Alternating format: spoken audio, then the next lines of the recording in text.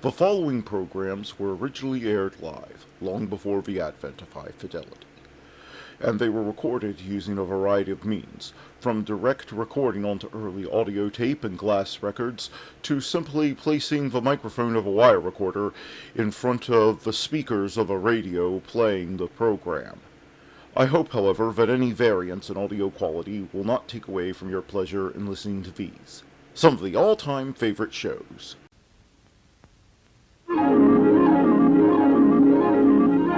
The following program is brought to you in living color on NBC.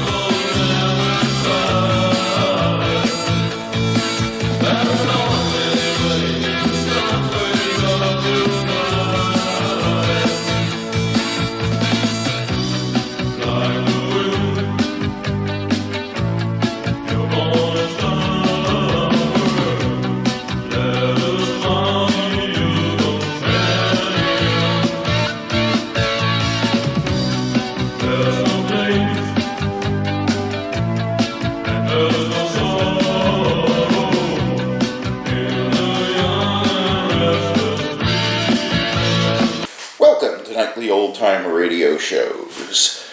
It is October the 9th, 2024, and here is what happened on this day in history. In 768 AD, Charlemagne and his brother Charlemagne I are crowned kings of the Franks. In 1000, Leif Erikson reaches Vinland, possibly Lasan Ox Meadows, Canada. Reputedly becomes first European to reach America. In 1446, the Hangul Korean alphabet is first published in Korea by King Sejong the Great. In 1831, Leonidas Kapdiskias, first head of state of modern Greece, assassinated in Naphthalon. In 1941, U.S. President Franklin D. Roosevelt approves an atomic program that would become the Manhattan Project. In 2006, North Korea conducts its first nuclear test with an estimated yield of between 0.4 to 2 kilotons. In 1926, NBC Broadcasting Corporation forms. In 1986, stage musical Phantom of the Opera premieres in London, written by Andrew Lloyd Webber and starring Michael Crawford and Sarah Brigham, runs for 13,629 performances. In 1919, Baseball World Series, Cincinnati Reds beat Chicago White Sox 10-5 at Kaminsky Park for a 5-3 series victory. Due to Black Sox scandal, last World Series to take place without a commissioner of baseball in place. In 1928 Baseball World Series, New York Yankees beat St. Louis Cardinals 7-3 at Sportsman's Park to become first to sweep consecutive World Series. Babe Ruth smashes 3 home runs for Yanks. Born on this day, Charles X, Mary and Shad Carey, Emile Fisher, Alfred Dreyfus, Leopold Ségar Singahor, David Cameron, Sharon Osbourne, Guillermo del Toro, Kemal St. John Lennon, Jackson Brown, Rube Marquide, John Pepintone, Annika Sorenstam. Dying on this day were Benjamin Bankner, George Hainsworth, Pius XII, Che Guevara, Oscar Schindler, Alec Douglas Home. And that was This Day in History. Now let's get on with the shows. Calling all cars, be on the lookout for excitement with our next show.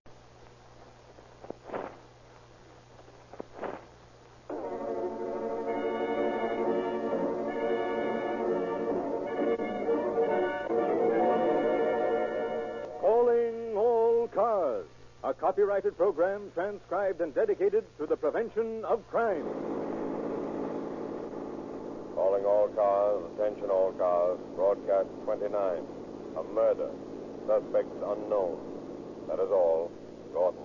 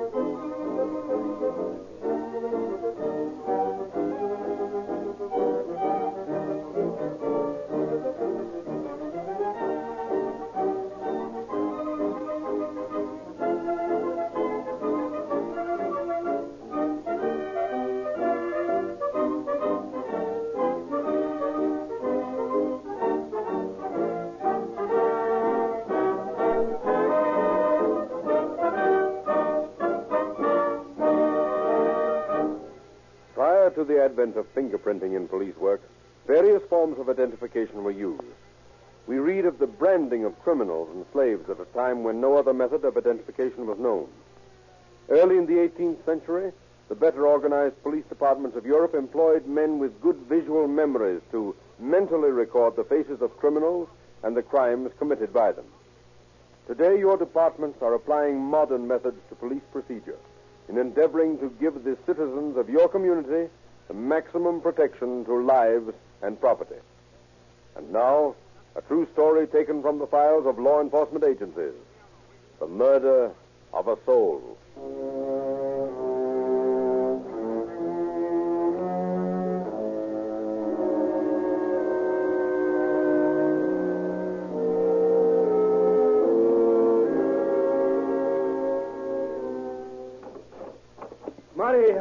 Maria! Yes, Cousin Gaetano, what is it? Oh, look, I got a letter from my brother. Your brother, Vincenzo? See, he's coming to visit me. He's coming today. Look, you must cook a big dinner. Minestrone, spaghetti, and open it up with a special wine under the cellar. Ah, you love your brother, eh, Gaetano? Oh, he's one fine guy, my brother Vincenzo. You know... oh, but I forget you. You never see him, huh, Maria? No, he's my cousin, but I never meet him. He was not born when I lived the old country. Yes, that's right. But you'll like him, Maria. He's a one fine, good-looking fellow. Good looking? Yeah. Bueno. I make especially good spaghetti. Oh, I don't know. I don't know what I'd do without you, Maria. Here I am, all alone in this country with my good Rosa so far away in Italy. Oh, if I know I have you, my little cousin, to keep the house for me, I not be so happy. Well, if you had not taken me in when Giuseppe died, the children and I would be... I don't know where we would be. Now, look, and now when Vincenzo gets here, us are going to be even better. We'll be a happy family, big happy family.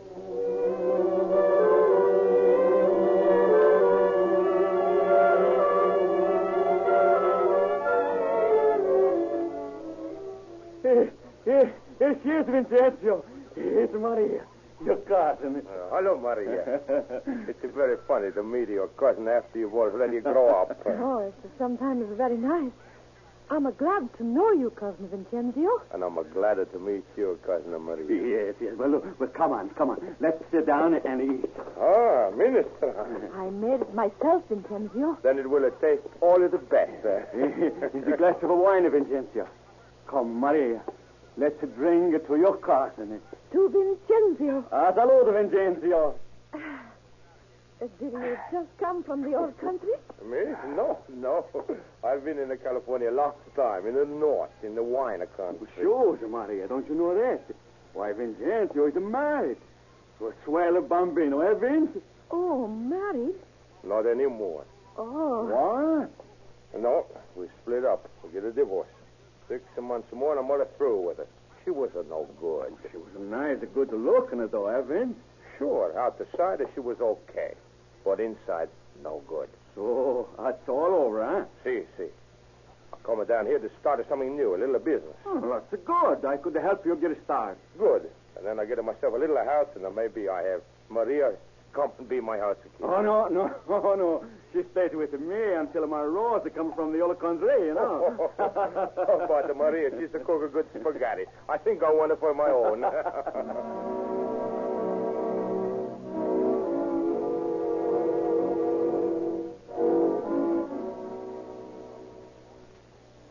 It's so nice up here on the hills, with the whole city below, Vincenzo. The lights like jewels in the necklace of the Madonna.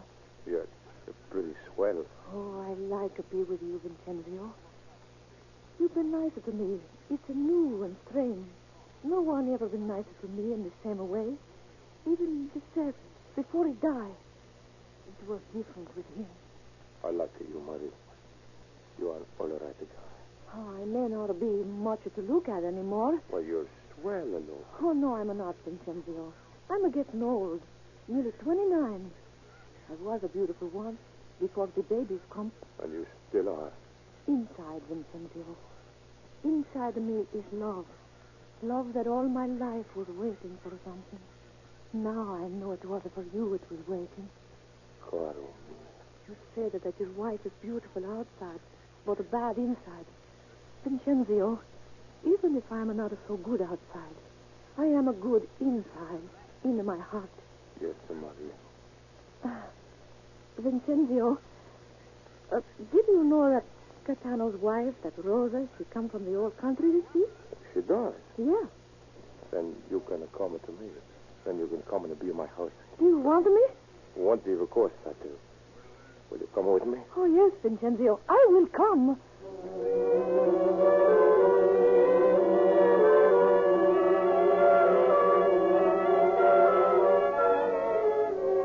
And so Marie, her heart overflowing with love, goes to keep house for young Vincenzo, to await the moment of his freedom from his first wife so that she may become his second. The weeks go by, happy, joy-filled weeks for the lonely Marie Trentini. Then at last comes the day when Vincenzo receives his final divorce papers. Jubilant, he leaves the house, leaves Marie, goes out to celebrate.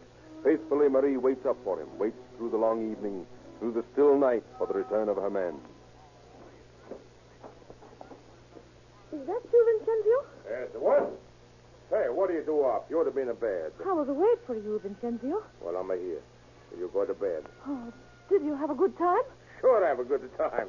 Is it nice to be free again? Nice. It's a swell. Free. I can't believe it. like I get out of a prison. You should see the dinner they give me at Luigi. Oh, what a party. And they've got a couple of new girls down there. Santa Maria, what a beauty. Oh, but Vincenzo, you... There was a one. Little Amelia, just the 17. Huh? And what a figure. Look at this. She likes me. Tomorrow night she's coming for supper. I want you to cook up something special. And... Hey, what's the matter? What do you cry for? Nothing. Nothing. Only I thought that you and Hey, what do you get at? What's this? You begin to make a noise like a wife. Wife? Yes, Vincenzo. I guess that's what I thought you say. Oh, Vincenzo, don't you see? I love you. And I thought that Oh, maybe... madre de mia. You thought I was going to marry you, eh? You must be crazy. No. I ain't going to marry no one. Me? I'm going to have a good time for the rest of my life.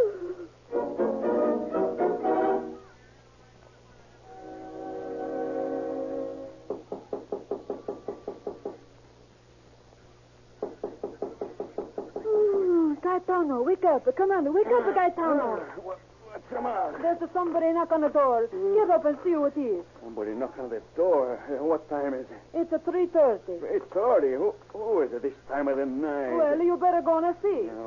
Okay. Wait till I get my pants on. Oh, I got a nerve after 12 o'clock to knock on the... Okay, I'm coming here. But, Maria, the bambini, what are you doing here? Something wrong with Vincenzo. What's the matter? Cousin Gaetano, can we come back? Can I come and live with you again? Sure. Come on in. Come on, all of you. Come on. Now, talk to me. What's the matter? I won't live with Vincenzo any longer. I hate him. Oh, no, I don't. Why? What'd he do to you? Oh, nothing, I guess. Only I gave him everything of value I have in the world. And he don't even know it. No, you better go to bed, Maria. I don't know what you're talking about, and I don't think you do either. You go to bed now, and we'll talk about it in the morning. Oh, but you must listen, Gaetano. Huh? I love him. I love him like I never loved Giuseppe.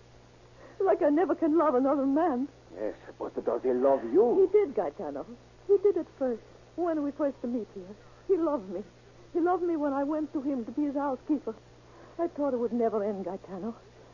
And then, tonight, he come back drunk. He boasted of some girl. He ordered me to cook a dinner for them. Well, you is a housekeeper, ain't you? Oh, Gaetano, don't you understand? I love him. Gaetano, you are his brother. You're older than him. You talk to him, huh? What should I say to him? You must make him marry me. I love him, Gaetano. Make him marry you? You, Maria. Why are you laughing? Why, Vincenzo is a young fellow. Good looking. He could get any pretty bambino he wants. Why should he marry you? I love him, Gaetano. But look at you.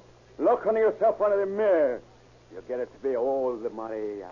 You're fat. I was a pretty one. But you ain't anymore. Why should Vincenzo want you when he could get any girl he looks at? I love him, Gaetano. It's not fair. He made me love him. You gotta make him marry me, Gaetano. Well, I won't. He'd be a big fool to marry you. Gaetano. Oh, now, listen, Maria. Now, look. If you want to get married, that's okay. Look, I got a friend. Nice, fine fellow. He's come over from Italy. He's got a bambino of his own. And, his poor wife, she died. You marry him, Maria. Marry somebody I don't know, I don't love? What do you think I am? You think I'm for anybody? I'm for Vincenzo. I belong to Vincenzo. You, Maria. Oh, that's a good joke. That's very funny. Gaetano, you're going to be sorry. You'll see. You don't know how sorry you're going to be.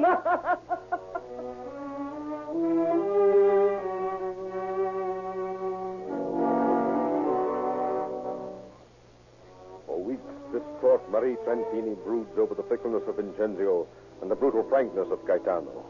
For weeks, behind her impassive, saddened face, her brain is in a turmoil, trying to adjust herself to the wrong she feels has been done her. And then finally, on August 7th, as Marie lies tossing sleeplessly in her bed, Something in her brain snaps. The turmoil of thought and counterthought lines up into one straight, clear path of action. Marie slips from her bed, tiptoes into the front room, takes Gaetano's shotgun from the closet, and silently walks toward the bedroom in which her cousin and his wife are sleeping. I love him, Gaetano. You could make him marry me. I would make him a good wife. You could have done this for me. But you wouldn't, Gaetano. You laughed at me. And you told me I was old and fat. But I had a soul. I had feelings. You don't know about that. You don't know that you have killed me. You've killed my soul. But see, Gaetano, my body's not yet dead. My body can still kill you, Gaetano. Yes. You kill my soul, I kill your body. You see how my body still lives, Cousin Gaetano? How it lifts its gun to my shoulder. How it puts my finger on the trigger. How it...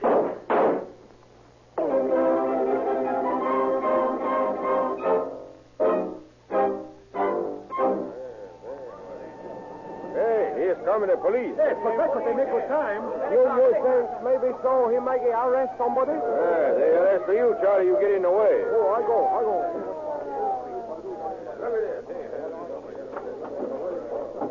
All right, where's the trouble? Right in here. It's a murder. Okay, come on, stand back there. Come on, boys. Hey, I'm going to show you the way, huh? I can find it all right.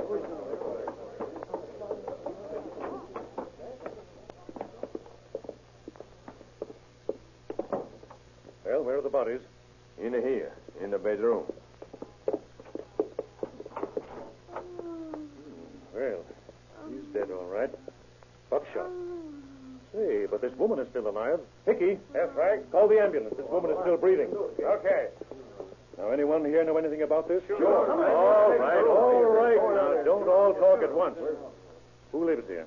I live here. What's your name? Mary Trentini. Who is this man here? He's my cousin, Gaetano Trentini. I live with him and his wife, Rosa. Is this his wife who's wounded here? Yes. Well, what do you know about it? A few minutes ago, I wake and see a man standing over my bed. He had a flashlight, and he say, "Keep quiet." And I say, "What are you doing here?"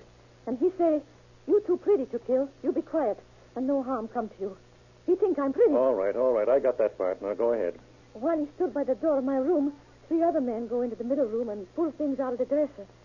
And then I hear a gun go off, and the man run out. And I go into Gaetano's room, and I find this. Oh. Hey, get us some water, somebody. Yeah, I'm going to get it right away. This is what he was killed with, Frank. Well, 12-gauge shotgun. Both shells discharged. Whose gun is this, Marie? Gaetano's. Long time ago, 4 men come see my cousin. 2 Japanese, 2 Americans. They say guy steal it from them. Gaetano, he say no. An American say, you bring back stuff by tomorrow night or we kill you. I think these same people coming here tonight. Same voice. I think they murder Gaetano. Okay, we'll run that down. Hickey? Yes, Frank? Call the photographer and have him take 2 or 3 shots of the body and then call the wagon and take it to the morgue. Corsini? Yes, sir. Now, you speak Italian. Get these people out of here and tell them if anyone touches anything in this house, he'll be tried for murder.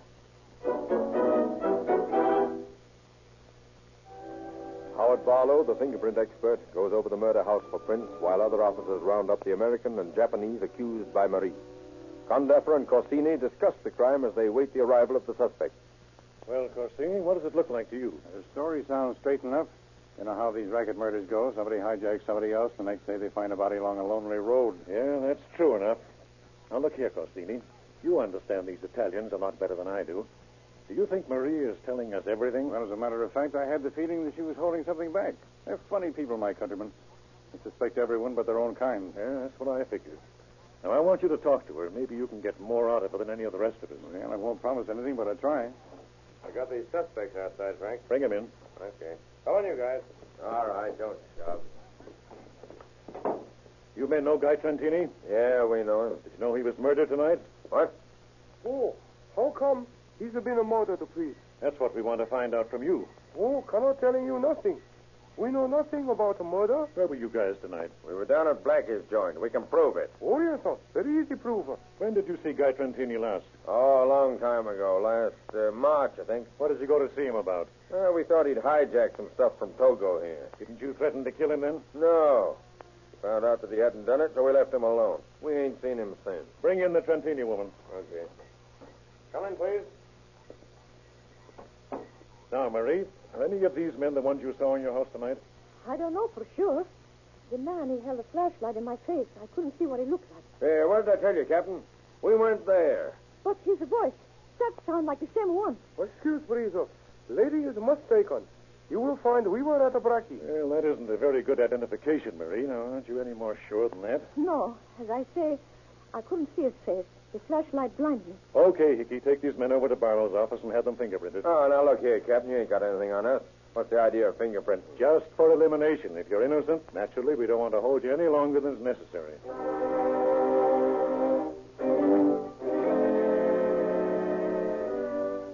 The suspected American and Japanese are fingerprinted, and Barlow works over their prints and the prints found at the scene of the crime. After several hours, he reports to Acting Captain Condaffer. Well, Barlow? No similarity in the prints at all. Not the slightest? Not the slightest. I don't believe these men had anything to do with the crime. Well, we better hold them anyway until we're sure. And then you and I can go out there right away and scare up some more fingerprints. Now, according to Marie, these men came in through this rare screen door here. Did you examine it? Yes, I already have, but I'll do it over again. Say, Frank, did she tell you the men broke in here? Why, sure. You can see where they pushed in the screen to get at the hook. Yeah? Well, this screen was ripped open from the inside. That? Sure. Look here. Look through this magnifying glass. Well, I'll be The wires are bent toward the outside, see? If the screen had been pushed in, they'd bend toward the inside. Gosh, you're right. So the screen was pushed out from inside, and then the flaps bent in to look like an outside job. Yeah, and whoever did it was in the house and wanted to make it look as if the house was entered. That's what I'd say. By the way, who was in the house? Why, Marie Trentini, but Howard, she wouldn't have... How can you tell? Where is she now? Couple of doors down the street, staying with some friends. Okay, come on. We're going to fingerprint her, just for elimination, of course.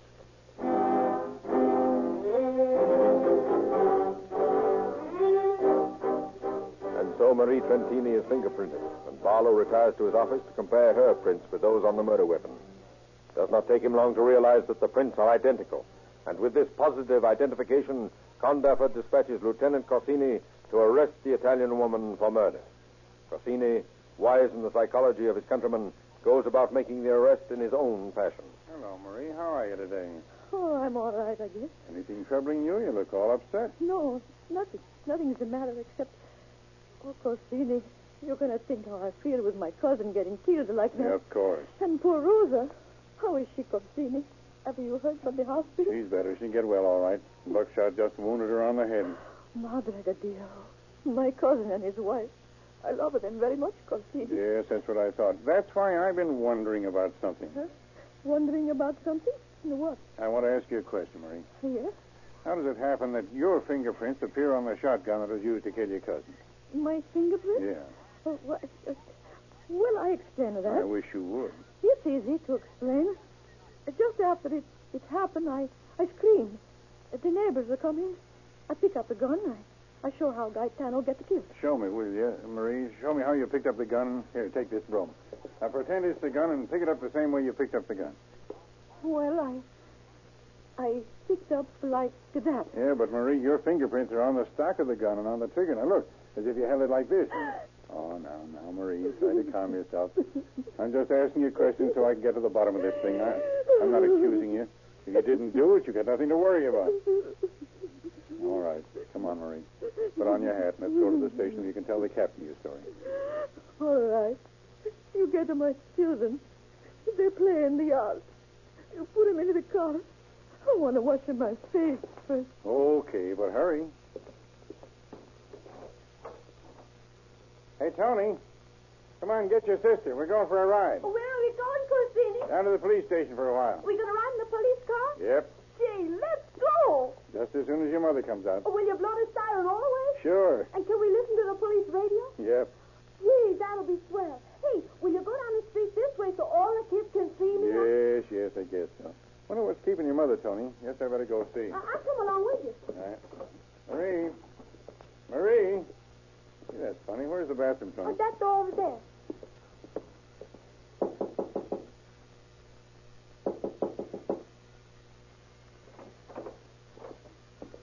Good Lord. Mama. Mama. She cut her throat.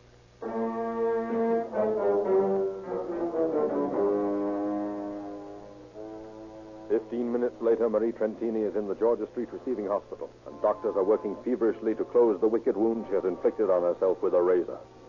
As soon as they have finished their work, Crosby and Condaffer are admitted to her room. Marie, why did you do this? It was better that way. I killed Gaetano. I want to die now. But why did you kill him, Marie?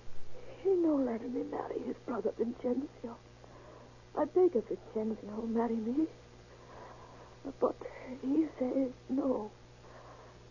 So I go to Gaetano. I tell him he must make his brother marry me. And Gaetano, he laughs and say, I'm not good enough for Vincenzo. I gave Vincenzo my soul, and they laughed. Gaetano, he could make him marry me, but he laughed, so I kill him. Did you intend to kill Rosa, too? No, that was an accident. Rosa, she's a good woman. She's innocent. But why did you cut your throat? It wasn't the best thing to do. My fingers on the gun. Everybody knows I killed Gaetano. Well, then, why did you try to throw the blame on those 4 men who came to see Guy last spring? I am ashamed about that. I did not want to tell that I did it because of my bambini. They needed me. But I guess maybe Rosa cares for them all right. Only Cosini. Yes? There is one thing I want you to do for me. Do for you? Well, what's that, Marie? I want you to kill Vincenzo Trentini for me. Kill him for me.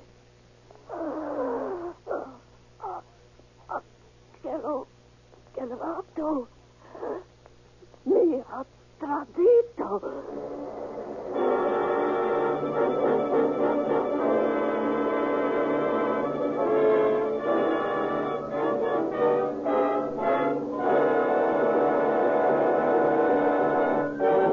In just a moment, you will hear what happened to Marie Trentini.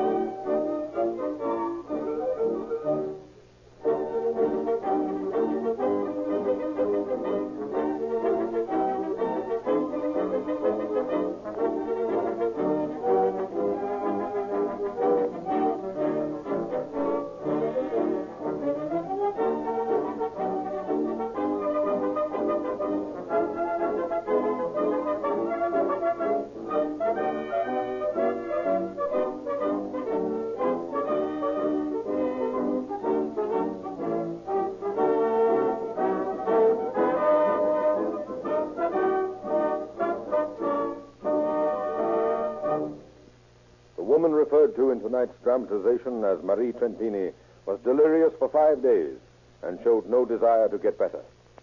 She had said that her soul had been killed. She apparently did not care for her body to live. In the middle of the night on August 12th, she died in her sleep. From the point of police procedure, the department did its work in eliminating falsely accused persons and, by means of fingerprints, discovered the actual criminal and obtained a confession. Whether Marie was doubly guilty in taking her own life after taking that of another is a problem for a higher judge than there is on earth to decide. Nevertheless, it proves that crime does not pay.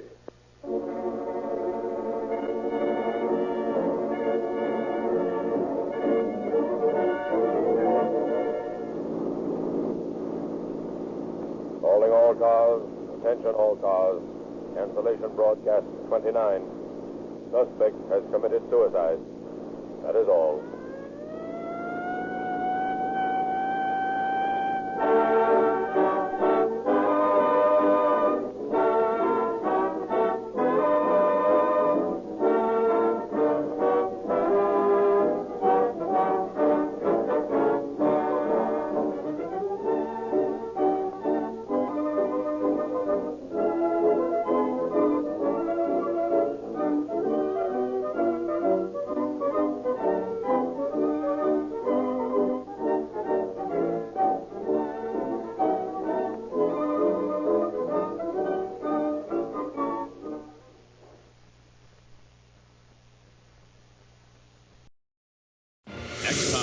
Star Trek: The Next Generation. Can any of you stay alive? The crew's challenged once again by the dreaded Q. We have offered you a gift beyond all other gifts. Tempting Commander Riker with extraordinary power. Are you strong enough to refuse to use that power? The game. Worf! That becomes a deadly confrontation. On Star Trek: The Next Generation.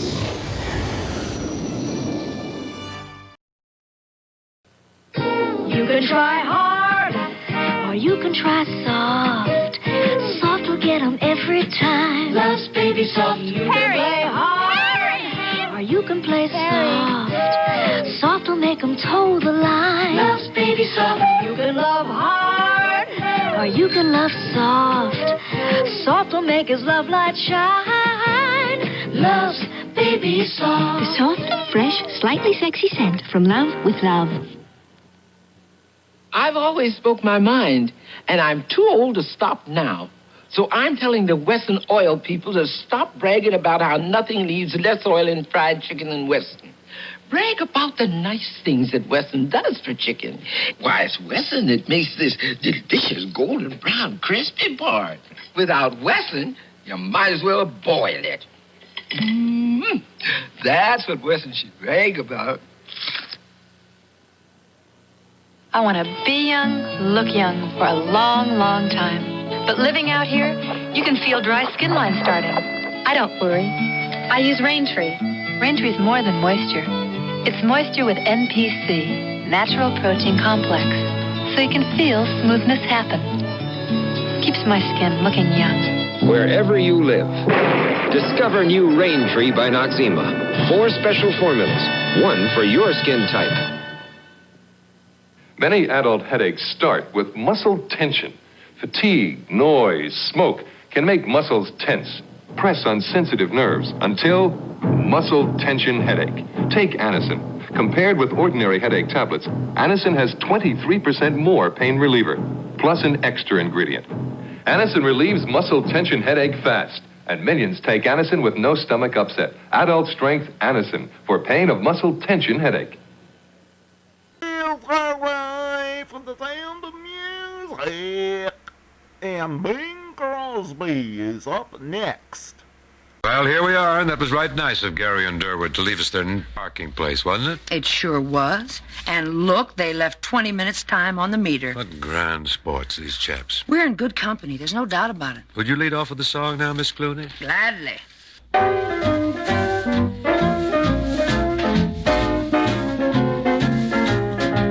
When you see a field where grass is blue and everything looks good to you, you're in contention. sure as you're born. Where a million sunbeams lights your way. Come on, stranger, won't you stay? You're in Kentucky sure as you're born. When the shadows creep, you can go to sleep on a carpet of moonbeams. You can dream your dreams neath the blanket of gleaming stars. If you wake at dawn mid glistening dew and find old Dixie kissing you, you're in Kentucky sure as you're born.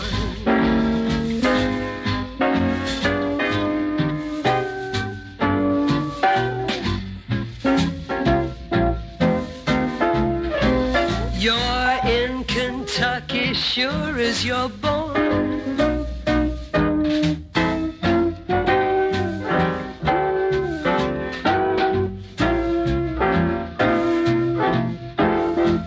You're in Kentucky sure as you're born. When the shadows creep, you can go to sleep on a carpet of moonbeams. You can dream your dreams neath the blanket of gleaming stars. If you wake at dawn mid glistening dew and find old Dixie kissing you, you're not in Texas, you're not in Memphis, you're in Kentucky sure as you're born. Rosie, did you know that some people can tell a lot about your personality by the words you associate? How's it work? Well, I say something, and you say the first thing that comes to mind. Try me. Our sponsor. U.S. Steel. Summer. Thirsty. Soft drinks in cans. Delicious. Easy to pack. Space-saving. Quick to chill. No deposit. No returns. Wonderful for picnics and cookouts. Hold on, Rosie. You're supposed to say the first thing that comes to mind. Well, I think of all those things. You do? Yeah. Canned soft drinks are delicious. Space-saving. Quick to chill. Light to carry. And there's no deposit and no returns. So they are great for picnics and cookouts. Well, that tells me one thing about your personality, Rosie. What's that? You know a good thing when you see it. And when I taste it. Yes. Well, try me on word association. Say something. Soft drinks in cans. That's the opener, Rosie. A George and Ira Gershwin tune from the musical of some years back, Rosalie. I could cry salty tears. Where have I been all these years? Listen, you, now tell me, do. How long has this been going on? There were chills up my spine and some thrills I can't define. Listen, sweet, I repeat, how long has this been going on?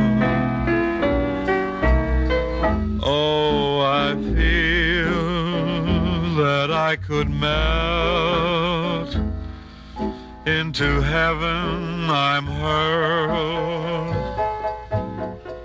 I know how Columbus felt, finding another world. Kiss me once, then once more. What a dunce I was before. What a break. Well, for heaven's sake, how long has this been going on? Oh, I feel that I could melt into heaven. I'm hurled.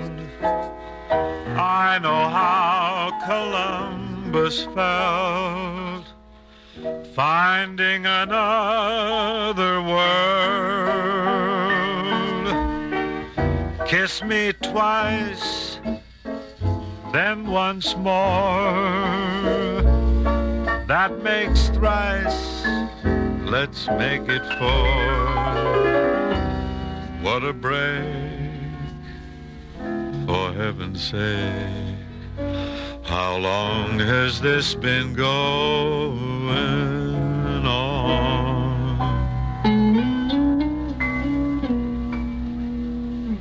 Right at this precise moment, ladies and gentlemen, we have some important words and music for all of you from Wrigley Spearmint Gum. When you're in your favorite store, get the gum worth looking for. Enjoy America's favorite brand, the biggest little treat in all the land. Look for the spear and get chewing enjoyment. Look for the spear, get Wrigley's. Fresh, strong, lively, long-lasting too. You'll say Wrigley's is great to chew. Friends, when you're in your favorite store, get the biggest little treat in all the land, Wrigley's Spearmint Gum. To be sure of getting the original Wrigley Spearmint, look for the spear on the package. You see, anyone can use the word spearmint, but only Wrigley's can use the spear on the package. Some people call it a spear, some call it an arrow. Whichever you call it, it's the Wrigley trademark, and it's your assurance of real chewing enjoyment. So remember, get the package with the spear and you'll know enjoyment's here. Be sure it's Wrigley's gum. Say, Rosemary, would you like to help me start a rumor? That might be fun. What do I have to do? Move in here real close to me. Okay. Close enough? Fine. Now put your arm in mine. That's it. Now let me just hold your hand. Why, Bing. Just step up to the mic, cheek to cheek. This is fun, isn't it? I think it's jolly. Bing, what's the big rumor you want to start? Well, I hope you won't feel that I'm being too corny, but I want people to say we're in love. Well, let's start singing it. That might get the point over. Isn't this a gay charade? Huh?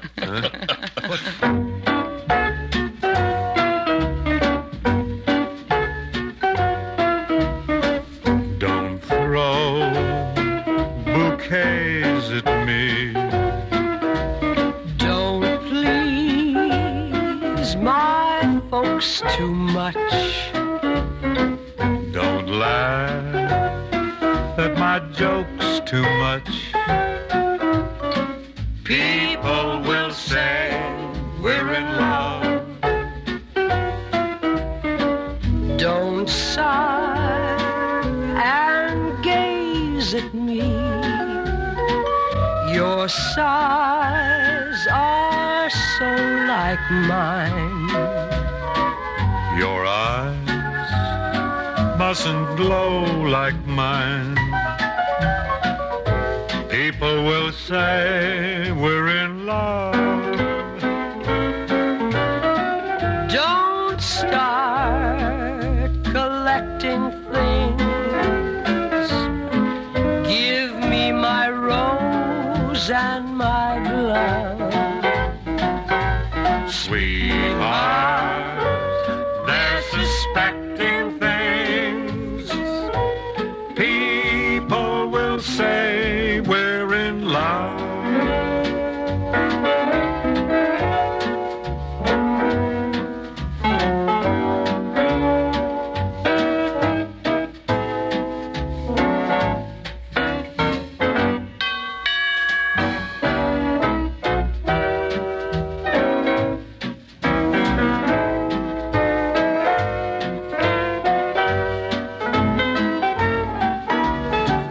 Don't start collecting things.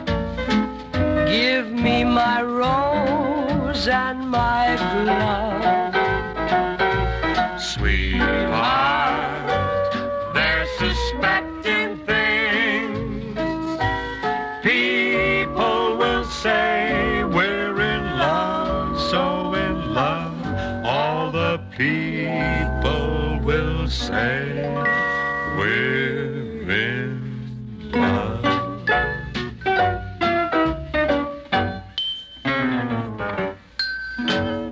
Here comes September Good Housekeeping to help you lead the creative life you want to live.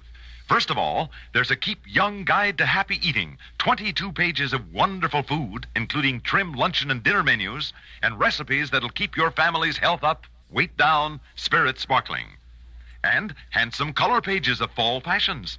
Town clothes that take you to the country beautifully. Country clothes that go anywhere in the city. Also, for those who may be wondering about the controversial new birth control pills, Good Housekeeping has a medically authoritative report. And don't miss the house for all seasons, with interiors beautifully presented in color. A down-to-earth dream house priced well within the reach of many young couples today. Also, Good Housekeeping brings you Let's Have a Draft for Girls by famed columnist and educator Max Lerner, a stimulating and forceful suggestion that a female home Peace Corps be drafted. All this and much, much more in September Good Housekeeping. Buy your copy today. Bells started ringing like ding-dong-a-ding, and my heart is a-winging, and I feel like singing. I was fancy-free, always on the run, till one day you captured me, you old son of a gun. When I let you steal a kiss, it was all in fun. Never thought I'd fall like this, you old son of a gun. I can't deny you were not the guy that I'd been dreaming of. But the bell started ringing like a ding-dong-a-dinging, and I knew that it was love. Yes, I lost my heart tonight. Cupid's work is done. Hey, who just turned off the light? You old son of a gun.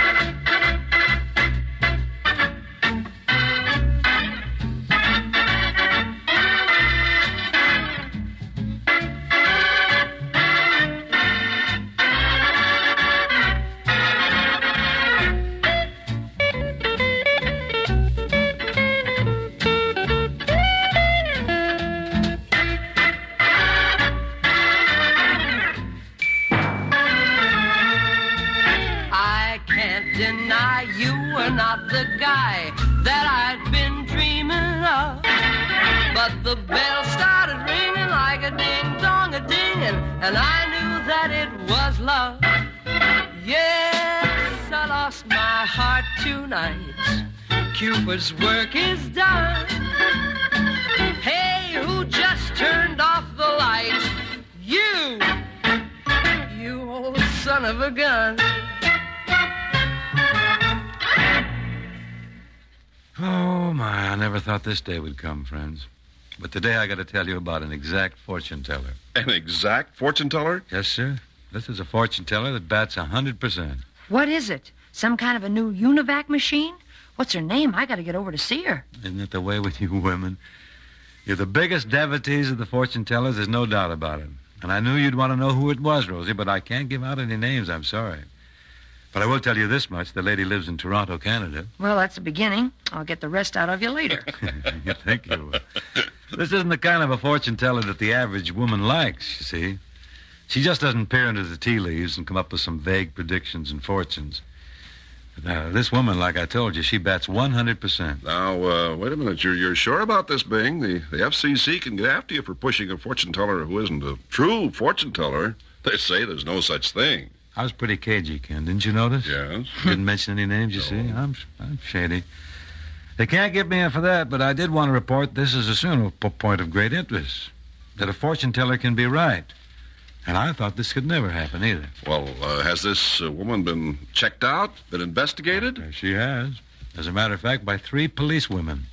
Oh, these policewomen all had their fortunes told by this woman. Is that right? Yeah. And all of the fortune teller's statements to these women were absolutely correct. Completely accurate. Oh, boy. Would I like to take that lady out of the races with me someday? Wouldn't we all? But I think it's rather interesting that this lady, this Oracle of Toronto, told 1 policewoman that she came from a family of 3, that she'd be married in April, and that her marriage date would have the number 2 in it. And that was all correct, huh? Right on the schnoz. When an attorney asked the policewoman how many in her family, she replied 3. And she said she was contemplating marriage. And when asked when, she replied April the 28th. 28 has the number 2 in it. So it went with all the fortunes that she told for these policewomen. Of course, she didn't know they were policewomen when she told their fortune. You'll never realize that until you get pinched. Anyway, I thought you might want to know about this fortune teller up in Toronto, girl. She beats anything I've ever seen in the gypsy tea room or at a party. Well, I suppose like horse players, they can be right for one day. That's probably it, yeah. You can be right for one day, but doing it every day is going to be pretty rough. As far as I know, though, this woman has a perfect record. And you're not going to give me your name? You're a nice kid. I might slip it to you later. Well, the first time I'm in Toronto, I'm going to hot-foot it right down to her pad. Gee, it's remarkable how you women fall for that stuff. We women, you're shouting it from the rooftop. Well, I just think it's unusual. Well, I suppose we all have a song here to celebrate this great accuracy of our lady friend up in Toronto. Seems like the thing to do.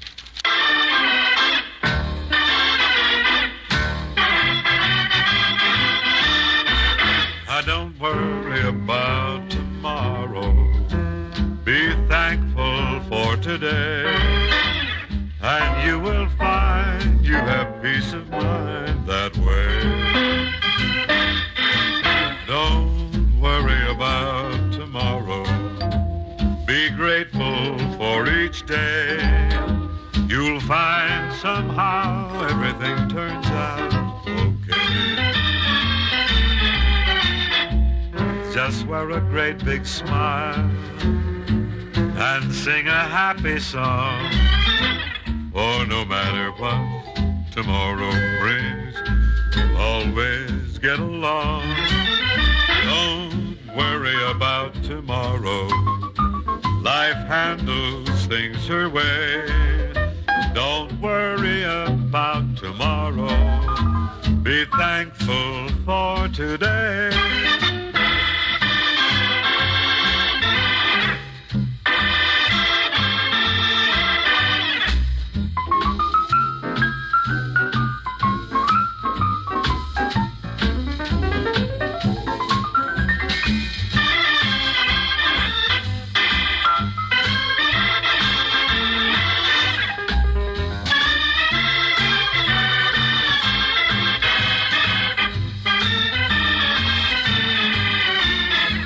Just wear a great big smile and sing a happy song. For no matter what tomorrow brings, we'll always get along.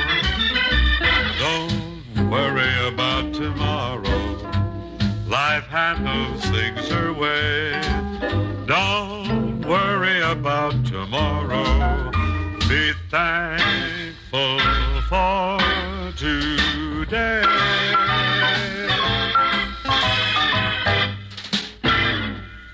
And so we conclude for now. We hope you enjoyed what we had to sing for you and what we had to say. Hope also you'll be listening again tomorrow. Same time, same place.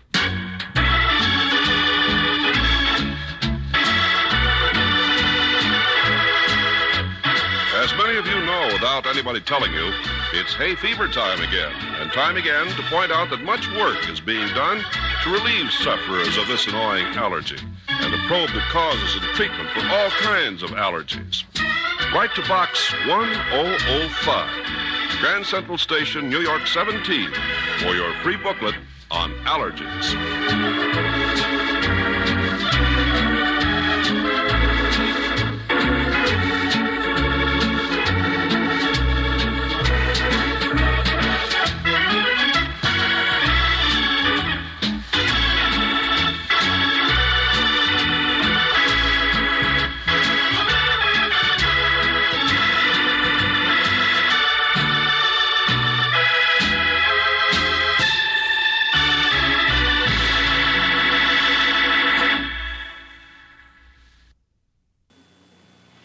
Our home movie became a disaster film when my grandson said, "That's you, Grandma.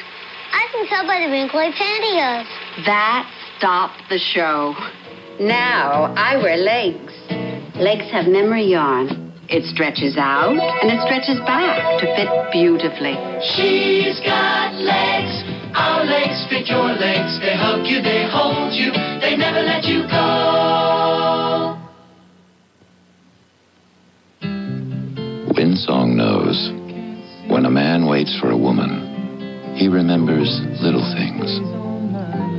He remembers a goodbye glance, a smile, a touch, and he remembers her perfume. Windsong stays on my, windsong stays on my, windsong. Windsong perfume by Prince Machiavelli. He can't get you out of his mind. Wednesday, no street is safe for the Bionic Woman in the conclusion of Jamie Shield. Then, To the fat. Charlie! Beretta jumps a fat cat that bites back. And Charlie's Angels roll into a death derby. Right after the Bionic Woman and Beretta. Tomorrow, starting at 8, 7 Central in Mountain on ABC. Look out for mystery with Candy Matson. Coming up next.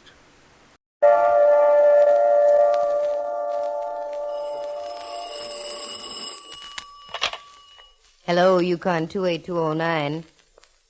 Yes, this is Candy Matson.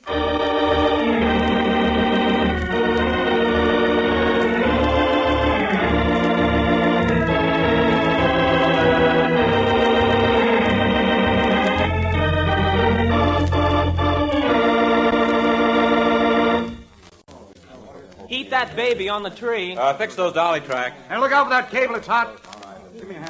Mallard, what in the name of the San Francisco Police Department are you doing up here on Telegraph Hill? Working, Candy, in the name of the San Francisco Police Department. Here, with these people who are making the movie? Yeah, how about that? Me, a lieutenant in homicide, and I'm assigned to riding herd on these Hollywood characters. Oh, it's better than murder. I'll take murder any day. What are you doing around here? I did some shopping at Speedy's this morning. While I was pinching the avocados, they told me that there was a Hollywood gang over by Coit Tower shooting some scenes for a movie with a San Francisco background. They might just as well have stayed in the studio. They brought their own lawns, prop trees, fake bushes, the works. If it ever snowed up here on Telegraph Hill, they'd have brought some of that along, too. You've never worked in Hollywood, Mallard. Only God can make a tree, but Hollywood presumes to improve on them. What are they doing now? Just getting ready to shoot a scene, I think. Oh. They've been rehearsing it all morning. What's it all about, do you know? As far as I can figure, it's a story about San Francisco right after the gold rush. Look at all the costumes. Very authentic. Looks like they'd been shipped around the horn. By the way, Mallard, do you know who's in the picture? Some lush tomato named Cherry Dana and the Colorado boy, Buff Arnold. Arnold? Did you say Buff Arnold? That's right. Why? Oh, forgive me, Mallard, dear. I knew Buff Arnold when he didn't have a place to house in. He professed to carry a very warm torch for me. Aha. So that's why you so casually dropped by. Oh. An old flame, huh? Don't be ridiculous. I didn't even know the guy was here, let alone still in pictures. A likely story. All right, quiet, please. Let's have quiet. Quiet. This is a take. All set, Mr. Dix. We're ready. Good. Okay, Cherry, we'll roll this one, take a chance on it. Just remember to keep up against those trees. We don't want any shots of those modern buildings below the hill. Oh, remember, Red. Where is my old pal, Buff Arnold, Mallard, dear? By me. Judging by what's been going on, he's not in this particular scene. All right, stand by. Roll 'em. Scene 47, take 10.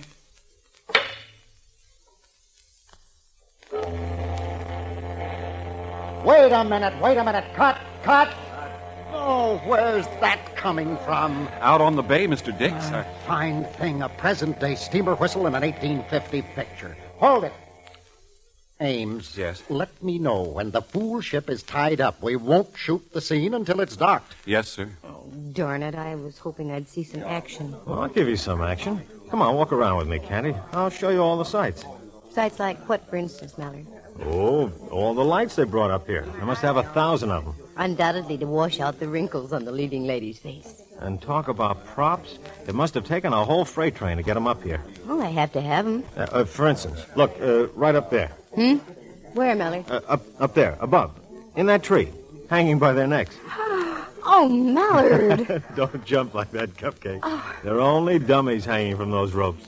3 of them. They look so realistic. I must admit, they really do. I understand they use them in a scene where they recreate a lynching in Portsmouth Square. Recreate, did you say? Yeah.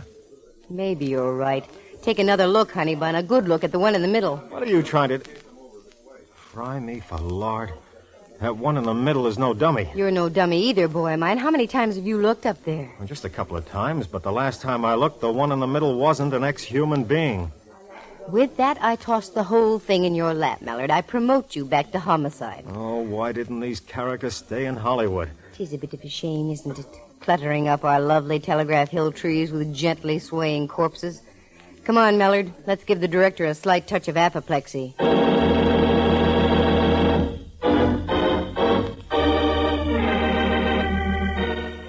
The National Broadcasting Company presents Candy Matson, Yukon 28209.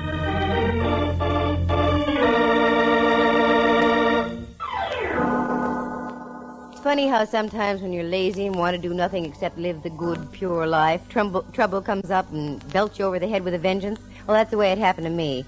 I'd just finished a deal that took me 3 weeks to crack. I made some good money out of it, banked it, and sat back to relax. But when I heard about the movie company on location on the other side of the hill, my curiosity got the better of me. As of that moment, my contemplated relaxation was at an end. Period. Paragraph. I literally walked right into trouble because there was Mallard and cut down. Okay, Mr. Dix, take a good look at him. You recognize the gent? I recognize him, yes, but I don't know him. He was one of the extras we used in a scene yesterday. Did he come up from Hollywood with you? I'm pretty sure he didn't. I think he was hired here locally.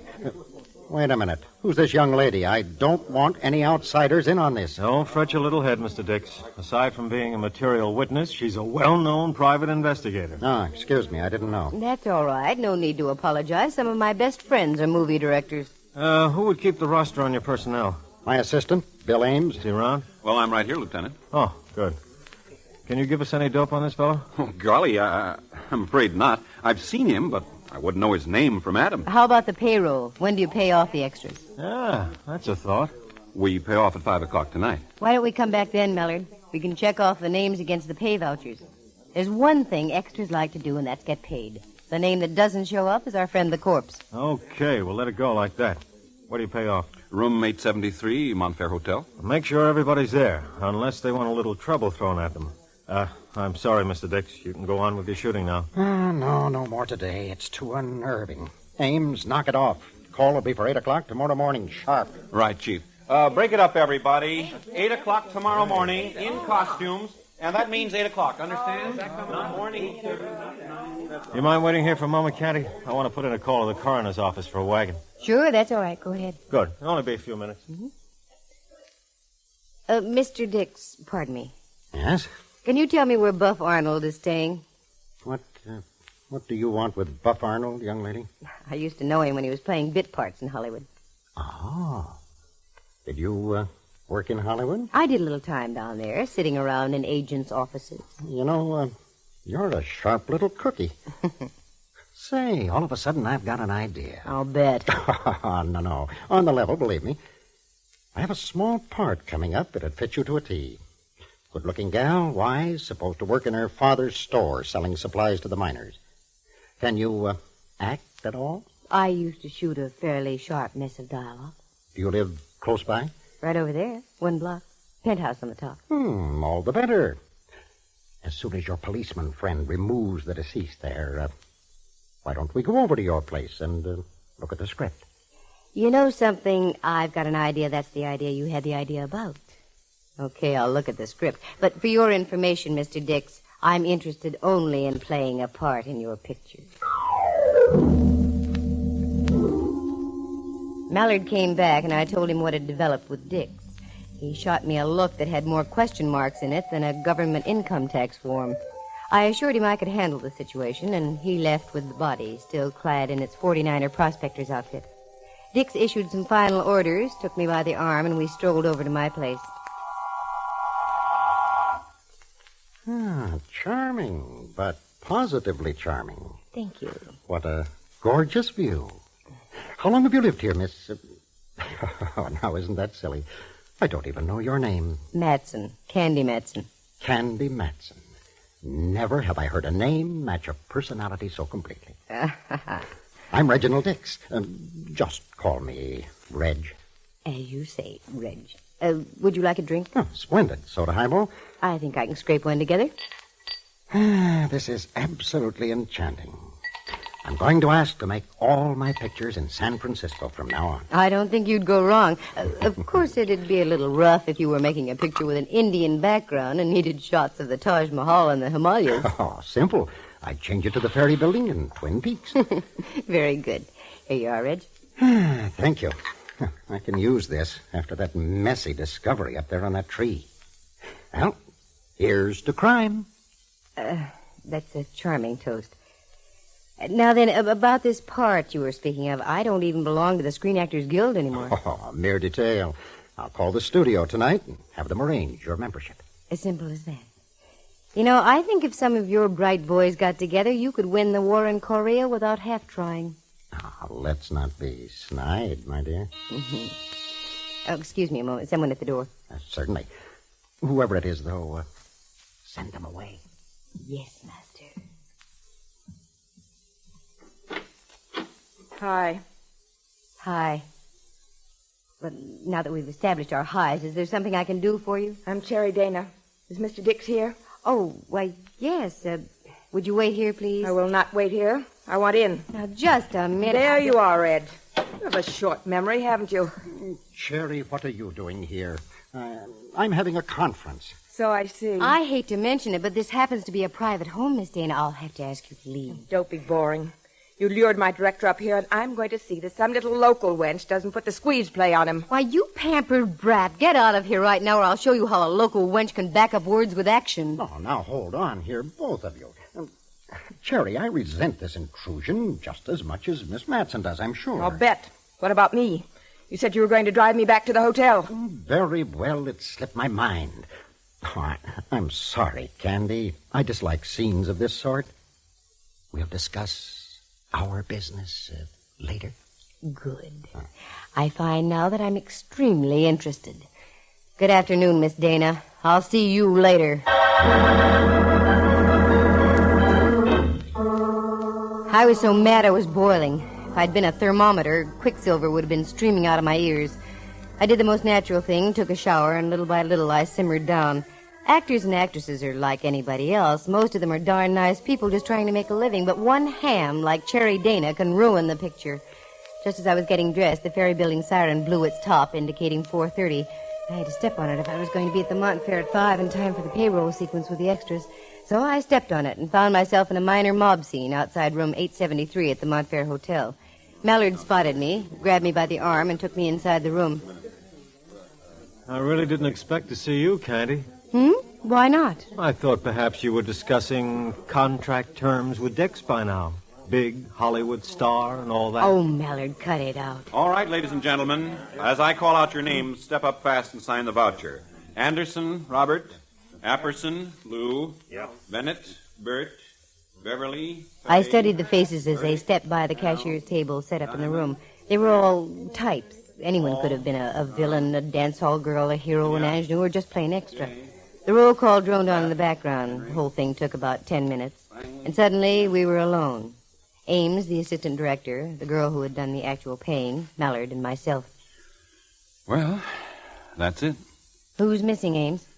You're in for a bit of a shock. How do you mean? Nobody's missing. Everybody listed on our payroll checked in and was paid off. What?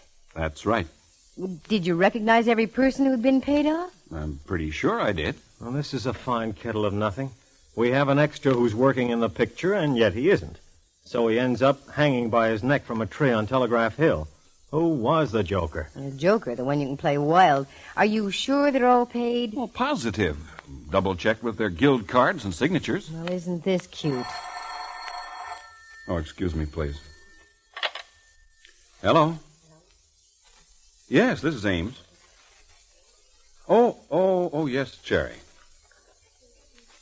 What? He's what? Great Scott.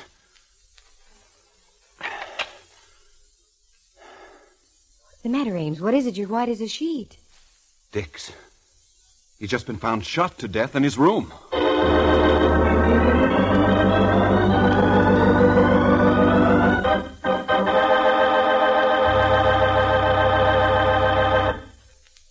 From From San Francisco, the National Broadcasting Company is presenting Candy Matson, Yukon 28209.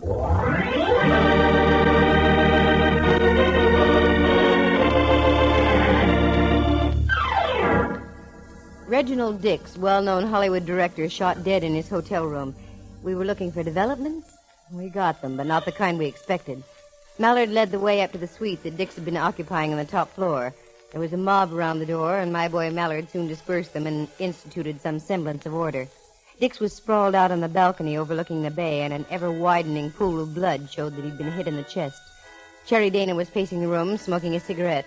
Ames stood in the middle with his jaw flapping. And who should be in the room, too, but my old pal from my days in Hollywood, Buff Arnold. Candy Matson. What a place for a reunion. Yes, isn't it? How are you, Buff? Ill. Terribly ill. If I have to step into the other room, I hope you'll understand. Reg was a great friend of mine. Sure, let's go in the bedroom. You look sort of green. Besides, I have a few questions I'd like to ask you, Buff. It's a deal. Anything to get out of here. Let's go. Wait a minute, Candy. Who is this guy? Buff Arnold, Mallard, the fellow I was speaking about. Where were you going? In there, he doesn't feel too good. The closest he's ever been to blood is a bottle of ketchup and color. Okay. Don't let him out of your sight. I have a flock of questions and need a flock of answers. As you say, Mallard, dear. And don't get carried away yourself. This the bedroom? Yeah.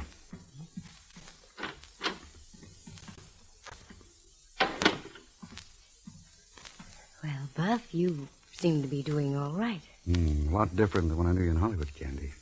You look swell, Buff. Too darn swell. What do you mean?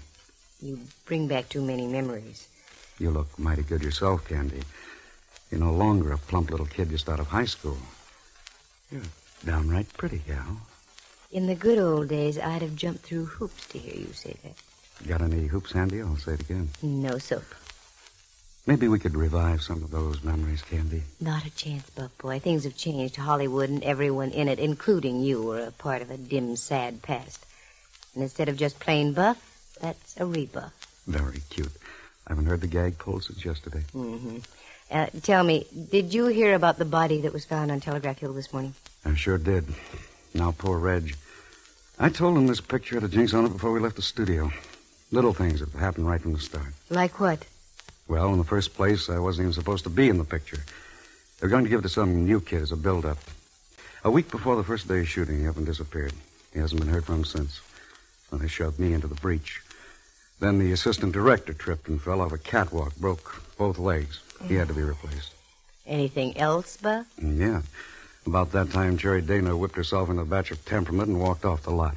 Held up production a week. Then the luggage for San Francisco was rerouted somewhere else. Never has caught up with us. Now the body this morning and Dick's just now. Certainly sounds like a jinx. By the way, how do you and the great Cherry get along, Buff? Fine. I try not to see her except on the set. Come here, Candy. Just let me hold you in my arms once. Just once. I want the feel of someone who's truly genuine. You're still just a little boy, aren't you, Buff? Okay, Arnold, I'd like to, Well, pardon me. I hate to break this up, but I want to talk to you, Mr. Arnold.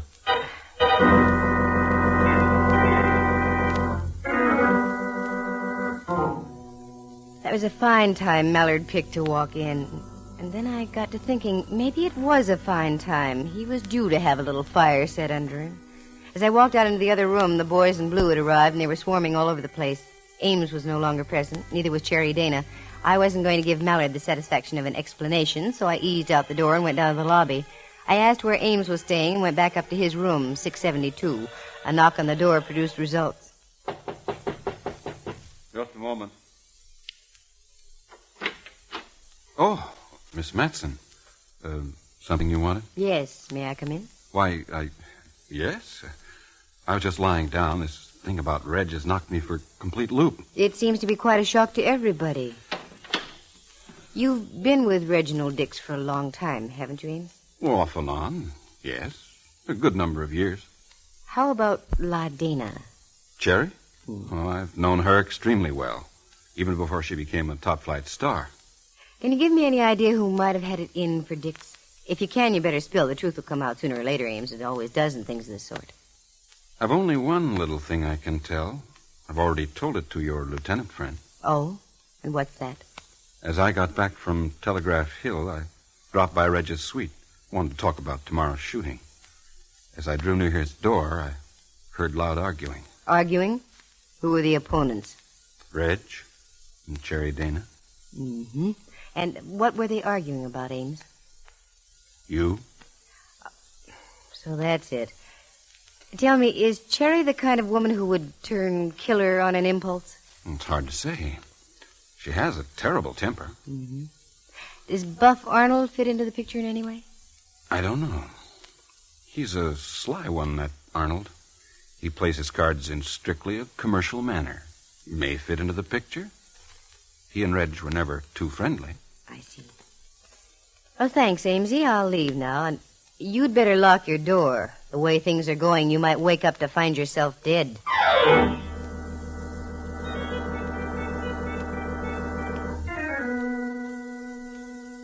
I went up to Cherry Dana's suite, but I drew a blank there, no answer. So I went back to the scene of the murder, Dix's rooms on the top floor. Mallard was just leaving. He shot me a look that would have knocked out a North Korean tank at 1,000 yards and started to brush on by me, but I would have none of it. Now, just a moment, Boy Blue. Come on back to that over 21 level. Just because Buff had his arms around me is no sign we were playing a scene from Romeo and Juliet. I don't think I've seen that close a grip even in professional wrestling. Oh, cut it out. What'd you turn up in there? Anything at all? No, not a thing. Can't even find the murder weapon. Got any ideas? Lots of them. We've already taken Miss Dana into custody. I had a hunch it was leading in that direction. Incidentally, did you ever hear of a Christopher Seema? He's been a bookie around town here for several years. Christopher Seema? No, can't say I have. Why? He was the boy who was hanging from the tree. Oh. According to our files, he dabbled in everything from gambling to blackmail. Seema. Seema, that name rings bells somehow, Mallard. One other thing. This isn't personal, you understand? Yeah. But stay away from Buff Arnold. We've got our eye on him, too.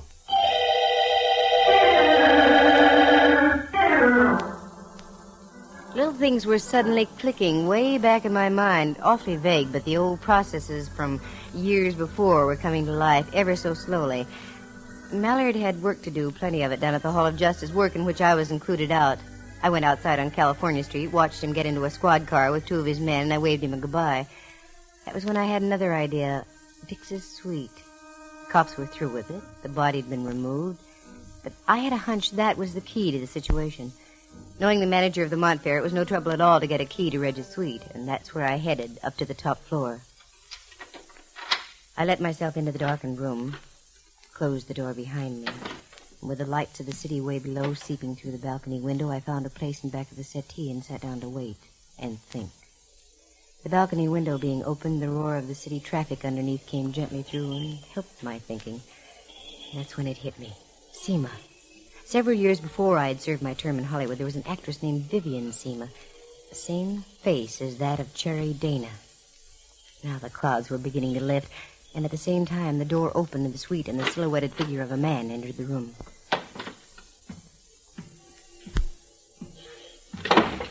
Blast the luck. Okay, Buff. Relax. What? This is Candy. Come on over here by the settee. Hurry. I'm expecting company. What are you doing here, Candy? You've got the wrong page of the script. That's my line. What are you doing here, Buff? Honestly, you've got to believe me. I left my lighter here this afternoon. I was afraid the police would find it. Naturally, I can't afford any bad publicity. It'll ruin my career. I believe you, Buff. You always were fond of that career, weren't you? Don't answer, just keep quiet. What's up? A guy named Seema, if I'm right.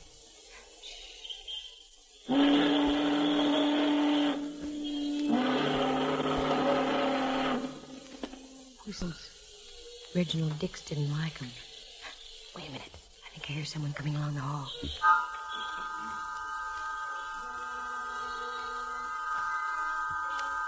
The door slowly opened and closed again. The dim light from the hall showed the form of another man. Then the dark figure moved slowly but surely across the room. It stopped for a second or two, as though listening for something. Then moved again to the balcony, out onto the balcony, and whoever it was grabbed the ledge above, hoisted his feet up onto the iron grillwork, and hung over the city. That's when I acted. Okay, Ames, stay right where you are, in that position. What? You think I'm a fool? Candy's out on that ledge. He's ducked around the outside on that ledge. I'm a fool. Quick, Buff, go down the hall and get out on the fire escape. Cut him off. Okay, what are you going to do? Go out on that ledge after him.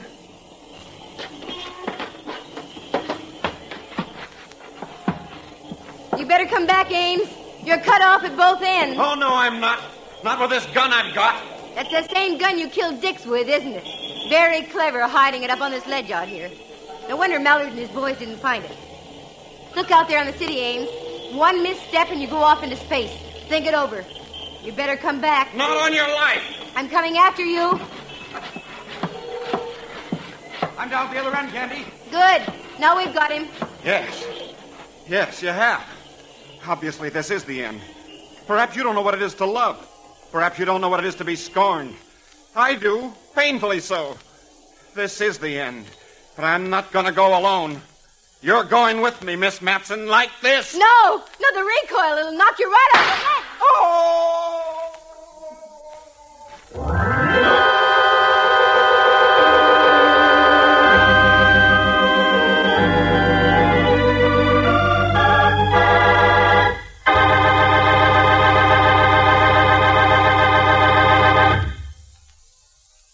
So it was just a matter of jealousy. Is that right, Candy? That's right, Mallard, dear. The same thing you developed when you walked in on Buff Arnold and me. Okay, so I was burned up. Tell me more. It was the name Seema that did it, Mallard. Do you know what that is? All right, I'll play quizzies with you. What's the name Seema? Seema is Ames, spelled backwards. Uh-oh. You see, that was Ames's real name. At one time, he had married Cherry Dana under the name of Seema.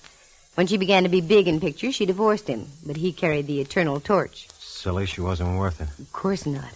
Because she collected men. Reginald Dix, not because she loved him, but because she was fading in pictures and because Dix was the only one who could keep her in front of the public. Logical. But what about the Seema hung up in the tree on Telegraph Hill? Uh-huh. There we have the plot. The Seema up in the tree was Ames's brother, a ne'er-do-well. The night that Ames arrived in town here, he looked up his brother, got a bit tight, and told him what he'd done. Caused the original leading man to disappear, shoved the original assistant director off a platform, breaking his legs. In general, did everything he could to sabotage the picture. Then he pulled the strings to get himself named as assistant director so he could be near Cherry. Love and jealousy. Mallard, I'll get to that in time. Cherry had vaguely promised that she'd remarry Ames. But when he saw his own brother was going to blackmail him, he went crazy. That's when he strung him up with the dummies in the trees. From there, it was just a step to knock off Reginald Dix and have a clear track for himself. I'll go back to what I said to begin with.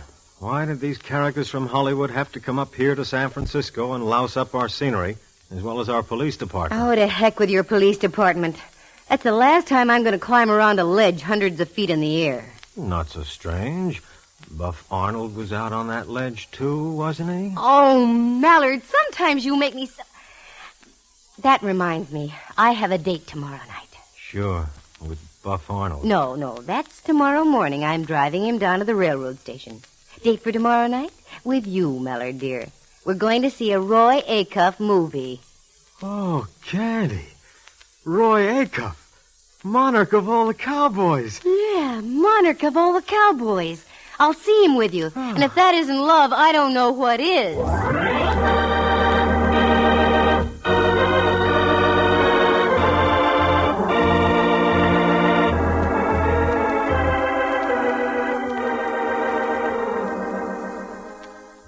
Listen again next week at this same time. For excitement and adventure, just dial... Candy Matson, Yukon 28209.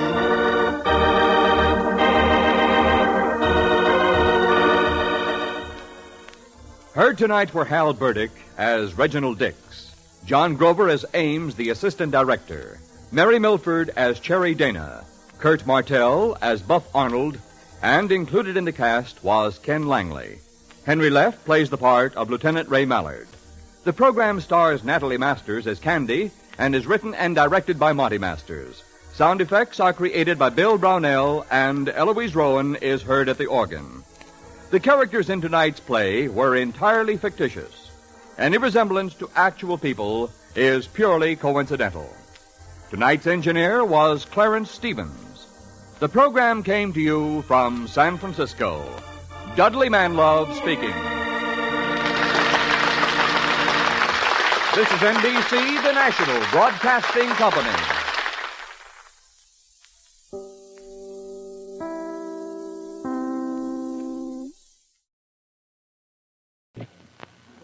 Come on, everybody. Let's undo it. New Year's resolution? I'm going to undo everything I did last year. Undo the punch, undo the drink, undo everything with 7-Up, the perfect mixer elixir. Undo it with ham, with turkey, with shrimp, with hors d'oeuvres. Why did the uncoal across the room? To get to the punchline. Here's the season to undo it. You wake the colas. KMBC TV9, Kansas City, Missouri. True crime stories of the LAPD are up next with Jack Webb's Dragnet. Dragnet. Ladies and gentlemen, the story you're about to hear is true. The names have been changed to protect the innocent.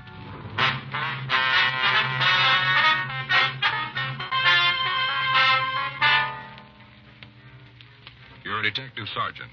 You're assigned to narcotics detail. A steady flow of drugs is coming into your city. The prime buyers are juveniles. Weeks of effort fail to turn up any lead to the source. Your job? Find it.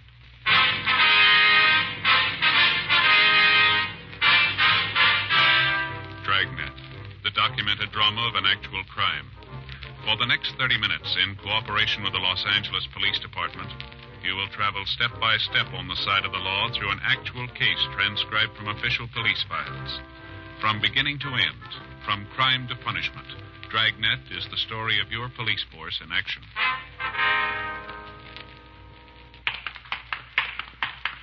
It was Monday, January 10th. It was cold in Los Angeles. We were working the day watch out of narcotics detail. My partner's Frank Smith. The boss is Captain Walters. My name's Friday. We were on our way back from the cell block, and it was 9:47 a.m. when we got to the interview room. Felony section. Sit down there. All right, Morley, you want to tell us? About what? Why you're here. It's on the booking slip. You saw it. We'd like to hear it from you. No go. You won't tell us. Well, I'd like to, but I can't. All right, let's go over it again. From where? The beginning. Where were you picked up? Corner 5th and Main. For what? Cop said I had a handful of pot. Did you? Well, he found it, said it was mine. But it wasn't. No. Where'd it come from? I don't know. How much you turned? A couple of joints. And you don't know where it came from? Well, you heard it once. Morley, you think that story's going to hold in court? I got to tell the truth. Yeah, well, why don't you start? Okay, you win. Get your notebook out. Go ahead. Well, I just got out of the movie, triple feature. Spent the whole afternoon in the place. Time I left, it was dark. I walked up to the corner trying to figure out what to do. Yeah. All of a sudden, this guy come down the street, running fast. He came right at me. Mm-hmm. I thought he was going to bang into me the way he was running, not looking where he was going. Yeah. Now, I'll get the picture. I'm standing there minding my own business, and here comes this fella, perfect stranger. I never saw him before in my whole life. He runs right up to me, and he gives me a package. He just hands it to me and says, hang on to this. I'll be right back. After that, he left. Mm-hmm. Next thing I know, a car pulls up, 2 cops get out. I got a chain on. I'm brought in here. That's the way it happened. That's right. You didn't know anything about what the guy was giving you, huh? No. You like to tell us what this fellow looked like? You mean the one who gave me the package? That's it. He's a tall one. Mm-hmm. About 12'2". Mm-hmm. Pure green hair. He wore it in kind of a crew cut. You know, short? Yeah. You shouldn't have any trouble picking up a guy like that. You think you're doing yourself any good with this kind of an attitude? I don't know what you're talking about. I'm trying to give you the story. All right, Morley, you just pulled the top in. We got you made and you know it. Officer shook down your house this morning. We found a couple of pounds of manicured Mary, over 56. We don't need your word to nail you. You've already had it. Then why are you rousting me now? We want to know where it came from. I buy it from a fellow. The one 12 feet tall. That's right. Let me see your arms, Morley. What? Come on. You've been this way. Roll up your sleeves. All right, now the other one. How long you been off? Boy, somebody tell me what's going on around here. This place is full of crackpots. You got a question hanging, Morley. Well, the answer ain't here. You know where to find it. All right, I'll lay it out. I bought the grass. I bought it from a couple fellas I know. Who are they? You've had it. Only part way. Well, that's as far as I go. You afraid of them? I'm not afraid of anybody. Then why not give us the names? I wouldn't be able to find a place on the street. We'll build a wall around you. No, they get through. We'll be in front of you. Well, you'll get hurt. Why won't you tell us where your marijuana connection is? I won't be a finger. They're pretty good friends, aren't they? Hmm? These men you're protecting, they think a lot of you, don't they? I guess so. So much that they'll let you sit here while they're on the outside. I'll get out. It'll be a while. Yeah, but when I do, I'll stay alive. Mm-hmm. I'll be able to walk around and look them in the face. Sure you will. They'll know what I did. I carried the beef. They'll know. Mm-hmm. Well, don't look too close. You'll see them laughing at you.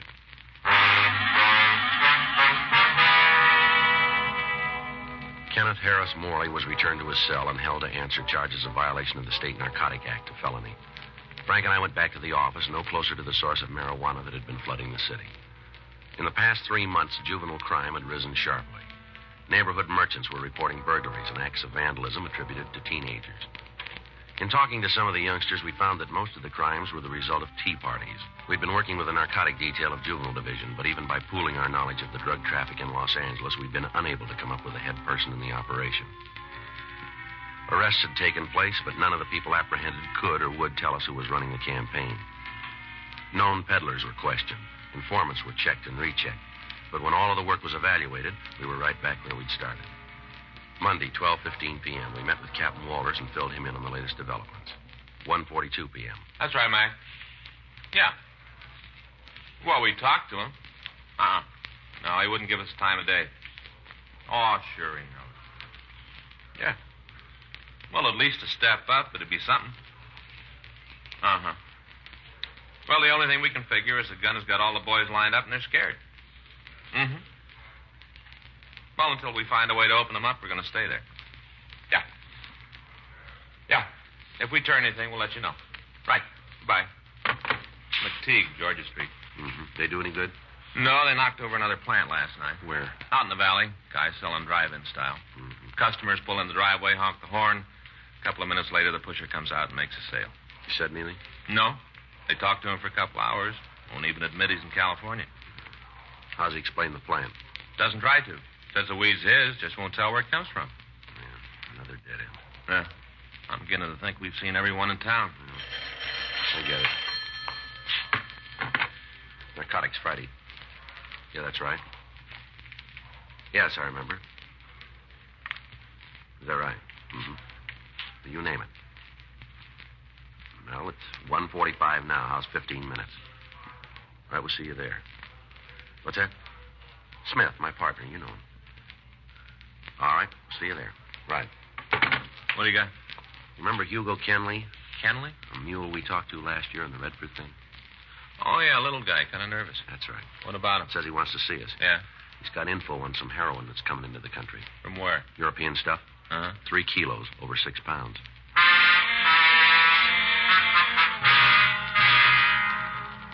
Frank and I left the office and drove out to see Hugo Kenley.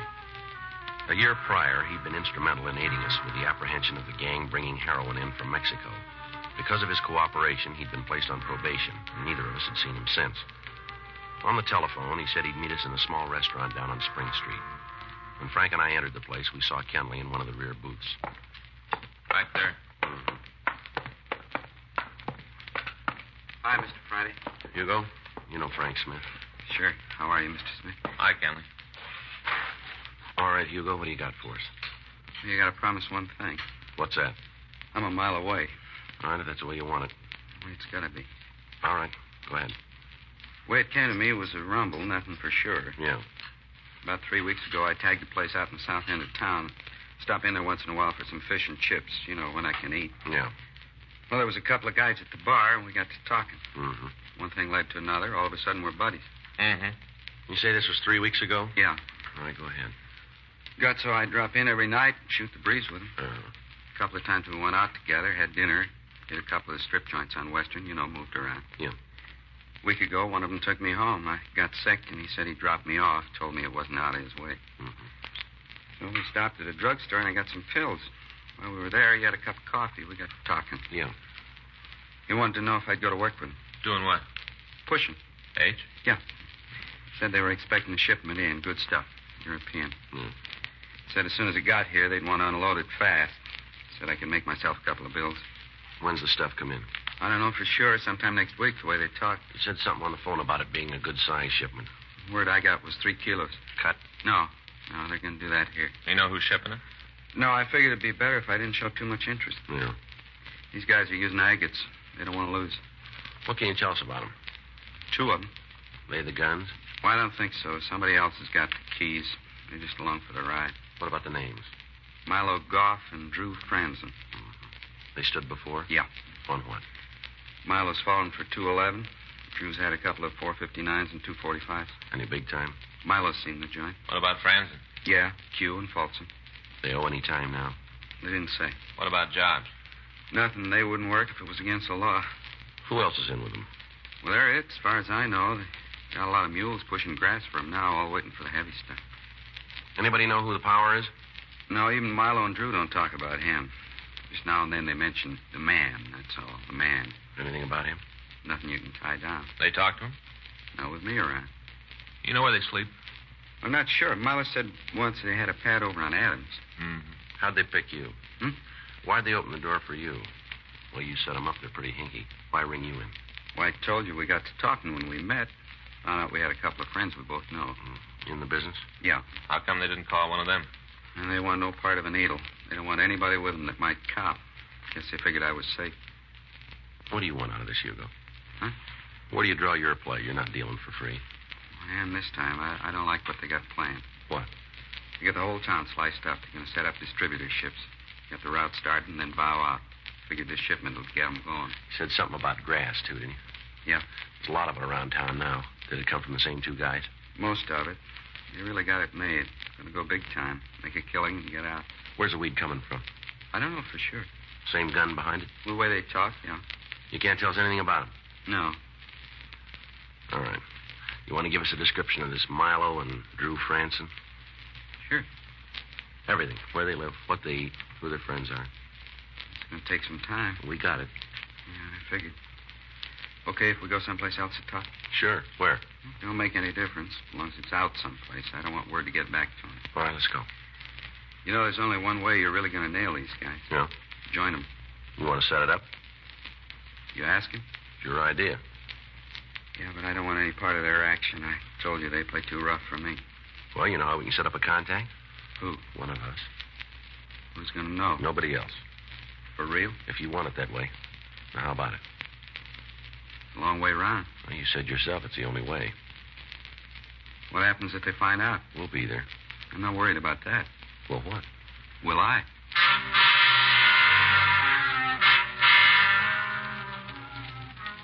We left the restaurant and drove over to MacArthur Park. Kenley gave us complete descriptions of the men he knew as Milo Goff and Drew Franzen. We made arrangements to meet with them again the following day, and then Frank and I went back to the office. We ran the names and descriptions through R&I, and we found that both men had records listing charges of robbery, burglary, and assault with a deadly weapon. A check through our file showed that neither of them had been involved in narcotics operation before.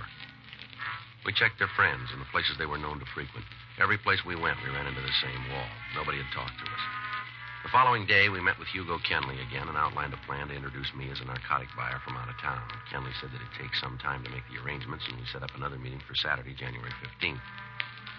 Frank and I began to make plans for my going underground. I established residence at one of the better hotels in downtown Los Angeles. Through Captain Walters, I was able to obtain the money necessary to put up the front. Friday night, Frank and I met in the hotel bar to go over the final details of the operation.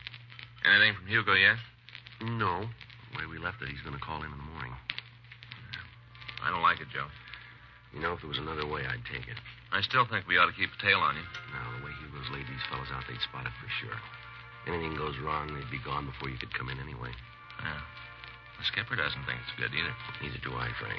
If you've got an idea how we can pull it off without taking the chance, let me know, will you? Yeah. All right, let's go over it again. Okay. We lay it out that I got to see the stuff before I buy, the usual thing. Yeah. Once they show, I call you. Mm-hmm. I've got the money. That's right. You hustle over to where we make the meet. Mm-hmm. Now, if I get the chance to call before the buy, I will. Otherwise, you'll know I got hung up. Okay. I'll be home. You got the number? Yeah. As soon as I have any information, I'll try to get it to you. You can relay it to the skipper, all right? How are we going to know if there's trouble? When I phone, if I use your first name, you'll know everything's all right. Yeah. If I call you Smith, don't waste any time. Get there, and get there as fast as you can. Okay. You got the ID for me? Oh, yeah. What do you got? Well, here's a driver's license. A couple of hotel receipts from up north, all made out to Jerry Whitner. Jerry Whitner, yeah. Mm-hmm. Here's some letters. Phone book. Where'd you get the numbers? Jules Zimmerlin dug them up. Bars, hotels, a couple of places that ran a book in the Bay Area. Looks all right. Yeah. I hope it works. Anybody from the office in the hotel? Yeah. Luke's in the lobby. We took one of the rooms on your floor. A couple of men there. We've got the place covered as much as we can. As long as you're inside, we can see you. As soon as you go through the door, you're by yourself. You continue to make it sound good, don't you? Not leaving anything out, Joe. Yeah. You going to have dinner here at the hotel? I figured to. There's no reason to leave. Mm-hmm. Well, I'm going back to the office. All right, see you in the morning. I'll be here. Okay. As soon as I hear you left the hotel, I'll get home and wait to hear from you. Yeah. Try to keep us posted, huh? Yeah, well, this isn't the first time, Frank. Well, it looks like the roughest, though. Comes off, it'll be worth it. 3 kilos. Pure heroin. You know what that's worth? I don't know what they think. Yeah. I know what it's going to cost you.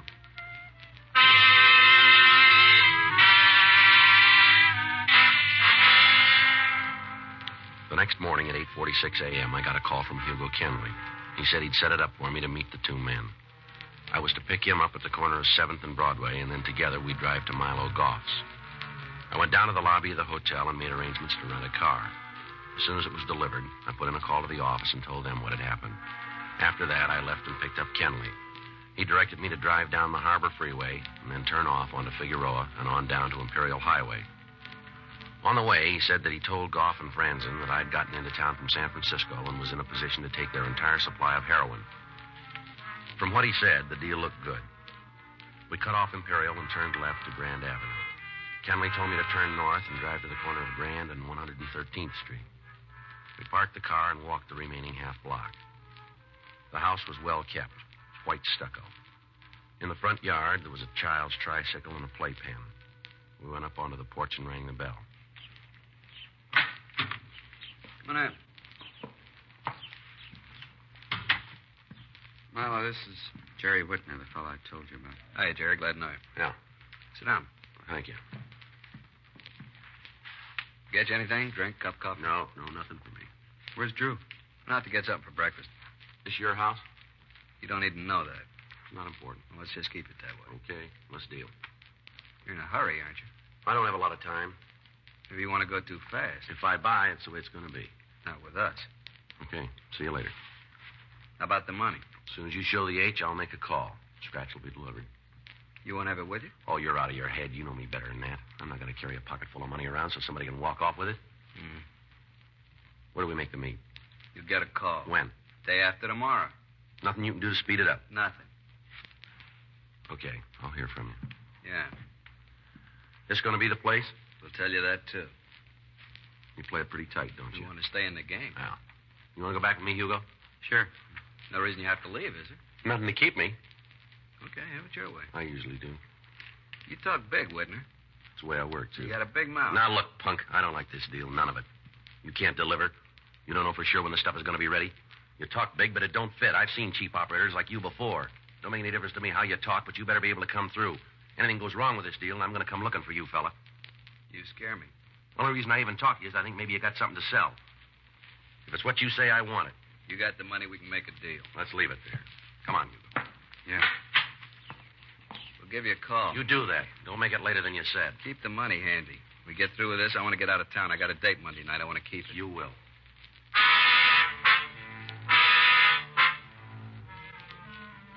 I went back to the hotel and waited. Monday morning, I got another call from Hugo to tell me that the meet was to take place in the hotel lobby at 10:45 a.m. From there, we'd go to where the buy would be made.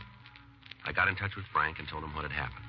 He said the hotel was covered, also the house on Grand Avenue. He went on to say that other officers would be standing by for my call to bring the money. As soon as the buy was made, all of the people in the place would be placed under surveillance in the hope that either Goff or Franzen would lead us to the head man in the operation.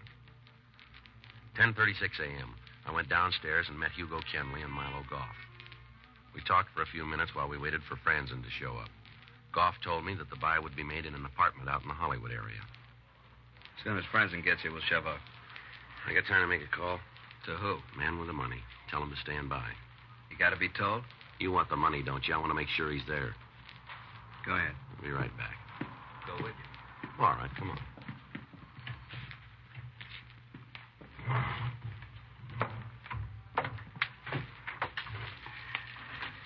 Got a dime?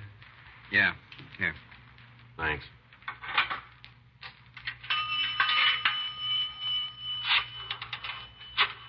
Make it snappy. Here comes Francis.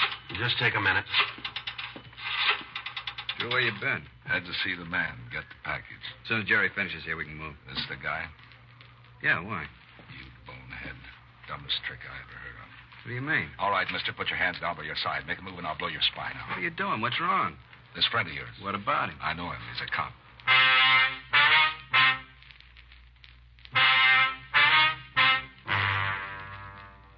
Drew Franzen told me to stand up slowly, and when I did, he moved in and took my gun away from me and directed me to move out of the phone booth and across the lobby to the hotel. I did as I was told. Keep your head front, cop. Walk a line. You got it wrong. No, I haven't. You're May. I ran into you a couple of years ago. You hung a pinch on a friend of mine. Name's Friday, isn't it? Joe Friday? You're doing the talking. I didn't have any part in it, friends, and you got to believe that. You make it hard. Where are we going? Outside. After that, we'll tell you. You know you're not going to make it. I don't see anything to stop us. From here, I can see 5 guns. You've been using bad stuff. All right. Keep moving. Take him, Roxy. Hold it right there, Francis. Get your hands off of me, cop. Come on. I'll take that gun, Francis. You think you're pretty smart, don't you, cop? You figure it. Huh? I'm not going to jail.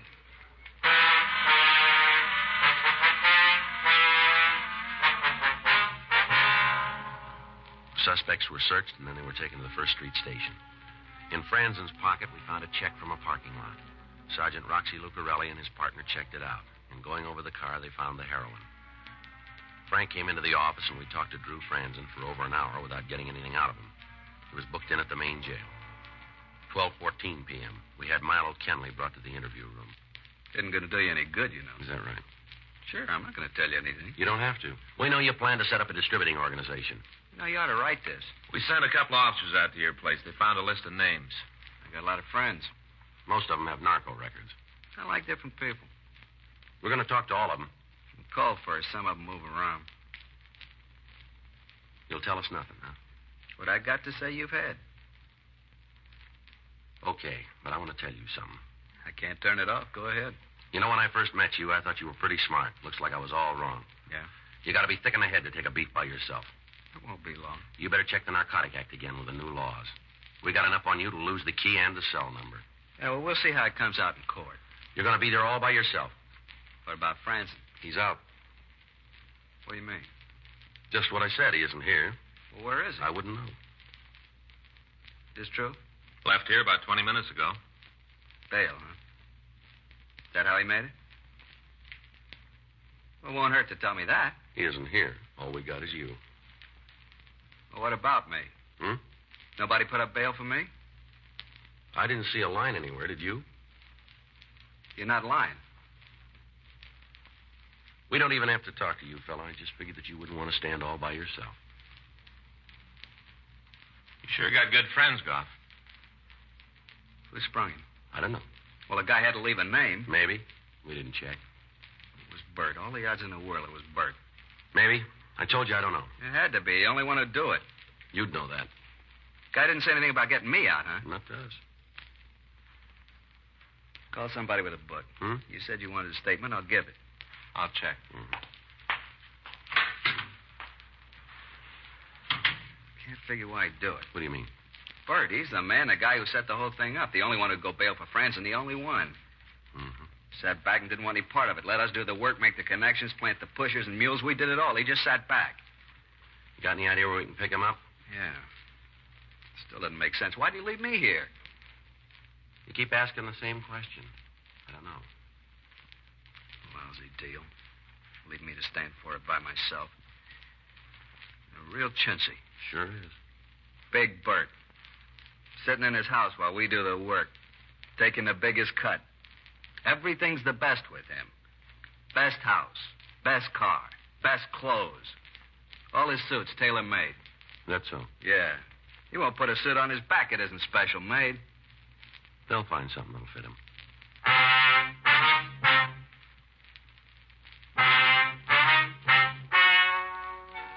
The story you have just heard is true. The names were changed to protect the innocent. On June 14th, trial was held in Department 97, Superior Court of the State of California, in and for the County of Los Angeles.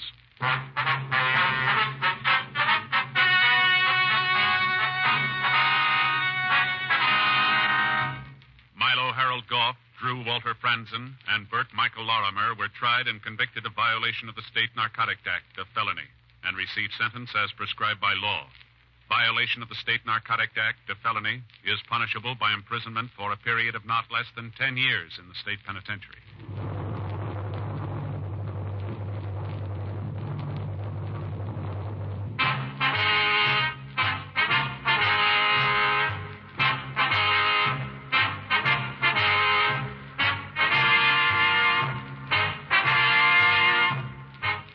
Just heard Dragnet, the authentic story of your police force in action, and starring Jack Webb, a presentation of the United States Armed Forces Radio Service.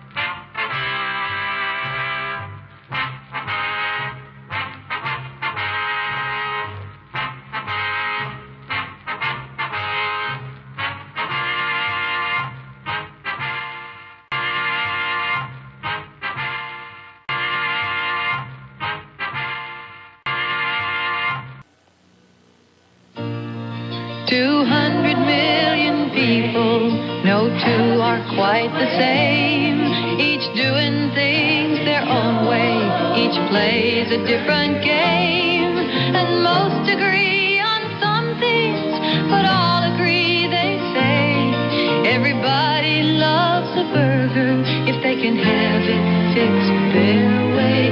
That's why America loves burgers. We're America's Burger King. Oh yes, America loves burgers, and we're America's Burger King. Oh, you can love them big, or love them small, and everything, or nothing at all. America loves burgers, and we're America's Burger King. We make 600 million burgers a year, one at a time. And we're America's Burger King. I'd like to teach the world to sing in perfect harmony. I'd like to buy the world a Coke and keep it company. Coke adds life to every day that makes the world so Coca-Cola. Keep it company. Coca-Cola. Coke adds life to everything that makes you living nice. America loves Christmas with a million twinkling lights.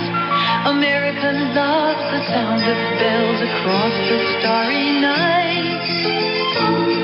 America loves a lot about Christmas, especially giving. So Burger King has gift certificates, 50 cents each, or books of 10 for $5. Great to give, great to receive. We wish you a Merry Christmas from America's Burger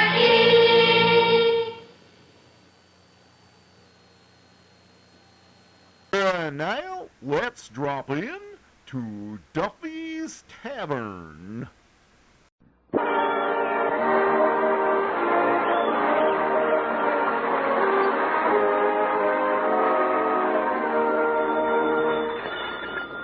Hello, Duffy's Tavern. Where do you eat meat to eat? Archie the manager speaking. Duffy ain't here. Oh, Duffy. Oh, nothing. I'm just going over the mail here.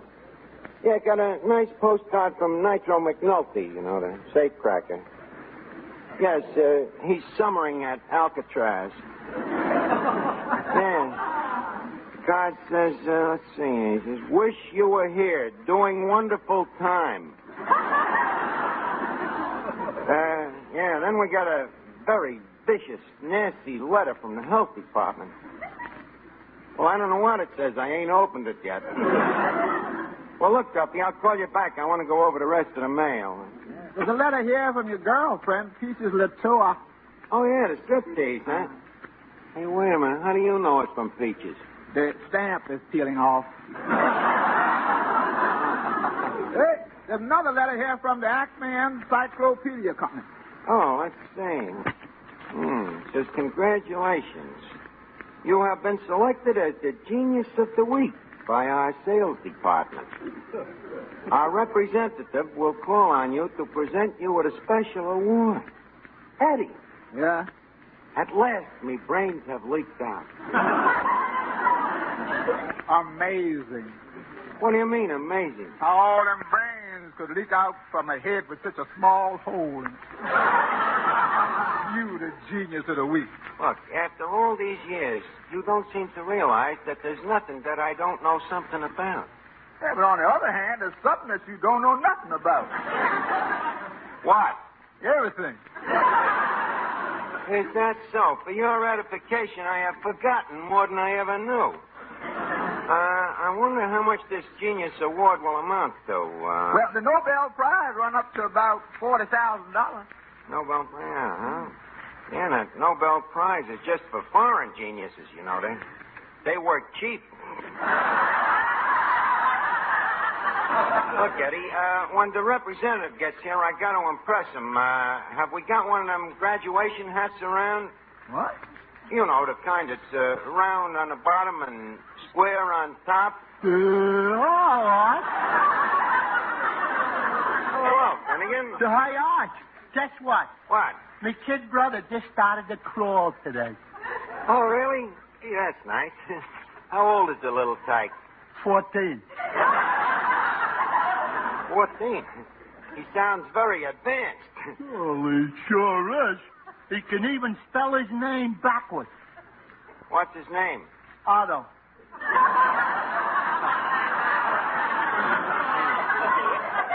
Otto sounds like a fellow genius. What?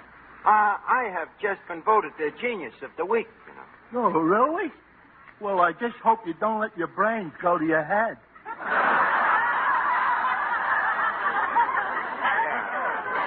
Oh, why should I? It's just an accident, you know. Just a freak of nature that I'm cursed with this mentality. Would you care for a demonstration of my brilliance? Is it on the house? Yeah. Ask me a question, any question. A question. Let me see. Okay. What time is it? And I'm a genius. Ask me something real tough. Oh, tough. Oh, okay. What's the capital of Ohio? It's 9:15. Really? I'd have sworn it was Columbus. You was probably thinking of the circle. Say, Archie, is there any mail for me? Any mail for you? I suppose so. There's 2 billion people in the world. Oh, stop always trying to be funny. I'm sorry. Here's a postcard for you. Oh, let's see. Well, listen to this. Dear Miss Duffy, I guess this is farewell. I have gone to join the Foreign Legion. Yeah. Who's it from? Emma Fessa.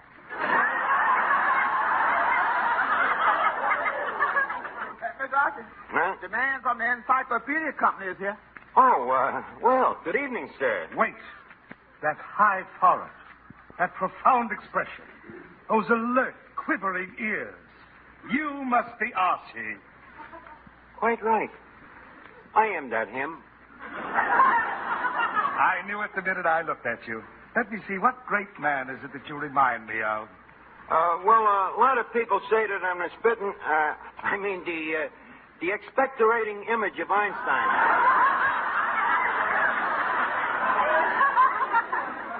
Einstein? Yes, Sir Isaac Einstein. You know, the guy that invented the apple. But but leave us not shilly-dally. Did you bring the money with you? Money? Yes, the award. Oh, well, before we grant this award, I would like to impress you with its importance.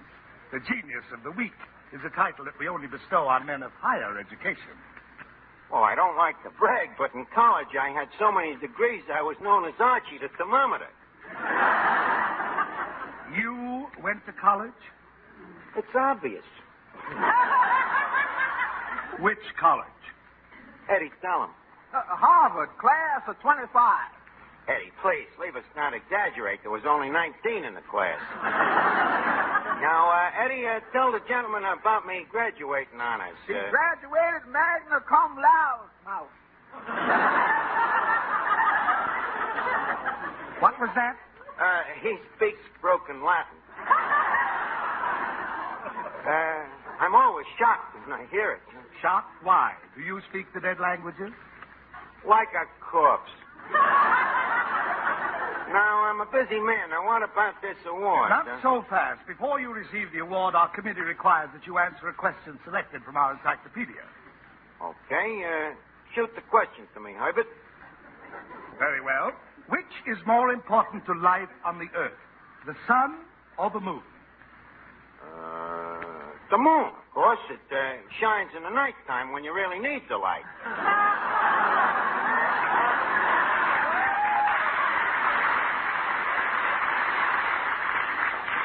I'm afraid that is not quite correct. Could I have another crack at it? No, but our committee is very liberal. I'll give you another question. Okay, shoot. What animal is known as man's best friend? Woman? No. Man's best friend. A seal? No, but you're getting warm. Man's best friend, and I'm getting warm. You sure it ain't a woman?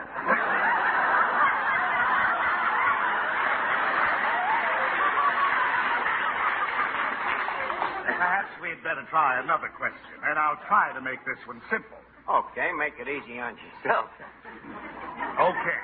What is it that is made from flowers that smells good and is called perfume? Pipe you. Finnegan, get out of here, will you? Let's see now. Made from flowers and smells good. Tell me, is it made from wild flowers or tame flowers? I'll give you a hint. What is it your girl puts behind her ears? Cigarette butts. But I failed to see what that has to do with flowers. Look, to save time, if you can think up an answer, I'll try to put a question in front of it. Sir, us geniuses don't brook no favors. Very well, we'll try again. Under first aid. When a person faints, what do you place under his nose to revive him? A tourniquet? No. I'm only a bird and a gilded. I got it. What? A bird. No. Hey, this is a tough one. Eddie, please stop waving that bottle of ammonia in front of me now. That's it. What's that? What you said. Stop waving? No. In front of me nose? No. Bottle of ammonia? Bingo!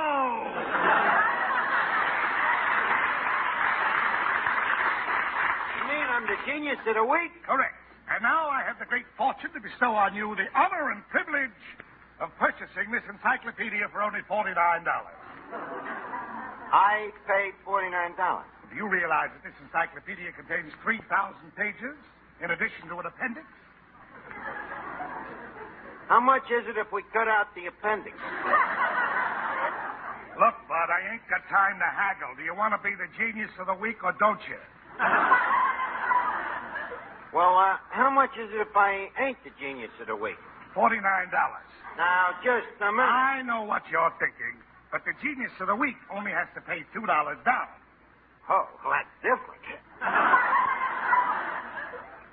For a second, I thought I might just as well be a dope. $2 down, huh? How do I pay the balance? In one easy installment. When? Tomorrow. But look, where am I going to get $47 by tomorrow? You're a genius, aren't you? Well, yes. That's good enough for me. See you mañana. Okay. Eddie. Yeah? Eddie, look, have we still got that old bed sheet in the back room? What?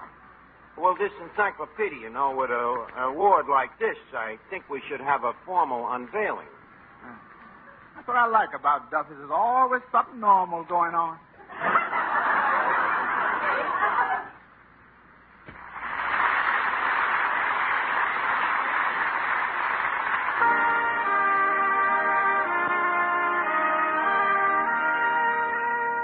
$47.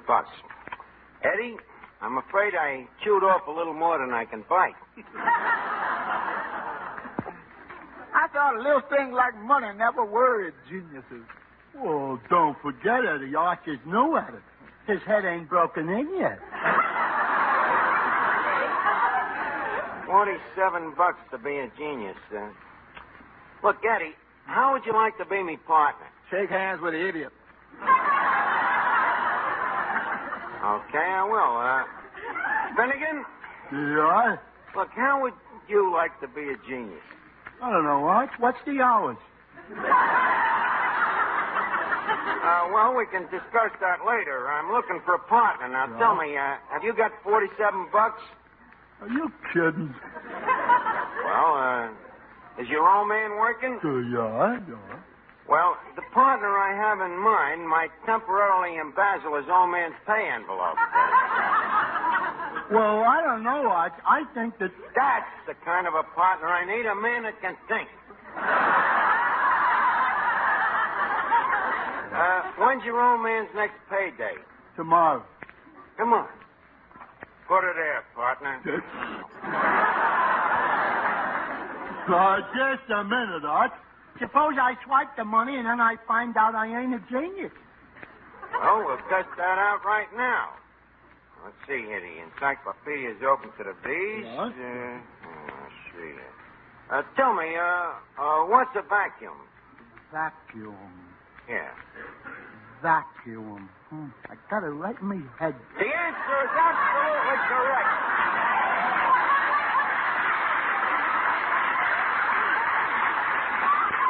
Now, tomorrow you bring in the $47 and you're a genius. Arch, that was too easy. Can I have another one? Well, okay. Here's one on history. Oh, no. I hate history. That stuff causes nothing but wars.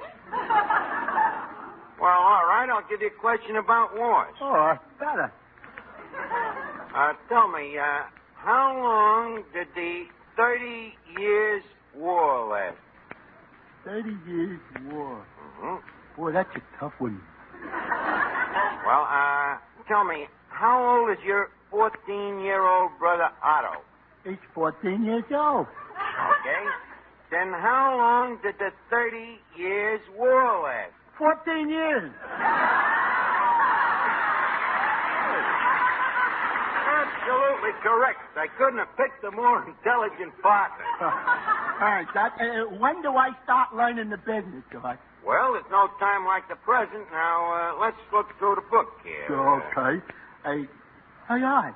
Huh? What's that thing there? Where? That picture. Oh, that's a dinosaur.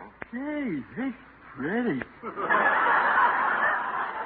Well, what do you call him again? Dinosaur. It's an animal that lived millions of years ago during the Matson age. Yeah, sort of a lizard with an overactive thyroid. They live millions of years? Yeah. They existed about 20,000 neons ago. Neon? Yes, light years. Oh, I see. How big was they, Art? How big? Well, if we could believe the semantics, the old-time philosophers, these dinosaurs was as big as a house. But since they didn't have houses in them days, nobody knows how big they were.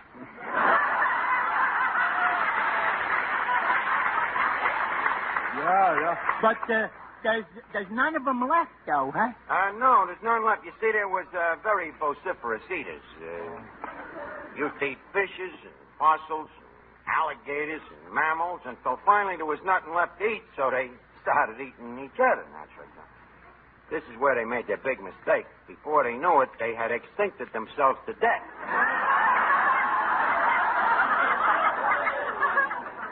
And that's why, to this day, and again, every time you see a dinosaur, it looks like a skeleton.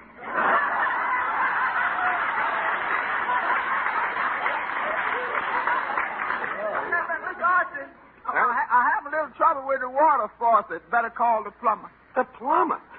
With this encyclopedia, what do we need with a plumber? Well, let's look it up here. P-L-U-M-M-E-R. Don't seem to be here. Got news for you. The word plumber has a B in it. Oh, a B. Let's see.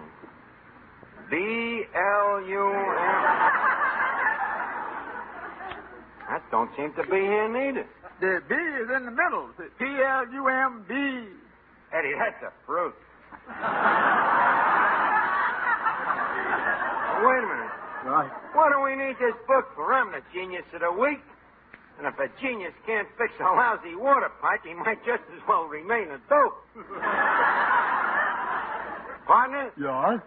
Get a flashlight and a monkey wrench and come on down the cellar with me. Okay, Okay. Oh, boy. Sure is dark down here in the cellar.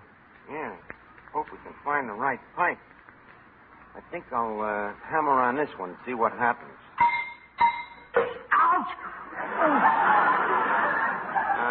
Sorry, partner. Leave us try this one here. Eddie? Yeah? Did the water go on upstairs? Yeah. Good. But now the lights is out. I think maybe we'd better try this one. Oh, good shot, Art. You busted it right in half. Hey, quick, give me the monkey wrench Okay. there. Now, let's see. I'll hook this pipe on here like this.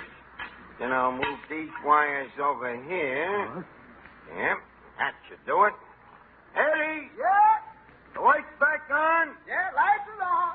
How about the water? Fine. Coming out the stove now.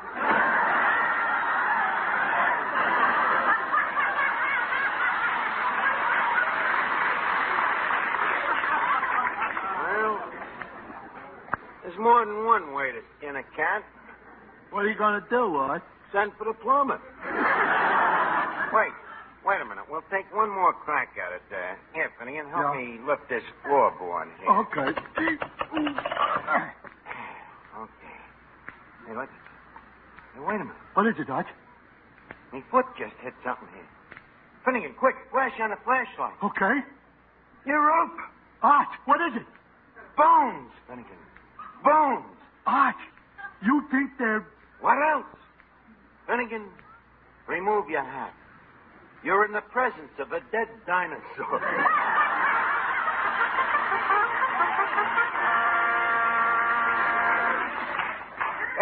Eddie, look. Look what we found in the cellar. Huh? Look, man. The bones of a dead dinosaur. Oh, that's nice. I haven't seen no pink elephants while you was down there, did you? Eddie, don't scoff me in the face of science. This is the greatest discovery since Louis Pasteur bit that mad dog. Quick, give me that phone. Oh, that's right. Hello? Smithsonian Institute? Start dickering. Well, this is Archie at Duffy's Tavern. I just discovered some dinosaur bones. You don't believe it, huh? Okay, come down here and I'll show them to you in the flesh. You be right down? Okay. Look, Mr. Bones. What? When we gonna get the water faucet fixed? The water faucet. The water faucet. Eddie, right now I got no time to have water on the brain.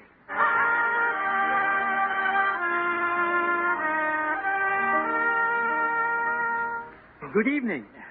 Oh, good evening, sir. I'm Mr. Wagner from the Smithsonian Institute. Oh, happy to meet you, sir. Always glad to meet a fellow bone lover. Just a second. What an interesting fossil. Mr. Wagner, that happens to be my partner. These are the dinosaur bones over here. Oh, those are dinosaur bones? Yeah. Young man, you are insane. Sir, we seem to have a difference of opinion. Why don't we leave it to a third party? Who? Professor Finnegan here. Professor Finnegan? He happens to be an LLD, a PhD, and an AB. Does he have an MA? Sweetest little old lady you ever saw.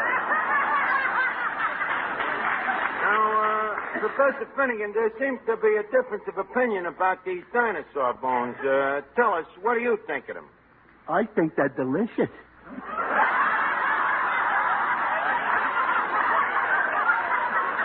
Professor, stop nibbling on the exhibit. Oh, I just thought I'd... Now, aside from their nutritional value, what do you think? Young man, I am not interested in these so-called dinosaur bones. You ain't, huh? No. But I am interested in the professor here.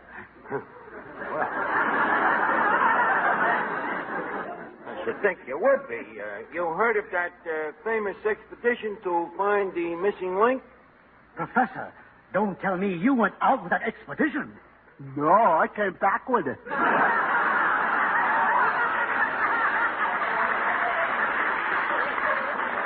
Professor, yes? Come closer. The shaggy brow. The thick skull. The long arms. The furry neck. I wonder. Have a banana.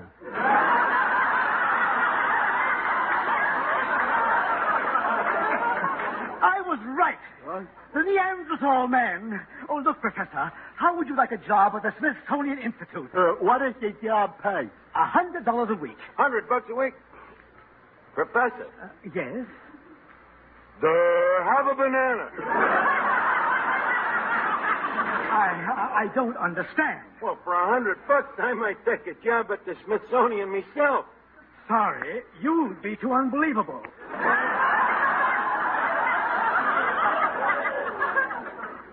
That's what I get for being a genius of the week. Well, come along, Professor. We've got to get to the Institute to begin our studies. Okay. What do I study? Nothing. We study you.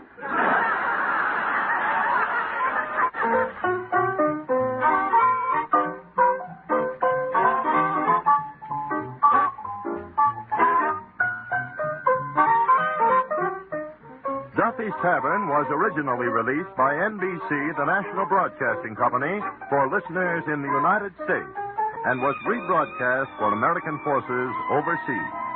This is the United States Armed Forces Radio Service, the voice of information and education.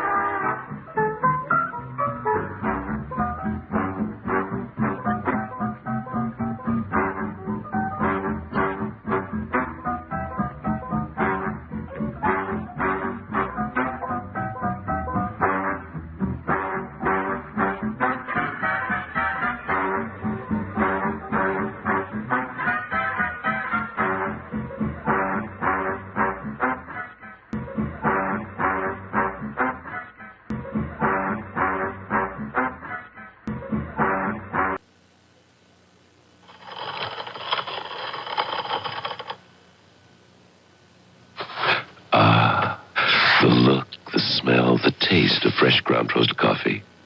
Ah, Taster's Choice 100% freeze-dried coffee looks and smells like ground roast and tastes like fresh perked.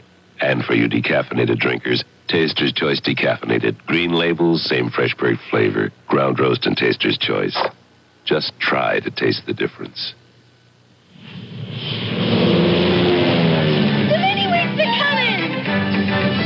Oh, they're all American cereals made from natural wheat. Oh, they're crisp and crunchy, sugar, cinnamon, frosted mini wheat. The crunchy little wheat biscuits. Frosted 2 delicious ways.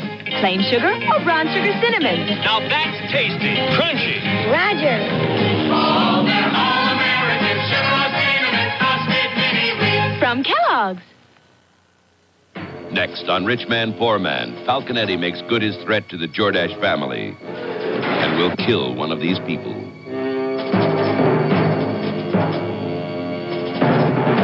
Man, Poor Man, Book 2 continues. Coming your way next, here on ABC. Fasten your seatbelts. Classic Adventure is coming your way with the air adventures of Jimmy Allen up next. You'll remember that Rip Bender failed to rush Mrs. Croft into selling her ranch down in Texas. He has agreed, yes, even welcomed Mrs. Croft and Barbara in their projected visit to the property. But Bender doesn't know Speed and Jimmy are planning to fly down also. It is early that same afternoon. Speed and Jimmy have just met at Central Flying School. Hello, Jimmy. Well, how'd you make out? I'm all set, Speed. Mother gave her permission right away. But what about you? I'm all set. Boy, it was easy. I'm about 6 months overdue on my vacation, and I told Mr. Jenkins I'd just simply take part of it now. Oh, boy, that's swell. Oh, gee, Speed, I'm tickled pink. Yes, I'll be glad to get away from this grind. In fact, Jenkins said I needed a rest from flying. So you spend your vacation flying down to Texas and back, huh? Yeah. Well, it'll be a change of scenery. I'd like to get in some hunting anyway. That's a great game country, Jim. Oh, I can't get started quick enough. This is really going to be great. The cross-country and navigation experience is what you need. And if we can help Mrs. Croft, it'll be killing 2 birds with 1 stone. I need the navigation, all right. I guess there's plenty to learn about it, too. Yeah, believe me, I'm going to make you navigate, too. If you get lost, don't blame me. I'll take the chance. I wish Flash Lewis could get away and make this trip with us. I don't know. Why don't we find out? Say, it'd sure be great to have him along. Yeah, it'd be a good thing, but that isn't the main reason. Flash and I have been planning a hunting trip for a long time, but we just never got around to it. Now, here's a good chance. I hate to see him miss out on it. I wonder if he's very busy at the school. I don't think so, Speed. There aren't many students now, and Flash has plenty of help. Let's get him in here and find out. Oh, Mac, tell Flash Lewis I want to see him in here, will you, please? Okay. When do we take off, Speed? As soon as possible, tomorrow morning. We ought to make it to the Diamond A Ranch by dark, if possible. I'd say about 7:30. Oh, that's fine. That'll be just after Barbara and Mrs. Croft leave on number 15, won't it? Yep, number 15 leaves at 7:20. By the way, hadn't I better get some maps together so we can lay out our course? Yes, sir. You can't navigate cross-country without maps. You better go down to the stock room and get maps of Kansas, Oklahoma, and Texas. Fair enough. I'll be right back. Oh, hello, Bender. Howdy, Alan. Where you going in such a hurry? Down to the stock room to get some maps. Maps, eh? Alan must be figuring on going places. Yes, he is. He and myself and possibly Flash Lewis are starting out on a little hunting trip. Where are you going to do this hunting? Down in Texas, in the Big Bend country. Say, what's the idea, Robertson? I can't think of any better place to go hunting, can you? Come on, Robertson. Don't play me for a sucker. What's the idea of going down in my country? Or are you just trying to kid me? I was never more serious in my life. Jimmy just went after the map so we can lay out our course. What ship you taking? I don't know yet. Central Flying School is going to let us use one of theirs. So you're still trying to hone in on my deal with Mrs. Croft? As a matter of fact, Bender, Mrs. Croft has asked us to go down and look over her property before she sells it. I need a vacation and want to get in some shooting. Jimmy needs the flying experience, and Mrs. Croft, I'm beginning to think, needs some good advice. You just can't keep out of other people's business, can you, Robertson? And young Allen, I guess he's kind of sweet on Barbara. Bender, you've said enough. It's time you and I had a little heart-to-heart talk. I'm going to tell you something for your own good. We're going down to do a little hunting on Mrs. Croft's ranch. Incidentally, we're going to look it over and tell her frankly whether we think you've made her a good proposition or not. Now, you might as well make up your mind to that. And another thing, Bender, be careful what you say about Barbara Croft. I says what I think. You just remember what I told you. It may save you a lot of trouble someday. So you made up your mind you're going down there, eh? Absolutely. You got me all wrong, Robertson. If you and Alan want to go down there and look that land over, it's okay with me. Well, I'll be glad to have you. I'll even furnish your guide to take you out to the right places. Once you get a good look at the property, you'll see I've been giving Mrs. Croft the straight dope. All right, Bender. If you want to act reasonable and sensible, we'll get along without any trouble. Well, here are the maps, Speed. There's Kansas, Oklahoma, and Texas. That's fine, Jim. Now, first, we'd better take a look at... When I said I'd meet you guys halfway, I wasn't just making noise with my mouth. I'll tell you the best course to get down there. Well, thanks, Bender, but I know a little about that country myself. I want to pick out a course that won't be too tough for Jimmy here to follow. Look here. I've flown back and forth a number of times, and I found this course to be the best one. Which way is that? Well, you can go by way of Tulsa, Oklahoma City, Wichita Falls, Abilene, and San Angelo. You got good fields at all those places. Yeah, I know. I've been on all of them. But I'd take this course here, Speed. Take a look at this map. All right, go ahead. Now, the closest field to the ranch is Devil's Pass Airport. That's right near this town of San Rafael. See way down here? Yeah, I see it. Now, here's Kansas City. The shortest course where you can find good landing fields is right down through here. Follow me? Which brings you almost over Higley, Oklahoma. Yeah, I see that. Is there a field at Higley? Yeah, good one. It's off the well-traveled air route, but you can get good service there. Well, it seems to be all right. And where's your next stop? Well, then I hits this little town right over here, right over the border of northern Texas. Oh, do you mean that town of Potter? Well, it's not marked with a landing field. Yeah, but there's one there, and it's all right, too. Which way from town is it? About 2 miles west from town on the highway. You can't miss it. Does it have a hangar? Yep, and you can get gas and oil. I see. Well, then where do you go? Well, from Potter, I hop down to San Angelo. Oh, yeah, I've been there a good many times. It's a nice big field. Sure, and from San Angelo, you can make it into Devil's Pass Airport in one hop. Now, you can suit yourself, Robertson, but I'm telling you that's the shortest route and good flying country, too, till you get south of San Angelo. Oh, I guess it doesn't make any difference. One way's as good as another. Do you think you can find those places, Jim? I'll sure try hard, Speed. Okay, I'm shoving off right now. By the way, when are you boys leaving? Early tomorrow morning. Oh, and say, Bender, before you get away, is this Devil's Pass Airport hard to spot from the air? You know, that's off the regular air lanes, and I'm not familiar with that field. You won't have no trouble finding it. Fly to the town of San Rafael. The Devil's Pass Airport is about 4 miles south and west. It's got a hangar and a beacon on it. The Diamond A's due west 15 miles. You'll see my ship sitting out in front of the ranch house. Oh, thanks. I don't think we'll have any trouble finding both places. Good luck, boys. And I'll be seeing you down at the ranch. Okay, Bender. Good luck. So long, Bender. See you tomorrow night. Well, Jimmy, our friend Rip Bender seems to have warmed up a little. You know, I have a hunch, Speed, that while I was out getting maps, you told Mr. Bender where to head in. Oh, no. I just got fed up with these constant references to our interfering with his so-called business. He'll be all right from now on, I think. Do you really think he's on the level? Well, I don't think he's looks, but you can't hang a man for that. Let's forget about him, Jim. Come on, open up these maps, Jim, and we'll take a lesson in plotting a course. Okay, that suits me. You studied aerial navigation in your ground course, didn't you? Yes, we did. We studied map reading, how to use a compass, and the effect of wind drift. And we worked out some problems on navigation. Oh, that's fine. That's your theoretical side. Now we'll put the theory into practical use. Let's unfold this map of Kansas. Okay. Here we are. Now, Jim, in geometry, you learned that the shortest distance between 2 points is a straight line, right? Right. All right, now just remember that in plotting a course. Our first stop is Higley, Oklahoma. Therefore, let's draw a straight line from the airport at Kansas City to the airport at Higley. Here, now, unfold this map of Oklahoma. Here it is. Now, place the Oklahoma map so that it's in its proper position in relation to Kansas. Here, like this. Now, we draw a straight line from the airport here to the airport at Higley. That's our course. That seems easy enough. You'll find it's not so easy to fly that course. Now, Jim, we lay a protractor on this map, and where our course intercepts the edge of the protractor, we read the angle. Now, let's see. That makes a course 210, 210 degrees. Oh, yeah, that's the way our instructor showed us. Sure, it's simple. North on the compass is 0, south is 180 degrees, and our course, being a little west of south, is 210. I see that all right. Now, in case we were plotting a course for an accurate job of navigation, we'd have to allow for magnetic variation and compass deviation. But we'll go into that later. You're going to fly by dead reckoning on a course of approximately 210 degrees. And by checking, as you follow the course, you can allow for wind drift and compass error. But how do I check my course? Oh, that's easy. Now, look down here on the map. You'll notice that your course, about 40 miles out here, passes over the town of Andrews.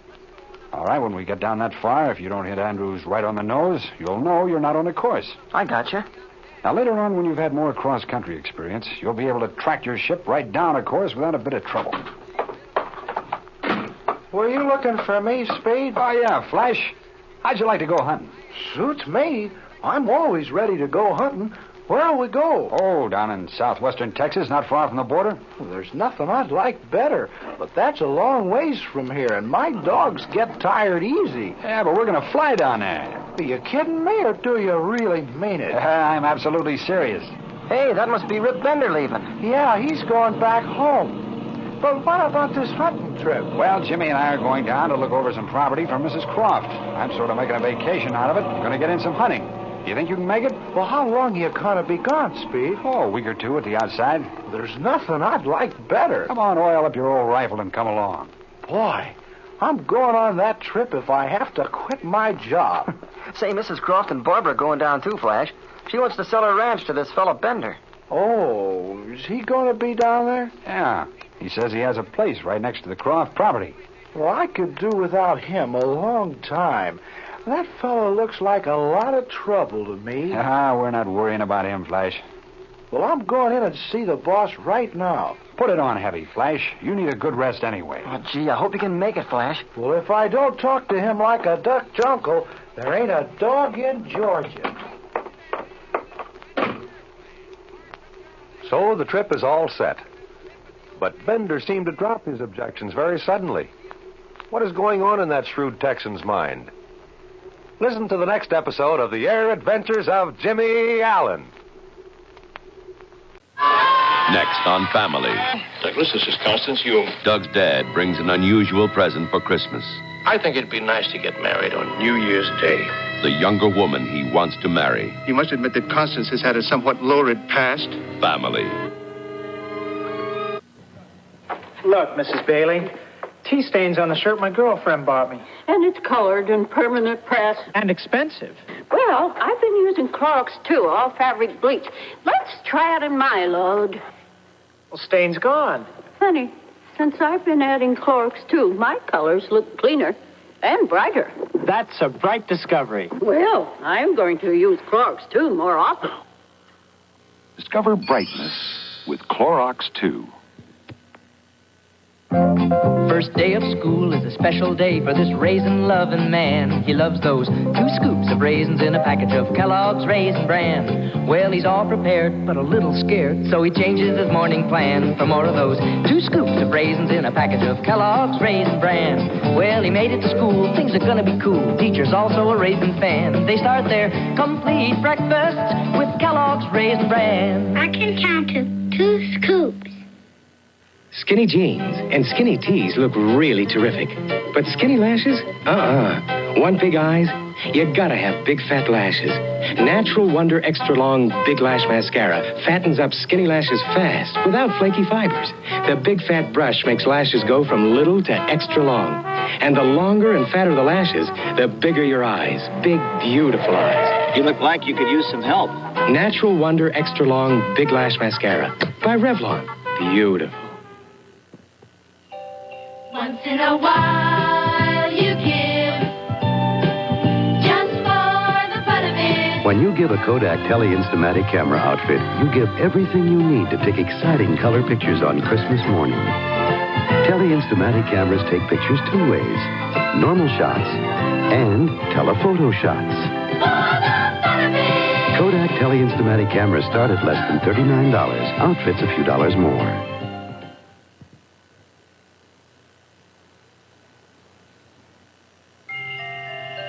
There's lots of folks you shouldn't forget. When giving McDonald's gift certificates. The paper boy who delivers through thick and thin. The lady who teaches your son violin. The barber who cuts your hair just right. A sitter who sat for you Saturday night. Say Merry Christmas with McDonald's gift certificates. Each costs 50 cents. And a book of 10 costs $5. At McDonald's, we do it all for you. Hey, man. How about we check in with Fibber, Magee, and Molly next? That sounds good to me. Johnson Wax Program with Fibber, Magee, and Molly.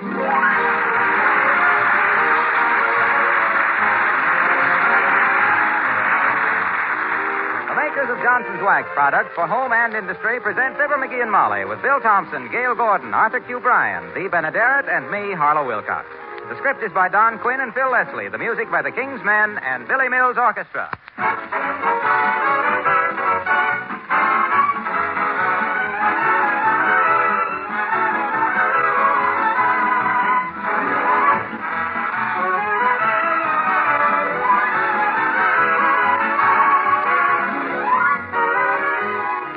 April showers are still busy working on May flowers, and that's very nice.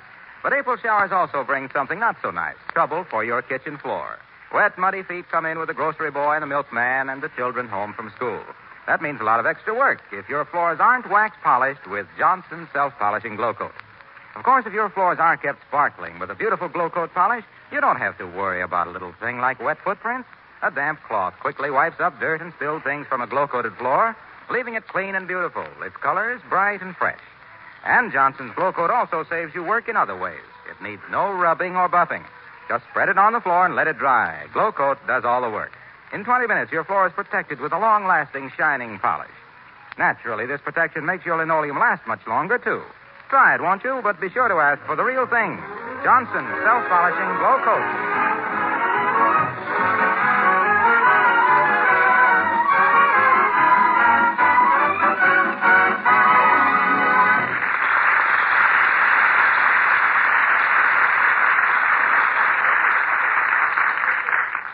It's a wise woman who knows how to turn off the heat when her husband comes to a boil. Listen to Mrs. Magee of 79 Wistful Vista lowering the flame under her so-called better half as we join Fibber, Magee, and Molly.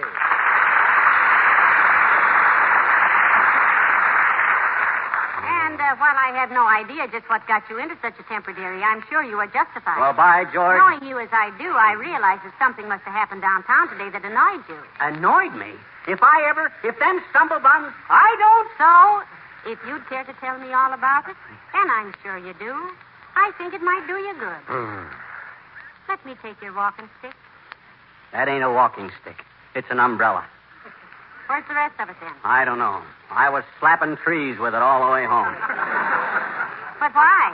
Well, you've heard of the Society for the Preservation and Encouragement of Barbershop Quartet Singing in America, Incorporated. Yes, what about it? Well, they have a convention every year to find the best barbershop quartet.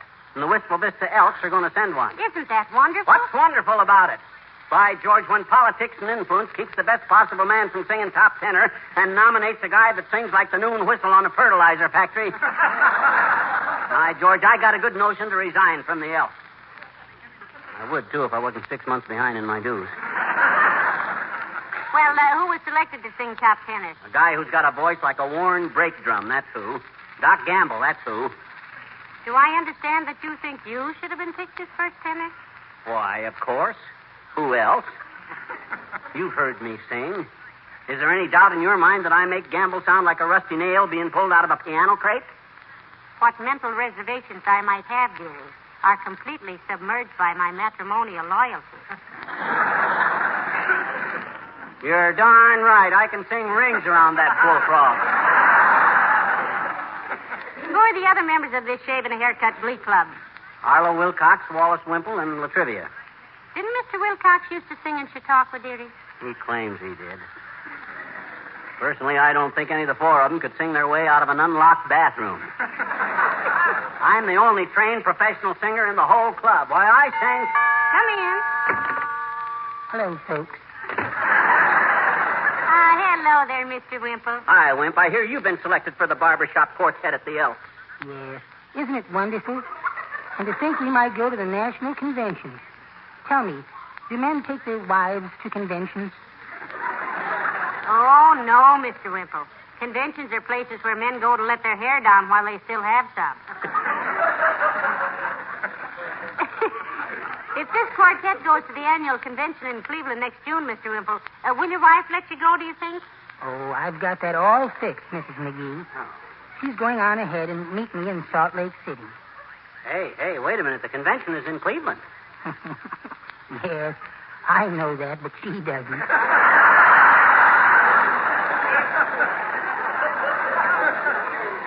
Well, it's too bad she isn't more reasonable, Mr. Wimple. Doesn't she love you? Oh, I think she does, Mrs. Magee, in her big old quiet way. Yesterday, when we were walking along the street, she suddenly reached down and chucked me under the chin. Did she really, Wimp? Yes. Under the chin of a horse that happened to be passing by. Heavenly days, Mr. Wimple. Were you trampled underfoot? No, I was awfully lucky about that, I guess. I recognized the horse immediately as one I used to bet on at the races. Oh. So quick as a flash, I reached up and put a $2 bill on his nose, and he stopped dead. I knew what the beast would do if I had any money on him. Well, see you later, folks.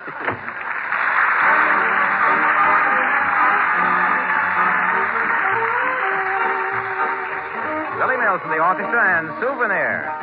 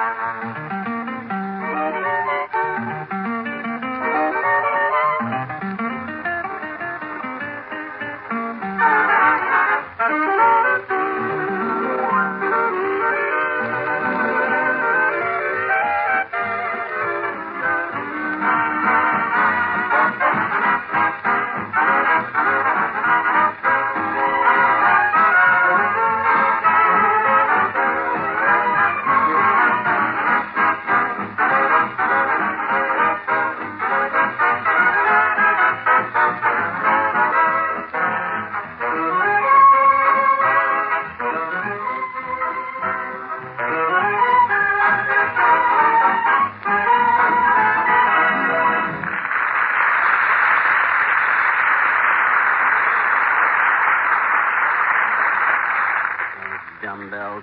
Them short-sighted wise guys. Picking a Johnny One note like Doc Gamble instead of a natural tenor like me. Of all the stupid, asinine, deliberate... Oh, now forget it, Magee. Dr. Gamble was selected by the committee fairly and squarely, so be a sport about it. It ain't a matter of sportsmanship. It's a matter of who's the best top tenor. And Doc Gamble can't sing Don't Fence Me In without Petrillo sending him a dozen pickets. Did he ever... Come in.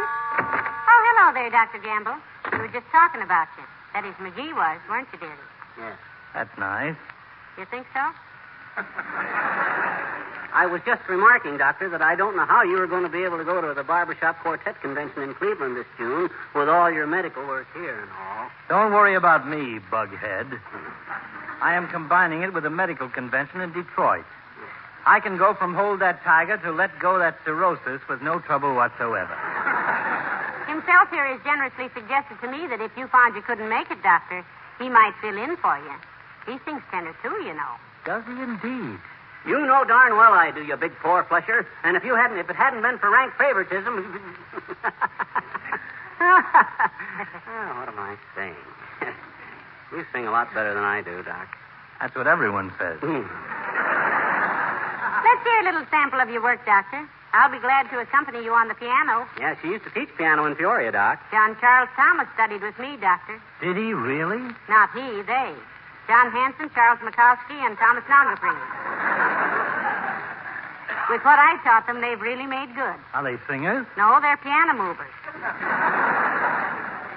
Do these barbershop quartets have names, boys? Oh, sure. They've had some wonderful names at them conventions. There was the Wait Till You Hear Us For, The Cleft Dwellers, the Shaving Mugs. The name I always liked was the We Often Wonder What We're Singing For. And incidentally, Molly, the use of a piano is forbidden. Heavenly days, even for rehearsing? Yep, so Doc's got to get used to just the pitch pipe. As it happens, Aerosmith, I got my old pitch pipe right here with me. Is that thing supposed to give a pitch? Yep. I can strike a truer note than that by snapping my garters. Oh, I think that's a pretty true note myself, Doctor. Trouble with you, Lancelot, you're tone deaf.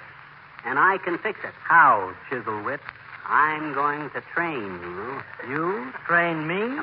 Isn't that a little like Mickey Rooney training Lionel Barrymore? Now, don't brush it off, Doctor. Magee was a public entertainer, you know. He really knows quartet singing, he says. Well, never let it be said that I was allergic to education. What would you suggest, Bucklewart?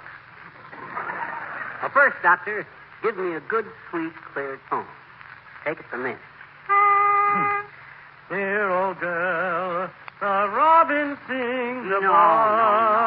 Huh? You got to loosen up, Doc, old man. What? You ain't getting any emotion into it.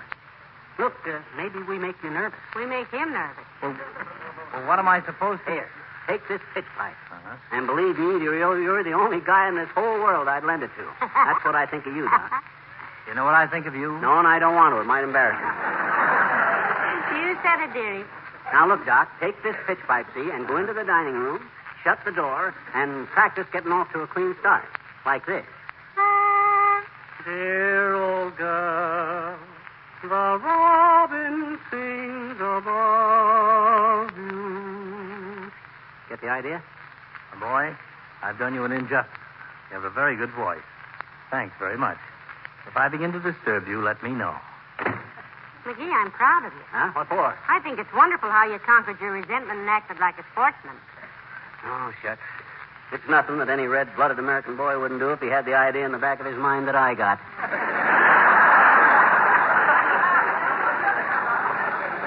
I got a notion that... Hello, folks. Hey, pal, are you going to be at the Elks tonight to hear our quartet? He wouldn't miss it for all the ham in Hollywood, Mr. Wilcox. Matter of fact, Junior, I'm training Doc Gamble. For a so-called top tenor, he needs a lot of coaching. He does? I thought Doc was in pretty good voice. Well, Magee ought to know Mr. Wilcox. He's a veteran quartet singer. He's sung Old MacDonald Had a Farm so often, somebody has to accompany him on a cream separator. Say, didn't you used to sing in Chautauqua, Mr. Wilcox? Yeah, baritone. Why'd you give it up, Junior? Tent begin to leak or something? No. It was the impermanence that got me, I think. The impertinence? The impermanence, the temporary feeling of it all. Put up the tent, take it down. Put it up, take it down. Camp chairs, sawdust on the floor. Matter of fact, I think it was those sawdust floors that really did it. What do you mean, Junior? Said he, winking slyly at his wife. Well, every time I'd go home and see our beautiful waxed floors and furniture, the more unhappy I got with tent shows. Then I got a job selling Johnson's wax, and I've been happy ever since. I know exactly how you feel, Mr. Wilcox. I've always... You know, I never got the artistic satisfaction out of singing that I do out of a gleaming Johnson wax floor, or woodwork that glistens with cleanliness and cheerfulness. And Johnson's wax? Yeah. I may have given enjoyment to a few people with singing, although opinions on that are not what you might call unanimous. But nobody has ever been disappointed by Johnson's wax, the way it protects and preserves things against dust and dampness, and the feeling of good housekeeping and hospitality it gives a home is... Say, Magee, how does the second... Oh, hello there, Harlow. Hi, Doc. I hear Fibber is coaching you. Getting along all right, Doctor? Yes, but I better quit now. I've got some office calls. Oh, no, you don't, Doc. You ain't doing this just for me. You know you're in this for the Elks and for the old hometown. Yes. You get right back in there and stay with it. Hey, wait a minute. Let me hear your tone. Okay. Dear old girl, the robin sings above you.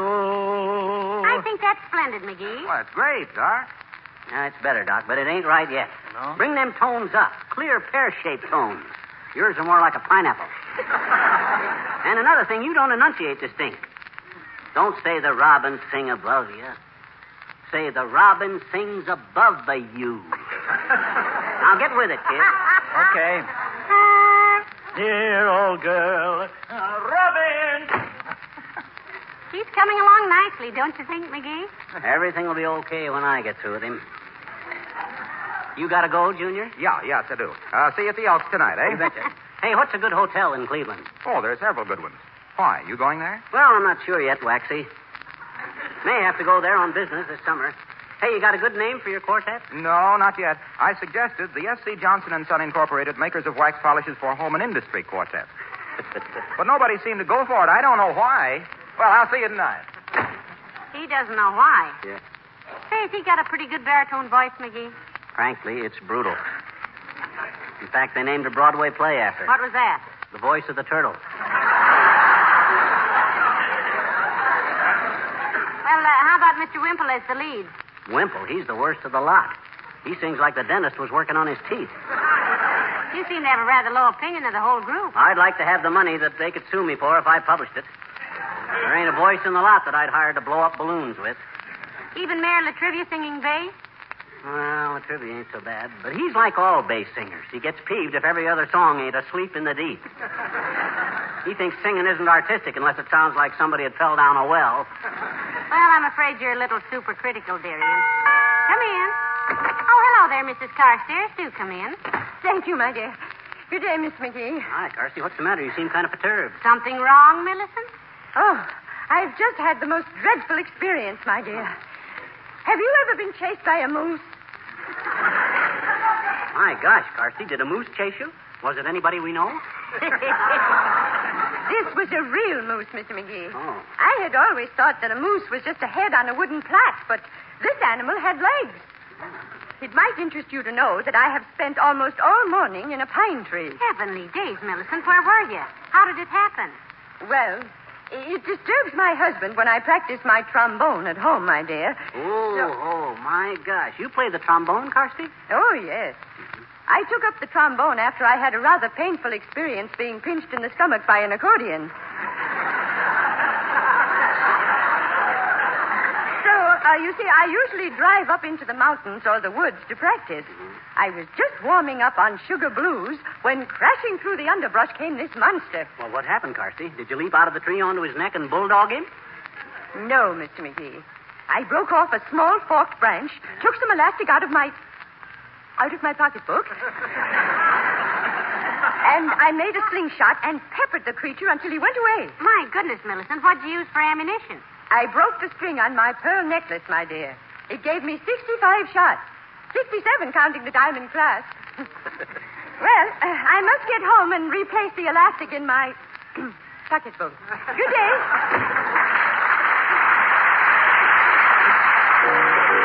King's men sing. Skeet-a-dam a-humming on the honeysuckle vine. Sleep, Kentucky babe. Sandman, I'm a-coming to this little babe of mine. Sleep, Kentucky babe. You tell me your dream, I'll tell you mine. My dreams are sweet, dear, with love divine. Why keep me waiting? Why make me pine?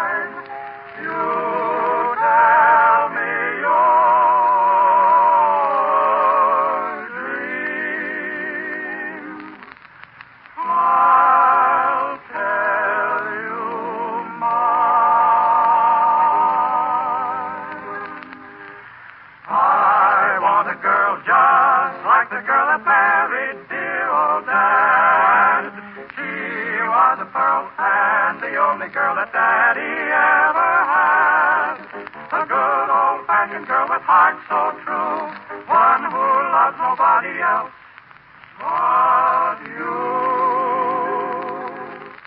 I want a girl just like the girl that married dear old Dad.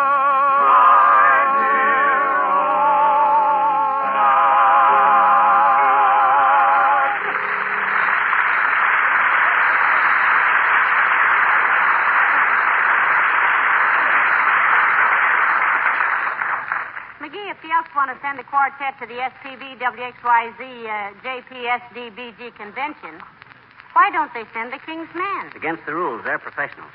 The SPEBSQSA is strictly for amateurs. Oh? Hey, I wonder how Doc's coming along, speaking of amateurs. Frankly, dearie, he's got me a little worried. About what? Well, I listened at the dining room door a few minutes ago, and he seems to be having some trouble with his throat. Oh, my gosh, he's a doctor. Who are we to advise him about his own throat? Yeah, but the quartet tonight, what if he can't make it? Oh, he'll make it all right. All he needs to is to keep on singing. Loosen it up. Look at all the opera singers. They're practicing all the time. My gosh, he can't... Say, Magee. What's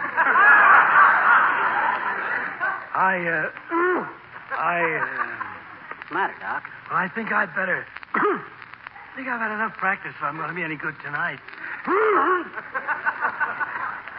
Don't you? Well,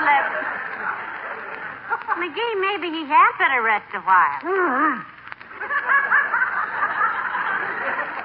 Well, gee whiz, I'm no slave driver. I'm no Simon McGee. If he needs a rest, he can have it. But I got to be sure it's necessary. Give me a sample, Doc. Okay. Dear old girl. The robin.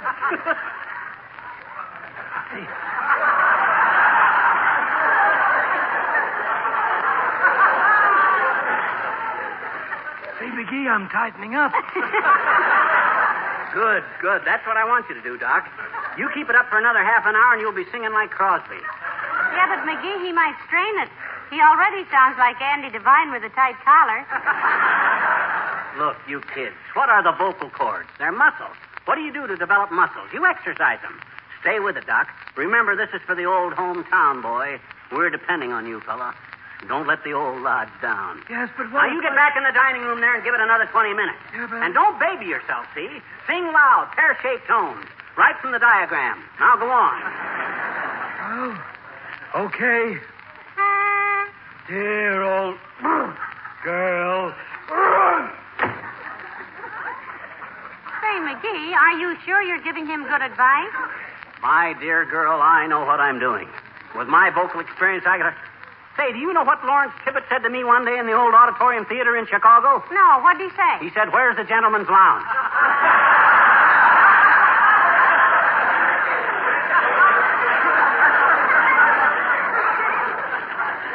And I said... Come in.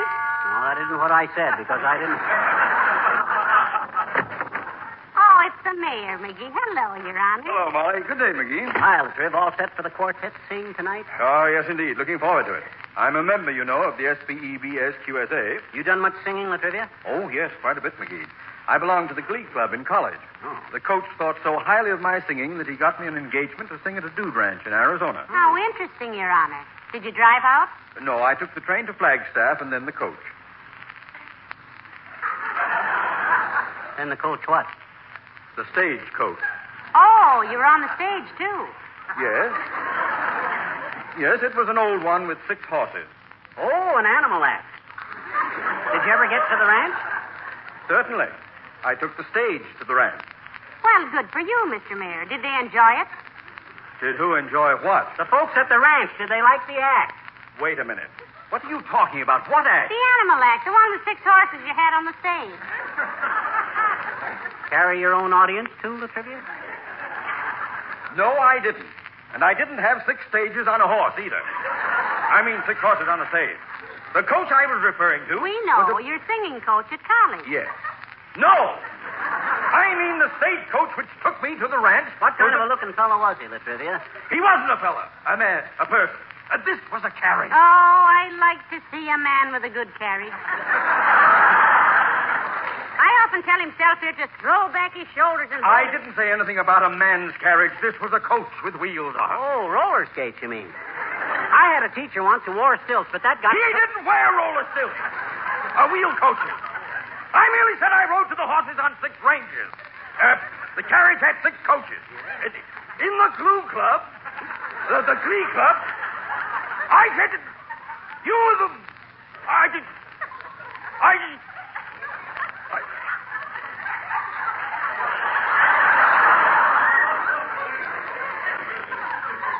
Magee? Yes? Remember that traffic ticket you wanted me to fix? Oh, yes, Your Honor. Did you fix it? No, but I will. I think I can fix it so you'll get at least 90 days. Good afternoon.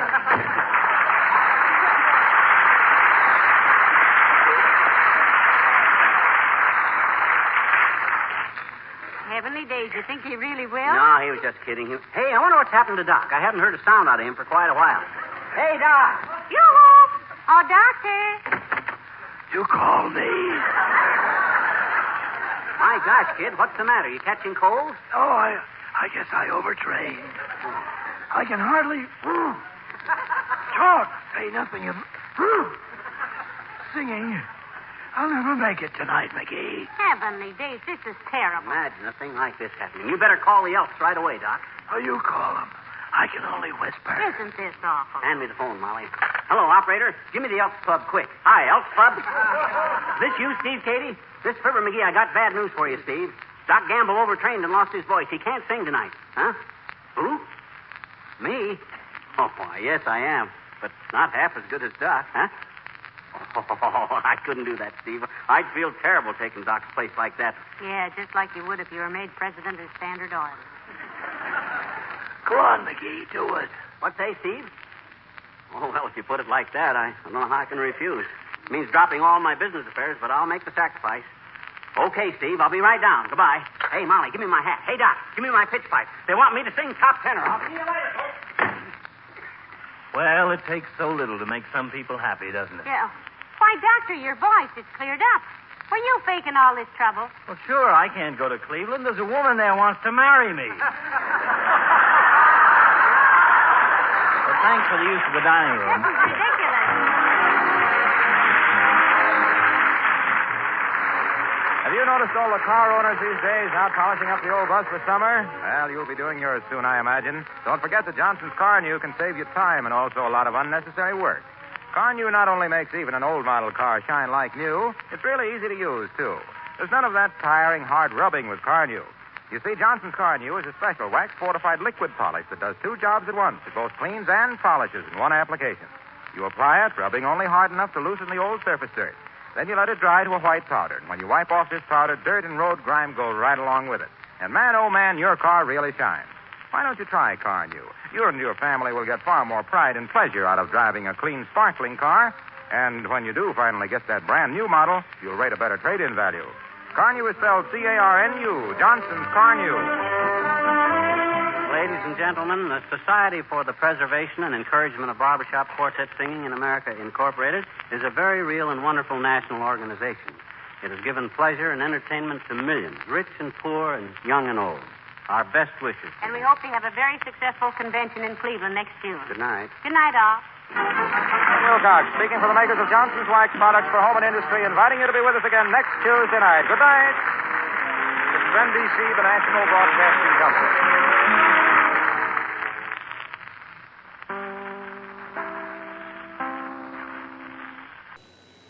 Look, Gloria, you got a ring. Gee, Daddy, just like you. You got a ring around the collar.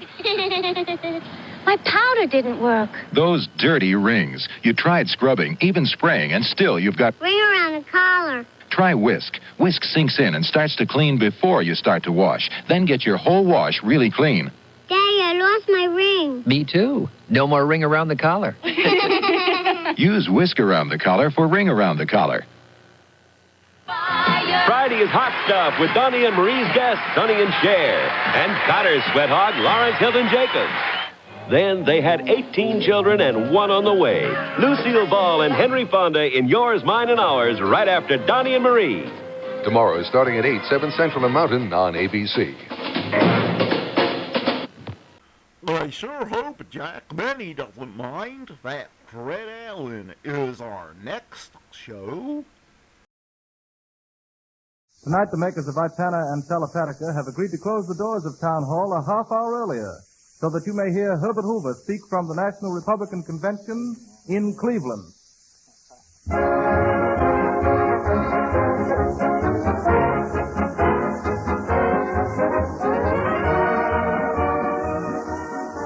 It's Town Hall Tonight, folks, brought to you by Ipana Toothpaste and Telepatica. Ipana for the smile of beauty, Telepatica for the smile of health. Fun with our star comedian Fred Allen, music with Peter Van Steeden and the Town Hall Quartet. New voices, new music, new fun. It's Town Hall Tonight.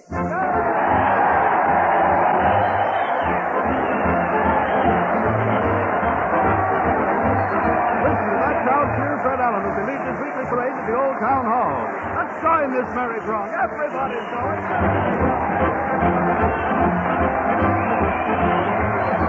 Here they come, housewives. What's cooking on the stove, Sarah? I smell something burning. Well, it'll have to keep burning till this radio program's over, Henry. It's Town Hall Tonight. Kiddies. Here, Rollo, are you turning that clock ahead? Yes, Ma. I'm making time fly so I can turn on the radio. It's Town Hall Tonight. Old Maid. What have old maids got to look forward to at our age, Winnie? There's one thing we can look forward to on Wednesdays, Virginia. It's Town Hall Tonight. Here we are before the old Town Hall, and there's Fred with a basket of invectives to hurl at troublemakers. Let's listen. Life on the ocean wave is life on the bounding deep, folks. But life at the old Town Hall, is life at its best. Women and children first there, please. Hi there, Leatherlung. Hi, Joe. I thought you'd gone out to the Cleveland Convention. No, sir. I'm singing Susanna at home and saving the fair. And you can sit home and have a front row seat at the old Town Hall, folks. All you need is 2 ears and a little time. Can I go in your amateurs, mister? You bet, son. What do you do? I swallow bicarbonate and things like Bing Crosby. Make up your mind, son, and go right in. There's the warning, folks, so hurry, hurry, hurry. All ready, Fred? I'm ready, Harry. If Peter's ready, we're all ready. The first number, Welcome Stranger. Righto, let her go, Peter.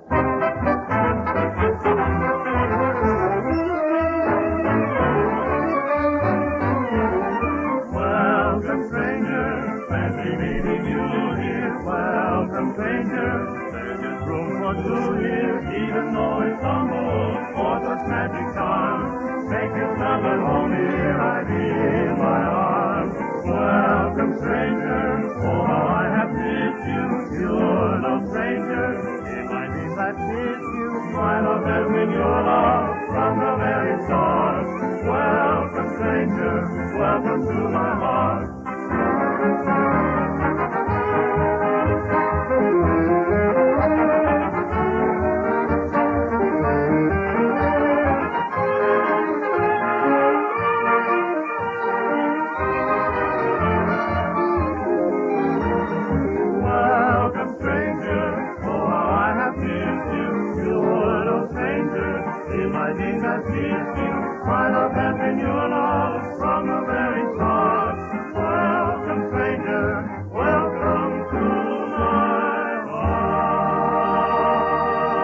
Presenting that jocular gypsy of jack-a-dandy jest, joyful junkets, and juvenile jargon jugglery, Fred Allen in person.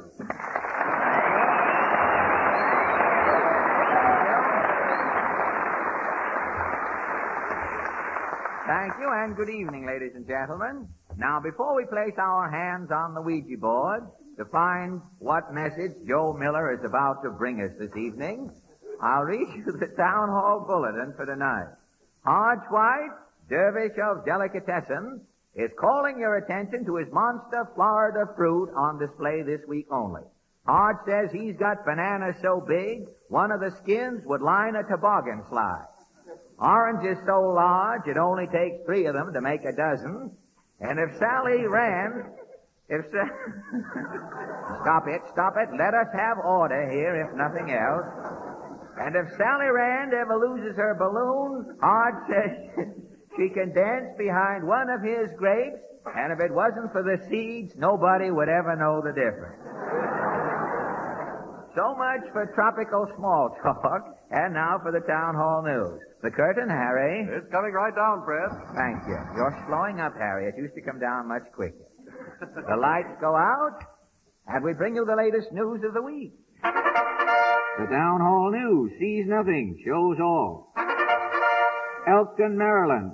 Town of Elkton passes ordinance prohibiting swearing in or about places of business. Proprietors who permit blaspheming on their premises will be prosecuted. Town hall news shows anti-swearing law in effect. The scene, a hardware store at Elkton, Maryland. Hi, Lem. Hi, Waldo. How's the old constable? I'm here to enforce the new swearing ordinance, Lem. Well, I ain't swearing. Tain't you with your hardware customers. Can't answer from a trade. The law says tain't the swearer that's responsible. It's the party running the place where the Billingsgate's committed. It's mighty crude legislating. Well, law's law. And the first customer catch swearing on your premises, Lem Swivel, off you go to the hooch now. Well, here's customer now. I'll hide behind this turpentine. Morning, Mrs. Green. Good morning, Lamb. Give me a can of lye. You making soap? No, I got some grease in my sink. It's damming the drain. Hold on. You're under arrest. Who's that baying? I'm the law. Somebody said damning. Get your things on, Lem. Lamb didn't say nothing. I said it. Besides, ain't swearing. Yeah, my sink stopped up. The grease is there. Now, hold on. You can't say damning. All right. The grease is naughty wording it. Well, that's different. Here's your light, Mrs. Green. Thank you and good day. That was a mighty close call for you, Lem. Coming close ain't getting, Waldo. Yeah, but I'll get you before sundown. Here's another customer. I'll hide again. What can I do for you, mister? Give me a 25-cent hammer. Here you be. Hey, is this handle straight? Straight as a congressman's face. Oh, give me a tack and I'll try it out. Here's a brad. Now go to town. Yeah. Ow, my finger. I'll be at 30. Not in here, you won't. Now you try that hammer outside. Hey, you the boss? I'm in a hurry. You looking for hardware, stranger? Yes, I want to get a couple of gadgets to go on these here thingamajigs. I can fix you up all right. Wait a minute. What are these things I've got here? Well, them's bolts. Bolts? What are these other things that fit on the end? Oh, they're, just things. Well, I know, but what are they called? Well, just round, things. Oh, you're stubborn, eh? Well, listen here, brother. Either you tell me what they're called or you lose the sale. Come on out, Constable. You bet. I'm right on the job, Lem. Get ready to lock me up. You ain't said nothing yet. No, we ain't even answering the question. What are these things that fit over boats? Nuts. Now take me away, Constable. Washington, D.C. The National League of Women Voters warns that married women who work are in danger of losing their jobs in near future. Town Hall News, in effort to help, shows how married woman using strategy may save her office job. The scene, a big business office. Morning, Marge. Good morning, Mr. Sills. Are you ready for dictation? Yes, kiss me and we'll get started. Now, just wait. I'll put this pillow on my lap and you'll be more comfortable. Yes, I was horseback riding over the weekend. All right. Are you comfy? Uh-huh. Now, this first letter's the United Doorbell Company. Gentlemen. Well, Humbert Filth. My wife. Shall I rise? No, keep your seat. Haven't you any shame, young lady? Now, see here, Beulah. It's only a little inter-office necking. Oh, I don't mind this hugging and kissing. Then what are you yelling about? She's un-American. She's a married woman usurping a single woman's job. Oh, Marge. How could you? It ain't true, Mr. Sills. Honest, it ain't true. You deny that you're married? I was married. I shot my husband this morning. I knew Marge was on the level. So sorry, Marge. It was my mistake. Then I'm not fired? Certainly not. Get back on my husband's lap and go to work. New York City, New York. Prominent educator in radio talk says that parents of gifted children should not lavish attention on them. Gifted child, if flattered, tends to become precocious and mature beyond years. Town Hall News shows how parents should act. The scene, the living room at the home of Mr. and Mrs. Rondelay Hunk. You seen my pipe, Celeste? Yes, it's right there under the Daily Worker. Okay. Where's Junior? He's up on the roof doing his homework in astronomy. He's a smart kid, all right. Oh, we mustn't spoil him, Ronnie. Well, the kid's brilliant, ain't he? And I'm his father, ain't I? Yes, but two wrongs don't make a right. Well, who said so? A big professor. He says parents with gifted children mustn't praise them. You mean they get swelled-headed? Yes. Our Junior is gifted. We've got to be careful. Why, if that little punk ever hi-hats me, I'll gavotte him. Quiet. He's coming downstairs. We'll snub him. Good evening, Peter. Good evening, Mater. Hello. May I have a nickel, Terence? For what? I must phone Einstein immediately. I've just discovered two flaws in his theory. That makes me an elk. If you pay your dues, yes. It would be the depths of ill-breeding to phone Einstein and reverse the charges. It says here the Brooklyn Dodgers lost again today. Yes, if it wasn't for the law of gravity, Brooklyn might be on top. Who's gravity pitching for the Giants? Oh. With all due filial respect, Peter, I'm afraid you're confusing the issue. Oh, quit insulting your father, Junior. Read Popeye. But after all, I'm gifted, Mother. There's a rumor running wild around the Union League Club that I'm another Zion check. Listen, I'm trying to read, Pest. Yes, Junior, sit down and keep quiet. Oh, very well. I shall withdraw to my laboratory and split an atom. Yeah, scram. Oh, is that from the Latin whiny, weedy, scrammy? No, it's from the heart. Beat it. Yes, sir. Well, that ought to take some of the starch out of him. Going to split an atom. What's an atom? I don't know. It must be one of them things you put in atomizers. It's too bad Junior's gifted. He don't seem like one of the family. If he comes back again, don't even talk to him. The little know-it-all. Look, Mater. Ignore him, Celeste. See, Peter, I'm going to split an atom. Pretend you're asleep, Ronnie. I simply pour the permanganate into this nitroglycerin. Jumping Julep! He blew the side out of the house. Look, our piano's up in that tree. Why, the little genius! Don't lose your temper, Ronnie. Ignore him. Ignore him? Where is he? See that blue surge spot on the ceiling? Yeah? That's Junior.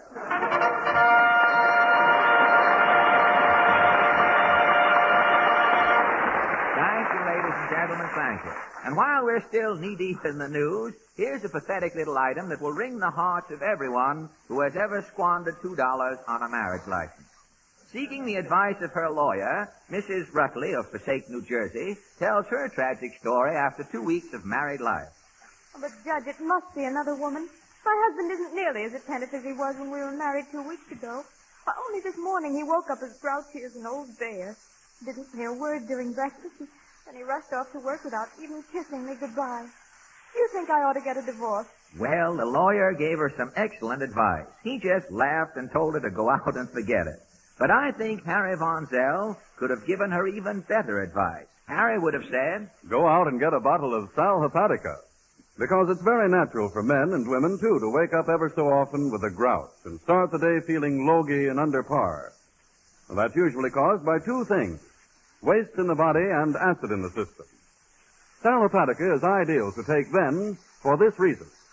Sal Hepatica is the mineral salt laxative especially made to do not just one, but two important things: remove waste from the body and also combat acidity. So the next time you're not fit to live with, when you feel sluggish and under the weather, just put 2 teaspoonfuls of Sal Hepatica in a glass of water and drink it. See how quickly you'll be feeling alert and normal again if you'll remember Sal Hepatica for the smile of health.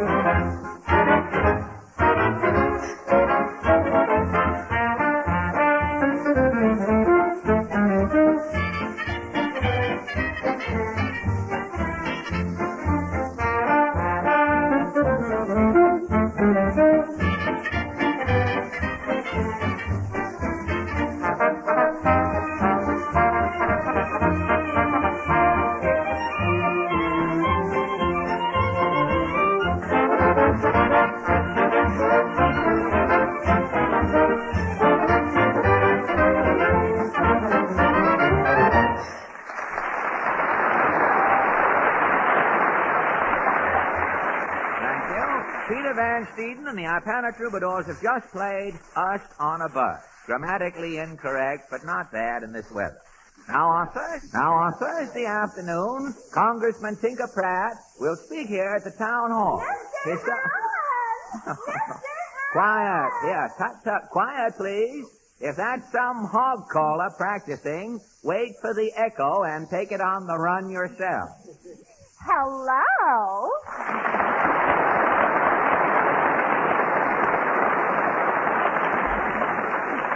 Well, sir, they laughed when Eve walked into the Garden of Eden. They didn't know Adam had been ribbing.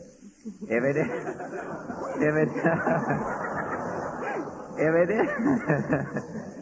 isn't Portland. Yes, Papa found 3 tickets for a movie, and he wants to know if you'll join us. No, tell him to keep looking. If he can find 3 for Grant's tomb, I'd rather see that. Don't you like the movies? Well, some of them are all right. I saw a picture the other night that was so bad a cloud fell over the theater. Oh, why should a bad picture draw clouds? I guess the sky didn't even want to give it 1 star.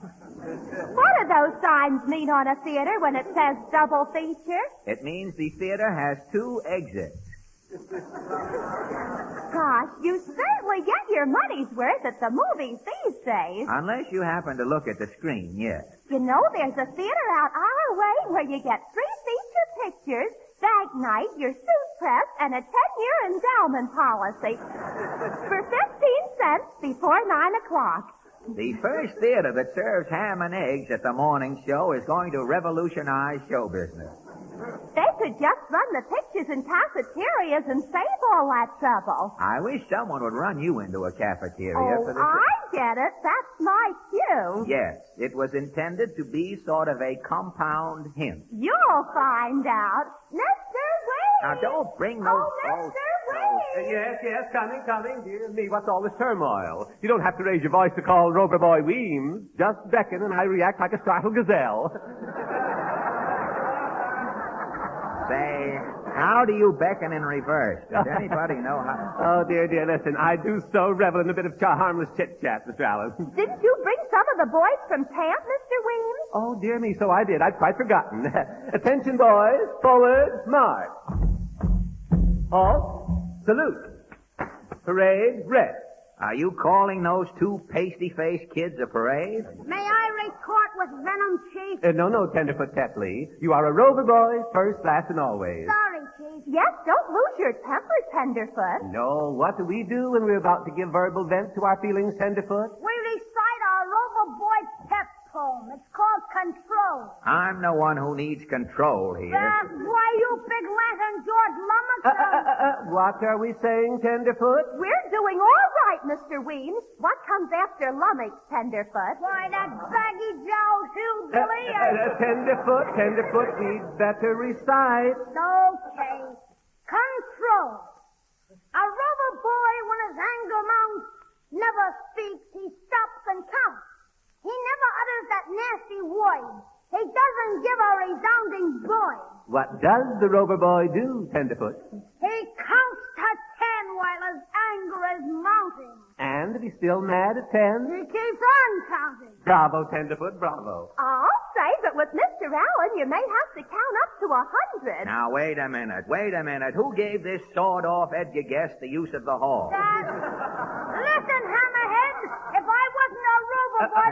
Tenderfoot. 1, 2, 3, 4... Don't bother counting, Tenderfoot. I'm no Rover boy. I can tell him. Look, I'm no Rover boy, and I can tell all of you. What's going on here? Chief Weems is inviting you to spend your vacation with the Rover boys at Camp Tiltair. Ah, yes. Join us for a rollicking summer in Leafy Dale. Beard the opossum in his lair. Ford the babbling brook. Learn to speak the language of the flowers.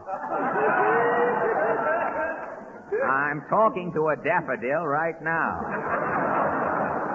Camp life will make you a boy again, Mr. Allen. Make me a boy again. Look, I'm getting so childish now, the tailor's pressing my pants with 3 corners. Childish. Why, I've seen better heads than yours on a can of beer. Tenderfoot. Why, the very idea. Why, if I thought that, Tenderfoot, control.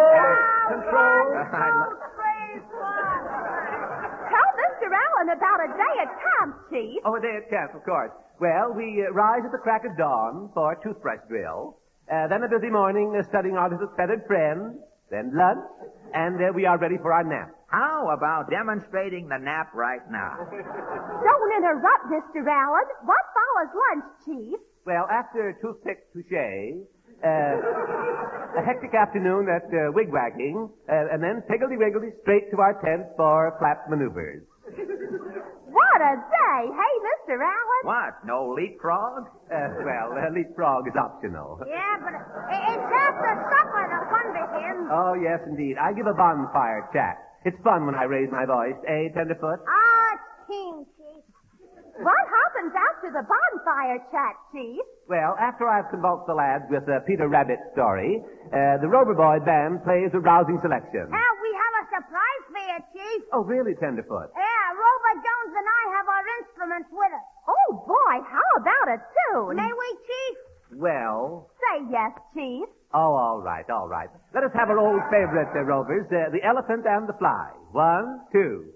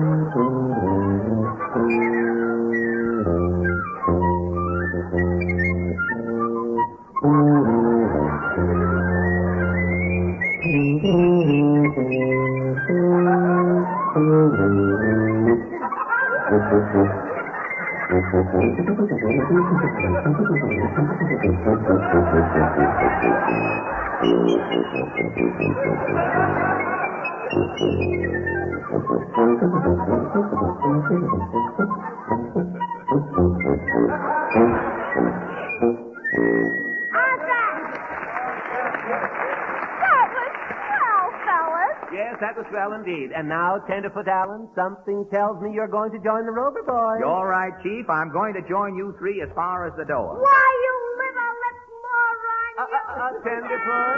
Nancy, 1, 2, 3, 4. Carry on, boys. So long, Portland. Tally ho!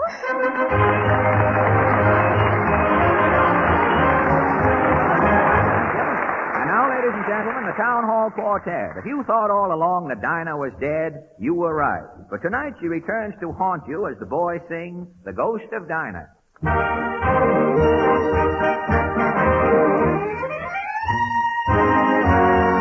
Who said that's a stranger there with southern drawl and southern air? Strangers don't come round this place, plain as the nose on your face.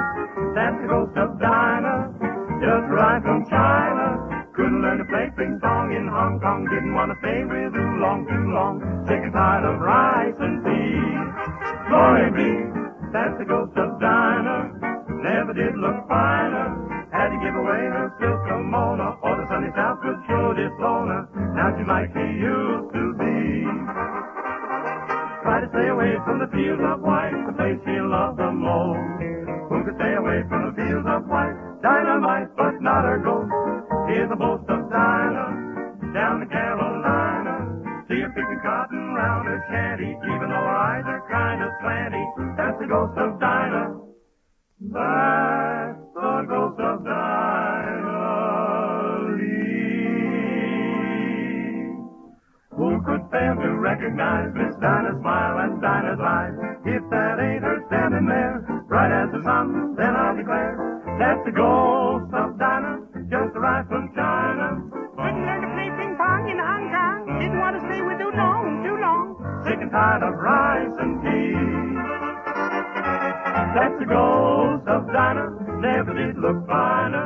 Had to give away her silk kimono, or the sunny south would sure disown her. Now she's like she used to be. Tried to stay away from the fields of white, the place she loved the most. Who could stay away from the fields of white? Dynamite, but not her ghost. Here's the boast of Dinah, down to Carolina. See if we can cotton round her shanty, even though her eyes are kind of slanty. That's the ghost of Dinah. Dinah.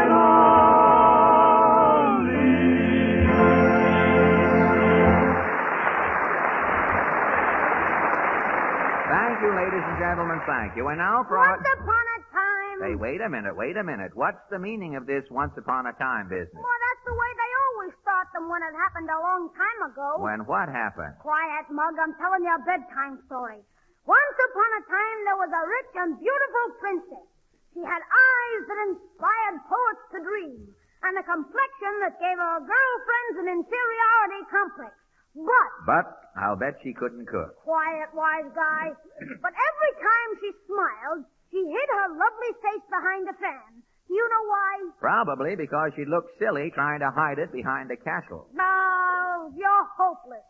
She did it because her teeth were so wretched, she was ashamed to show them.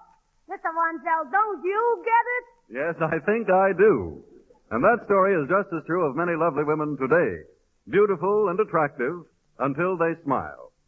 And that's why we sincerely believe we can help those women by telling them about Ipana toothpaste. Because Ipana does a lot more than just clean and polish teeth. Dentists say, teeth are seldom white and sparkling when gums are soft and tender. And the creamy, well-cooked foods we eat nowadays are much too soft to give our gums the exercise and stimulation they need. That's why we say every time you brush your teeth with Ipana toothpaste, put a little extra Ipana on the tip of your finger and massage it into your gums. In that way, you'll give your gums the toning and exercise they need to help guard against serious gum trouble. Since a lovely smile needs lovely teeth, and since perfect teeth need healthy gums, always remember Ipana for the smile of beauty.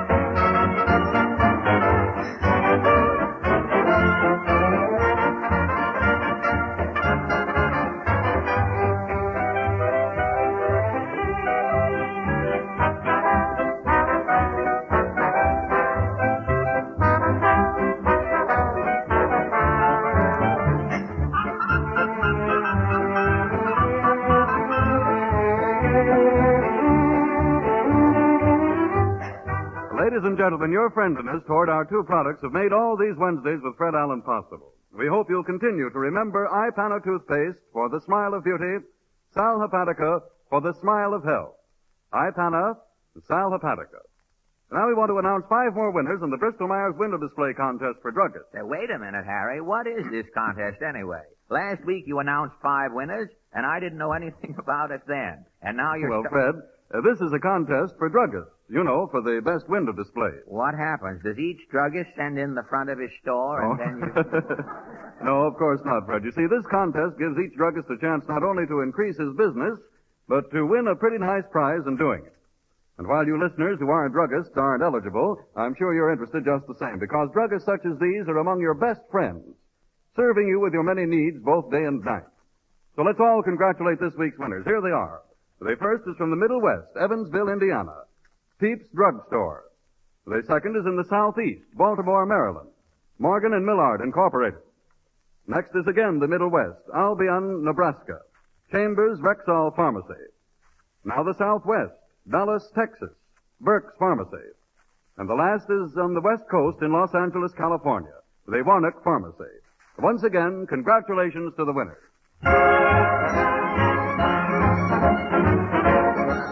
This is Fred Allen saying good night, ladies and gentlemen, until next Wednesday night, when you're all invited to join us again for a full hour of smiles at the Old Town Hall. And don't forget, only 20 more days to Stoop, Nagel, and Bud. Good night.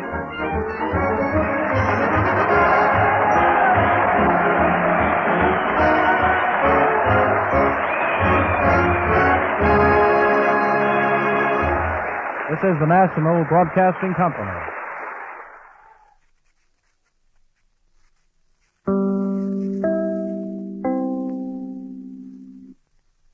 Saturday, Wonder Woman leads off the action and meets the Falcon, whose secret weapon is earthquakes. Then Starsky and Hutch collar a tough and troubled 12-year-old bandit. And the most wanted is a beautiful face hiding the heart of a murderess. Right after Wonder Woman and Starsky and Hutch. Saturday on ABC. Hi, I'm David Hartman. Nancy Dussault and I would like you to join us every weekday morning for Good Morning America. We try to help you get the day off to a good start with news and entertainment and features. And tune in to Total News on Channel 9 with Channel 9's Consumer Reporter, Action Reporter, Probe Reporter, and AccuWeather. Total News will keep you in touch with Kansas City and with the world. So Good Morning America every weekday morning, and Total News weeknights at 6 and 10. Make it a good day. Now it is time to go back to Dodge City with Gunsmoke.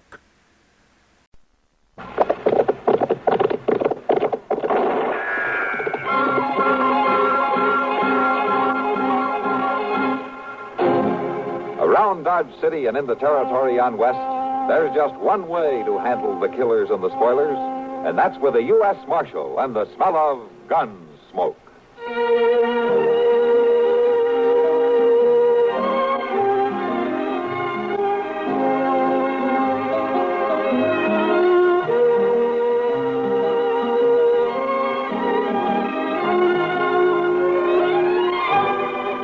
Gunsmoke, starring William Conrad, the story of the violence that moved west with young America, and the story of a man who moved with it. I'm that man, Matt Dillon, United States Marshal.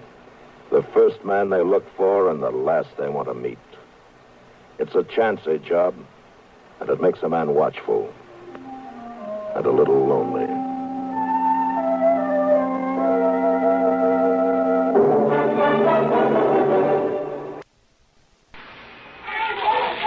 Careful there, little Billy. Don't get too near that grill. Don't these spare ribs look tasty? Tell you a secret, son, one your grandma taught me. The meat you're cooking is only as good as the barbecue sauce you use. And to make the most mouth-watering barbecue sauce ever, put a little French's Worcestershire right into it. There's more than 15 spices and ingredients in French's Worcestershire, one better than the other. There's all the right things to bring out the best flavor in a hot or a sweet barbecue sauce. Huh? What's that, Billy? Say Mama uses French's Worcestershire right from the bottle? It's good that way, too, son. All right, kids, come and get it. Here's a special offer. Get 12 delicious new barbecue sauce recipes. Just write Barbecue Book, Box 56. That's Box 56, Rochester, New York.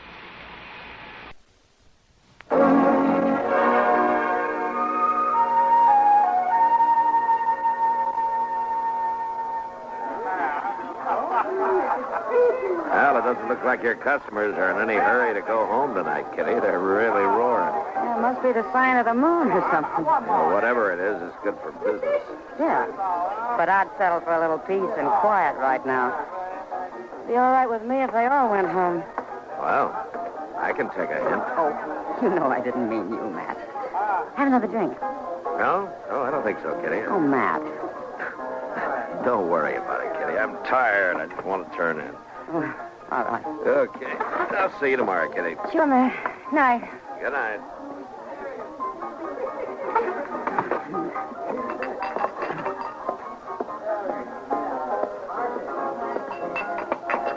Well, I could have come for them glasses, Miss Kitty. It's all right, Sam. Doesn't look like you've had much chance to get away from behind this bar. Well, they get me pretty busy pouring, that's a fact. Yeah. Hello, Kitty. Oh, hello, Arnie. Glad to see that hard-nosed marshal go out of here. That's so? I've been waiting to sit with you. Well, now, Arnie, it's late. Seemed like he never was going to move along. Time you went on home, too, isn't it, Arnie? I've been waiting a long time. Well, you come back another time, huh? He ain't no more of a man than me. Matt's an old friend. I'm hankering to be friends, too, Kitty. You and me, we could have a good time. Now, listen. I had my eye on you for a long time, Kitty. Huh? You're a pretty gal. Real pretty. Well, that's nice, Arnie, but I'm going home now. Just a little glass of whiskey. No, Arnie, I said I'm going home. You better go home, too. Well, now, you ain't being very friendly. Well, I can be a lot worse. Now, go on home, Arnie, before there's trouble.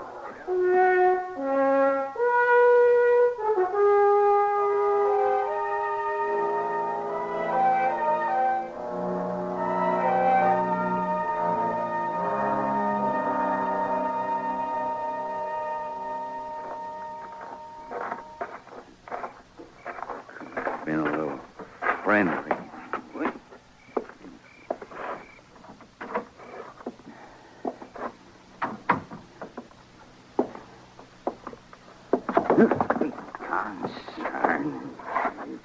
Never mind, pussyfooting, Arnie. I hear you. I just didn't want to disturb your sleep, Patty. I reckon you didn't. I didn't figure it'd be so late. You never do. Turn up that lamp. Ain't no sense in you sitting up. I got no feel for sleep when you're with that woman. Oh, now, Hattie, there ain't nothing. I've watched you making cow eyes at her every time I've been in town. There ain't nothing to it. There's enough to it, so you haven't been home to supper in a week. Oh, now, Hattie, let's not... Set out on the table for you night after night. A man has business to tend to. Business. Well, I'll tell you something, Arnie Grimes. It's the kind of business I ain't about to stand for. I come out here with you to this misbegotten country. I parch and peel and wrinkle up, taking care of you and tending to your place. Well, it ain't an easy country, Hattie. I ain't expecting it to be easy. But I got a right to expect you to pay me some mind. A man's got a right to go into town. And take up with every saloon woman he meets, I Now, suppose. there ain't no harm in what I do. I seen her with her fancy clothes, a painted mouth, tempting a man away from his wife. I ain't left you, Hattie. Well, you may not have left our house, but you left me all right. You left me a long time ago.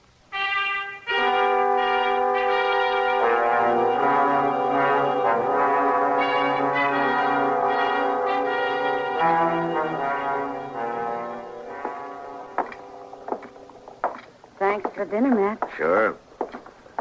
Maybe I should have eaten more while I had the chance. Now, what do you mean?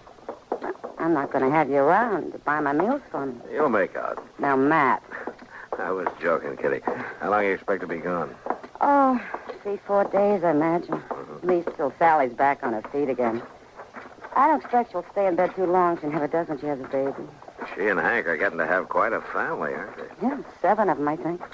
No, this will make 8. You know, marriage is a good thing, Matt. Huh? You thinking about it? I said it was good. I didn't say I was going to do it. I better get you back to your place. The stage leaves around 2 o'clock. I'm all packed. And I'll carry your bags down to the depot for you. All right. Now, look there. A couple of your friends. What? Arnie Grimes and his wife. That man gives me the creeps. You know, the way I heard it, he's kind of sweet on you. No, Matt. Wonder what they're doing in town this time of day. I don't know, but it looks like they're heading for the stage depot.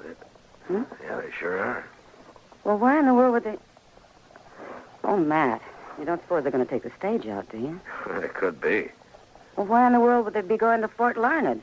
Maybe they got a friend having a baby, too. Matt, this isn't funny. I was looking forward to this trip.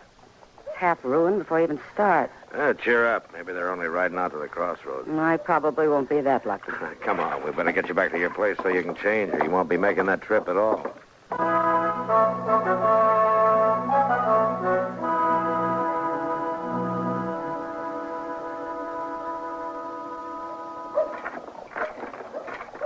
Here you go, Jim.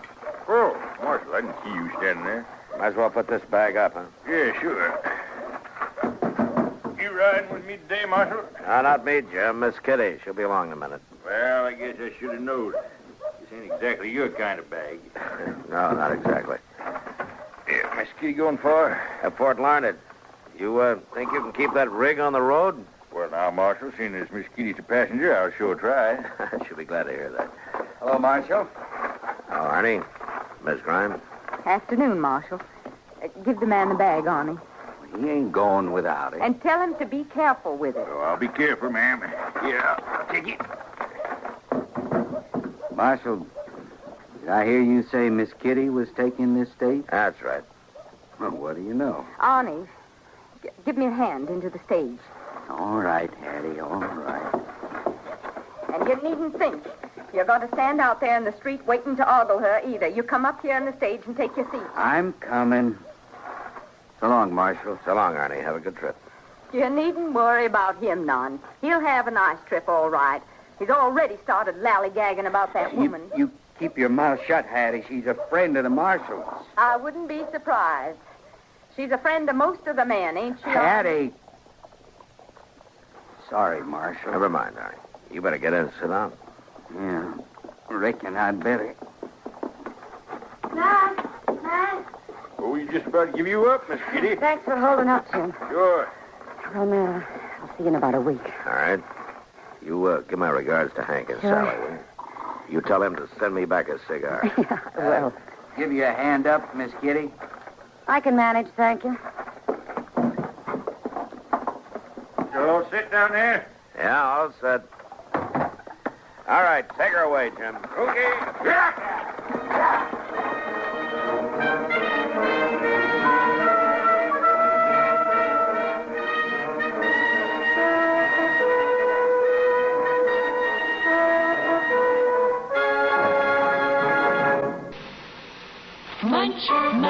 Munch a bunch of Fritos, corn chips. It's not polite to smack your lips, but you can't help it with Fritos, corn chips. Munch a bunch of Fritos, corn chips. Next time you want something to munch on, try Fritos. They're so crisp, so tasty, so good. You'll see right away why we say Fritos are the corn chips made to munch. Fill a big bowl with Fritos next time you settle down on the front porch or in the yard. Boy, there's contentment in every munch. Munch a bunch of Fritos, corn chips. Fritos are golden chips of corn, just right with long, cold drinks or any other summer food. And they're the ideal warmer weather snack for grown-ups and children alike. Get a bag of Fritos corn chips today and munch a bunch. They're America's favorite corn chips, made to munch. Munch a bunch of Fritos, corn chips.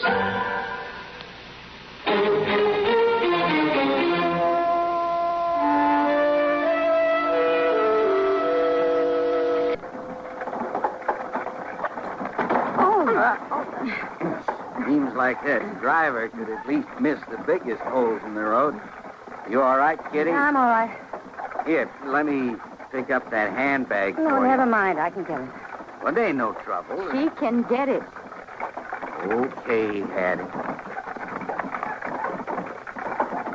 Sure is a funny thing. We should all be riding along together this way. Hattie and me ain't been up to see her folks in 2 years.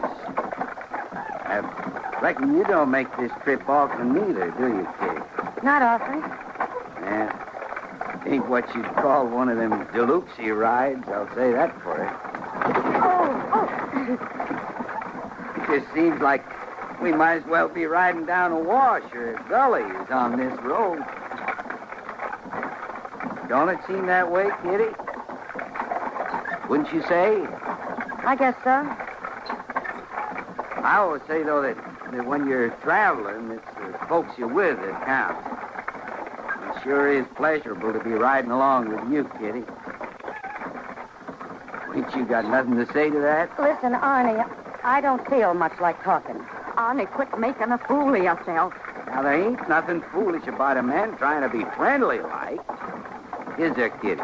I don't know, Arnie. Your wife may be right.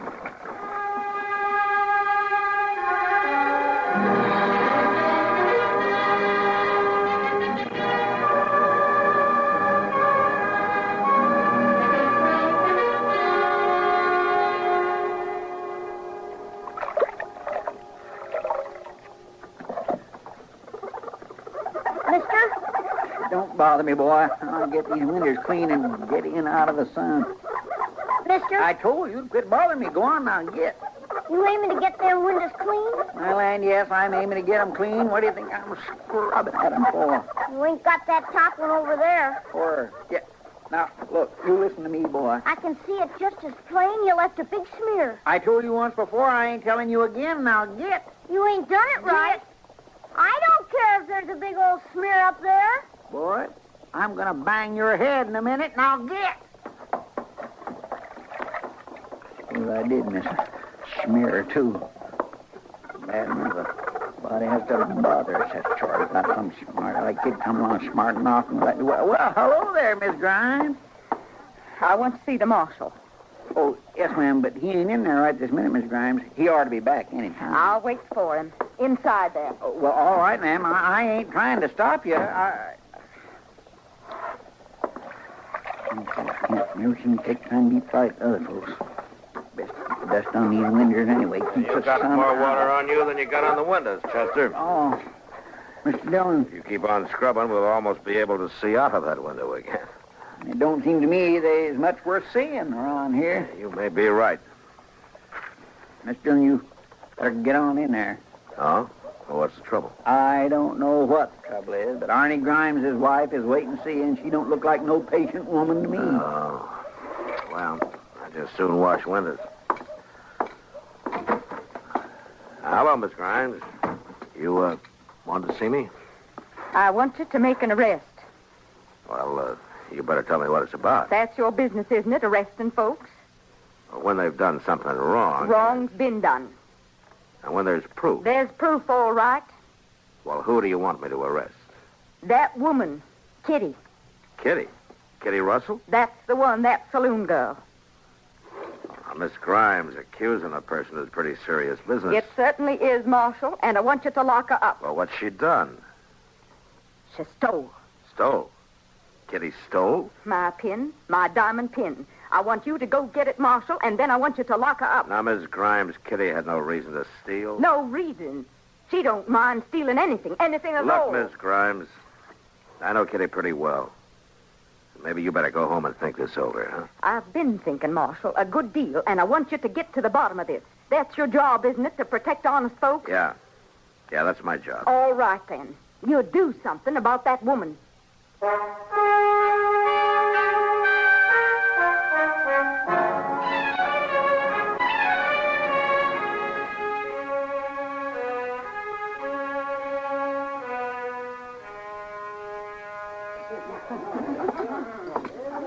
Hello, Matt.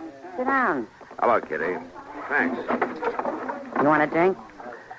Yeah, I guess I do. You look like you could use one.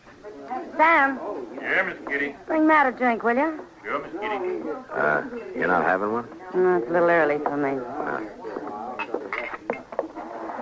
Thanks, Sam. Sure.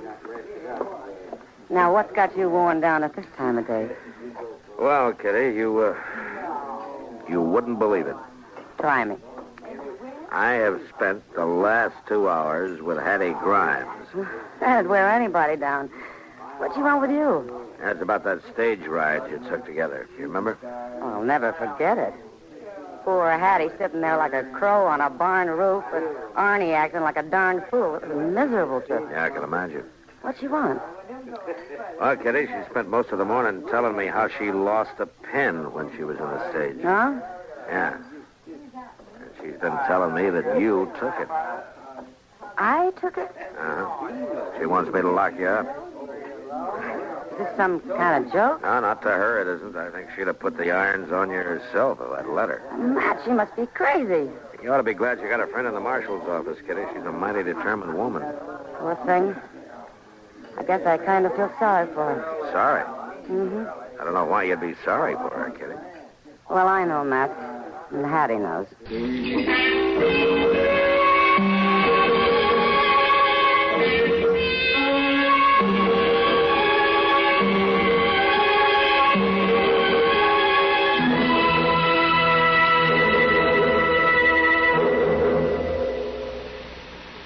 Hi.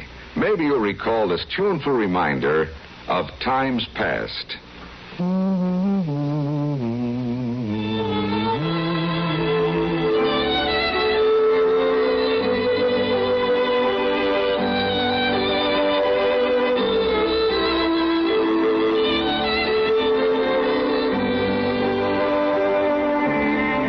is Dennis James with something else worth remembering. It's this.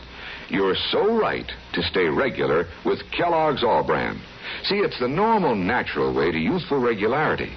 The whole brand content of Kellogg's All Bran supplies your system with all the bulk-forming food that you need every day. There's only one All Bran. It's Kellogg's All Bran. So relieve irregularity from lack of bulk, as millions do, with a bowl full of Kellogg's All Bran each morning. ALL-BRAN. It's Kellogg's All Bran.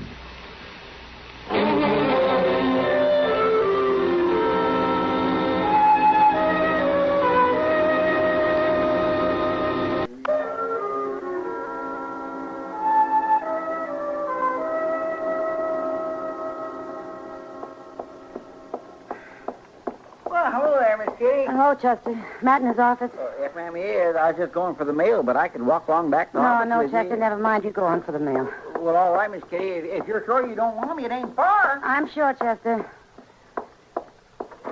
Matt? Hello, Kitty. Come on in. Sit down. Matt, look here. Oh, what is it? Oh, where did you get this? I found it in my bag this morning. I hadn't used this bag since I came back from Fort Larned. Matt, this is Hattie's diamond pin. Hattie's. You want to lock me up? Where'd you get it, Kitty? I don't know, Matt. It was in my bag, and I've no idea in the world how it got there. Well, I know. What? You took it. That's how. All right, Miss Grimes, come on in. You shouldn't leave the door open if you don't want folks to hear. I don't care who hears. Well, you ought to. I guess now the marshal will have to lock you up for certain. Now, look, Miss Grimes, I She's have... got the pin. You can see for yourself. You know I didn't take that, Mrs. Grimes. I know you did. And I want you locked up for it right now. Don't you let her get away. Kitty's not going anyplace. She'll be around if we need her. You're not going to lock her up? No, Miss Grimes, I'm not going to lock her up. That's right. That's right. Take her side. All you men take her side. Well, we'll see what the circuit judge has to say.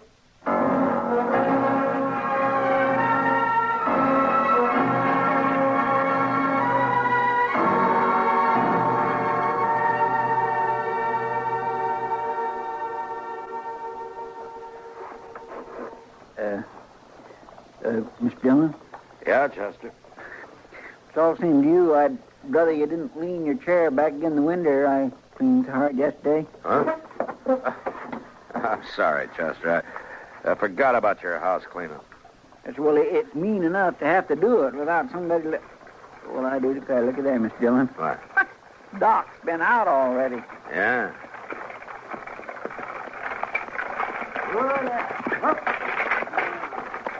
What's the matter, Doc? Couldn't you sleep? Yeah, Doc. Or did you just stay up all night? Matt, I've just come in from the Grimes place. Oh, who's sick? It's Hattie, but she's not sick. She's been beaten. Beaten? Beaten half to death. I thought you ought to know, Matt. I did what I could for her. She'll make it, but she's not too good. All right, Doc, thanks. Come on, Chester, let's get the horses.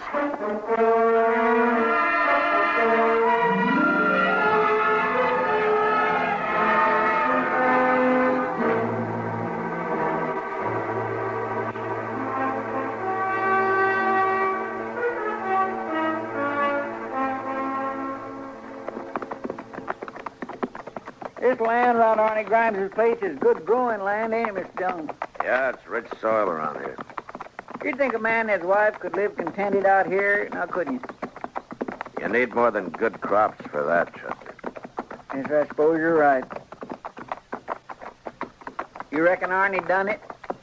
Well, he could have. Looks like we're going to get a chance to ask him. Yeah. That is him riding his way. Uh-huh. Let's wait for him.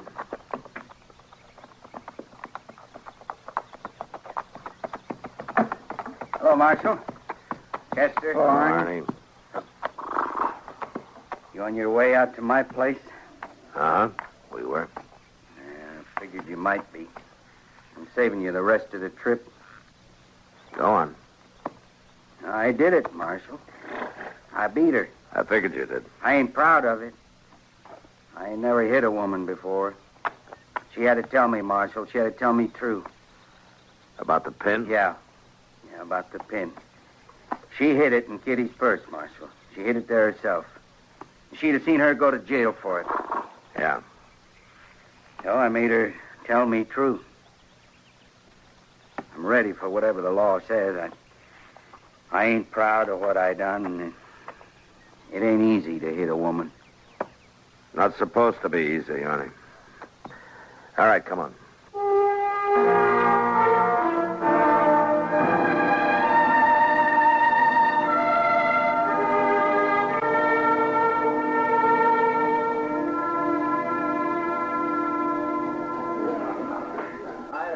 So that's the way it was, Kitty. Sometime during the trip, she slipped a pin in your purse. I don't know how she managed it, but she did. Oh, it doesn't matter. No, I guess it doesn't. It's all over now. No, Matt, it's not over. No? Well, what do you mean? It's not ever going to be over as long as men bring their women out to this country and then forget about them. They let them live on year after year, getting older and tireder and lonelier, and they never even think about making their lives pleasant or interesting or even bearable. Hey, hold on. You're beginning to sound like a regular prairie preacher. Well, I might take it up. I'd sure never like for things to preach about. Yeah, I guess you're right, Kitty. Only don't take it up till tomorrow. I'm sorry, Matt.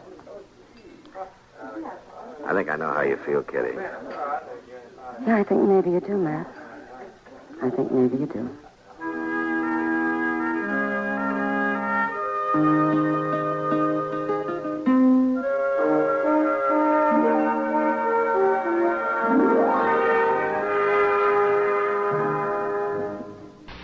Pepsi-Cola refreshes without filling. Why? Because it's truly light. Charlie, you're forgetting something. Wait, Kay, there's more. Yes, ice-cold Pepsi is the delicious refreshment that goes great at a picnic or a party. But, Charlie... And Pepsi goes fast. People like it, so keep plenty handy. There. Oh, you did fine, except for one thing. Well, I mentioned lightness and how Pepsi refreshes and how fast it goes. You left out Pepsi sociability. You know the Be Sociable song. But, Kay, I can't sing. I can. Listen. Be sociable, look smart, keep up to date with Pepsi. Drink light, refreshing Pepsi. Stay young and debonair. Be sociable, have a Pepsi. Well, at least I can say this. Pick up an extra carton of Pepsi today. Please do.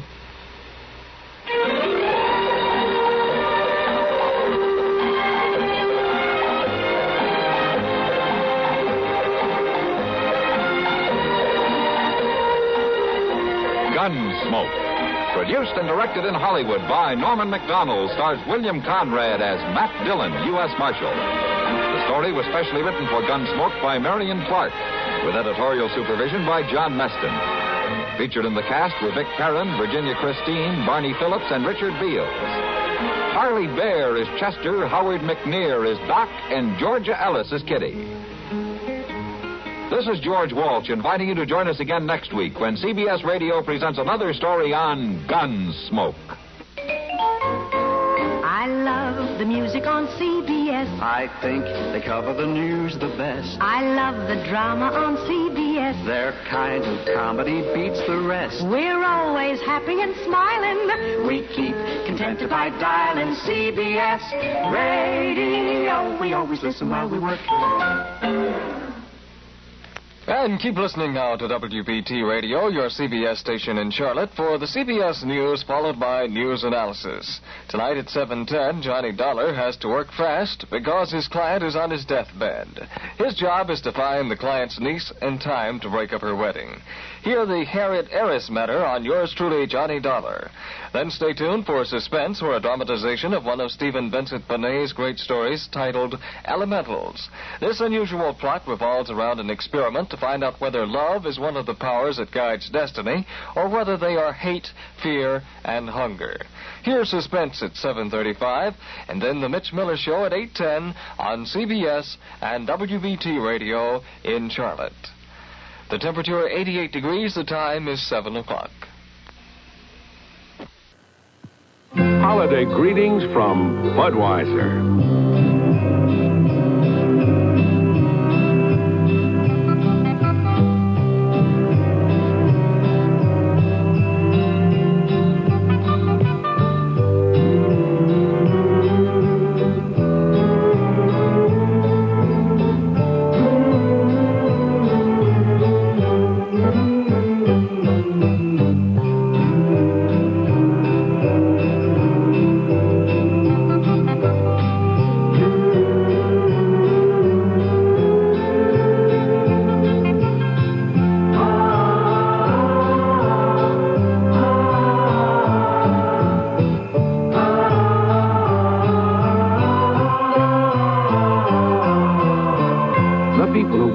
Budweiser wish you and yours the very best of everything this holiday season.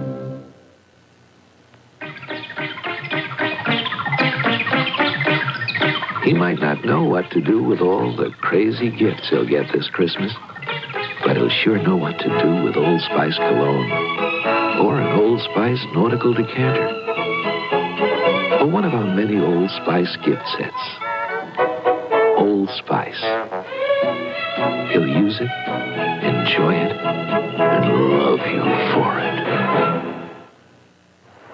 What a day! Let's take a lot of pictures, okay? Because your memories are important. All right. And because they happen only once, they deserve quality processing. Hold it. Okay. You can give your memories quality care. Let's mail the film tonight, okay? With convenient Kodak mailers. Just drop in your Kodak color film, stamp, mail to Kodak, and Kodak will mail your prints right to your home. What a shot. What a subject. Buy Kodak mailers for quality processing. Had that sore throat long? 37 hours, 12 minutes, and 4 seconds. Well, if you can spare 5 minutes, we can spare you some pain. In 5 minutes? With the Listerine lozenge. Listerine lozenge's cooling anesthetic medicine starts relieving minor sore throat pain in 5 minutes. I do feel relief. Could have used that 5 minutes a day and a half ago. Listerine lozenges. If you can spare 5 minutes, we can spare you some pain. Saturday, Starsky and Hutch call her a tough and troubled 12-year-old bandit. Attica. Stick it in your ear! Ow! Then, the most wanted is a beautiful face hiding the heart of a murderess. Right after Starsky and Hutch. Saturday starting at 9, 8 Central and Mountain on ABC. Our next guest will give you the laughs. Just don't ask him to lend you money. It's Jack Benny coming up next. The Jell-O program, brought to you by Jell-O and Jell-O Pudding, starring Jack Benny, with Mary Livingston, Phil Harris, Dennis Day, Rochester, and yours truly, Don Wilson. The orchestra opens the program with Lovely Little Lady.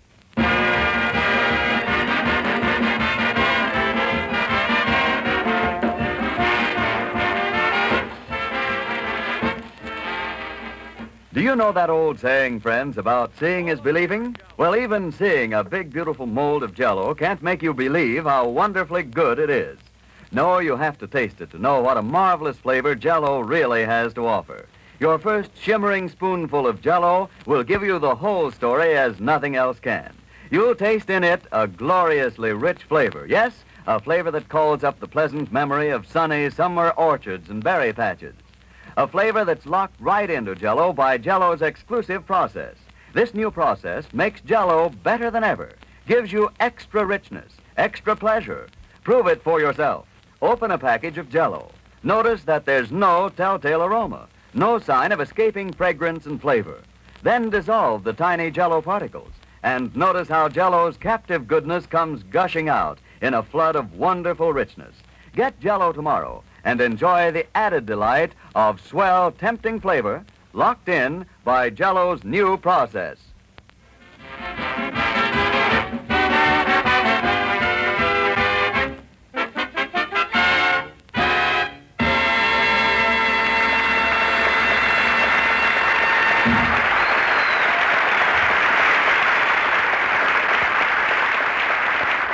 That was Lovely Little Lady, played by the orchestra. And now, ladies and gentlemen, we bring you a man who was the sensation of the Easter parade this morning when his suspenders gave way at Sunset and La Brea, Jack Benny.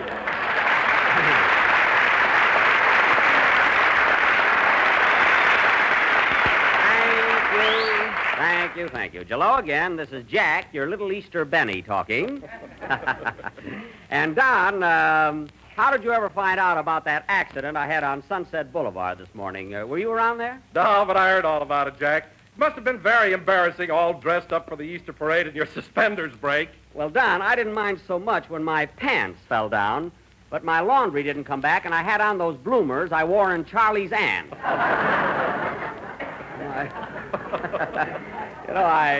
I felt like a darn fool, you know. Yeah, I can imagine.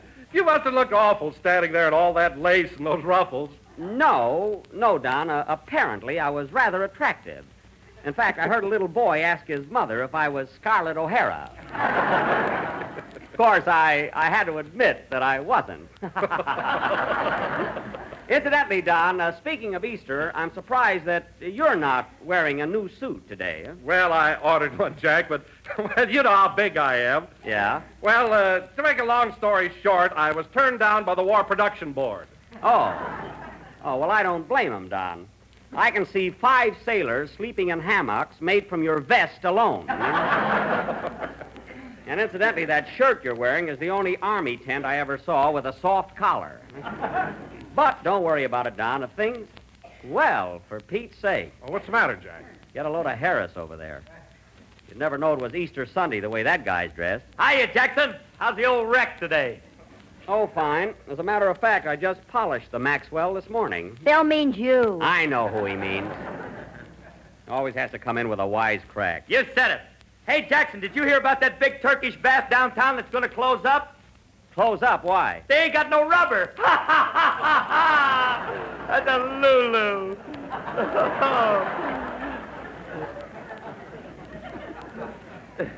Yes, that's a very clever gag. And it's elastic. It can fit anywhere. Oh, shut up. Say, you want to know a funny thing, Phil? Here I come to work today, all shined up with a haircut, shave, new suit, and tie, and you come in wearing an old sport coat, baggy pants, and a polo shirt. Yeah, and you want to know another funny thing, Daddy? What? I still look better than you do. I know. Is that so? Well, I'd have a marvelous build, too, if I wore padding in my shoulders like you. What are you talking about? I ain't got no padding in this coat. Then you must have a horse collar in there. It can't be physique.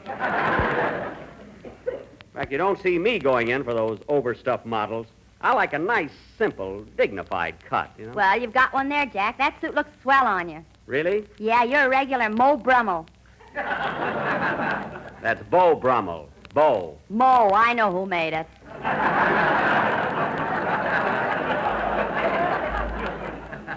All right. If you want to know something, Mo Brummel and Sons have a very exclusive tailoring establishment.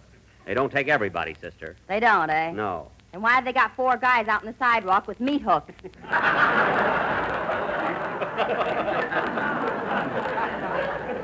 That's only for a gag. If they drag you in there, you don't have to buy. And they have marvelous values. Feel the material, Don. How's that? It's excellent. If I'm not too personal, Jack, how much that suit cost you? The price? $29.50. With 2 pair of pants. All right. And a waffle iron. All right. And a set of golf clubs. 1 club, not a set.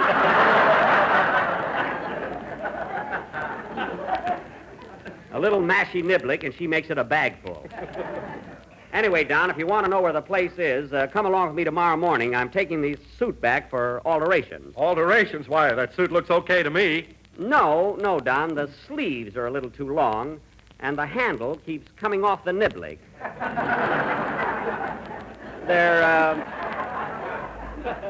They're good tailors, though. They'll fix it. Oh, Jack, did you tell Phil about that terrible accident you had this morning? What was terrible about it? I went walking down the street, my suspenders broke, my pants went to half-mast, and I was standing there in a pair of bloomers. Wow, and I had to miss it. Boy, I'd give $10 to see that. $10. Well, get your money out, Jazzbo, and down they'll come.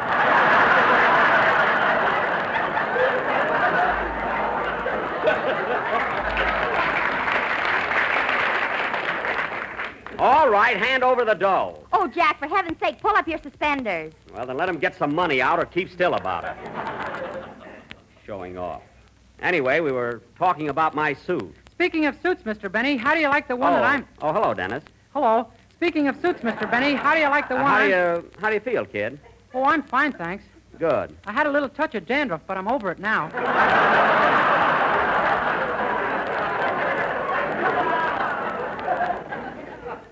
Good. Speaking of suits, Mr. Benny. Yes? How do you like the one I'm wearing? Well, it's all right, Dennis, but I don't think it fits you as well as it should. When did you buy it? I got it yesterday by accident. By accident? Yeah, I was looking in a store window downtown, and all of a sudden I got a hook.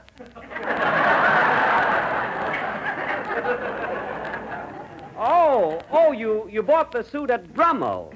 Well, Dennis, when you get a new outfit, you know, you're not supposed to stuff a lot of things in your pocket. Look at the way your right pocket is bulging. That's the waffle iron. I can't get it out.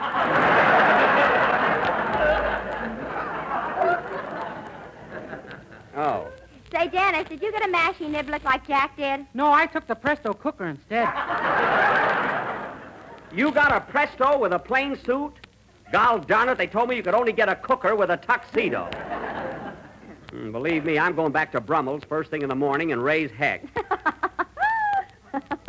What are you laughing at? Pull up your bloomers. I can't see your shoes. Oh, I'm sorry. Well, Phil, it's about time for a band number, so let's have it. You better let Dennis sing first. I can't find my baton.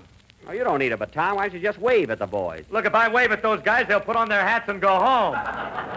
Oh, well, then look around for your stick. All right, Dennis, unplug your waffle iron and come over here. You got to sing. Okay. Imagine that kid walking in there accidentally and getting a Presto cooker.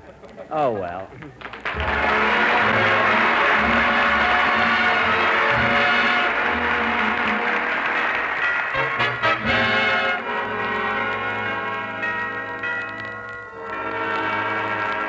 I'd like to tell you, if I may, a simple story of undying love. How it will finish, I can't say. So let us all pretend we know the end.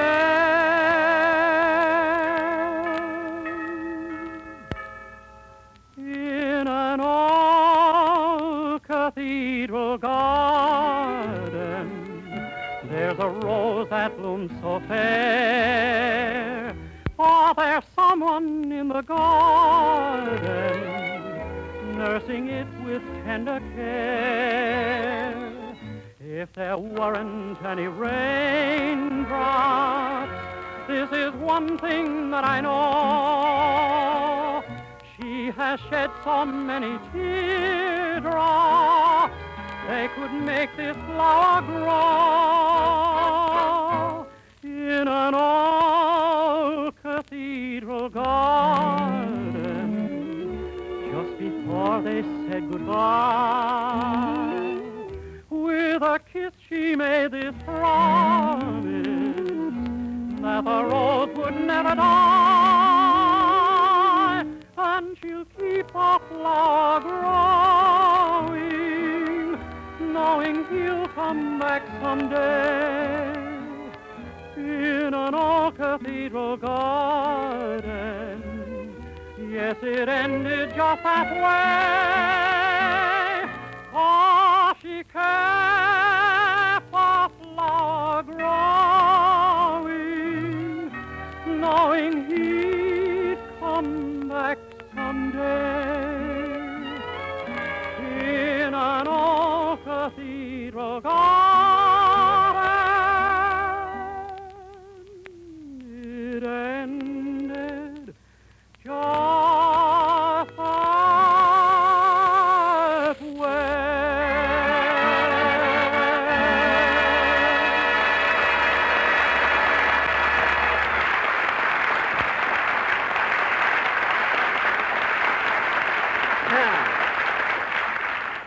That was In an Old Cathedral Garden, written by Lou Pollock and Herman Ruby and sung by Dennis Day. And, Dennis, you sang that beautifully. Thanks, Mr. Benny. Of course, I got a little bit of a cold, you know.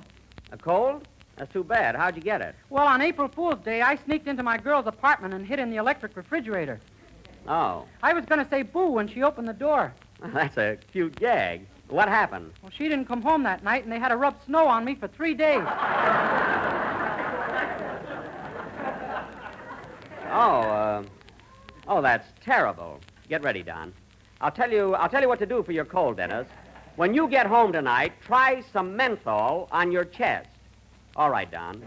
Menthol on your chest. Oh, Jack, please. Please, not this one. Don, I don't want any trouble. Menthol on your chest. But, Jack, I'm a college graduate. You can't do this to me. Don, menthol... Sorry, old boy, nothing doing. Well, I'll be darned. He walked out. I don't blame him. Well, I'll tell you one thing. Don won't be back on this program until he reads that commercial. That's a fine way to treat him. Listen, Jackson, Wilson is the only real friend you got on this show. What? What about you and Mary and Dennis? Well, you know, it's just a job with us. Well, I'm certainly glad to know that. Me too. I never knew where I stood around here.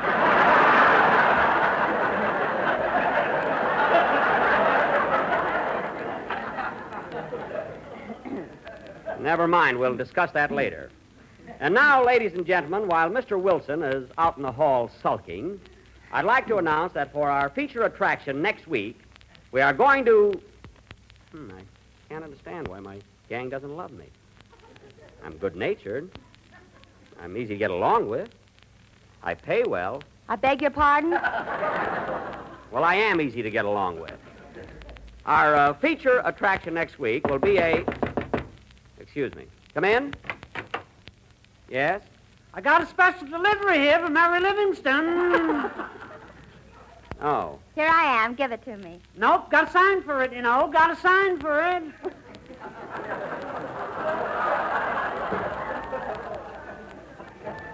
Okay. Postal regulations, don't blame me.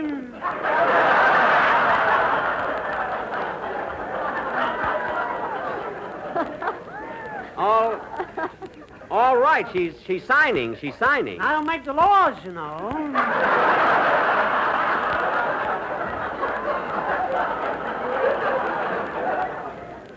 All right, here it's signed. If I broke the laws for you, I'd have to break it for everybody else.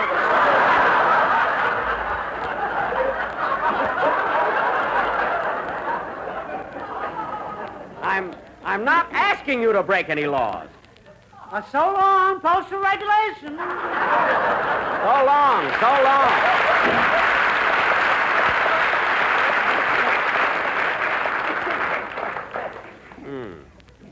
Say, that guy's a little old for a messenger boy.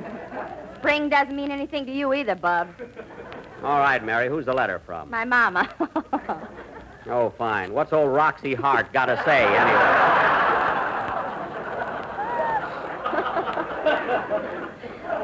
Listen to this. My darling daughter, Mary, just received your long letter with check enclosed. We'll read it as soon as I return from the bank. He's a mercenary old buzzard. Everyone is fine here except that your Uncle Willie has started drinking again. He bought a new Easter suit yesterday, and he took a bottle opener instead of a Presto cooker. Even with the shortage of tires, we can't get him to go on the wagon. He's sure, too. He's got a nose like a taffy apple. Quiet. Your brother Hillard is in the Army and writes that he will not be able to be a general for some time as they are short of uniforms. Some reason. You'll be happy to know that he won a medal shooting Japs. Let's see that. That's craps, shooting craps. He won the medal in a dice game. Go ahead. I cannot tell you where Hillard is stationed, as it is a military secret. However, this morning I received a big box from him with a kangaroo in it. He's probably in Iceland. I'm not giving away any information. No other news except that last night we all went to see Jack's latest picture, To Be or Not to Be. Well, Your stupid father thought it was wonderful. I might have known your mother wouldn't like me. We also saw Cecil B. DeMille's new movie, The Wild Wind with a Reap Zeet.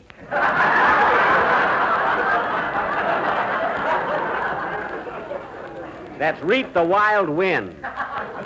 Boy, is she pressing. Must close now, as your sister Babe wants to use the fountain pen to make up her eyebrows.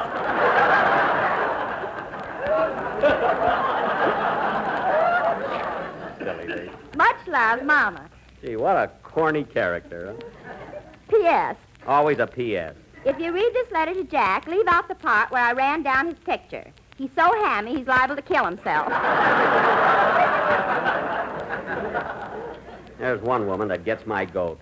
Mary, when you answer your mother, tell her if she didn't like me in my picture, I'll be glad to refund the 30 cents it cost her to see it. Oh, she probably sneaked in. She wouldn't pay to see you. Well, I'm going to send her the 30 cents anyway, just to embarrass her. I saw your picture last night, Mr. Benny, and I stayed for 3 shows. Well. It was sure good to get in that warm theater after that refrigerator.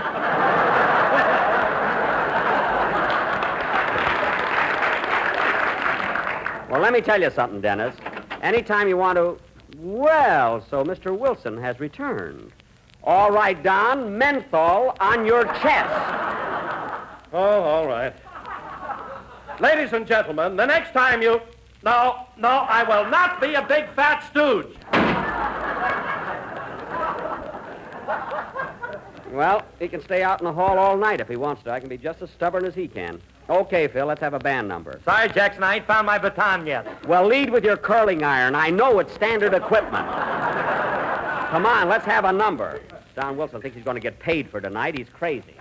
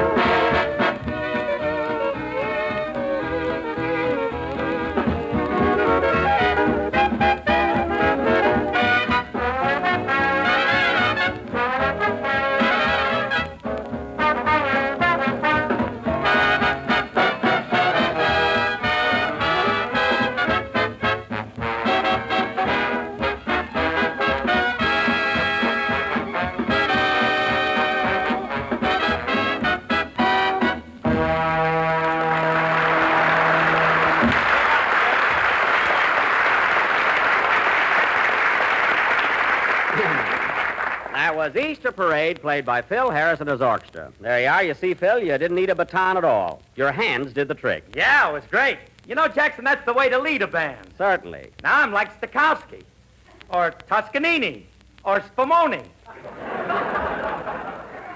Well, I knew if you talked long enough, you'd hit the jerk pot. Spumoni, Phil, is Italian ice cream. Well, thank heaven, I thought I said a naughty word. No, you're in the clear. Unless... No, ice cream is ice cream no matter how you look at it.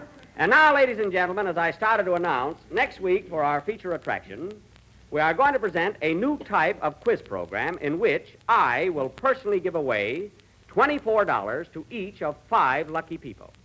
In other words, I, Jack Benny, will give away a total of $120. This will be known as the Miracle Hour.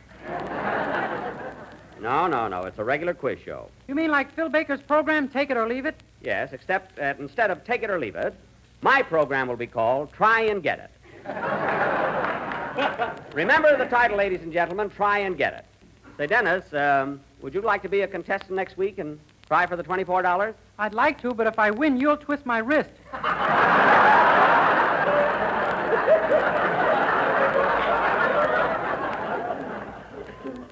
There'll be no violence.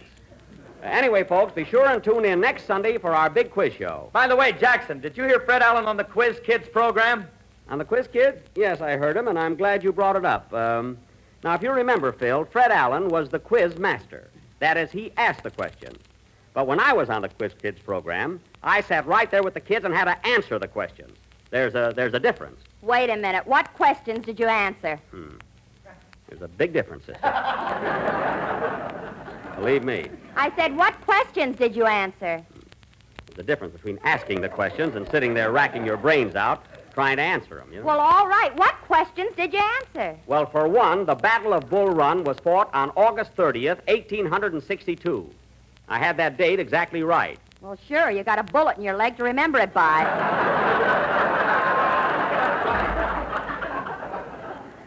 I wasn't even there. Anyway, the point is I answered the questions, and Alan only had to ask them, proving he's afraid to show the world how stupid he is. You weren't afraid, by golly.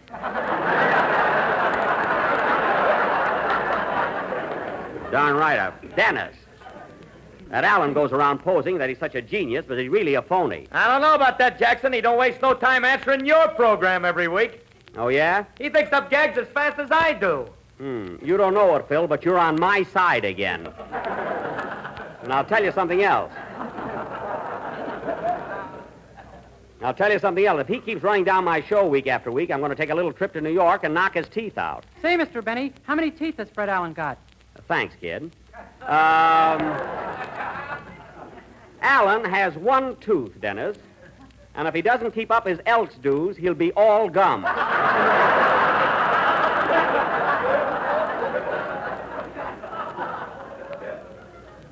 He hasn't eaten anything with gristle in it for over 30 years.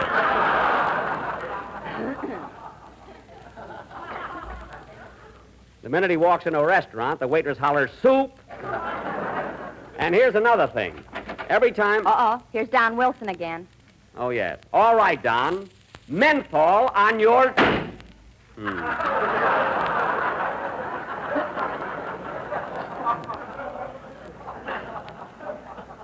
There he goes again. Can you imagine such a stubborn guy? Well, at least he's got pride. Mary, I wrote that commercial, and I insist that he read it. I'm running this show, and until we find... I'll take it. Hello? Hello, Mr. Benny. This is Rochester. Hello, Rochester. What do you want? I'm quitting, boss, effective as of immediately. What do you mean you're quitting? What's the trouble? It's that crazy boarder of yours, Mr. Billingsley. He's been chasing me around the house all day with a bow and arrow. What? And he keeps putting apples on my head. He thinks he's William Tell. William Tell? From the overture of the same name. Oh. Well, now, listen, Rochester, there's nothing to get excited about. Just humor him. Let him shoot an apple off your head. Are you kidding?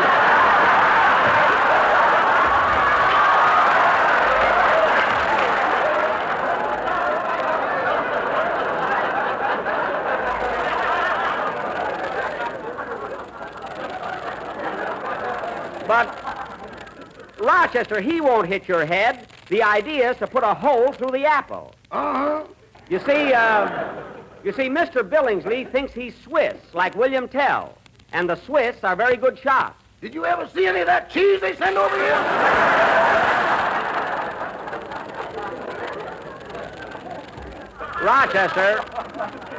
Rochester, you're not going to be shot full of holes. Mr. Billingsley is very good with a bow and arrow. Uh-huh. You know that bullseye he's got painted on the garage door? Uh-huh. He can hit it 4 times out of 5. Well, until it's 5 out of 5, don't fire, because I ain't ready Gridley. Oh, what a scaredy cat. Rochester, when I get home, I'll let Mr. Billingsley do that trick with me and show you up. I'm going to prove you're a coward. Don't bother. I'll take an oath on it. Rochester, don't get hysterical. Mr. Billingsley just likes to have fun. So the minute I get home, I'm going to stand against the wall, put an apple on my head, and let him shoot it off. You better have your toupee on stilts. Never mind, I'm not afraid. Anyway, I'll be home in a few minutes. Goodbye. Goodbye. Oh, say, boss, Now what? can I have the evening off? I want to go down to Central Avenue for the Easter parade. You had this morning off for the Easter parade. That was just a rehearsal. Tonight we're going to strut on down. Okay, so long. Mr. Billingsley is such a playful fellow, and Rochester doesn't seem to understand him. Oh, well, maybe if I... He's here again. Yes, I'm here. All right, Don, the program is nearly over. Now, for the last time, menthol on your chest. Oh, very well. Ladies and gentlemen, the next time you go to your neighborhood grocer, be sure to buy a package of Jell-O. The ladies think it's delicious. Here it comes, folks. And the menthol say it's chest wonderful. I hope you're satisfied. Well, he'll pay for that door, or my name ain't Scarlett O'Hara. Play, Phil. For your next salad, friends, try this delightful Jell-O treat. It's a grand combination of sweet cucumber pickles and sunny lemon Jell-O. And it's so easy and simple to make. All you do is dissolve one package of lemon Jell-O in a pint of hot water, chill until slightly thickened, and add 6 small sweet cucumber pickles finely cut. Then mold and serve as a salad, or if you wish, as a swell spicy relish. Here's something mighty grand, a really enjoyable treat that will add lots of color and flavor to any meal you serve it with. So make up this tart, tempting blend of delicious sweet pickles and rich golden lemon Jell-O. Get a package of lemon Jell-O tomorrow, and when you do, be sure to get genuine Jell-O, because Jell-O's new process locks in the flavor, makes it extra good. A little late next week at Camp Hahn. Good night, folks.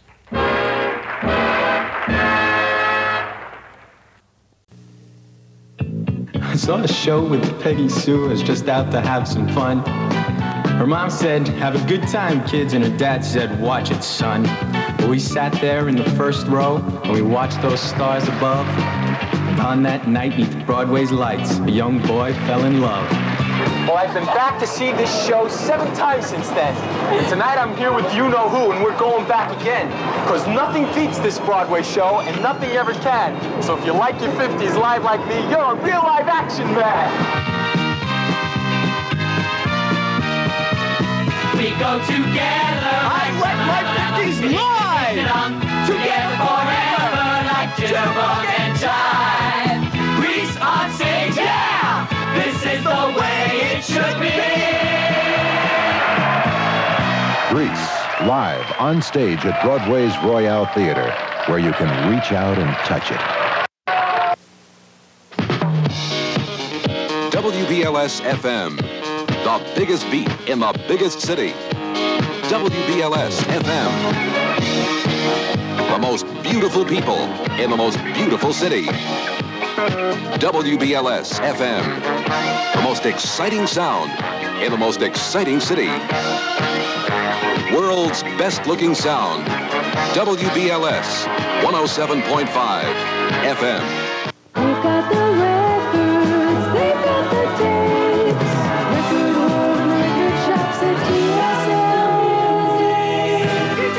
It's the new Yes album, Tormato. You can grab onto it now at Record World and the record shops at CSS for just $4.77. Plus, save on every Yes album from Atlantic Records and Tapes. Record World and record shops at TSL. One of the all-time great directors, Cecil B. DeMille, hosts Lux Radio Theater. Up next.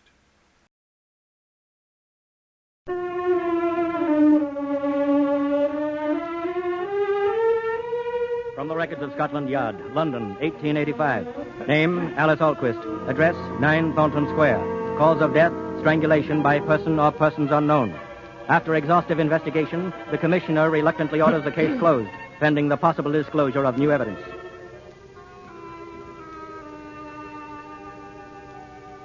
It's many years later, and memories of Alice Alquist and 9 Thornton Square are all but forgotten. On the shores of Lake Como in Italy, a young bride and her husband are on the terrace of their villa, gazing enraptured at the beauty of the early morning. I shouldn't have awakened you, Paula, darling, but it's such a wonderful morning. Thank you for waking me, Gregory. Oh, you know, I was dreaming of our life together. How did you see it, Paula? I saw all the places where we'd be together, lovely places like this. I was thinking of our life, too, only I heard it in music. Something alive with happiness, with all the feeling of the early morning. This morning. Yes, with the sun rising light in your hair as it is now. When will you write it, darling? Oh, someday when we've settled down. Where? Where would you like? Paris, perhaps? Paris? Mm-hmm. What about Rome? Or London? How do you feel about London? London? Oh, Paula, if you won't laugh, I'd like to tell you something. I won't laugh. It's silly, but I was in London once in the winter. A poor and unsuccessful composer. It seemed to me no city in the world could be colder to the homeless or warmer to the ones who had a home. Oh, my darling. I used to long for one of those quiet little houses in a square with a woman I should one day come to love. Paula, could we settle down in London? Wouldn't have to be a house in a square. Perhaps... Paula, why do you look like that? There is a house in a square. What house? 9 Thornton Square. She left it to me. She? Oh, you mean your Aunt Alice Alquist? Yes, I'd lived with her ever since I was a baby. Then after it happened, I came here. I've been in Italy ever since, and that house comes into my dreams sometimes. But I haven't dreamed of it since I've known you. I haven't been afraid since I've known you. Oh, Paula, if it were true, it would make me very happy. It is true. I've found peace in loving you. I could face even that house with you. Oh, no, Paula, beloved. Yes. I would not ask that of you. Yes, you shall have your wish, darling. We'll go there. There's a lawyer who looked after the estate, a Mr. Mufflin. I'll write him today. You shall have your house, a house in London on a little square.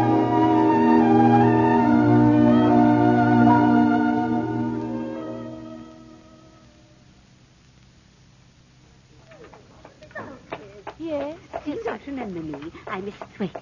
I live just across the square, number 16. Oh, yes. Yeah, how do you do? Paula, dear, we mustn't keep Mr. Mufflin waiting at the door. Coming, darling. I'm sorry. Don't tell me you're coming to live here again. Yes, my husband Please, and I... dear. I'll call on you directly you're settled. Yes. Goodbye for the present. Bye. Goodbye. Goodbye. I'm so glad we are to be neighbors. I'm sure you'll find everything in the house in order, Mrs. Anton. Well, here are the keys. Now, if there's anything further I can do... You've been most kind. Oh, about your income, Mrs. Anton. Shall we send the monthly draft here or to a bank? Well, Gregory... Well, I would think here, darling, at least temporarily. Then to here, if you please. Certainly. Just one more matter, and then I'll be going. You inquired about servants. Oh, yes. I'll send in a housekeeper tomorrow. She's very capable, but a little hard of hearing. Hard of hearing? Of course, if you'd rather... No, send her in. We can interview her, at least. Her name is Elizabeth Morgan. I'm afraid I haven't yet found a housemate. Oh, please, don't think about it. We're deeply grateful for all you've done. Thank you. And need I say that I hope you'll both be very happy. Good day. Good day. Well, this is our house, Gregory. Shall we go in? How well you remember everything. Paula, what room is this? The drawing room. Well, come, dear. Aren't you going to show it to me? Will you light the gas, please? Oh, the gas. There. That's better. Paula, what a handsome room. But to see it like this, all the furniture covered up and so quiet. There was always parties in this room and flowers, always flowers. Those must have been wonderful days. It's so dead in here now. The whole place seems to smell of death. I'll open the window. There. All be fresh again in a moment. Oh, what is this, dear? This glass case. Oh, that's where she kept all her little treasures, all the things she collected on her concert tours. She was so proud of them. The glass is broken. It was broken that night. All the things were disarranged, but there was nothing missing. Oh, I know all these by heart. This glove... Oh, be careful, darling. The glass. She wore this glove in Romeo and Juliet, a command performance in Covent Garden. One little glove. I used to ask her what happened to the other, but she'd only laugh and say she'd given it to a very great admirer. She would never tell me who. I wish I could have seen her. You can see her. On the wall. Her portrait. Paula, it's unbelievable. How much you look like her. Only you are still more beautiful. She's painted there as Empress Theodora. That was her greatest role. When she sang it in St. Petersburg, the Tsar came to every performance. It was here that I found her. That night, here in front of the fire. And her own portrait. Darling. I was in bed when something woke me. I came running down the stairs, frightened as if I already knew what had happened. She had been strangled. Her lovely face was all... Oh, I can't stay here. Paula, that's all past. It's long ago. You must forget about it. Gregory, your arms. so strong and safe.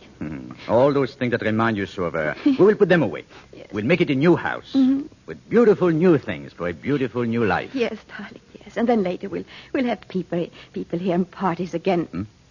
Wouldn't you like that? Oh, of course, dear. But later. First, let us have another honeymoon here by ourselves, just for a little while. Oh, yes, I only Now, thought... where do you suppose all this could be stored away? Oh, there is an attic under the roof. Her trunks are there and all her costumes. Well, then that's where it shall go. And then we'll board it up. Board it up? So you'll yeah? never have to see them again.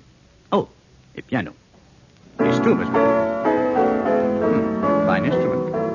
The action needs regulating, but the tone is still quite good. That song. Why are you playing that song? Why not? That was her song. It was always her last encore at every concert. She said it... Oh, look, Gregory, here's an old letter. Letter? I beg of you to see me just once more. I followed you to London. Oh, the date. It was written just 2 days before she was murdered 10 years ago. Where did you find that? It was here among this music. Now, see, it's from someone called Sergius Bauer. Give it to me. Gregory.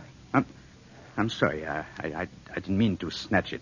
It's just that... But why should a letter upset you so? It isn't that. I'm upset for you, darling. All these things reminding you of her. Oh, my dearest. While you're afraid of anything, there cannot be any real happiness for us. You must forget her. No. Not her, Gregory. Only what happened to her. Of course, darling. Of course.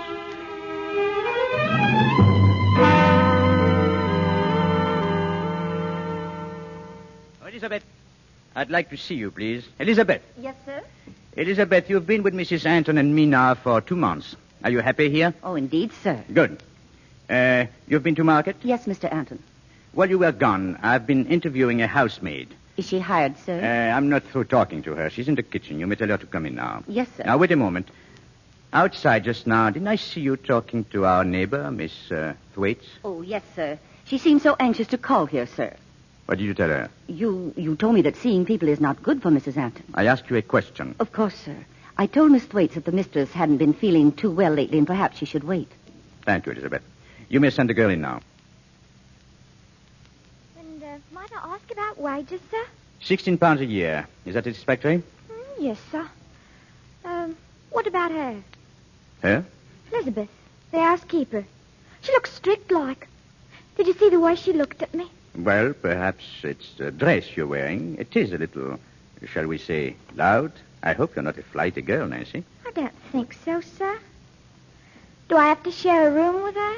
No, if you prefer, you may have a room downstairs. Now, remember, your mistress is very particular about everything being correct. Is she, sir? Oh, Paula, dear, this is Nancy, our new housemaid. Yes, how do you do? You may go now, Nancy. Very good, sir. Well, she seems a nice girl, Paula. Yes, I'm sure she'll do. Are you ready, dear? All ready. All ready to have my wife show me a wonderful city of London. Let me to get you. You're like a summer's day. Oh, it's because I'm so happy. Do you know where this is? Oh, yes. 3 months ago today, we became man and wife. Oh, I have a little present for you, Paula. Here. Oh, Gregory. Where did you ever find anything so beautiful? Oh, it's just a cameo brooch that belonged to my mother. And now it belongs to you. Oh, I shall wear it always, always. How sweet of you to give me this. No. Oh. What's the matter? The clasp. Oh, darling, I've broken the clasp. No, I'll have it mended. It just seemed to break off. Your bag? Yes. Here, let me put it in your bag. You might lose it. You know, you are inclined to lose things, Paula. I am. I didn't realize that. Oh, just little things.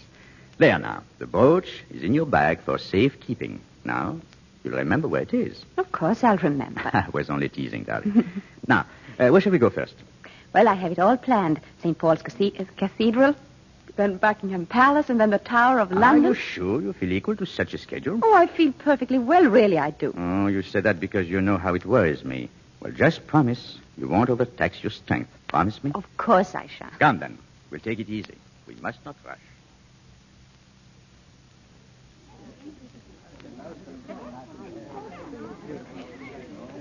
Do you mind terribly, Gregory, but I just had to get out in the fresh air again. All those horrible things in there in the tower, the torture chambers, the beheading block. Are you sure that's why you wanted to leave? Oh, yes. That young man back there, he nodded to you. Who was he, Paula? Oh, I don't know. He seemed to know me, but Do you usually bow to people you don't know? No, I suppose I'd met him somewhere. Are you telling me the truth? Of course. Why should I lie? You smile at him. I wonder why. Oh, I did it without thinking, Gregory. I don't know why I did it. Like the other things. What other things? Oh, nothing, darling. Only I've been noticing you're quite forgetful lately. Forgetful? Well, losing things and... Oh, now, please, don't look so concerned, dear. It's nothing. You get too tired and... Yes, that's probably what it is. I get tired. I'm tired now. Gregory, can we go home now? Oh, we still haven't seen the crown jewels. They're in that building up there. They are? How do you know? What did you say? I said, how do you know? You haven't been here before. The guide told us inside. But are you becoming suspicious, Paula, as well as absent-minded? No, of course not, Gregory. After we see the jewels, we'll go home. Oh, jewels are wonderful things, Paula. Yes, a man could sell his soul for jewels and find that he has made not too bad a bargain.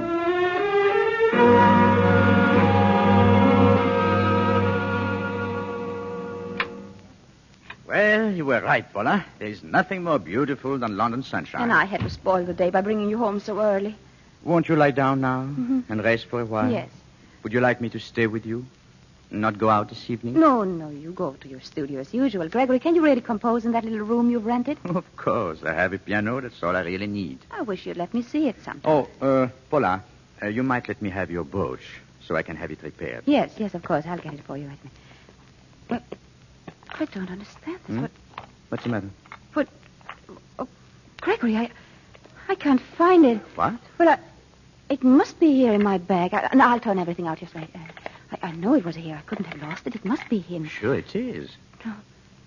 No, it's gone. Gregory, it's gone. Oh, Paula, didn't I tell you? How did you come to lose it? I must have pulled it out with something. Oh, I'm terribly sorry, Gregory. Please forgive me. Oh, my dear, it's not as serious as that. It was not valuable. But your present to me, your mother's brooch, I don't remember opening my bag. You did put it there, didn't you? Well, don't you even remember that? Yes, of course I do. But suddenly I'm beginning not to trust my memory at all. Oh, I tell you, you're just tired, that's all. Don't worry so, Paula. Don't worry.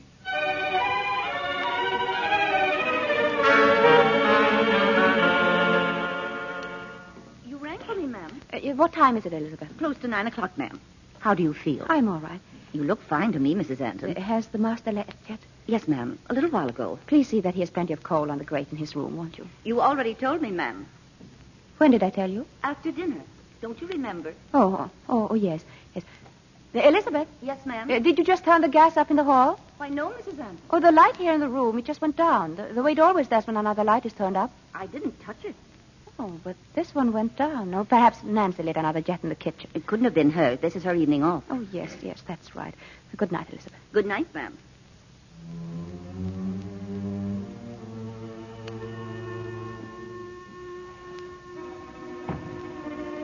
Elizabeth? Yes, ma'am? What's that? That noise. Listen.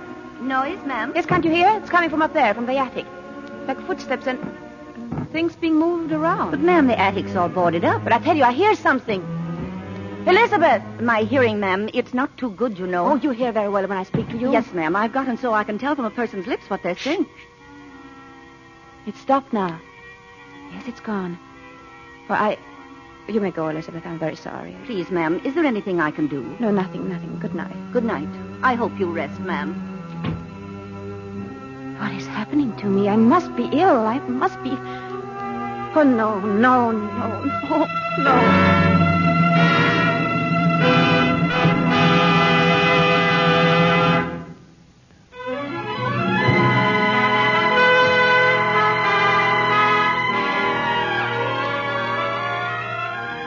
In the few days that have passed, the sedate little community called Thornton Square has seen a new visitor, a discreet young man with innocent questions, but who, for some reason, has avoided the residence of Mr. and Mrs. Gregory Anton. At the moment, the young man is in the office of the superintendent of Scotland Yard. Now, look here, Cameron. The Alquist case is ancient history. What's causing your sudden interest in a murder that happened 10 years ago? Well, it's hard to say, sir.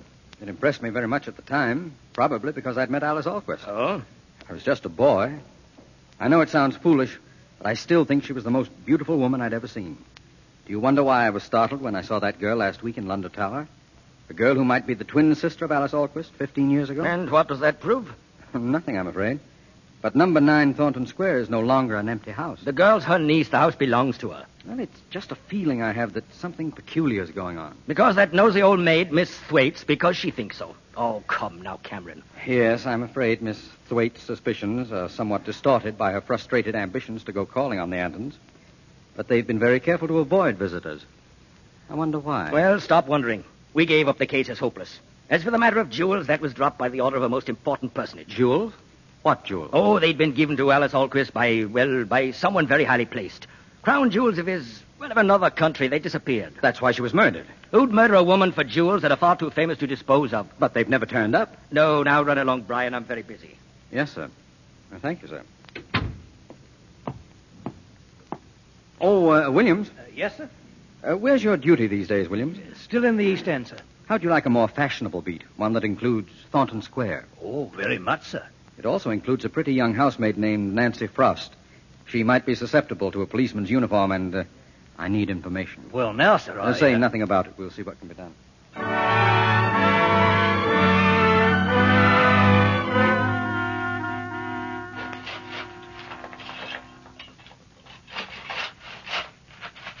If you want coal on the fire, Paula, why don't you ring for the maid? Oh, I'm sorry, Gregory. I didn't mean to wake you. Oh, well, now that you have interrupted my nap, we may as well be comfortable. Now, please, pull the bell cord. Oh, but it seems so unnecessary. What are servants for, Paula? Answer me. What do you suppose servants are for? To do things, to serve us, I suppose. Exactly. It's only I think we should consider them a little. Oh, don't be cross with me. I'm not cross with you. Oh, there are a lot of things. You ring, sir? No, your mistress rang. Well, my dear, tell Nancy why you rang her for. A little coal on the fire, please, Nancy. Yes. Well, Nancy, tonight is your night out, isn't it? That's right, sir. Whom are you seeing tonight, Nancy? They have changed the policeman on the beat. Is his heart going to be added to the list of those you've broken? I don't know I've broken any, sir. Oh, no, I'm sure that's not true. That complexion of yours, that's something not quite true also. Oh, you do it very cleverly. In fact, I'm hoping you'll pass your secret on to your mistress and help her get rid of her pallor. I'm sure I'd be pleased to do anything I can, sir. Gregory, how can you talk to Nancy like that? But, my dear, you're so anxious to regard the servants as your equals, I thought I would treat her as No one. wonder that girl despises me the way you encourage her in it. Despises Her whole you? manner, the way she looks at me. Looks at you? Paula, you're not imagining things again. You're not, are you? Of course I'm not. Paula, don't turn away. You must have this out. Do you really think Nancy despises you? Paula? No, Gregory. Well, I'm glad of that. It hurts me when you're ill and fanciful. I beg your pardon. Nancy, have you been there listening to us? Oh, no, sir. Miss Thwaites is calling. She wants to know if the mistress is at home. Oh, that old busybody again? She has her nephew with her, a Mr. Cameron. Tell them Mrs. Anton is not at home. Gregory, really, she's been Oh, so if you let her in once, you'll always have to have her. And I do not want people all over this house. Well, don't stand there, Nancy. Yes, sir? I would have liked to have seen her. But, my dear, I thought you were only trying to be polite. Why didn't you say you really wanted to see her? How could I? In front of that girl, Paula, you must get over this ridiculous fear of the servants. All you had to say was, show her in, Nancy. Well, am I right? Yes, Gregory. You wouldn't have had time to see her anyway. Why not? You'll want to dress. We're going out tonight. We are? Oh, you didn't tell me, or have I forgotten? Paula, you silly child. Of course you haven't forgotten. Look, theater tickets. A surprise for you. We're going to the theater tonight. Oh, Gregory. Oh, wonderful. Oh, my darling. And you thought I was being cruel to you. No, you're not cruel. Keeping people away from you. Making you a prisoner. I'm sorry. It's been days since I've heard you laugh like this. It's been days since I've been so happy. I want to laugh. I want to dance. What is it, Gregory? The wall. Something is missing from the wall. Missing? Oh, Paula, I don't want to upset you. If you will put things right when I'm not looking, we'll assume it didn't happen. But what? You mean you don't know? No, I... The little picture's been taken down again. Who took it down? Why? Why, indeed. Why was it taken down before? Paula, But I haven't taken it. Why should I, Gregory? I swear. Oh, no, don't ring for the servants. I must. No, please, please. Oh, Gregory, don't shame me before the servants again. Will you stop being hysterical? You must get to the bottom of this once and for all. Things like this cannot... Oh, Elizabeth, come in. Yes, sir. Elizabeth, do you notice anything missing from this room? Missing? No, I don't think so, sir. Look at the wall. Well? Oh, yes. The little picture. Did you take it away? Oh, no, sir. Why ever should I? You go to church, don't you, Elizabeth? Why, yes, sir. Please hand me my Bible there. The Bible. Yes, sir. Thank you. You will kiss this Bible as a solemn oath that you've been telling us the truth. Thank you, Elizabeth. Now, send Nancy in here. Yes. No, Gregory, please. No, not that girl. I'll say anything. I'll say that I did it, Gregory. Please, I cannot have that girl in here. Please, Paula, please have the goodness to control yourself. Now, you've thrown suspicion on the servants. They must be cleared of it. Now, sit down. Did you hear? Sit down. Elizabeth said you... Nancy, a picture has been removed from the wall there. I want to know if you took it. Oh, no, sir.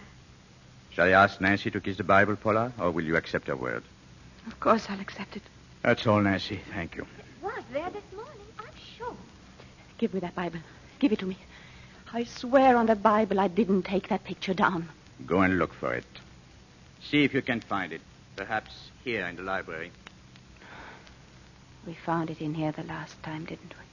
But I think it may be here again. The shelf. It's there. On the shelf. So, you knew where it was all the time? No, I didn't, Gregory. I didn't. Paula, I think you better go to your room.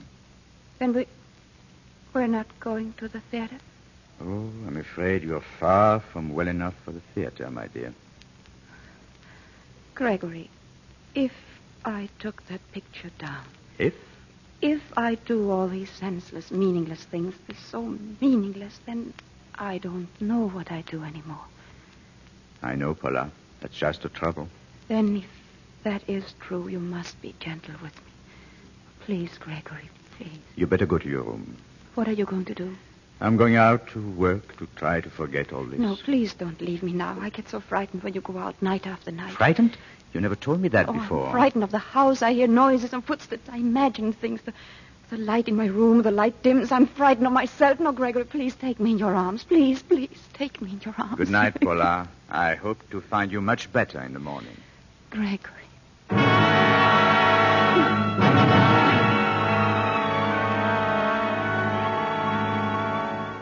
Well, Williams, come in. I just wanted to report, sir. Miss Nancy Frost and I, we're going out this evening. Oh, fine. Any luck this afternoon, sir? Not very much, I'm afraid. I persuaded Miss Thwaites to adopt me temporarily as her nephew and go visiting. But the Antons wouldn't see us. Too bad, sir. But meet her I shall. I've just called a friend of mine, Lady Dalroy. She's giving a music out at her home Friday night. She knew Mrs. Anton slightly years ago. She's been kind enough to add her name and her husband's to the list of guests.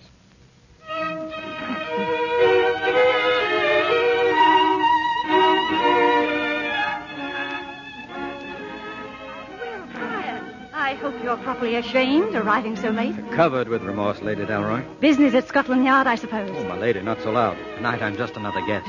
Well, you're in for a disappointment, Brian. A note came late this afternoon. Mr. and Mrs. Anton were unable to accept the invitation. Oh? Oh, I see. She's apparently ill. Very tiresome of her. Did she send the note? No, her husband. Brian, who is this Mr. Anton? What does he do? Where does he come from? I was hoping to find that out tonight. Oh, don't look so glum.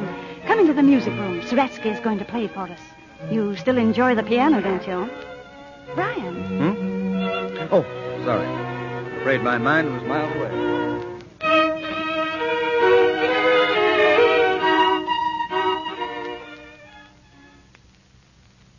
Answer me, Paula.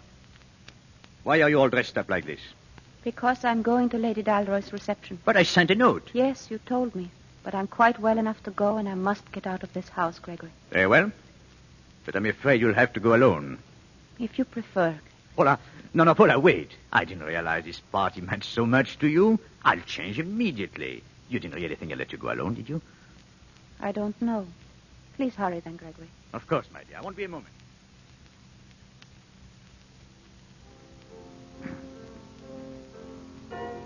Why, it's a wonderful surprise, course, Mrs. Anton. I'm so glad you could come. Thank you, Lady Dalroy. May I introduce my husband? How do you do? I hope you will forgive all the confusion, Lady Dalroy, but Paula suddenly felt much better, and we were so anxious to attend. But of course. Now, if you'll come in, Saratsky's playing. You'll find some seats over there. Later on, we're serving a little supper. We'll have a nice long talk there. Thank you, Lady Dalroy.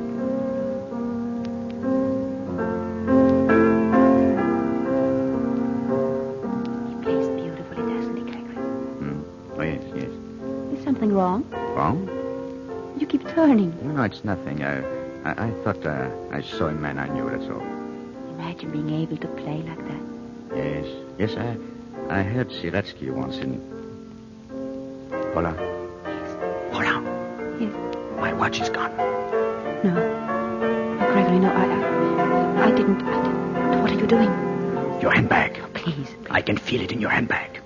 My watch is in your handbag. Open it up. I didn't put it there. Now, you see.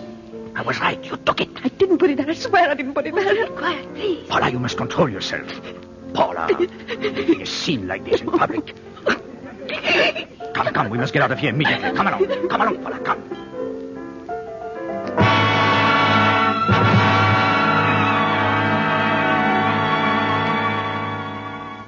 I've tried so hard to keep it within these walls, in our own house.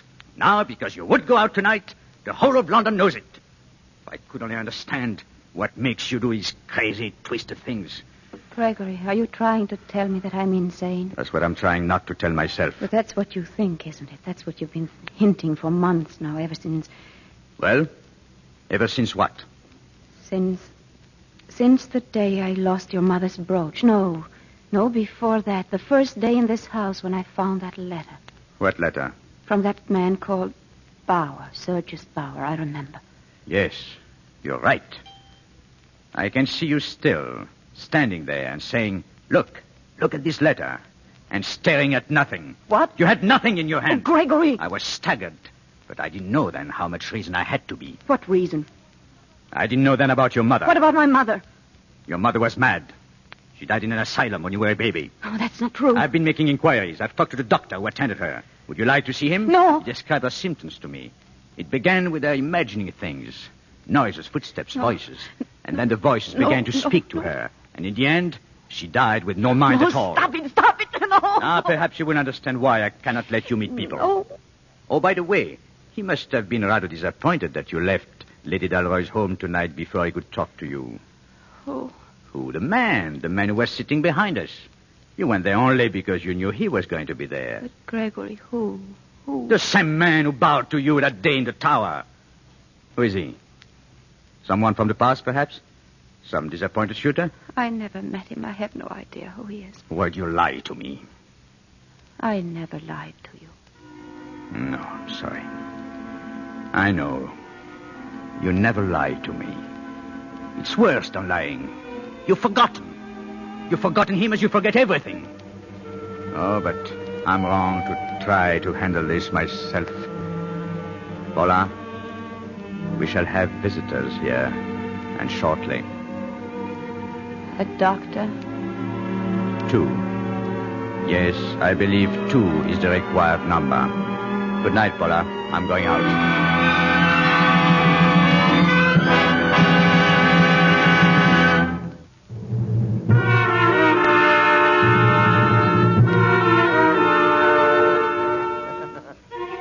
It's a little later the same night. Gregory has just left, and alone in her room, Paula crouches in terror, staring up at the petals of flame that burn evenly in the chandelier. Then, from the attic above, she hears footsteps and the muffled thud of unknown objects moved by an unknown hand. And the light in her room grows dimmer.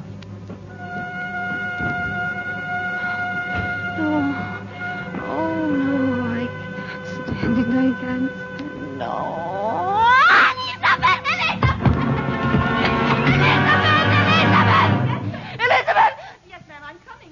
Oh, help me, Elizabeth. I wanted to help me. I was so tired. Why, of course, Mrs. Anton. Elizabeth, did you turn on the gas anywhere just now? I know, ma'am. I thought it went down in here as if... It's just that the gas comes in pipes, ma'am, and I expect they get more gas in the pipes sometimes than they do at other times. Yes, I suppose that could explain it. Now let me get your shoes off. Elizabeth, do you hear anything? Mrs. Anton? Those sounds, those noises up there. Oh, no, ma'am. Like someone moving about. Oh, Elizabeth, listen, please. You know what my hearing is, ma'am. But there just couldn't be anyone up there. The whole floor's boarded up. You know it is, ma'am. I hear it, Elizabeth. I hear it. Now, there, ma'am. I'll go and get you some nice hot. No, please, don't leave me. Don't leave me.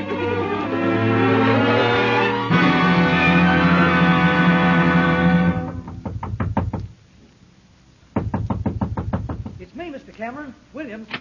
Williams, well, come in. Sorry to wake you up so early, sir, but seeing as how you told me to come here to your house, if anything... No, don't apologize. What is it? Well, about 2 hours ago, I'm on the corner of Thornton Square when suddenly there he is, popping up out of the fog. Our friend, Mr. Anton. I can't figure it out, sir.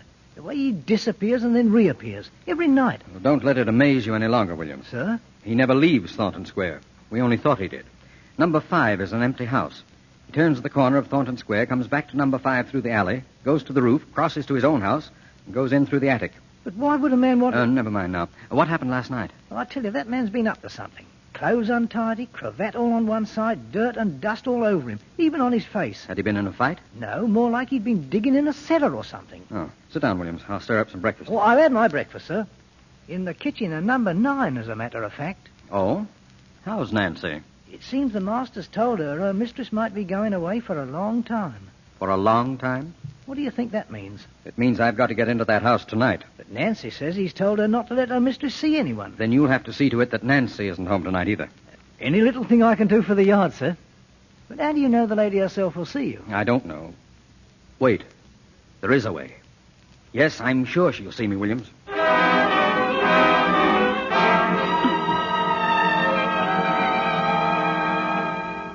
Go away. I can't see anyone. I'm ill. Elizabeth, stop it. I must see you, Mrs. Anton. I couldn't stop him, ma'am. He pushed his way right in. Mrs. Anton, my name is Brian Cameron. You mustn't be here. Go away. Not until I've given you this. A glove? It's a glove. Years ago, Alice Alquist gave me this glove. I was a little boy, overcome with admiration. Will you trust me now? She gave it to you. The great admirer she used to make such a mystery of, that little boy. Mrs. Anton, are you planning to leave here? Leave? Oh, I have nowhere to go. Unless my husband sends me away. Is that why you were here, to take me away? Are you as frightened as all that? I'm sorry, but I can't talk to you. I'm afraid You're afraid you're going out of your mind? Well, I'm here to prove that you're not. Now, please. Where's your husband now? Where has he gone? He's taken a studio where he can work at his composing. He says he can't work in this house. Is there anyone else here now except us and Elizabeth? No. Why? Because the gas light just dimmed a little. You saw that? Of course. Oh, then it really happens. I thought I imagined. It means that someone has turned a light on somewhere in this house. No. I've thought that, too. But every night I've been all over the house, and there's never been another light turned on. Oh, at last I can tell this to someone. Every night when my husband goes out. The gas light goes down? Yes. And then what? Then I think I hear things. I watch and wait, and then later the gas goes up again. And he returns? Yes. Quite soon after, always quite soon. Are these things you hear, what things? Sounds, noises over my room in the attic. What's up there? A whole floor of trunks and furniture, her belongings, my aunt's. Like that sound just then? Is that what you mean? Yes. Yes, but who? Mrs. Anton, you know, don't you? You know who's up there. No. No. How could he be? Why? Tell me, has he any weapons in the house? He has a revolver. Where is it? There. I think he has it in his desk there. Locked. I'll have to force it open. This letter opener will do it. No, you mustn't. Whoever you are, you have no right to. He'll think that I... No, what shall I say to him? You won't have to say anything. Well, a gun case without a gun. Perhaps it's a good thing Oh. What's the matter? There, in the drawer, the brooch he gave me and the letter. I was right. Letter? Here, it was from someone called Sergius Bauer. Bauer? I found it, but my husband said I dreamed it, and now it's here. Bauer? There was a Sergius Bauer connected with Alice Alquist, a young pianist who played for her in Prague. Let me see that letter. Handwriting. Yes. Now something else. Anything else he may have written. This note. It's addressed to Lady Dalroy. Yes, he said he had to send Lady Dalroy an apology. Look. The handwriting, it's identical, Mrs. Anton. Your husband and Sergius Bauer are one and the same. He said there was no letter. He said I was going out of my mind. You're not going out of your mind. You're slowly and systematically being driven out of your mind. But why? Why? Perhaps because you found this letter and knew too much. Or because then he would have control of your property, of this house, and could search in the open instead of in the dark like this. Search? Search for what? For the things for which Alice Alquist was murdered. Her jewels. Well, I have her jewels. There are jewels you didn't know she had. Famous jewels. Jewels for which he was searching that night 10 years ago. No, you're wrong. I know him. He's my husband. I've lived in the same house with him. If that were true, then from the beginning there would have been nothing. Nothing real from the beginning. I'm sorry, Mrs. Anton, but you must believe me. Your whole life depends upon what you're going to do now. Don't you see the way everything is... The gas. Gas is brighter again. How long has it been up? I don't know. You'd better go to your room, Mrs. Anton. Why? Where are you going? I'll wait for him outside the house. He'll cross the roof to the empty house next door. When he comes out the servants' entrance in the back, I'll be waiting for him. What will you do? You have nothing to worry about, Mrs. Anton. Elizabeth? Yes, sir? Whatever happens tonight, Elizabeth, have her welfare in mind. Oh, you can count on me, sir. But what am I going to say to the master when he comes back? He won't come back anymore, Elizabeth.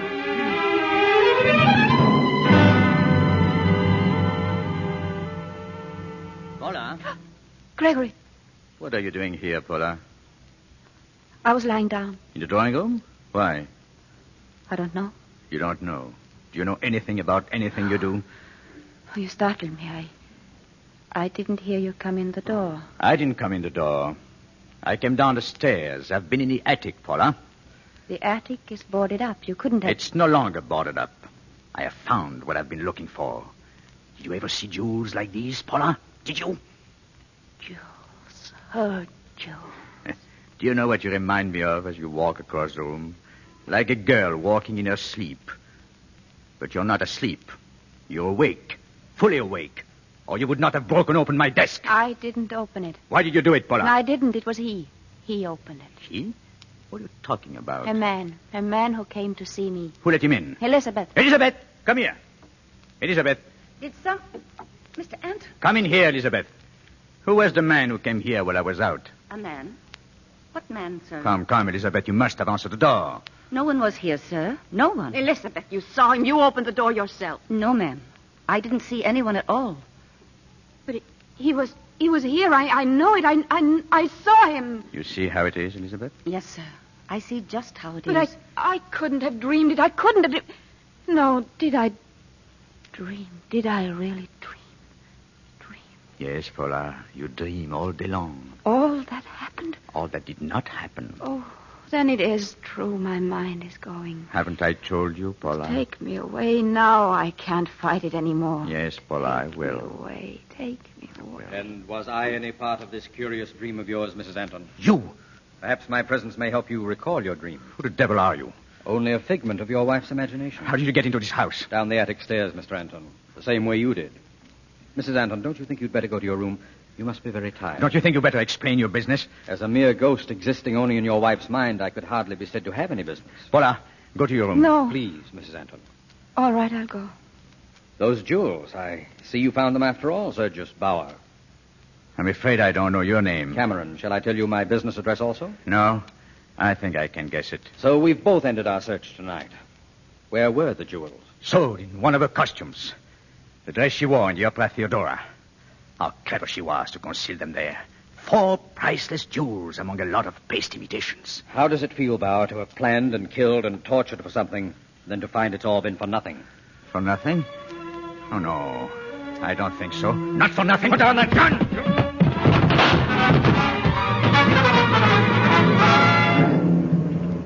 Elizabeth? There was a shot, ma'am. I heard a shot. And then he ran up the stairs, the master. He ran to the attic, ma'am, and the gentleman after him. They're up there now. They're fighting. Oh, I got to get help, ma'am. But who?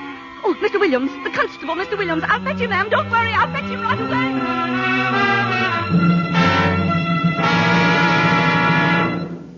You sure you're all right, Mr. Cameron, sir? I'll feel a little better as soon as I finish tying Mr. Bauer to this chair. There. Gregory, Mrs. Anton, you shouldn't have come up here.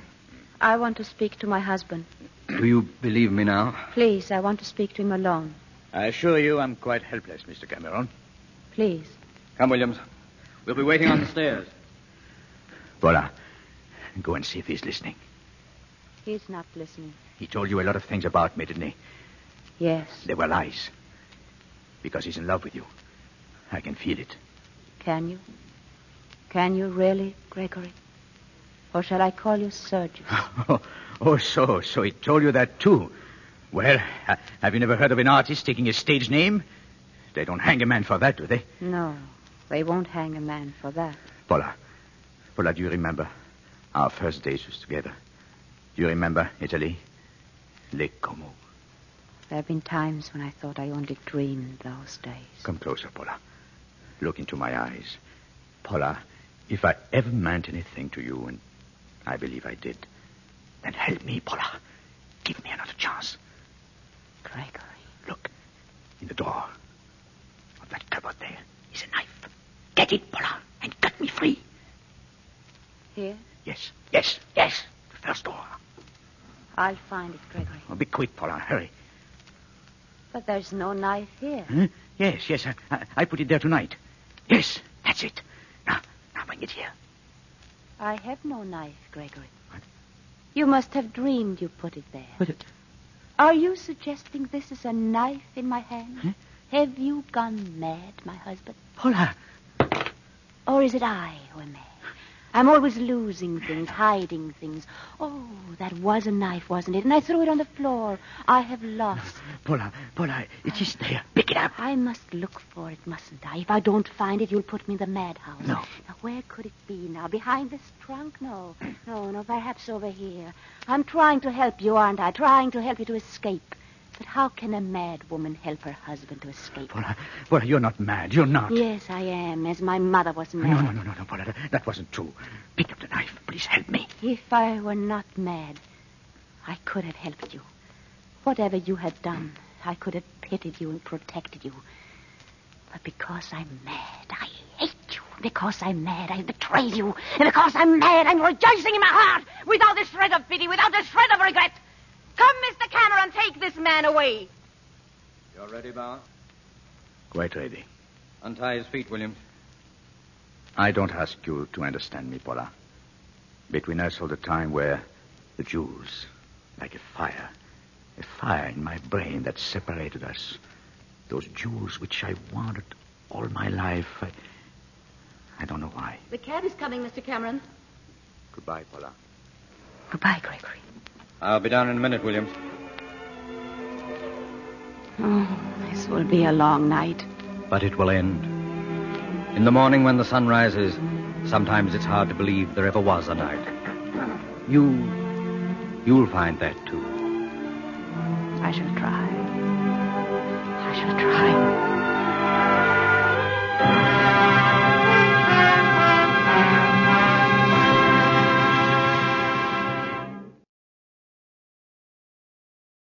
Nancy Walker's God. Out to destroy Las Vegas. Hogs, boils, pestilence, anything you got in stock. Billy Crystal's the avenging angel whose human feelings get in the way. Why don't we go on up to my suite and get a little more comfortable? Billy Crystal in the world premiere comedy Human Feelings, Monday at 9:30, 8:30 Central and Mountain on NBC. Bob, I need a $10 raise. You got it. I do? How about 15?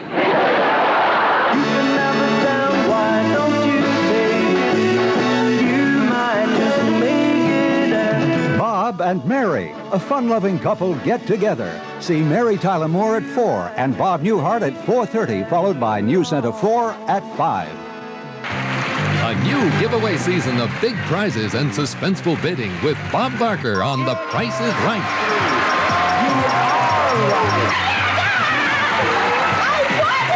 You won it.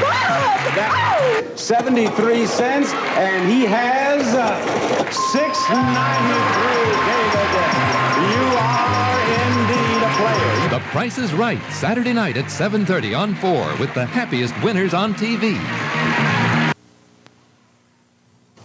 Best way to start the day is with Not for Women Only. Information, entertainment, great guests, just like today. Weekday morning, 6:30, just before the Today Show. Electric Light Orchestra on Rock Concert, tonight at 1. Bobalicious.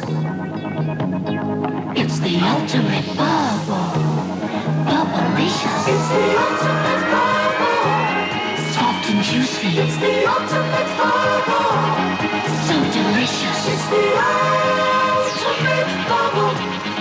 It's the ultimate bubble. Bubblicious. The ultimate bubble. Bubblicious. 6, 5, 4, 3, 2, 1. Dynamint! 6, 5, 4, 3, 2, 1. Dynamint! In just 6 seconds, Dynamints with cooling menthol starts making your breath feel kissing fresh. 6, 5, 4, 3, 2, 1. Dynamint! Dynamints with cooling menthol starts freshening breath in 6 seconds. The seedy side of fame comes to life with Broadway is my beat up next. You know, someday I hope to make it on Broadway myself. Ow!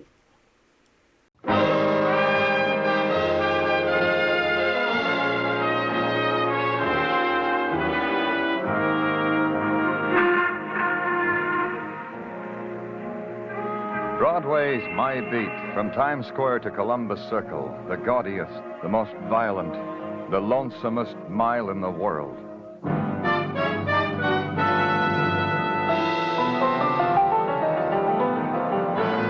Broadway's My Beat, with Larry Thor as Detective Danny Clover.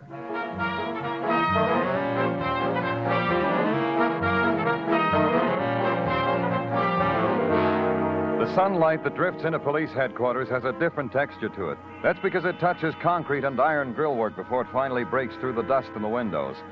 That's why I supplement it with my own personal sunshine. His name is Sergeant Tartaglia, and he never knocks, even on Thursday. And sometimes he brings company. This man's name is Harry Dean, Danny. Close the door, Tartaglia. Okay, you can stay. Just close the door. Sit down, Mr. Dean, over there. Thank you. You're the man I want to see? Well, that all depends. What's on your mind? I'm 46 years old, Mr. Clover. In 4 months, I'll be 47 in August. I live at 903 Hillcrest Road in Queens. All right. Once when I was 6 1/2, I stole a peppermint stick. I got caught. I gave myself up to my mother. Hey, Danny, what is it? Go on, Mr. Dean. Well, I wanted to draw a parallel. 2 days ago, I stole $20,000. And you're giving yourself up to me? Well, it was for my wife. You understand that, don't you?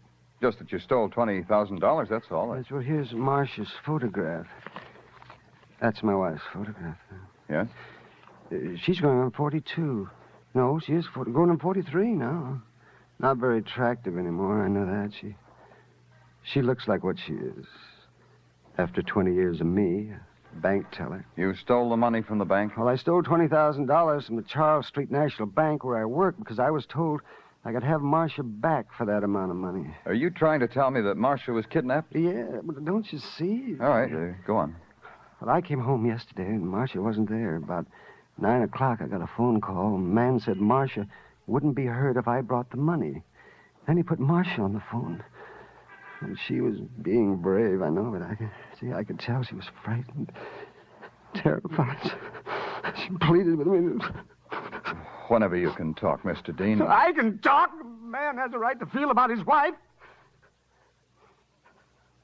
The man said, bring the money, go to that summer resort, Far Rockaway, register at the Idlewild Arms, put the money in the bottom bureau drawer and leave.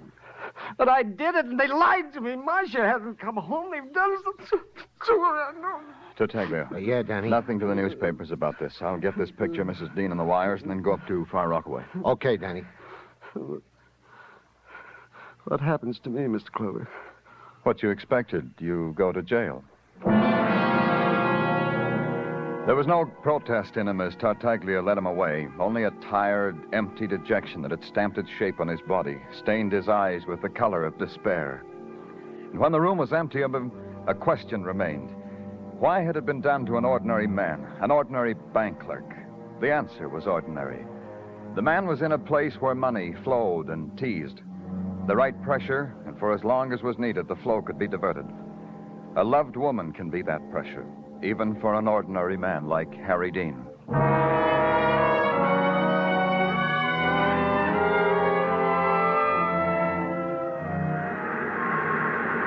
At Far Rockaway, the beach is littered with the debris of those who have escaped for a day, for a weekend. The surf washes against the feet of a child, and the child screams. The mocking sun touches a woman's shoulders, and the woman giggles. The man lying buried in the sand next to her twinkles his toes.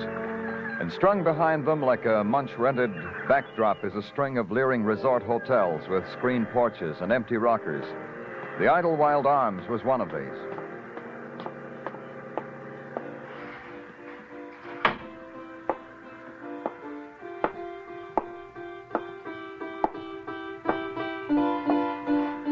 Glory, hallelujah, a guest.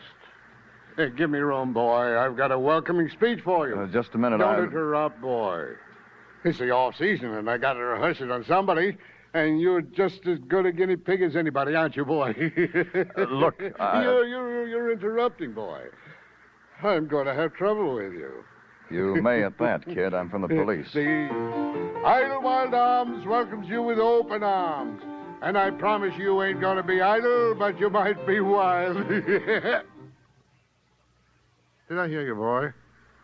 You're from the police? It finally penetrated, huh, Don? Look, boy, I got nothing to do with this crumb joint. They hired me to spread sunshine and desk clerk for a lousy sawbuck a week with meals. Meals. Harry Dean, what did you do for him? Wipe their noses of brat. What? Harry Dean? I did nothing for him except show him to his room. He didn't react to my jollity, so I fluffed him. Which room? 6A. I guess it nauseated him because an hour later he checked out. That I had to do, too. Check out the crumb bum out. Where is it? The room. I told you. Outside. Oh, you mean 6A. Right down the hall, boy. It says Harry Dean you want, not me, huh? Not you. For a minute there, you had me on my knees. Don't let me keep you, boy. I gotta rehearse my act. Glory, hallelujah. 5A. 6A. Oh, what are you doing in my room? Get out. Oh, I'm sorry. I thought this room was unoccupied. If I'd... Are you part of the recreation program? Get out before I call for help. I'm from the police. I want to search this room. Oh? Just can't stop you then. No. That bureau, do you have your things in it? Not yet. Only just got in a little while ago. Haven't had time to unpack. What's in there, a mouse, a time bomb? Maybe money. Maybe $20,000 worth of money. 20,000? I wish I'd known. I could have got to it first. Nothing. You say you've been here only a little while. Just long enough to open a window and get a whiff of ocean air, maybe an hour or two. Did I do wrong? Who are you? What's your name? Edith Keller. I'm a stenographer. Got 2 weeks vacation, so I came here for peace and quiet. So far, it's not quiet. Take a look at this picture, Miss Keller. Have you ever seen this woman? Yeah, I saw her. Hmm? She did just what you did. I barely got my body into the room. There was a knock on the door. This woman here, says she left something in the bureau, bottom drawer. She took it out. I wish I'd known. 20,000. Was there anyone with her? Yeah, a man. He stayed in the hall. I didn't get a look at him, just heard his voice. Gee. Gosh. I know, Miss Keller. $20,000. She smiled at me. It was the kind of a smile that had regret in it. So I returned in kind. Then she looked toward the door, so I left.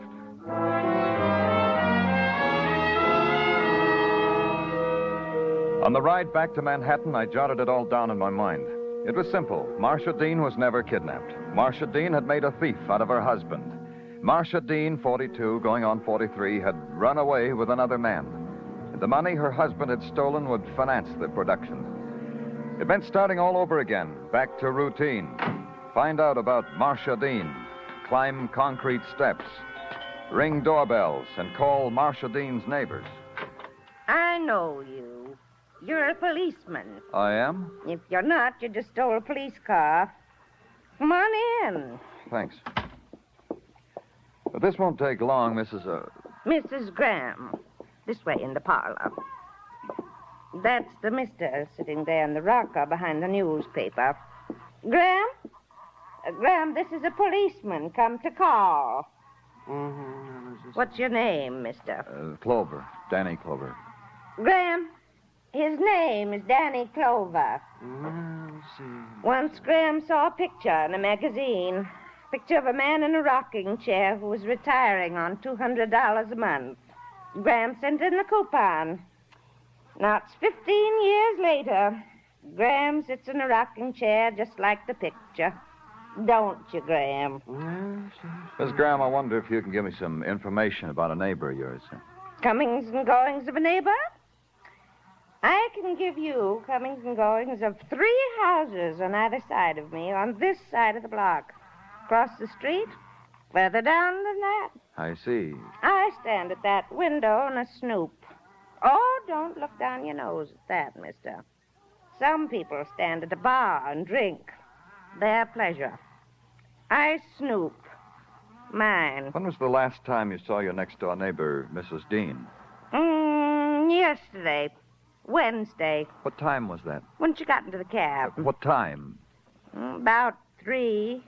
I'd say it was about that. What kind of a cab was it, Miss Graham? Yellow cab, I think. Wasn't it, Graham? I said, wasn't it a yellow cab? Oh, I think it is. See, mister, I told you it was a yellow cab. It didn't take long. At the cab company, a girl with rimless glasses and green eye shade was courteous, efficient, and bored. She pulled the driver's route reports out of a steel file, checked them with me, and found the one that matched. At 3:12 p.m. Wednesday, hacky Stan Hodek had picked up a fare at 903 Hillcrest Road in Queens. If I wanted to talk to Stan about it, the girl said she was sorry. There was no way of reaching him. He'd report in at 10 o'clock. If I cared, I could wait till then. I cared. At 10:05, a cab rolled into the garage. It was Stan, she told me. I went over to it. Oh, the things your body will take just so's it can eat. You have that trouble, Mac? Continually. The girl in the office told me you were Stan Hodek. That girl is always right. It's like an affliction with her. What's the matter, pal? Did you lose something in a cab? You think it's mine? Oh, nothing like that, Stan. I'm Danny Clover, police department. Oh, somebody made a complaint because I questioned the good name of his family? I do this many times a day. On Wednesday, you picked up a fare, Stan, in Queens. I want you to tell me about it. Wednesday? Yesterday's a long time ago. In Queens, that's a long place. 903 Hillcrest Road at 3:12 in the afternoon. Try to remember, Stan. Okay, I'll try. Queens, Hillcrest Road, Wednesday. Give me a hint, Mr. Clover. A man or a woman? A woman. Well, that makes it easier because it's easier to remember a woman. Yeah, now I remember. What about her? I've got a photograph here. Was it this woman? Let's see. Yeah. I remember because this age-type woman is easy to forget. How did you happen to go there? Did she call you? No, a guy hailed me from the street. What guy? Who knows? Some guy out of a crowd told me to go to Queens, to that address, pick up a lady and take her to where he'd be waiting for her. Where was that? On a corner in Brooklyn. I remember because all that was on that corner was an empty lot. Lousy meeting place. But Will you take me there now? Oh, I don't know. I just finished a day's work. You'll have to clear it with Miss Righteous in the office and... We'll clear it. Let's go, Stan.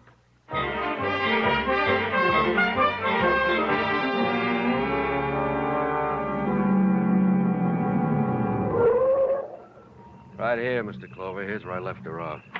Let's get out. Yeah.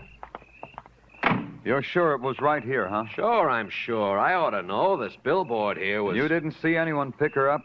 Will you tie my shoelace, mister? Hello, little girl. I fell down back there because my shoelace is untied. Here, put your foot up on my knee, honey. Thanks. Aren't you out pretty late? No. Do you stay out this late every night? Oh, no. Tonight I'm big. Tonight I'm a big girl. There you are. Thanks. I've even got a big girl's pocketbook. Your mother should know you've got her suede pocketbook. Oh, it's not my mother's. I found it. Right over. Give me back my pocketbook. In 1 minute. Where did you find it? Come on, I'll show you. You recognize this purse, Stan? I don't know. I didn't take notice. Right over here on the field. Over there, near those tin cans. Stay here, Stan, with the girl. Yeah.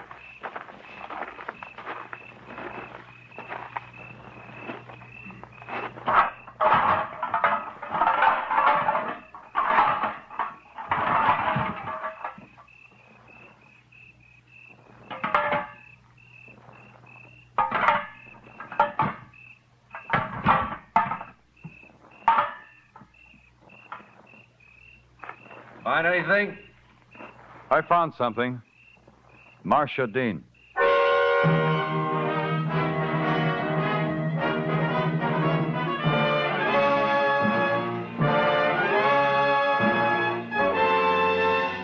You are listening to Broadway's My Beat, written by Morton Fine and David Friedkin, and starring Larry Thor as Detective Danny Clover. When Dan Seymour starts putting in those phone calls from coast to coast on Sing It Again this Saturday night, there'll be $55,000 in prizes and cash riding on the calls. Here's Sing It Again this Saturday and every Saturday on most of these same CBS stations.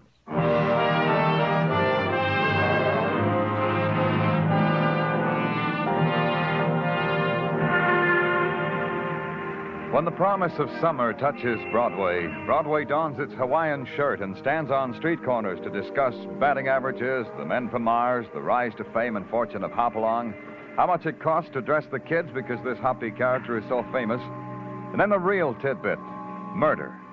All the other conversation was just an appetizer. How a policeman found a woman lying dead in a vacant lot, lying under a shroud of tin cans, her funeral bouquet a clump of weeds. That was something to talk about. And her husband, a bank clerk, poor guy, stealing the bank's money to ransom her life, and all the time she was there in the vacant lot. A lunch hour isn't long enough to discuss things like that. But at police headquarters, there's time. There's a cold, dank room that contains within itself all the time in the world. The morgue.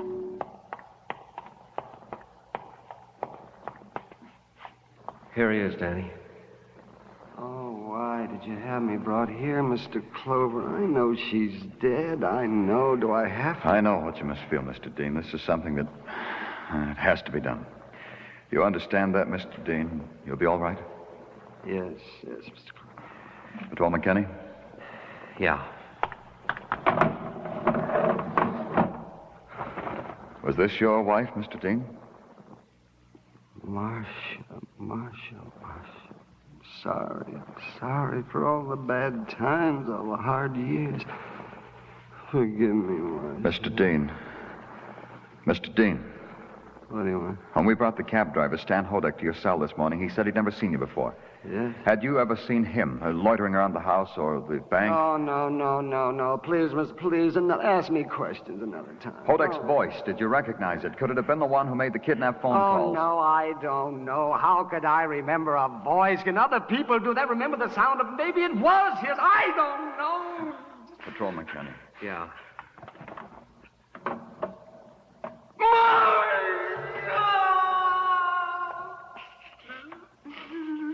Marcia! Kenny, watch it. He's got your gun. Mr. Dean, give it back to me.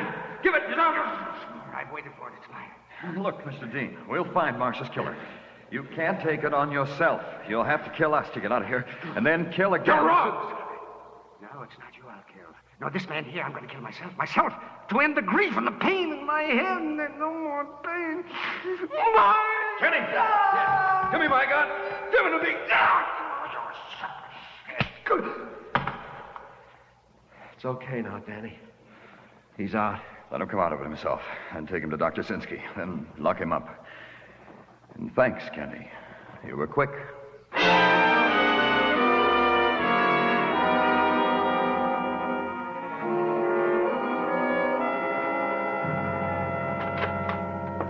Can I come in, Danny? Yeah, come in, Tadaglia. Thanks. Well, here they are, Danny. Wear them in good health. Wear what in good health? Your shirts and your intimates. Tartaglia... Your shirts and your intimates, Danny. A little plot Mrs. Tartaglia and I whipped up for you for Mother's Day. I heisted your laundry out of your locker and took it home. And Mrs. Tartaglia got together with her Bendix washer. Here is your laundry, Danny, as clean can be. Thank Mrs. Tartaglia for me. I will, Danny. It gives her pleasure. And when you leave, tear down that note I got up from the police board. Officer who bore laundry, return it to Danny Clover, no questions asked. Wilco. Roger. And now that we've solved the problems of the domestic life of the police department, may we get down to work, Gino? Oh, indeed we may. Then do it. Yeah, okay, Danny. Now, in the matter of the cab driver, Stan Hodek, to wit, we have had him sweating all morning over photographs from our rogues gallery in an effort to identify the man who hailed his cab with directions to pick up the now deceased Mrs. Marcia Dean. Anything? Nothing. Also, in the matter of Stan Hodek, we have checked his call sheet. Right after dropping Mrs. Dean, he picked up another fare a block away from the scene of the crime. Took said fare to the Roxy, thereby confirming Stan's story as far as time is concerned. All right. What else? In the matter of Harry Dean, to wit, about 15 minutes ago, he was released on bail. Said bail being set at $10,000. Who put it up to Douglas? Oh, his sympathetic employers, the Charles Street National Bank. Yeah, I figured they would. Man works at one place for 20-odd years, works there faithfully, then suddenly he needs a lot of money to buy back his wife's life. His wife gets murdered.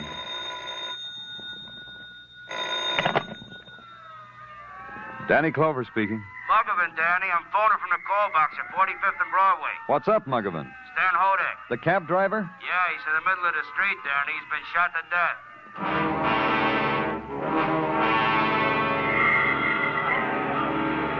Danny? Danny, over here. Here I am. That is up to traffic, don't it, Danny? A sideshow like this? Not every day a spectacle like this. Give those words to the newspapers, Muggavan. They'll love you for it. Danny. Oh, sorry. Okay, I said I'm sorry. Now brief me. Well, like this, Danny. From eyewitness accounts, each one with personal variations because the eyewitnesses have personal problems. But essentially, they come out the same. All right, Muggavan. After a little prodding, they all agree on this. Hodek's cab came to a stop for a red light. Man got out, got lost in the crowd. The light changed. The cab didn't move. Unusual for a cab. Well, maybe not unusual. Depends how you feel about cabs. Off the dime, Muggavan. The cab still didn't move. All the traffic behind it was tied up and screaming. Finally, some brave guy got out to argue with Hodek. No argument. Hodek was dead. You saw him, Danny. Yeah. Bullet hole in the back of his head. A new way to pay a cab fare, huh, Danny? The man who got out, could any of these eyewitnesses identify him? I asked them that, Danny. They laughed in my face. Who bothers to scrutinize a guy gets out of a cab?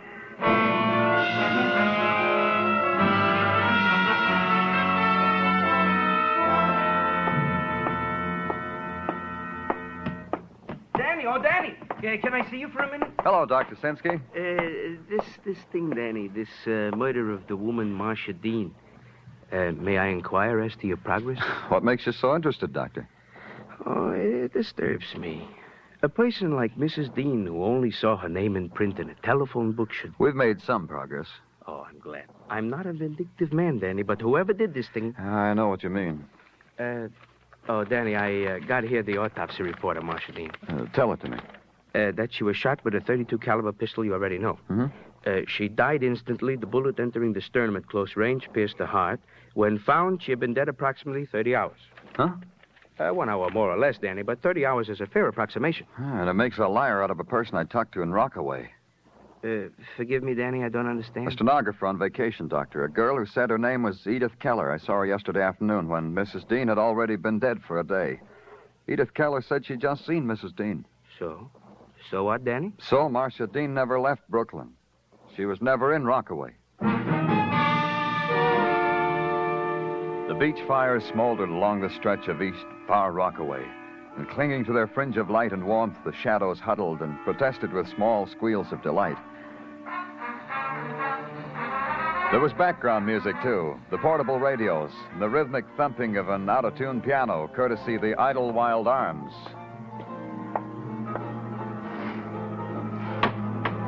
The lobby was decked with a desperate gaiety.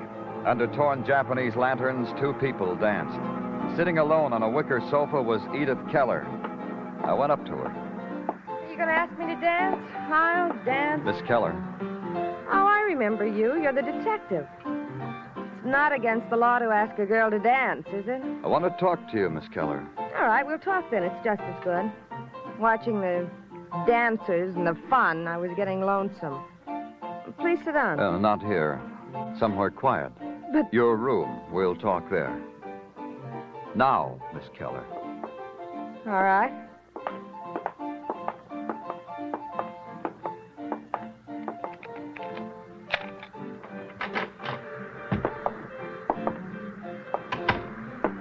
See, I did what you said, but we haven't anything to talk about.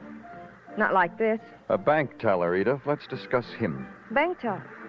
I don't know anything No, you didn't know him, Edith. You just knew that tellers handle money. You knew there was a way to get that money. I think you must be crazy or something. You and someone else kidnap his wife. Make him bring the ransom here to this hotel. Put it in the bottom drawer of the bureau. You got that money, didn't you, Edith? You're wrong. I told you that woman got it. The woman whose picture you showed me. I told you that. You lied. Marcia Dean was never here because she was dead in a vacant lot in Brooklyn. You and whoever you worked with got her to go to that lot, then murdered her. Who are you working with, Edith? Please, I don't know what you're talking about. I don't know. Who is it, Edith? It could be easier, maybe, if you told me. Who was it that...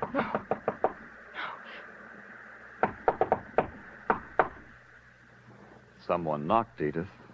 Open the door. Open it. Darling. Harry, Darling. go away. Huh? Go away. Come on in, Harry. Close the door. All right. I'm in. Now what? If you want to grieve some more about your wife, Harry, I'll watch. Oh, don't worry about it, Clover. Not me. You. You killed your wife, Harry, and made it look like kidnappers did it. And the ransom money you pocketed for Edith here. Touching. She's worth killing twice for, Clover. If you knew her like I did, you'd know that.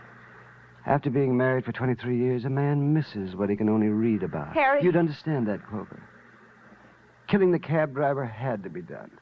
You brought him into my cell to see if he'd recognize me. Of course he recognized. Why didn't he say he knew you? He got too clever. He caught on to what was happening. He wanted money. He said, let's go for a ride in my cab and talk about money. So I shot.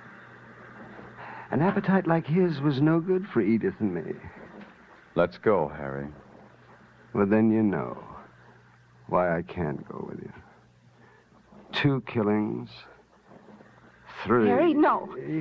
No more killing, Harry. Edith, watch out. He's got to die. He's got to die. Edith! I didn't mean to shoot. Edith, don't die.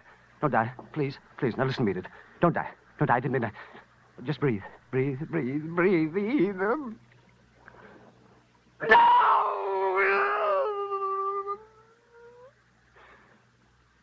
Kill me.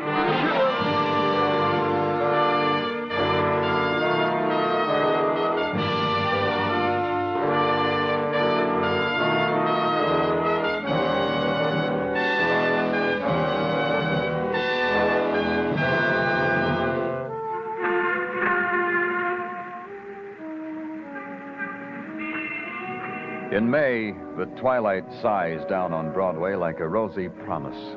You walk toward it, then someone smiles and takes your hand, whispers to close your eyes. And your head gets banged against a wall. The lights are bright, the noise is loud, and your scream mixes well with the shriek of the night. It's Broadway, the gaudiest, the most violent, the lonesomest mile in the world. Broadway, my beat.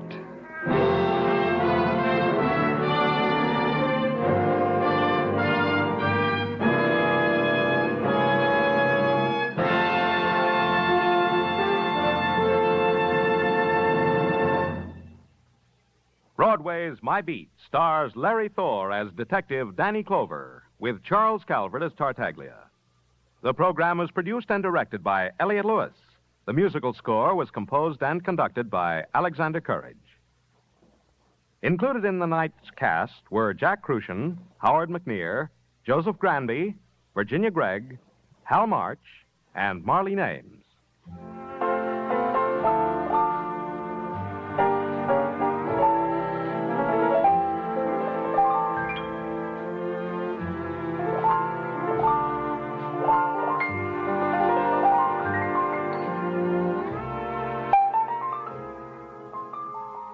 Prejudice can easily be the wedge which splits a nation's unity.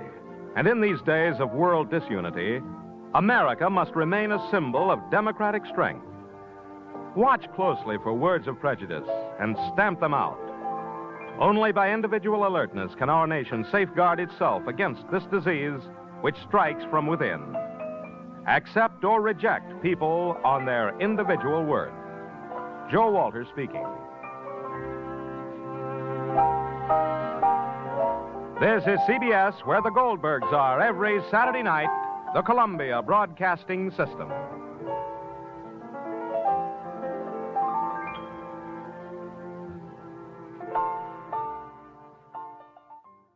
Brought to you by RadioClassics.com. Programs are copyright their respective owners. All rights reserved. Owners. All rights reserved. Owners. All rights reserved. Owners. All rights reserved.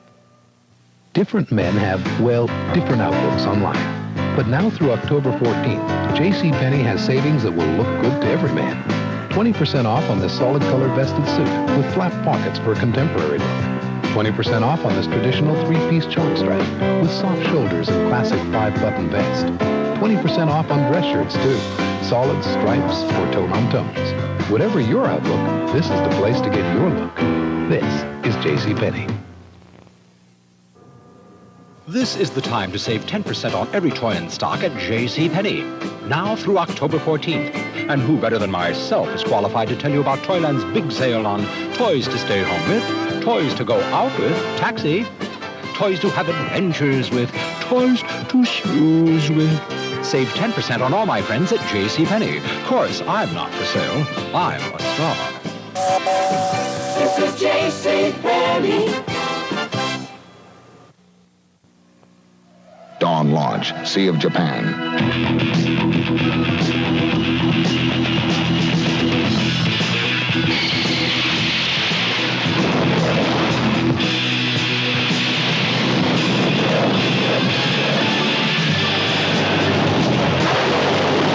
The Navy. See a recruiter or call toll-free.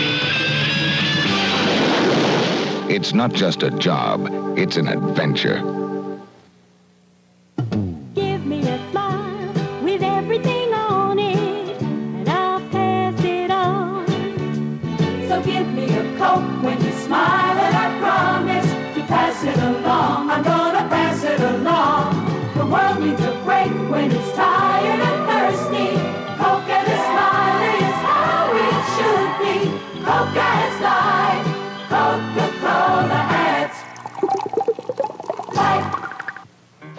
For the tough freewheeling Ford. Super trip Ford machines, trucking through the night. The feeling is freewheeling, the feeling's dynamite. Feeling free, my freewheeling Ford is TNT. Freewheeling means you get custom option packages right from Ford, like pinstripes on flare sides, custom van interiors, and more. Top Fords, America's best-selling truck line. Foam and edge. Which one do you think is going to give you a closer shape? Probably the foam. Foam. I wouldn't know the difference between one and the other. We asked each man to test foam on one side, edge on the other. Edge is not a foam. It's a gel that lubricates so you can press harder to shave closer. In your honest opinion, which side gave you a closer shape? The edge side? The edge side. The edge side. Without a doubt? Yeah, without a doubt. Edge lets you shave closer than foams. I got a better shave with the edge. Two of my personal favorites, George Burns and Gracie Allen, are up next in our lineup. Another cup of Maxwell House coffee, George? Sure. Pour me a cup, Gracie. You know, Maxwell House is always good to the last drop. That drop's good, too. Yes, it's Maxwell House coffee time, starring George Burns and Gracie Allen.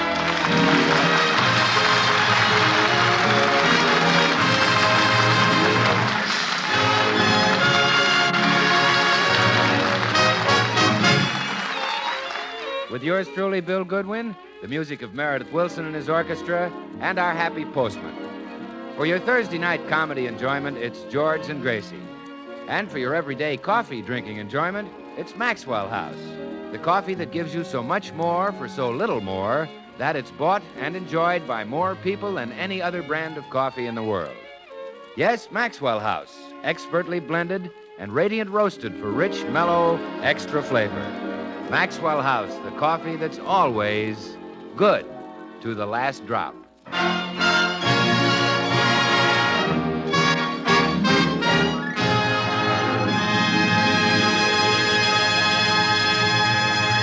Attention, ladies and gentlemen. Would you like to have a new refrigerator, a 1946 automobile, or one of those amazing new washing machines? You would? Then listen to George and Gracie. They're trying to figure out how to get them, too. It's no use, Gracie. Our refrigerator can't be fixed. It's just worn out. Can't we get a new one? Well, I've got our name on every list in town, George. At that big appliance store, we've already moved up 100 places. How many ahead of us now? 4,900. How long did it take us to move up 100 places? A year. In other words? We'll have a refrigerator in 49 years. That's great. I don't think the milk will keep that long, do you? I doubt it like anything. Haven't we got any other leads on a new refrigerator? Well, I'll telephone Mr. Jenkins at the hardware store. I've been on his list for 2 years. I'll plead with him, and I'm sure that hello? Mr. Jenkins? This is Mrs. Burns. Mr. Jenkins, we've just got to have a refrigerator. Couldn't you... You have? He has. We can. Oh, Well. Thank you, Mr. Jenkins. I'll tell my husband. Goodbye. Oh, he has one refrigerator in his hardware store, and we can have it. Well, that's wonderful. But we have to buy one other thing in order to get it. Well, okay. What do we have to buy? The hardware store.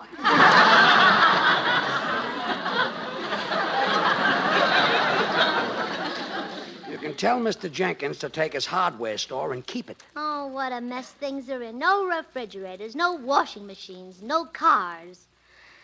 Well, this is what women get for letting men run the country.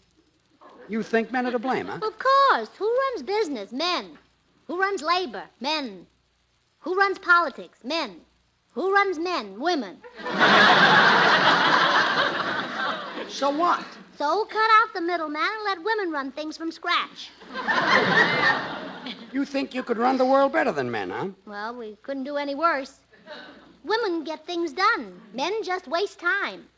Gracie, you don't realize how much work it takes to make a refrigerator. Take the steel alone.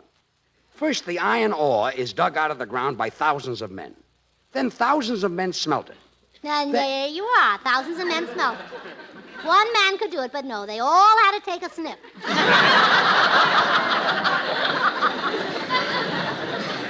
That's an expression used around steel mills. You say that men are smelting things up. I certainly do.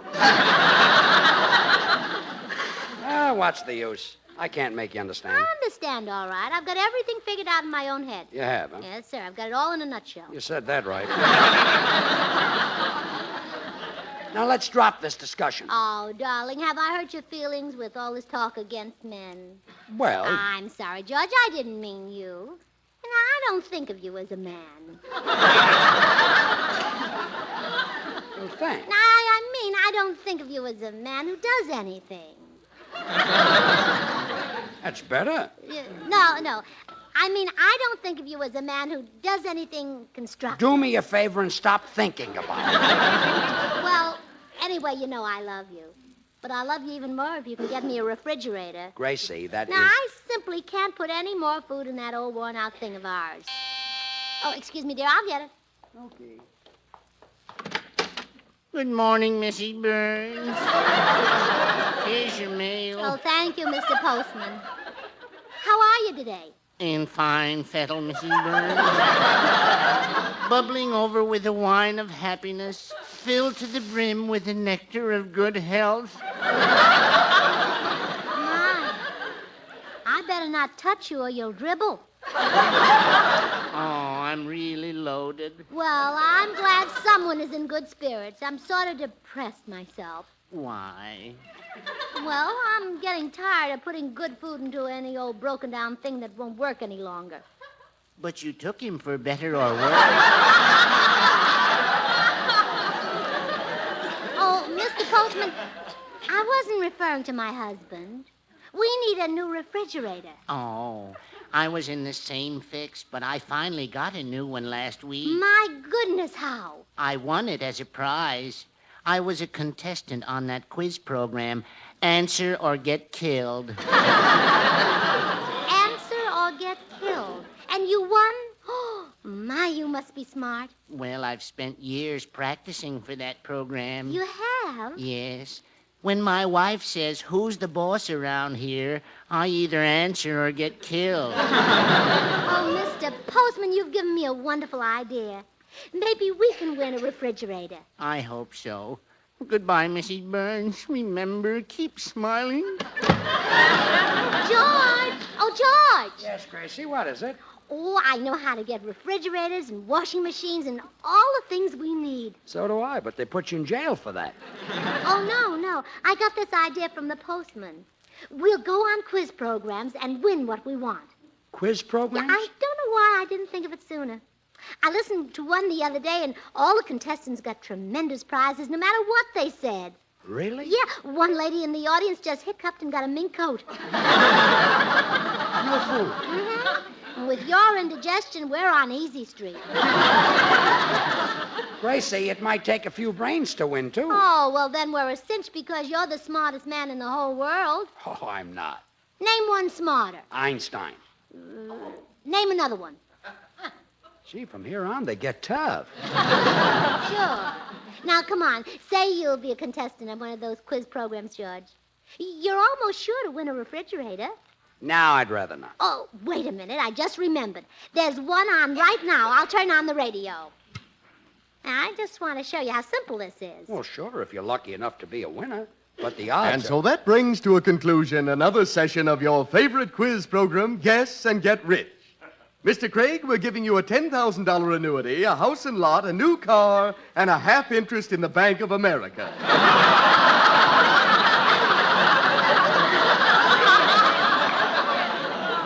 Gee, thank you very much. And I hope the next time you're on our program, you'll be lucky enough to be a winner. Well, George? Get your hat. What are we waiting for? Well...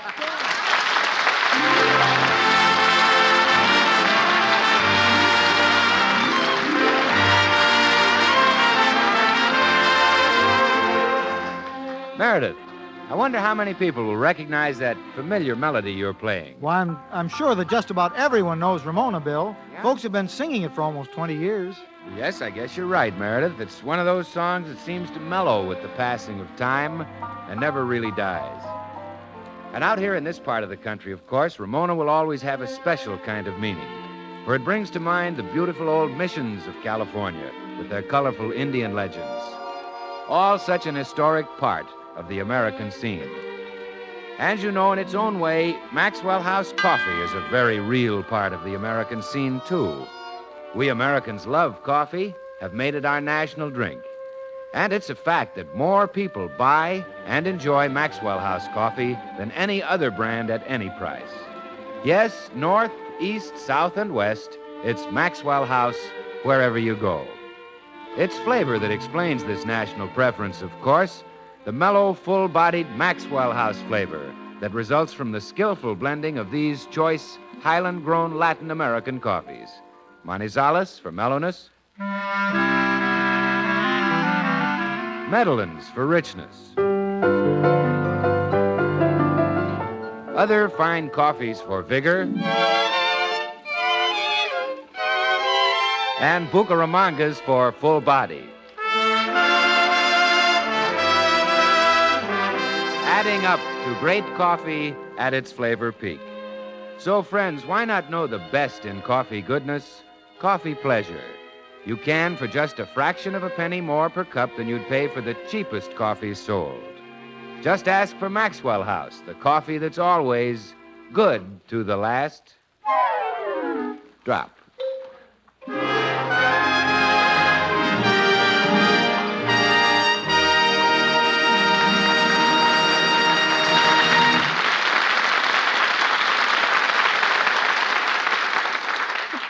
Well, George and Gracie have started their round of the quiz programs to try and win a refrigerator.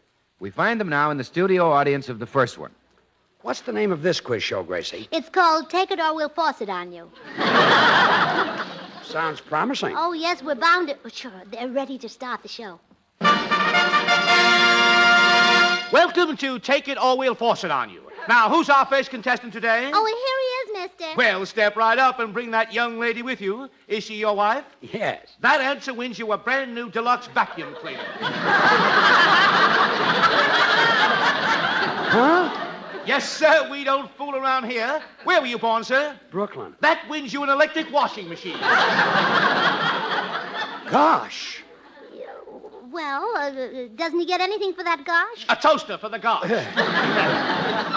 Where was your wife born, sir? San Francisco. That wins you an electric refrigerator, which is platinum lined, holds a 5-year supply of food, automatically mixes any drink at the push of a button, and has an extension that waters the lawn.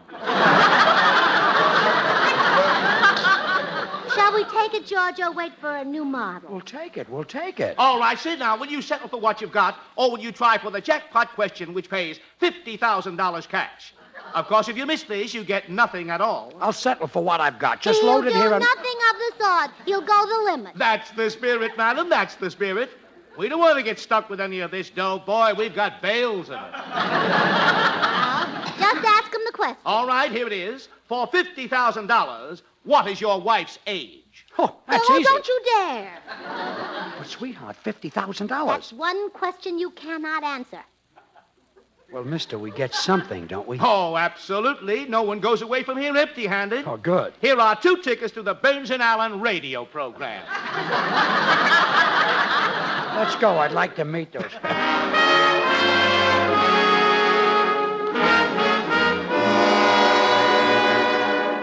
Gracie, I'll never win a refrigerator going around to these quiz shows. Oh, you're bound to win sooner or later. Now, this next show you're going on is called It Pays to Be a Schnook. Well, you'll get the jackpot. Oh, sure. And it pays millions. You think I got brains enough to win it, huh? Well, your long suit is brains. Just ask anyone. You're just... Hello, all. Oh, hello, Meredith. Meredith, you know George pretty well. Mhm. Now, what would you say his long suit is? Red flannel, as I remember. No, Forget it. Why don't you come with us, Meredith, and see It Pays to Be a Schnook? Sounds like a natural for you. I have a band rehearsal, George. Besides, it wouldn't be fair. While I was in the studio, I saw the script with all the questions on it. Oh, well, we'll see you later. Wait a minute. Did you see the jackpot question? I sure did. Oh, Meredith, we're pretty good friends, aren't we? I'm proud to say we are, George. And you'd do a friend a favor, wouldn't you? You bet I would. I share the views of that fellow who said, "Let me live in a house by the side of the road and be a friend to man." Pretty choosy, wasn't he? Nowadays, most people just say, "Let me live in a house." Please, Gracie, don't interrupt. Meredith, I'd consider it a real gesture of friendship if you would tell me the jackpot question. Anything for a friend, George. You know, there's a poem that expresses the way I feel about friends. It goes like this. My friend to me is like a bird, and I am like a tree. And if he wants to lay an egg, then let him lay it on me.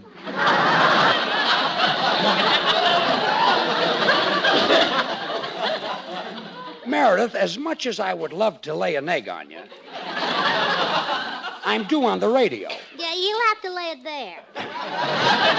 Meredith, the program goes on in 2 minutes. Now, quick, tell me the jackpot question. Very well. The jackpot question is, who was Prime Minister of England during the reign of Charles I? You're sure that's it? I read it in the script. Swell. Now, what's the answer?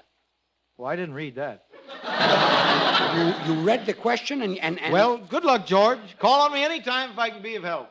Goodbye, all. He and his corny poems. And now it's too late even to get in the studio. Oh, well, don't worry, darling. There's another quiz program in half an hour that you'll like even better. It's the musical college run by that fellow with the southern accent. Oh, yeah, that's a swell show. And I'm sure to win that because I know all about music. Well, I had that in mind when I got the tickets.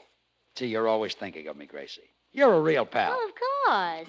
My friend to me is like a bird, and I am like a tree. Oh, no, not again. I heard that once. That's funny.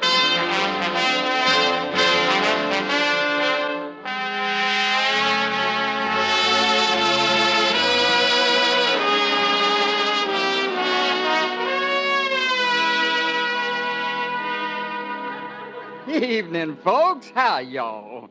Let's get busy now and pick out the contestants for the little old program. Oh, Mr. Professor, you all, why don't you all take my husband off? Oh, what's his name, ma'am? Burns.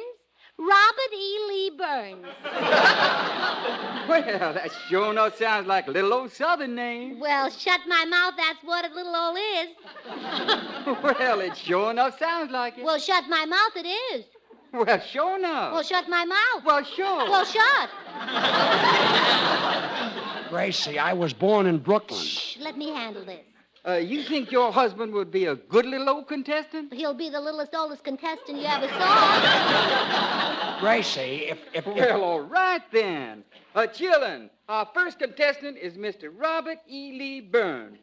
Now, Mr. Burns, I'm going to have my orchestra, the Chattanooga Chitlin' Chewers, play an excerpt from a very well-known popular song. And all you have to do is tell me the name of that song. This is a pushover. If you get it right, we give you a 1947 refrigerator. Oh, that's great. Wonderful. Well, all right, here we go. Now, what song is this taken from?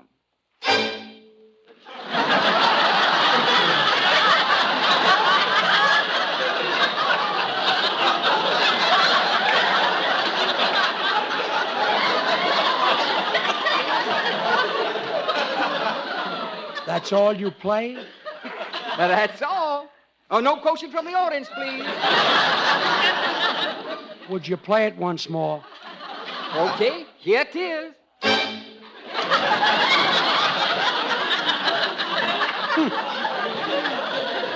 Drags, doesn't it? Yeah.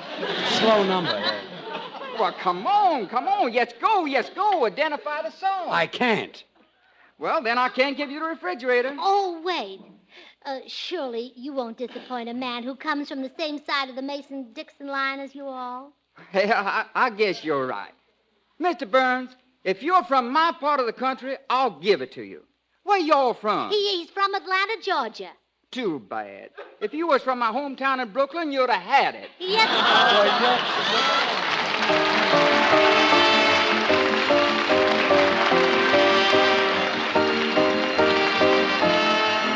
The chiffon music of Meredith Willson, Rachmaninoff's Piano Concerto No. 2.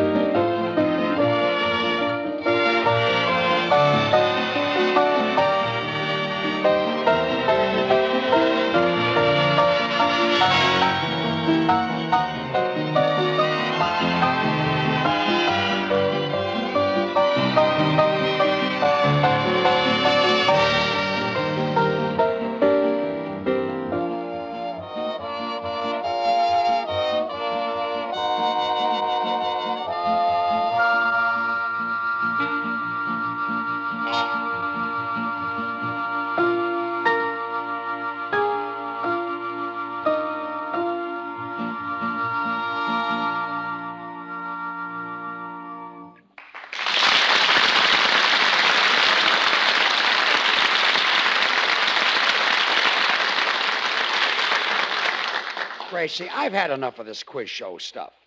I'm going home and go to bed. But, darling, we haven't won a refrigerator yet. I don't care. I'll eat hot food from now on. Oh, look, George, here's the studio where they have that wonderful quiz show, Answer or Get Killed. No, I'm not going in there. Well, hi, Burnses. Say, what are you doing at the studio this time of night? Well, we're trying to win a refrigerator on one of the quiz shows, Bill, but so far we've had no luck. Oh? Well, there's one show where you're bound to win with George as your husband. Which one, Bill? Bride and Goon.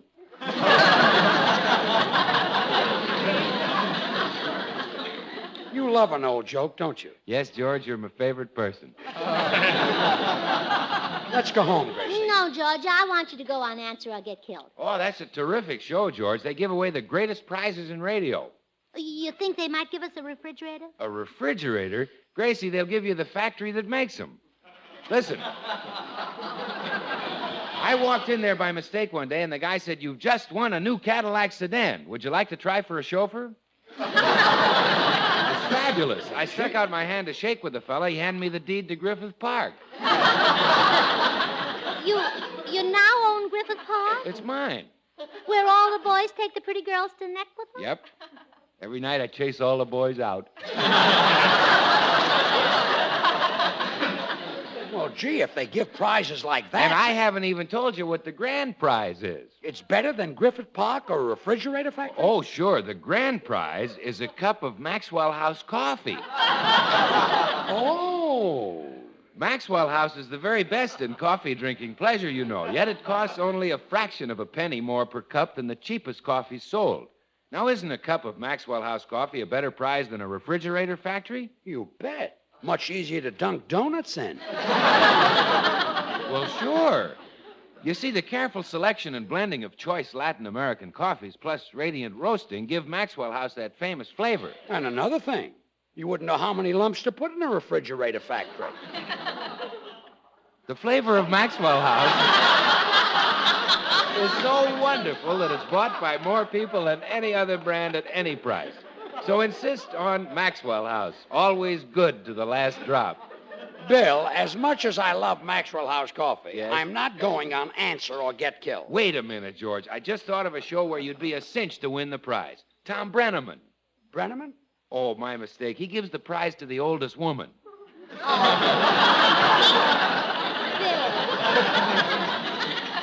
Bill, please be serious. We've just got to win a refrigerator. Now, let's see. What other quiz shows are there? People Are Ridiculous, Who Am I, Encyclopedia. Oh, I know the fellow who runs Who Am I? Well, can you get George on as a contestant? Oh, sure. I'll call this. Wait a minute. I can do better than that. They're looking for a celebrity to be guest quizmaster. I'll line it up for you, Gracie. Wonderful. If I ask the questions, George is bound to win. Sure. I'll fix it right away. Oh, just one thing, Gracie. Don't get confused. Remember, the name of the program is Who Am I? When you look at George, don't say, "What is it?"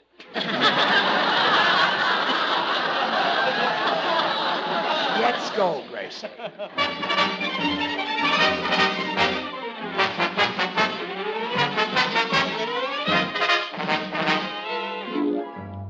You're pretty sure I can win this, huh, Gracie? Oh, you can't miss, George. I picked the stupidest-looking man in the audience to be your opponent. Oh, well, maybe I... There's my signal. We're on the air.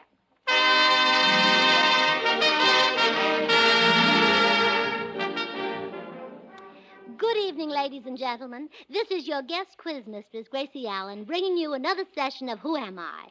And now let's meet our two contestants who will vie for the prize. And what's your name, sir?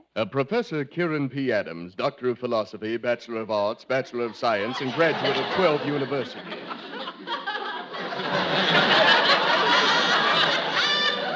Stupid, yeah. George, don't worry. I'm making up the clues.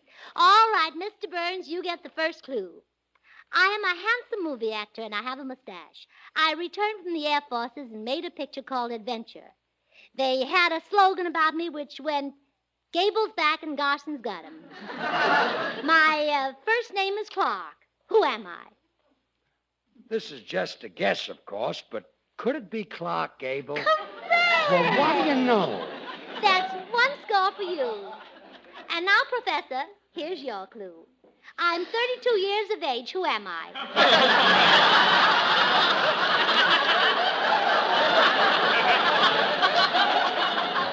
Well, No, time's up. We can't dawdle on.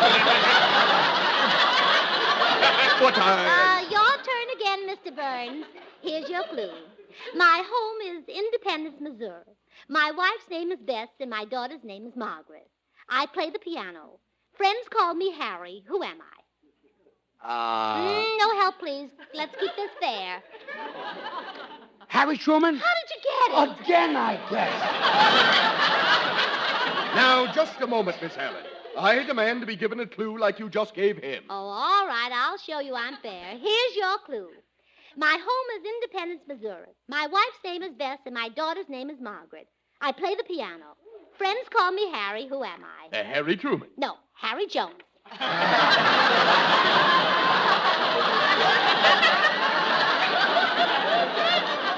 But, Miss Helen, Independence is a pretty big place, you know. And they play the piano like crazy there. I quit. I give up. This is the most unmitigated example of bias and prejudice I've ever encountered. Ladies and gentlemen, the winner, Mr. George Burns.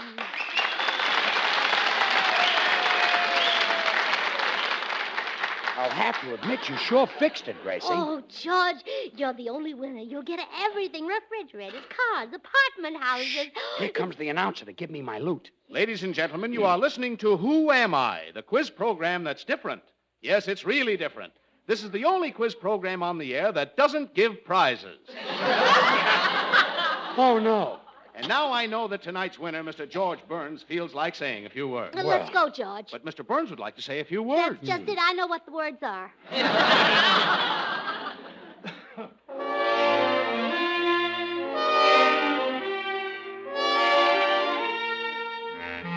Well, I'm glad we're home.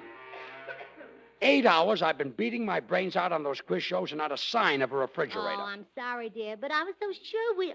Oh, look, somebody left a note under our door. Who's it from? It's from Mr. Jenkins, the hardware man. He said, Dear Mrs. Burns, I had a cancellation on a new refrigerator and brought it over to you, but you weren't home, so I had to sell it. Oh, George, stop beating your head against the side of the house. You're knocking the paint off.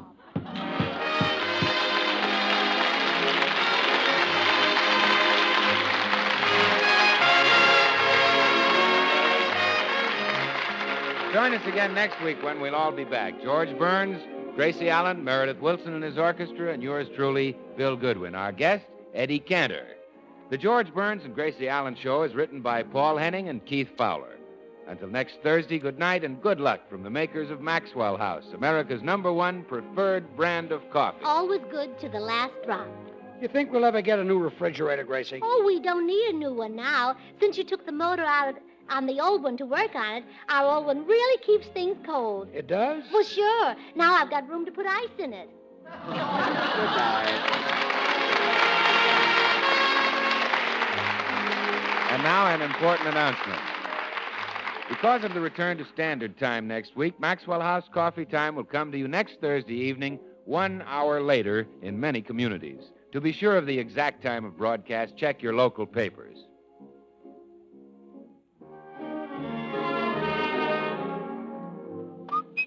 Get Bird's Eye. Get Bird's Eye Chicken a la King. Big, tender pieces of chicken with Bird's Eye green peas, mushrooms, and pimentos in rich, creamy gravy. A swell meat saver these days. And there's plenty in the stores now, so get Bird's Eye Chicken a la King tomorrow. But remember... It can't be the same if it ain't got that name. Get Bird's Eye frosted foods.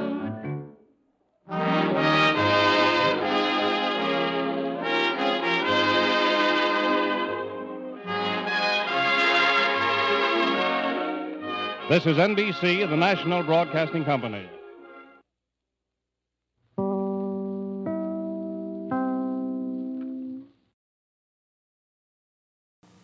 Things with Dave have gone downhill. So here's the new me, the Annie Hall look, $100. Great. Now try close-up. That's just toothpaste.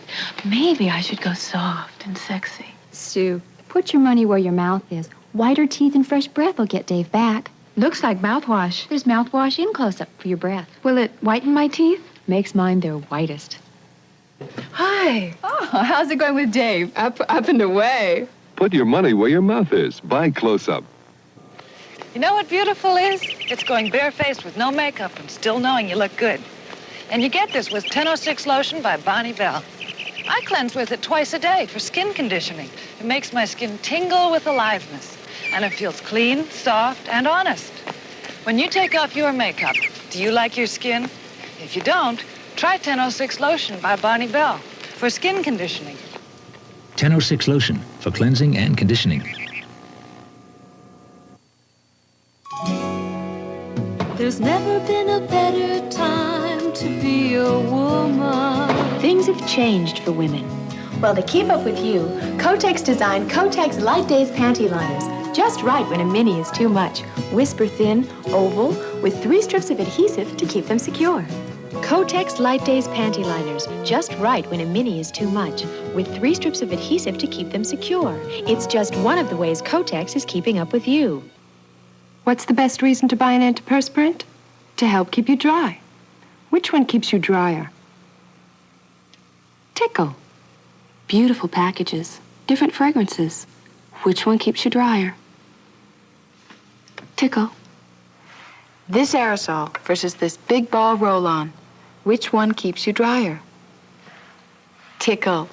You'll love Tickle with its big, wide ball. It keeps you drier than the leading spray. Hunt the biggest of all game with the Green Hornet and Cato coming up next. For a better breakfast, start with Cheerios, that energizing breakfast cereal made from oats. Good, old-fashioned, nourishing oats, all ready to eat. And now, Cheerios presents...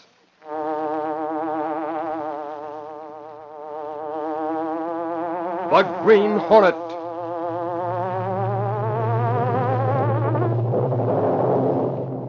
He hunts the biggest of all game, public enemies who try to destroy our America.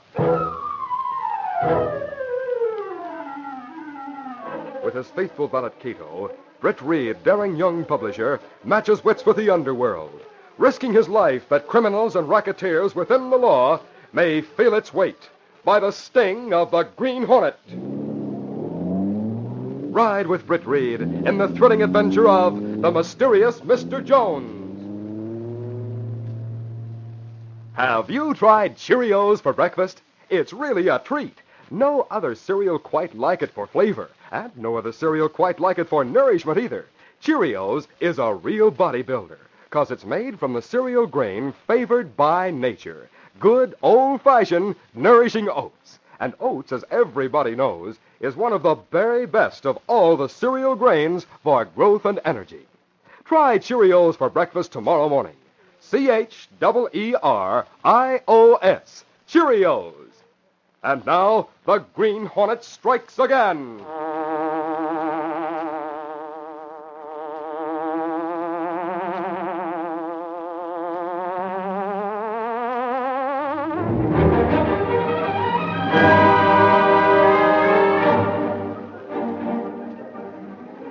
A strike was in progress at the Empire Company. The disagreement was not a serious one. It was simply a matter of wage adjustments requested by a reputable union in good standing and refused by fair-minded factory owners. Picketing was peaceful, and both sides knew that after a period of strategic moves, an agreement would be reached. But neither employers nor employees had reckoned on the activities of the mysterious Mr. Jones. It was Mr. Jones who pulled the strings, and the strike exploded into a riot. Now teach you. Oh, wait, don't kill me. Police! Police, help! Hey, break it up there. Come Copper, huh? Well, I'll show you. Don't. Thanks. Thanks, officer. He was going to kill me with that knife. Who is he? His name is York. Better take him in. He was going to kill me. Hey, I didn't see that. I slugged him for taking a pass at me. You want to sign a complaint against him, you'll have to come along, too. You bet I'll sign a complaint against him.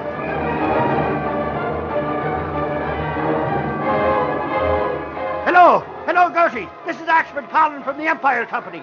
I got a scoop for the Daily Sentinel. There's a regular riot out here. Give me the desk in a hurry. No, wait a minute. Let me talk to Britt Reed personally. This is one for him to handle.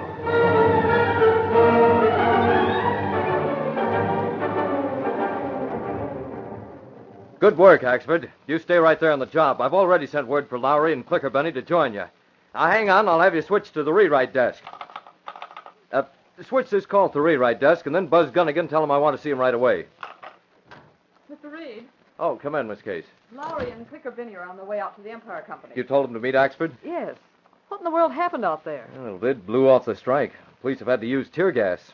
Several men had guns. 3 have been shot. 1 killed. I don't understand it. The Empire Company's had strikes before, but Well, they've always been peaceful. You'd understand, Miss Case, if you'd talk to Tom Wright. He's your friend in the government bureau? Yes. He's just learned of an organization made up of professional troublemakers. It's directed by a foreign power. Its purpose is to do everything possible to create unrest, stir up dissension, promote ill will between employer and employee, hamper recovery, hinder progress. Golly, Mr. Reed, what's the purpose of all these things? The purpose? The purpose is to hurt the United States. You think this organization promoted the riot at the Empire Company? I'd bet on it. How could they? They've worked it out to a fine science. Tom told me about an affair in Omaha. What was that? A few of these agitators got into a union at a factory. First, they tore down the morale of the men. Then they did things to antagonize the company. Then they did things to the men for which the company was blamed. In the end, there was ill will on both sides. I think we have the same situation right here. Harry, you wanted to see me? Yes, Gunnigan. The Sentinel's going to take a very definite point of view on that Empire trouble. Yeah? What side are we on? Neither side. We're not going to print anything to discredit either the Union or the Empire Company. Well, I got a flash a few minutes ago. The police have arrested a man named York. One of the pickets is bringing charges against him. He's being held for assault and battery with intent to kill. To kill a picket? Yeah, a guy by the name of Rodney Franklin. He says York pulled a knife on him. Who's York? Well, that's the thing. Nobody knows. Nobody's ever heard of him. He's neither with the Empire Company or the Union. Well, maybe he's one of those professional agitators you mentioned, Mr. Reed. And he's to go on trial? He is, unless Franklin changes his mind and withdraws his charges. Well, if York goes on trial, he might be made to tell a few things. Maybe his trial will prove to be the break Tom Wright and the government are waiting for.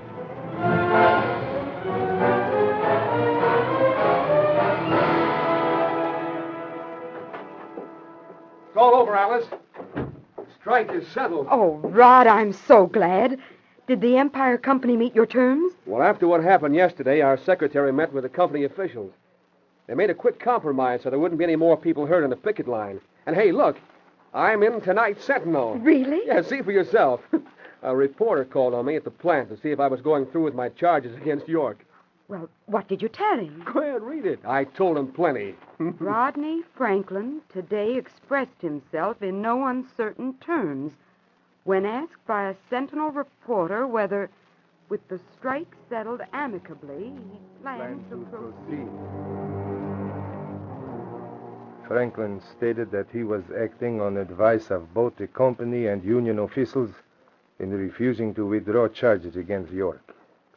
Two men listened intently in the rear room of a foreign restaurant, while a lean-faced individual read from the Daily Sentinel. Unable to furnish bail, he thinks... the rest does not matter. Oh, York is a fool. Why did he let himself get captured? All along I have said we will be better without York. Bardo, you must not talk. But it makes me mad to think this York rates higher in the organization than we do. You, Derek, you should be in his position. Perhaps someday. Oh, Derek, you called us here because you had a letter from Mr. Jones. That is right, Hanson. A letter with orders. Who is Mr. Jones? You ask questions, Bardo. You know I cannot answer them. I do not know who is Mr. Jones any more than you. This York knows him. York rates high in our organization. What are the orders of Mr. Jones? We are to see that Franklin does not appear in court. Rodney Franklin is to have a fire. A fire? He is to be trapped, burned to death when his own home goes up in flames from an overheated furnace.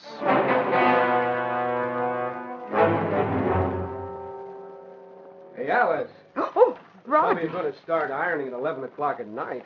You startled me. I thought you were in the other room reading the paper. I've got to iron a shirt so you'll have a clean one to go to court in the morning. I was sure glad to hear that the Empire Company hadn't double-crossed all you fellows and brought in hoodlums to attack your picket line. Oh, they wouldn't do a stunt like that. The Meridian hinted that that was the case. The Meridian? Alice, I've told you not to read that rabble-rousing newspaper. Rod, the door. The Dickens is coming at this hour. Want me to go? I'll go. Might be another newspaper man looking for an interview. Be careful what you say.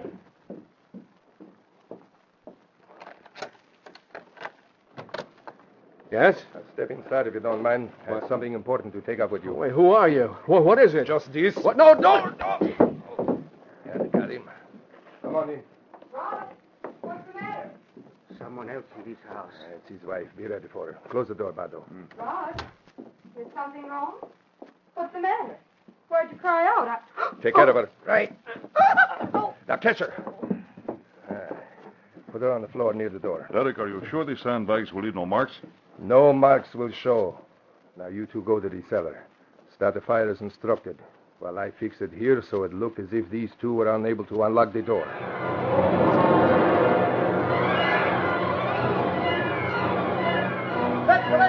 That witness lies in flames. Here you are, sir. Mysterious fire traps Franklin and White. Here you are, sir. Read all about it. Let's read.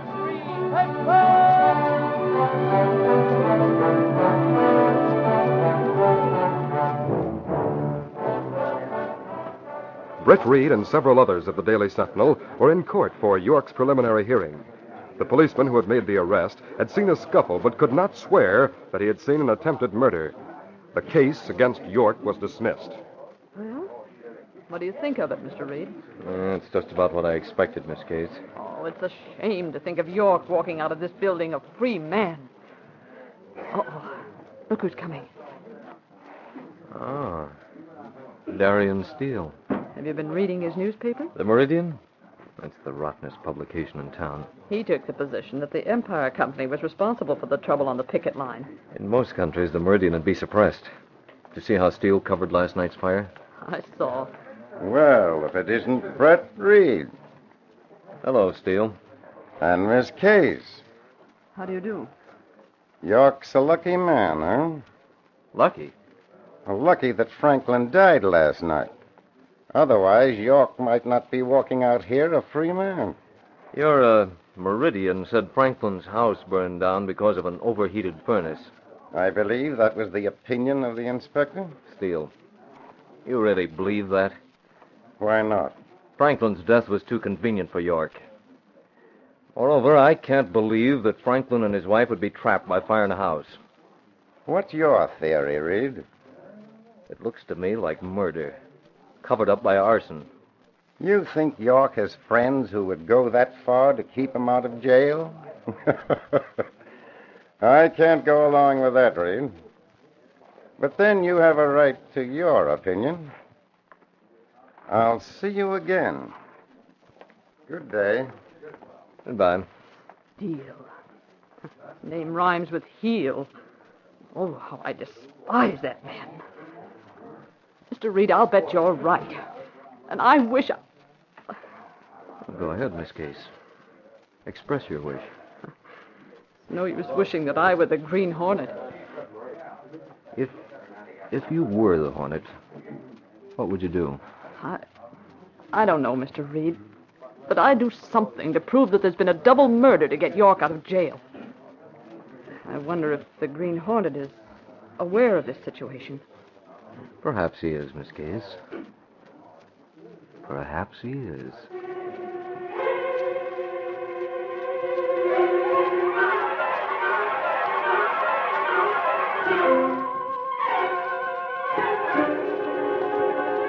We'll continue our story in just a moment. Wow, what an athlete. He just set a new school record for the 220-yard dash. He's feeling his Cheerios. Yes, Cheerios, that energizing breakfast cereal made from oats. Good, old-fashioned, nourishing oats, all ready to eat. It's a real bodybuilder. You bet it is. Cheerios gives you a kind of nourishment that really counts. Cheerios gives you a kind of nourishment that really helps to build up strength and energy and endurance. Know why? It's because Cheerios is made from the richest of all cereal grains in that important growth-promoting and energy-releasing vitamin B1. Yes, the richest of all. Good, old-fashioned, nourishing oats. Cheerios is so outstandingly nutritious that it provides whole grain oat amounts of important vitamin B1 and whole grain amounts of all the other known important vitamins and minerals of oats. And besides, it tastes wonderful. Yep, it's hard to believe that a cereal can be so good for you and taste so good, too. But that's Cheerios. You see, it's made from oats into crisp, delicious, ready-to-eat form. It's an oat cereal that needs no cooking. You just pour it right out of the package. Pour it out, top it with some kind of fruit, like, say, sliced bananas, and plenty of good, rich milk or cream, and believe me, you're ready for a feast. Just wait till you wrap your tongue around a spoonful of Cheerios. Then you'll see what I mean. That marvelous, fresh, toasted oat flavor. It's terrific. And say, don't forget that Cheerios is mighty good to see, too. It's the only cereal shaped like tiny, crisp, golden brown little donuts. Try Cheerios for your breakfast tomorrow morning and every morning. Then you'll understand why people all over the country are saying, he's feeling his Cheerios.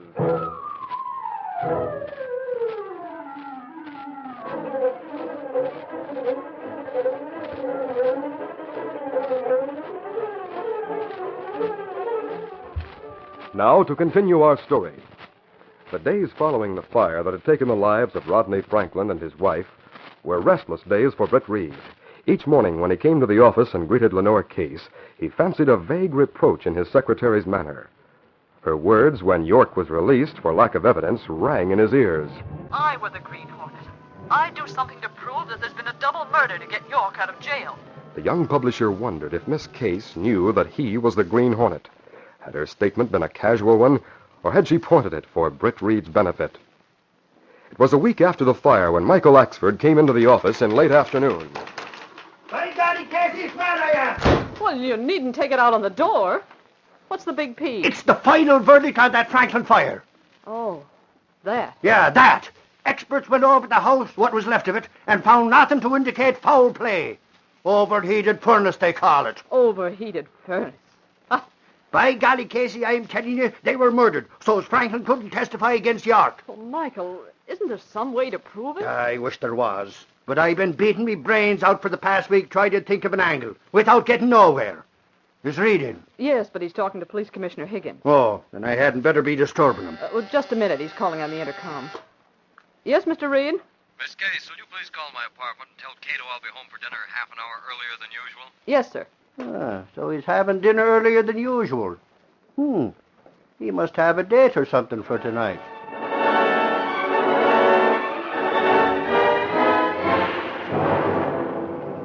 Britt Reed finished his dinner in a hurry, then called Cato to his bedroom. The faithful Filipino valet was his trusted ally when he assumed the role of the Green Hornet. Cato, at last I've learned a few things about York. Oh, that's good. It isn't much. I have only a few cards, but I'm going to play them to the limit. Oh, Mr. Britt, you will not see a message there on dresser. Message?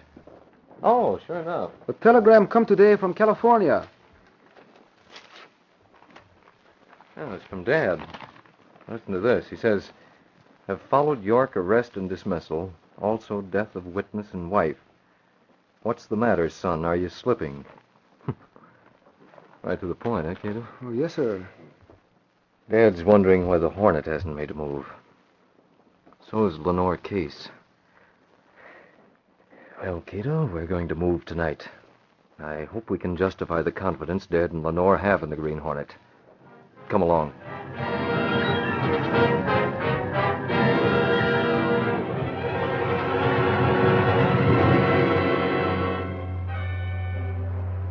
Britt Reed drove with Cato at his side, guiding the Black Beauty through the dark side streets.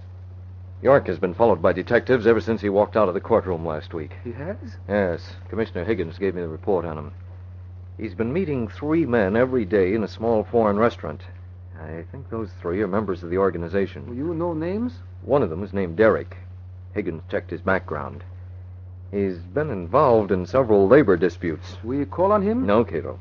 We're going to York's home. But, Mr. Britt, if police watch York, they see us and Black Beauty. The detectives aren't following York any longer, Cato. Commissioner Higgins withdrew the shadows at my request. What we do with York? Cato, you remember that little hotel we visited last summer and that fishing colony at Wildwood? Oh, yes, Mr. Britt. That summer colony. It all closed up now. Well, we're going there, Cato. We're going to take York to that hotel.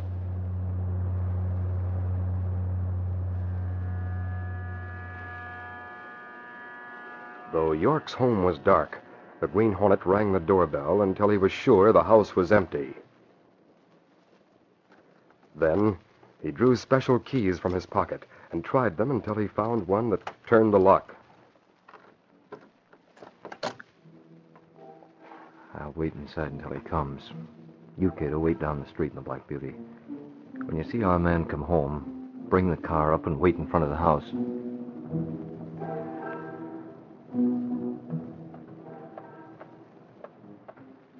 his hat pulled low, his topcoat buttoned high, and a mask concealing his face, the Green Hornet waited patiently in darkness while the hours ticked by in York's home.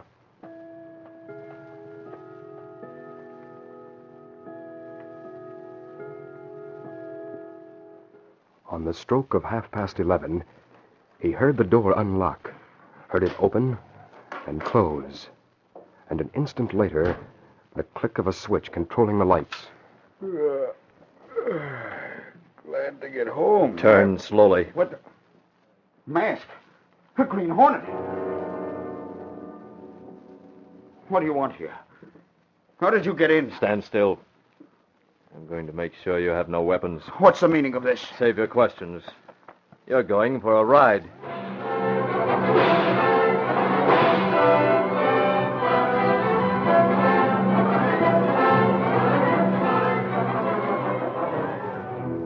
Except for a few year-round homes, the buildings in the summer colony called Wildwood were boarded up for the winter. But Britt Reed knew the community and the small hotel. He opened a rear door of the closed hotel and ordered York into the lounge while Cato found a way to open the garage and put the Black Beauty out of sight. Working by flashlight, Britt tied York to a chair, then built a fire in the fireplace. The window's boarded up. We needn't worry about anyone seeing the firelight. If anyone happened to be around. What are you going to do? York, I want information. I know about Derek. I want the name of the man on top, the one who gives you orders. Also the names of the men who set fire to Franklin's house. I want the full and complete story of the racket. How much you're paid and by whom. I can tell you nothing. I'm afraid, huh? Afraid of what'll happen to you if you squeal. Well, let me tell you something, York. Before I picked you up, I made arrangements for tomorrow's edition of the Daily Sentinel to report that you've told all you know about your gang of agitators. I don't believe you. Whether you squeal or not makes no difference. Derek and the others will think you've talked and they'll deal with you accordingly. Your only hope is to tell me everything and trust me to save your neck. I'll tell you nothing. I think you're bluffing, and I'll call your bluff. Suit yourself. You'll learn differently when your gang shows up to rub you out. What? Meanwhile, you're going to sleep. Sleep? Wait. Don't shoot me. Put that gun away. It's just gas, York. It'll be daylight when you open your eyes. No, don't.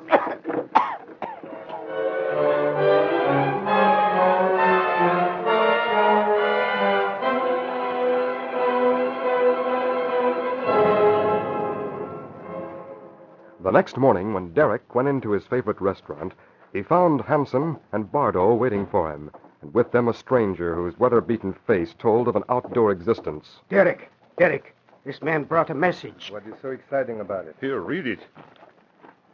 I have been captured by the Green Hornet. I'm being held prisoner in Wildwood Hotel. Come and get me. Signed, York. You brought this? Yes.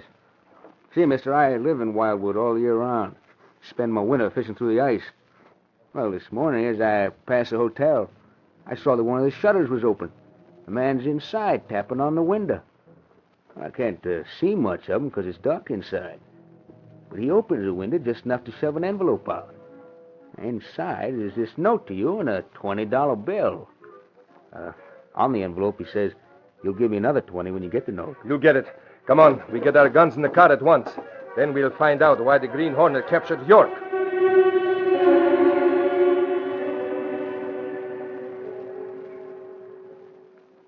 The morning was well advanced when York wakened to find himself untied.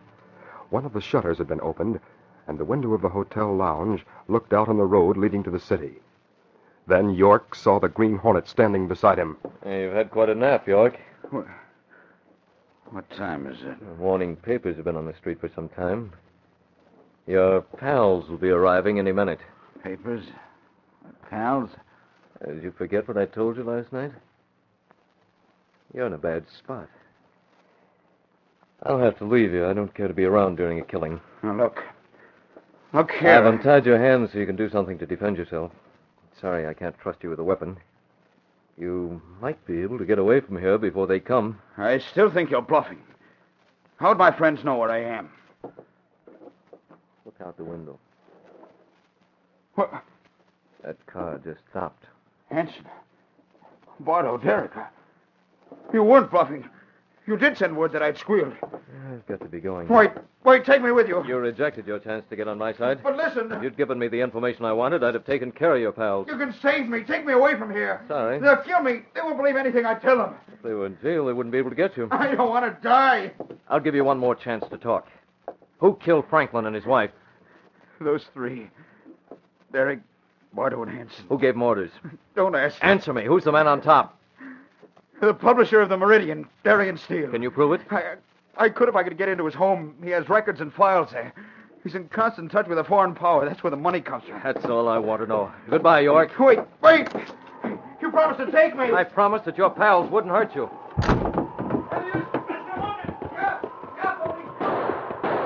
Cato had been waiting at the wheel of the Black Beauty with the garage doors open. The heavy machine shot forward to meet Britt Reed as Derek and the others opened fire at the masked man. All right, Cato, let her go. We have the information we came to get. I have to call the police commissioner.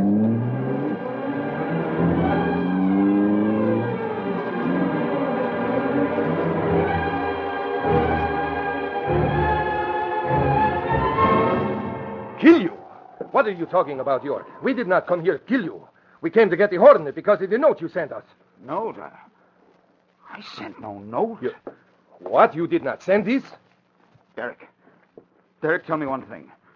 Was there anything about me in the morning paper? No, why should there be? He tricked me. He made me tell him. If you did not send this note, who did? The Green Hornet.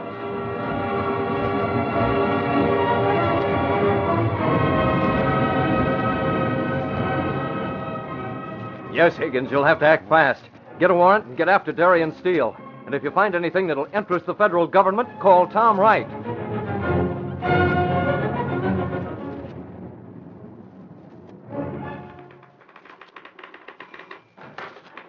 Oh, Mr. Reed. You're late. Yes, Miss Case. I had a few things to do this morning. Reed, Suffering Snakes is glad I am you're here. Holy crow, there's news busting out all over the place. It all came when the cops got Michael means anonymous. Yeah, a tip. A tip about what, Axford? Darian Steele. They got the goods on him when they searched his apartment. He was in cahoots with a pack of foreigners to make trouble. Darian Steele was the guy that was known as the mysterious Mr. Jones. York worked for him, Mr. Reed. So did all the others who stirred up the trouble at the Empire factory. The cops have got Steele, and he's named the ones that killed Franklin and his wife. Hey, Axford, I just got a call from... Oh, hello, boss. Yes, Gunnigan, go ahead. The Highway Patrol picked up York and 3 other members of the Steele outfit. They're falling all over themselves. They blamed the Green Hornet for their capture. The Green Hornet? Suffering Snake. Stay on that story, Gunnigan, and play it for all it's worth. Right. Come on, Axford, I got an assignment for you. See you later, Reed. Well, I'm glad you got back, Mr. Reed. Where did you say you spent the morning? I didn't say. If the Green Hornet is responsible for what happened, he must have had a busy morning. Yes, Miss Case. He must have had. I was certain he'd do something about York. Weren't you?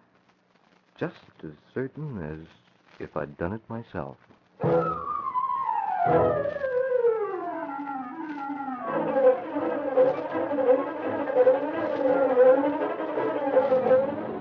Let the Lux people! Federal agents move in on Meridian publisher hand of enemy agents seen in Empire dispute. Read all about it. Green Hornet involved. Let the Lux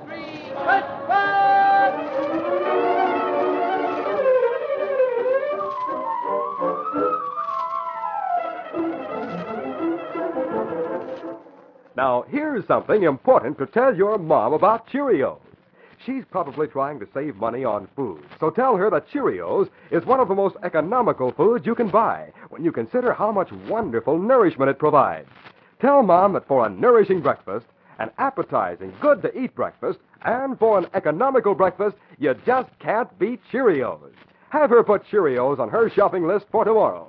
Cheerios. Cheerios. You've been listening to The Green Hornet, brought to you by Cheerios, the breakfast cereal that's made from good, old-fashioned, nourishing oats, all ready to eat.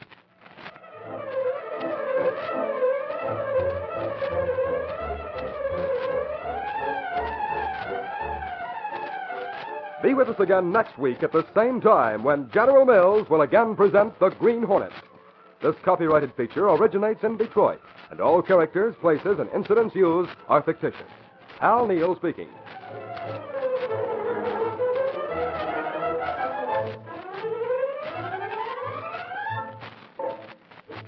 Tomorrow night at the same time over most of these same stations, listen to another thrilling adventure of the masked rider of the plains and his Indian companion Tonto when the Lone Ranger rides again. This is ABC, the American Broadcasting Company. The chips stake out a neighborhood and find that trouble comes in small packages. Hey, slow down and stop! I can't! Then, all your favorites are back in a brand new movie. We're at sea. Maybe we can be rescued. Rescue from Gilligan's Island. Bob Denver and members of the original Gilligan cast. Saturday on NBC. What's behind the name Donahue? Colorful guests, controversial issues. My grandfather was 95 when he told me, he said, people worry about senility. He said, don't worry about it. I said, why? He said, because when you become senile, you won't know it. For interesting conversation in the morning, join Dorothy Hamill, Bill Cosby, and many other fascinating guests on Donahue, a unique adult talk show. Watch me weekday mornings at 9 here on Channel 4.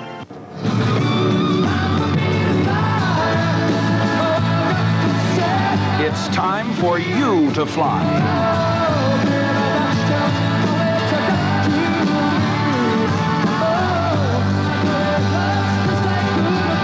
Feel the exhilaration of supersonic flight and fly with REO Speedway. Get their new single, Time for Me to Fly, from the hit album You Can Tune a Piano, but You Can't Tune a Fish, on Epic Records and Tapes. I've spent 18 years in this business. There is no station in the country that makes a larger commitment to local news than Channel 4. News Center 4 at 6. Watch us. We're watching out for you. Electric Light Orchestra on rock concert tomorrow night at 1.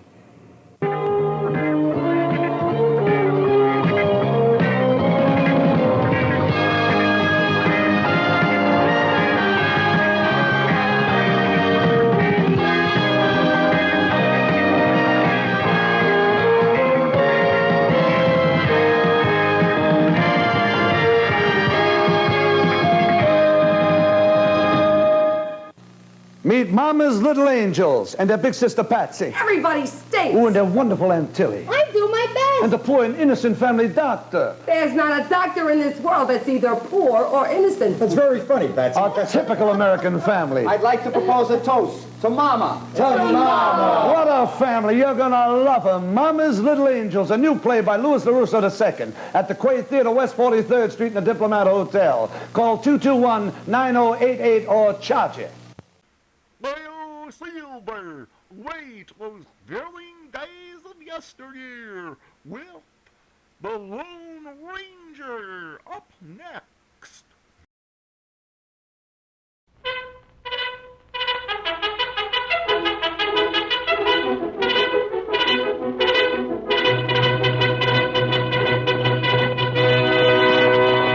Hail, Silver, away! A fiery horse with the speed of light, a cloud of dust, and a hearty hi-yo Silver, the Lone Ranger.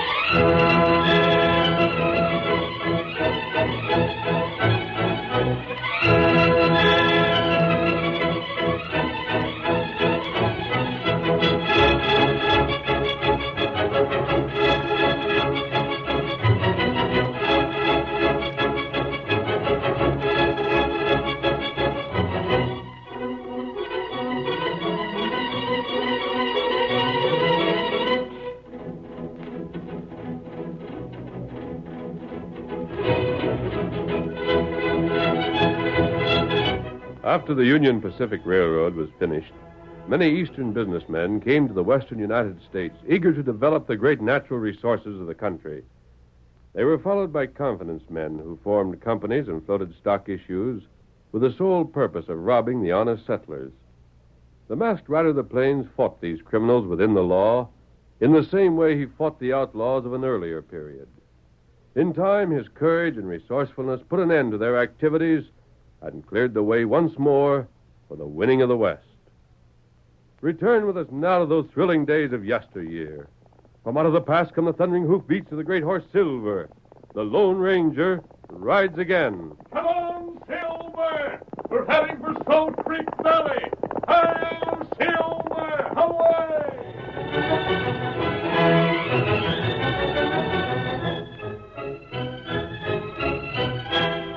The 2 daughters and 3 sons of old Sarah Yates were gathered together in the home of the eldest, Ezra. The attention of all 5 was centered on the man who had just risen from his chair, and now, his coat across his arm, was making ready to leave. I think that's all. You understand the situation. The Red River Short Line means business. It's fully organized, has backing of some of the most responsible men in the state, but only one thing is lacking. As yet, we haven't been able to get title to Salt Creek Valley. The moment we do, our crews will commence laying rail. I hope you can help us. Mr. Harvey will do our best. Thank you. I'm sure you will. Well, my time's up. You know where to reach me? Sure. Staying at the hotel, ain't you? Yes. I'll be there for several weeks. Well, good day. Goodbye, Good day, Mr. Harvey. Well, what do you think? Ezra, if Ma don't sell, she's loco. Ralph's right. $5,000 in cash and 30% of the voting stock. That's a mighty handsome offer. Mother could be rich. I hear railroads are making money hand over fist. Sure they are. But Mother doesn't want to sell. She did. Would Mr. Harvey have had to come to us? Ma's getting old. But she knows her own mind, Ben. That ain't the point. It ain't fair to us, that's what. Someday what Ma has is going to be ours. Here's a chance for a fortune. If she turns it down, it's us she's cheating. Just so. Oh, I see. Then you're not worried about Mother after all. You're worried about yourself. Peg, you just don't savvy. You say that, but I think I do. Wouldn't you like to have a lot of money someday, Peg? Of course I would, but not this way. Well, I'm not particular. Don't argue with her, Marge. The Peg's just one again us 4 anyhow. I guess what she thinks ain't going to stop us. It's Ma we'll have to deal with. Or Miguel. Huh? Well, ain't it on account of Miguel that Ma won't sell? Don't you reckon she'd sell if he was to clear out? I'll bet she would. Then why not see Miguel first? Wouldn't that be more sensible? Well, that's what I meant. That's just what we'll do. Good idea. I think you're hateful. Now, look, Peg. You're all anxious to see Mother get rich so that someday you'll be rich. You don't care one least bit what Mother thinks. And now you're talking about getting Miguel to clear out. The Valley's the only home Miguel's ever had. Where would he go? Where could he go? Don't you ever think of anyone but yourself? If we don't, who will? Mother promised Miguel that as long as she lived, he could stay in Salt Creek Valley. Well, Ma wouldn't be breaking her promise if he was to leave without her asking, would she? He'd never leave willingly. Oh, I don't know. He wouldn't want to stand in Ma's way. Well, if it weren't for Miguel, we wouldn't be here. We don't care. Mother's told you about it. I know she has. Before she and Father were ever married, Miguel hid Father for 3 months when the Taylors would have killed him. They'd have killed Miguel, too, if they'd guessed what he was doing. Oh, we owe him everything. Huh. That's past and done with. Oh, all right, I can't stop you, but I won't have anything to do with it. Don't then. Well, who'll talk to Miguel? I will. When? Just as soon as I can get there. It'll take you 3 or 4 days to ride to his place. And the sooner I can get started, the better. Marge. Yeah, Ben? Pack me some grub. I'll saddle up.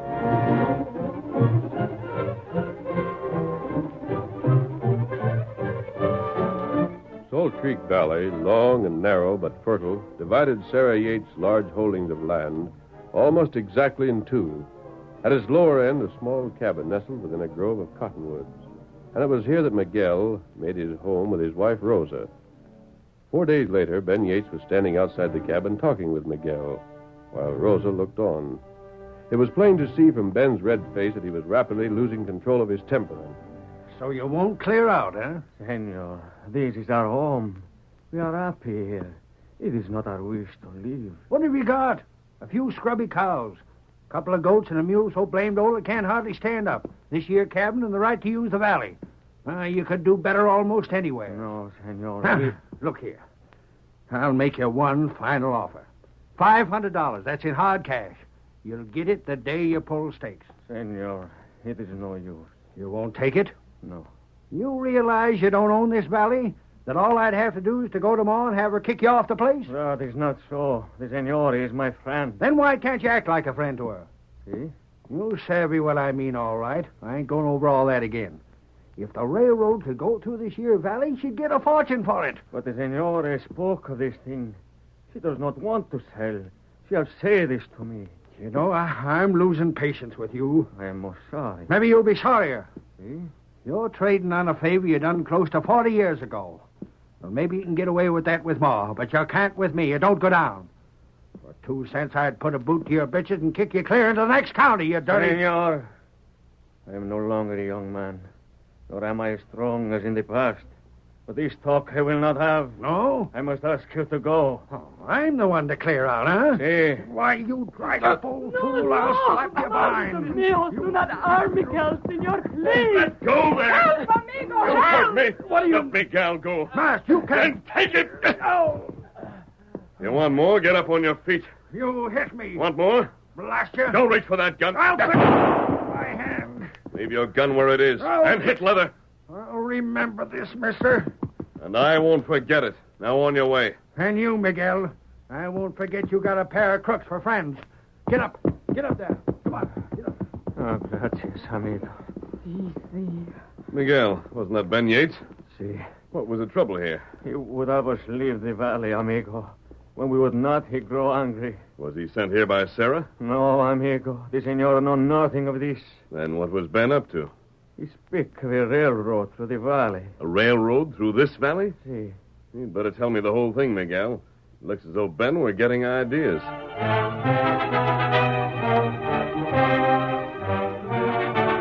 After his talk with Miguel, the Lone Ranger, accompanied by his faithful Indian companion Tonto, rode on and made camp in a secluded spot several miles away. But at dawn the next morning, he was saddling the great horse Silver and... Steady, old fellow. We'll soon be ready.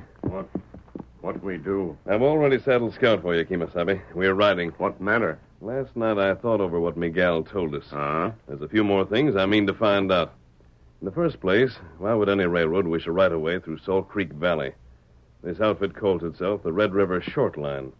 Well, there are a lot of places in the West that could be profitably tapped by a railroad, but this isn't one of them. I wonder if this couldn't be a crooked promotion scheme. What you mean? People lose their heads easily, Tonto. 2 years ago, the Central Pacific and the Union Pacific completed the line that extends all the way to the coast. Since then, everyone's talked of railroads. You'd think you would only lay track anywhere to make a fortune. Now, crooks aren't likely to overlook the opportunity to take advantage of that attitude. Perhaps this is an example. Maybe you're right. I want to know just who's behind this Red River Short Line. As far as I know, they haven't put down a single mile of track.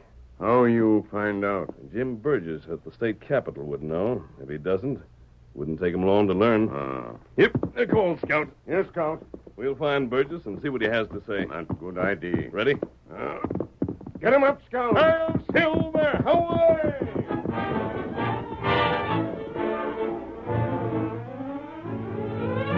With Ben's return, another family council was called at Ezra's home. It was Ralph, the youngest brother, who put into words what all were thinking. Well, we might as well face it. Miguel can't be reached, then there's nothing to do but talk to Ma. Ain't going to be easy, but it'll have to be done. And you talk to her. I done my share. Maybe Ezra better. He's the oldest. Not me. She'd bite my head off. Marty, would you... Oh, no, you don't. I'm no more anxious to face her than Ezra is. It'll have to be one of you three. Well, I won't. I suppose I'm to do everything. But you're... Wait. Yeah? This ain't getting us no place. When you come down to it, there ain't a one of us alone, well, outside of maybe Peg, who could get Ma to change her mind once she'd made it up. You mean we're to let this chance go? No, I mean we'll all see Ma together. Well... It's the only way. We'll have to act together. If she sees all of us are set on this, maybe she'll get over being stubborn. But that'll mean wasting a couple of more weeks. I got a business to look after. If I don't get home pretty soon, You figure that feed store of yours is more important than this? No. Well, I've let my cafe go, ain't I? Yeah, sure. Well, then if Ezra and me are willing to put in our time, you ought to be too. Well, how about Harvey? I'll see him today. I'll tell him this is taking us a little longer than we figured. And I'll write Mother we're coming. I'll get the letter off before noon. Well, all right then. This is very decent of you. Huh? What's ailing you? When I came here, I told you that Mother was ill. I practically begged you to take the time to see her. None of you could. Oh, no, you were too busy for that. But now that it means money to you, everything's different. Now, Peg, Well, I'm going along, and if I can spoil your rotten schemes, I will.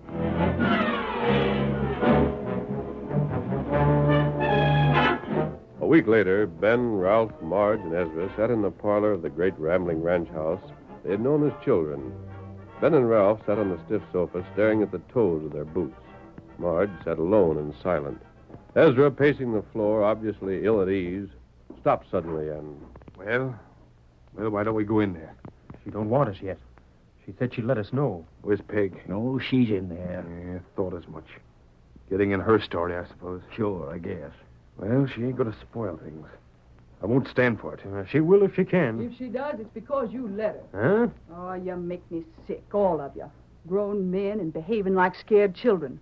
She's our mother just as much as she's Peg's, isn't she? Well, then, why in heaven's name just stand around and do nothing? Go in there. Don't wait for permission. I didn't see Peg waiting. Doggone it, Marge, you're right. Thanks. Sure, that's right. Why are we waiting? I'll go along if the rest of you will. Well, come on. You too, Marge. Sure, why not? I'll go in there. Ma! You got out of bed. Peg, what'd you let her for? Ma, give me your arm. Ben, get a chair. Ezra, don't you touch me. Leave that chair where it is, Ben, or I'll take a cane to you. But, Ma... When the time comes I can't get around my own house without help, I'll be ready for my grave. But I ain't ready yet. No, don't you help me either, Peg. All right, Mother. Well, you can't do this. You're sick. Oh, Ben, yours was a simple-minded one of the family. Took after your pa. Stand aside. For sakes, I know what I'm doing. Be careful, Ma. Well, there. I made it, didn't I? Ma, I've been worried. I'm glad you ain't as bad off as Peg told us. I'm glad, too, Mother. Sure, it's great seeing you on your feet again. We thought you could fool me. Oh, what but do you you mean? Can't. It's high time you learned it. Oh, wait, Ma.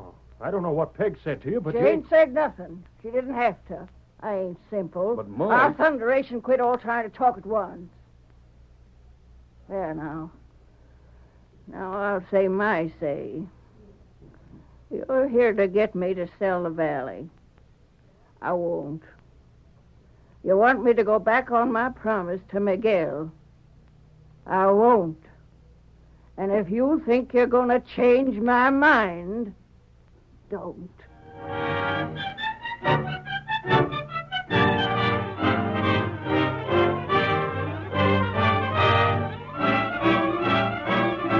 The curtain falls on the first act of our Lone Ranger story. Before the next exciting scenes, please permit us to pause for just a few moments.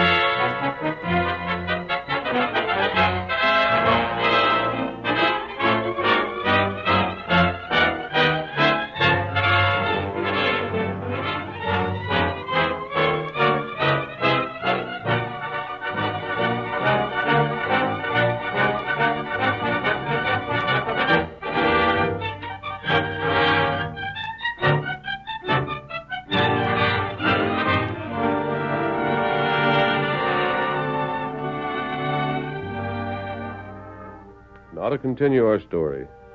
3 days passed. In an office in a distant town, two men discussed the events that had occurred at old Sarah's ranch house. I've got Ezra Yates' letter with me, Taylor. He says they can't do a thing with their mother. Stubborn old fool. She's like most of those old-timers. They'd rather break an arm than a promise. As long as she's alive, that breed's going to have the valley. No, Harvey, you're wrong. I'm going to get the valley. Well, I don't suppose she's got long to last. Not that way. Yeah, but Harvey, I wonder if you know why this means so much to me. I'm not sure that I do. It was my father and his brothers who would have killed old Zach Yates years ago if it hadn't been for Miguel. Yeah? At the time Zach came west, my family controlled all that range up there, every last acre of it. Zach took it away from him. He filed on the only part of the range where there was water. And you don't have to be told that the rancher who controls the water rights controls everything else. So that's it. I promised my father someday I'd get that range back. I will. And it has to be while Sarah's still alive. I want her to know that a tailor evened the score. All right. What are you going to do? Miguel won't leave, Sarah won't sell. What's left? You know, I wouldn't be disappointed if something happened to Miguel, Harvey. I owe him something, too. I can't say that I'd be disappointed at all. That's in order? Yes. If Sarah suspected... She won't, Harvey. No, I'm quite sure she won't.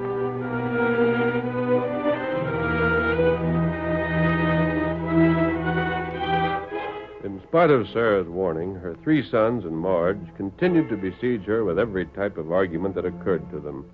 It was impossible for them to leave while they still hoped she would change her decision.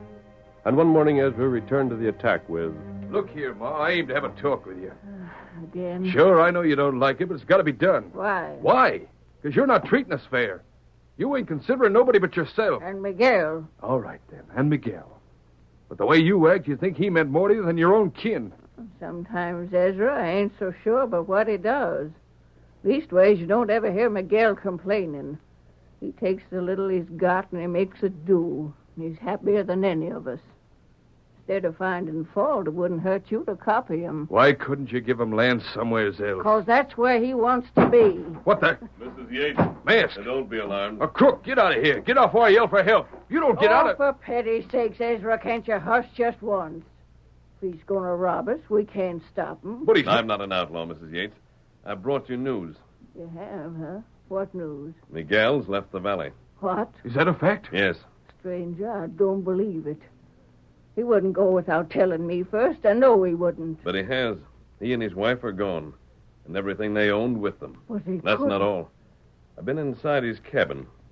I found this. Give me that. What is it? A note. I found it on the kitchen table. Ma. Well? He says he's clearing out because he knows he's standing in your way. He says to go ahead and sell the valley. He says he wouldn't want you to lose out on account of him. Stranger, did you look around any when you was there? I did. Was anything suspicious? Was there any sign to say that maybe he didn't leave willing? The cabin was all in order. It had even been swept and scrubbed before Miguel left. Ma, don't be foolish. Why, this note tells you he went on his own accord. Yes, everything was in order. Nothing looked suspicious, except one small detail. Huh? What was that? Miguel can't write.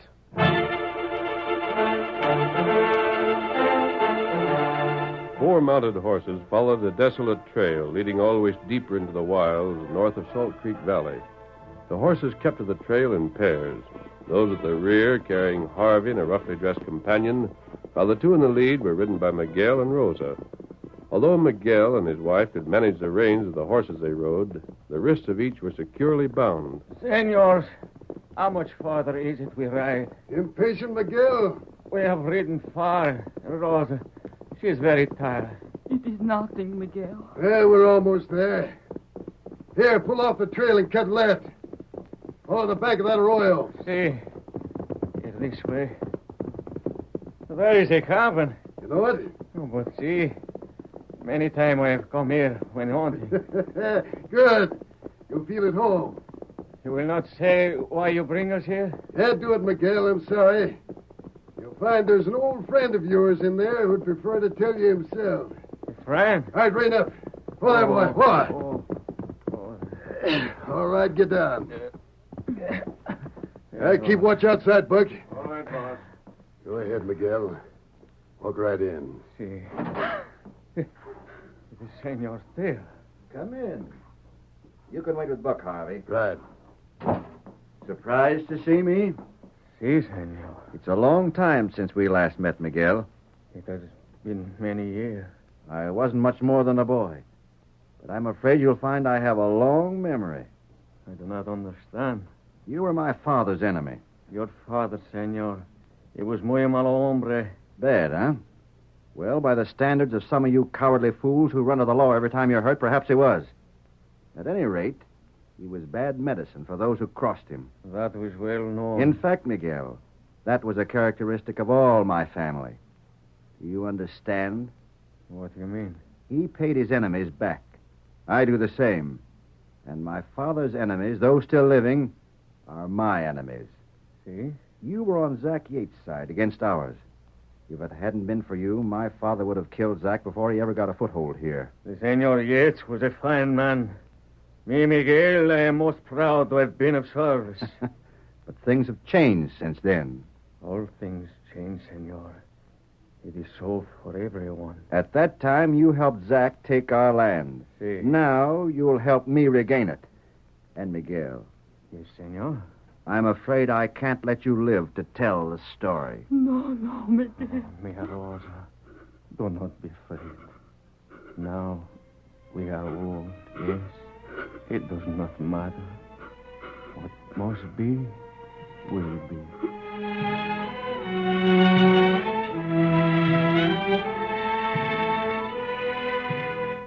Sarah Yates, frightened with the news the masked man had brought, sent Ezra to summon her family together.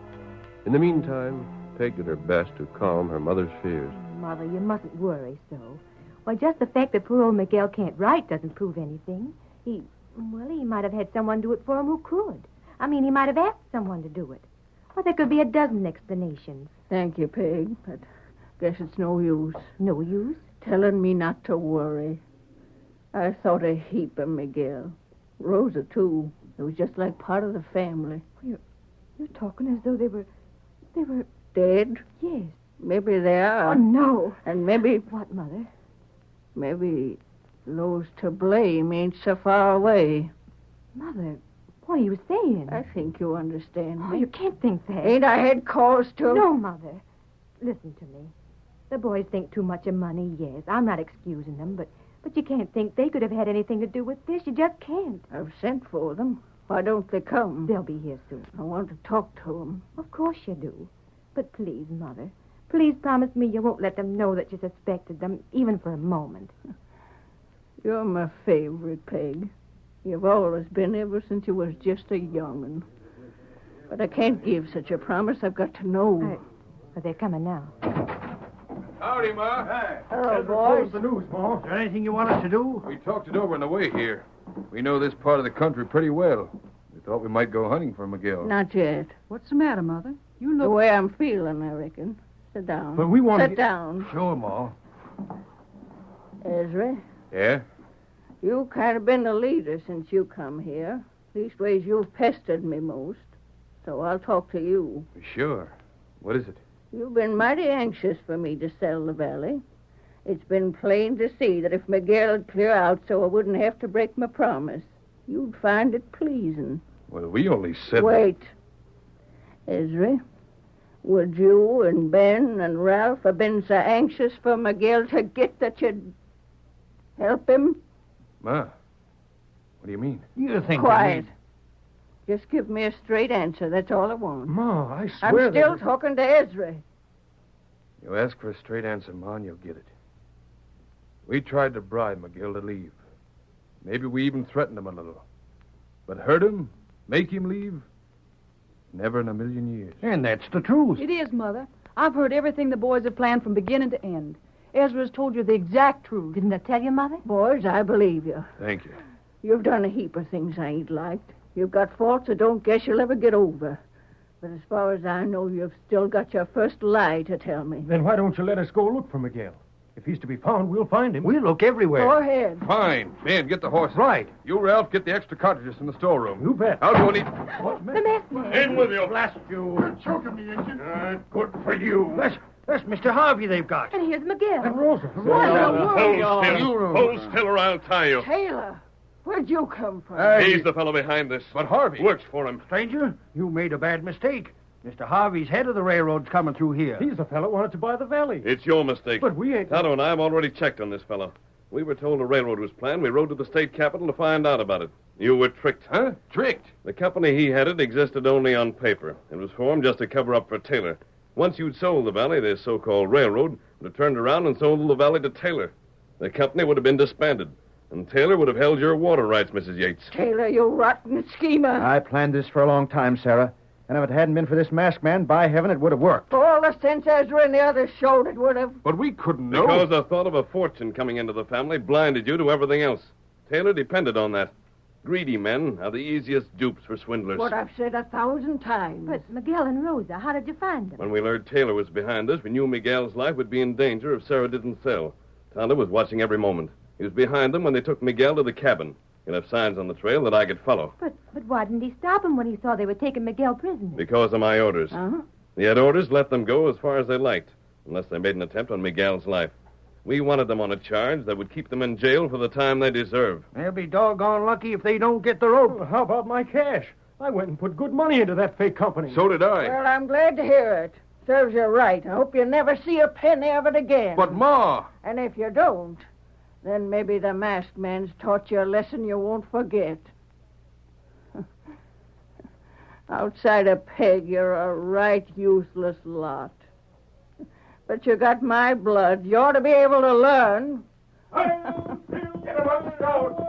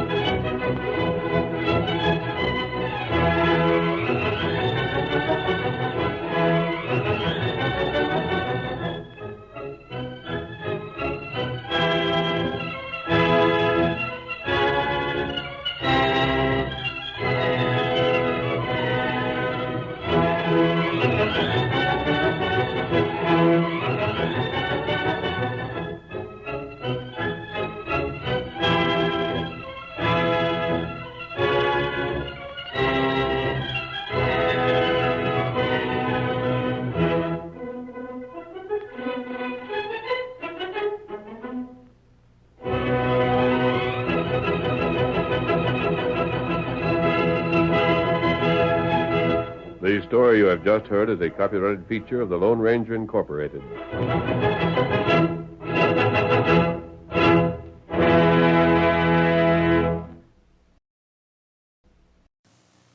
Max, I won't get dressed without my right guard. I'm reading. I won't get dressed without my right guard. What right guard? My right guard! Right guard, double protection. It protects me so well. It also helps protect my clothes from wetness, stains, and odor. That's why I won't get dressed without my right guard. I was reading. Right Guard Double Protection Antiperspirant. Spray or roll-on. Don't get dressed without it. Hey, Max, tomorrow night, don't get dressed without your right guard. At halftime, they're half-starved for something delicious. Lipton cup of soup. Quick! A delicious cup of soup. Great tomato soup. When you don't like cooking, but you sure love eating. Lipton cup of soup. Hot, hearty, zesty flavor. That's Lipton Cup of Soup. You never had soup so good so fast. What a hot snack that cold kids love. Lipton cup of soup. Quick! A delicious cup of soup. You'd be surprised how delicious. I say that your affair with this woman takes precedence over the interests of this bank. Kirk Douglas, Christopher Plummer, Timothy Bottom, Susan Flannery, Lorne Green, Helen Hayes, and more in Ross Hunter's The Money Changers. I was betrayed. The secret world of big money, the multi-million-dollar deals sweetened by sex. A spectacular big event, an explosive 6.5-hour multi-part world premiere movie. The Money Changers, premieres Saturday at 9, 8 Central Time on NBC. Let's check what's coming the mail at Box 13 next.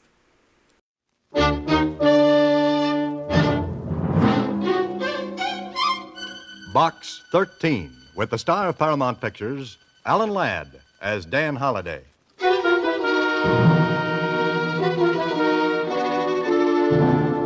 To Box 13, care of the Star Times. I am desperately in danger, I'm sure. I'm afraid to go to the police right now. So if you'll really go anyplace and do anything like your ad said.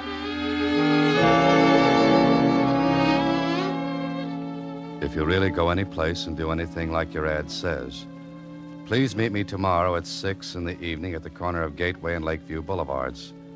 Constance McLean. You didn't know it then, but this was one time, Holiday, you had your work cut out for you.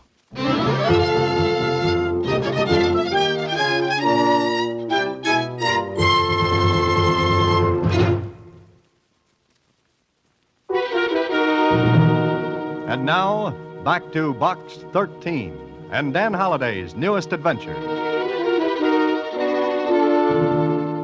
I guess I was asking for it when I put that ad in the Star-Times. But I wasn't asking for what happened this time, and I don't want it again. You see, it was, well, might as well start from the beginning, and Susie saying... Constance McLean. That's a pretty name, Mr. Holliday. But what do you make of the letter, Susie? Make of it? Well, what do you mean?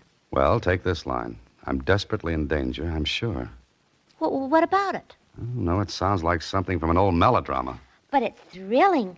Maybe she is desperately in danger, Mr. Holliday. Why don't you find out? You think I should, huh? Sure. You'll be just like one of the old knight irritants. Knights errant, Susie.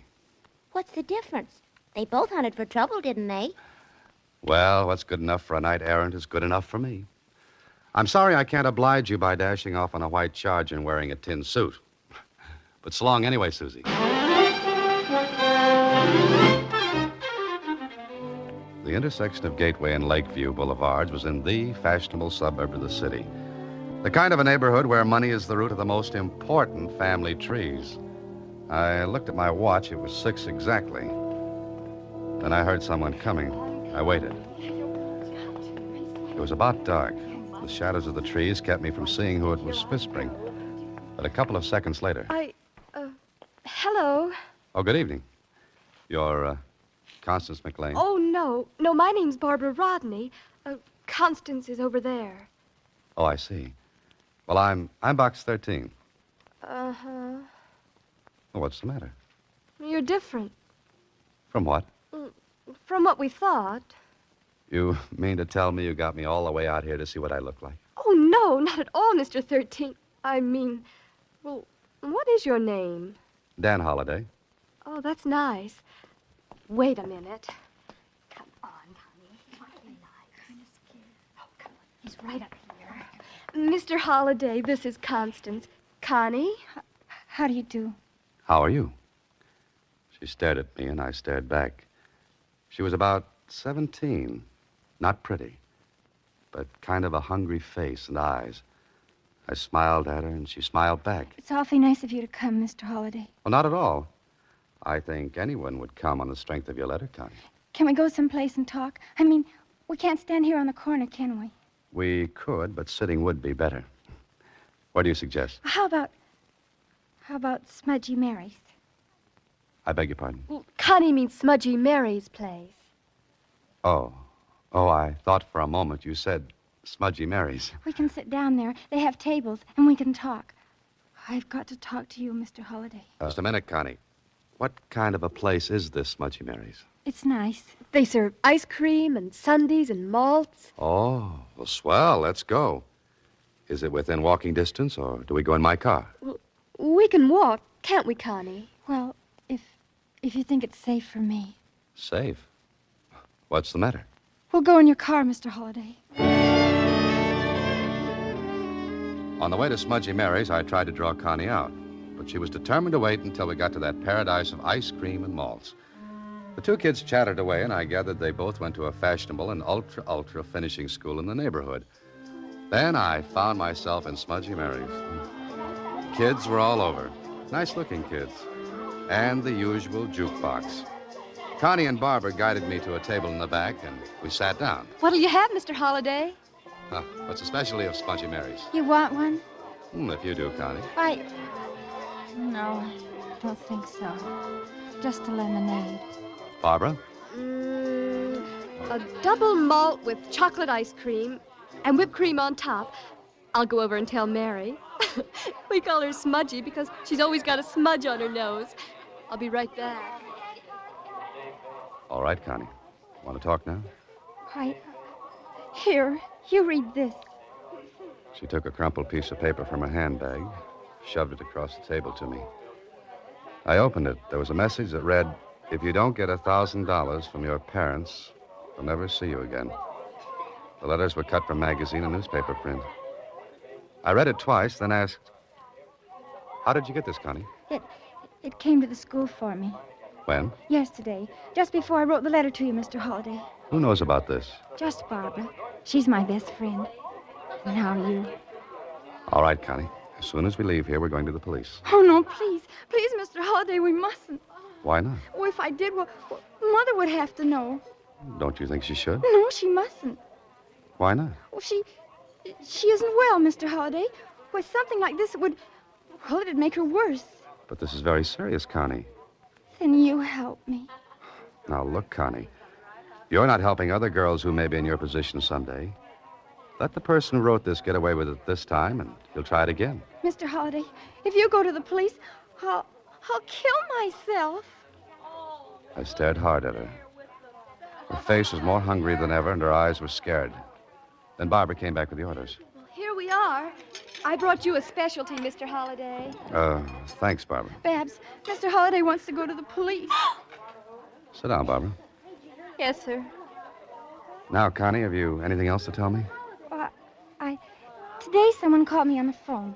It was a man's voice. He said, I should have the money by the day after tomorrow or I'd be sorry. That's right, Mr. Holliday. I was there when the man called. Did you recognize his voice, Connie? No, I never heard it before, I'm sure. It had kind of an accent. Do you know anyone that speaks like that? No, I said I didn't recognize him. Where are your father and mother? They're away. Where? In Michigan. For how long? They'll be gone about 2 months. I see. This man said you'd have to get the money by the day after tomorrow, is that right? Yes. Oh, Mr. Holliday, I'm scared. Why are you afraid to go to the police, Connie? I'm afraid what will happen if I do. To you? Yes, to me. Yes, she was scared, all right. She didn't touch her lemonade, and I couldn't touch the specialty of the house. You see, I wanted to be alive the next day. A little while later, we left Smudgy Mary's. We didn't say much. Connie, because she was scared. Barbara, because she was scared. And I, because, well, I had an idea.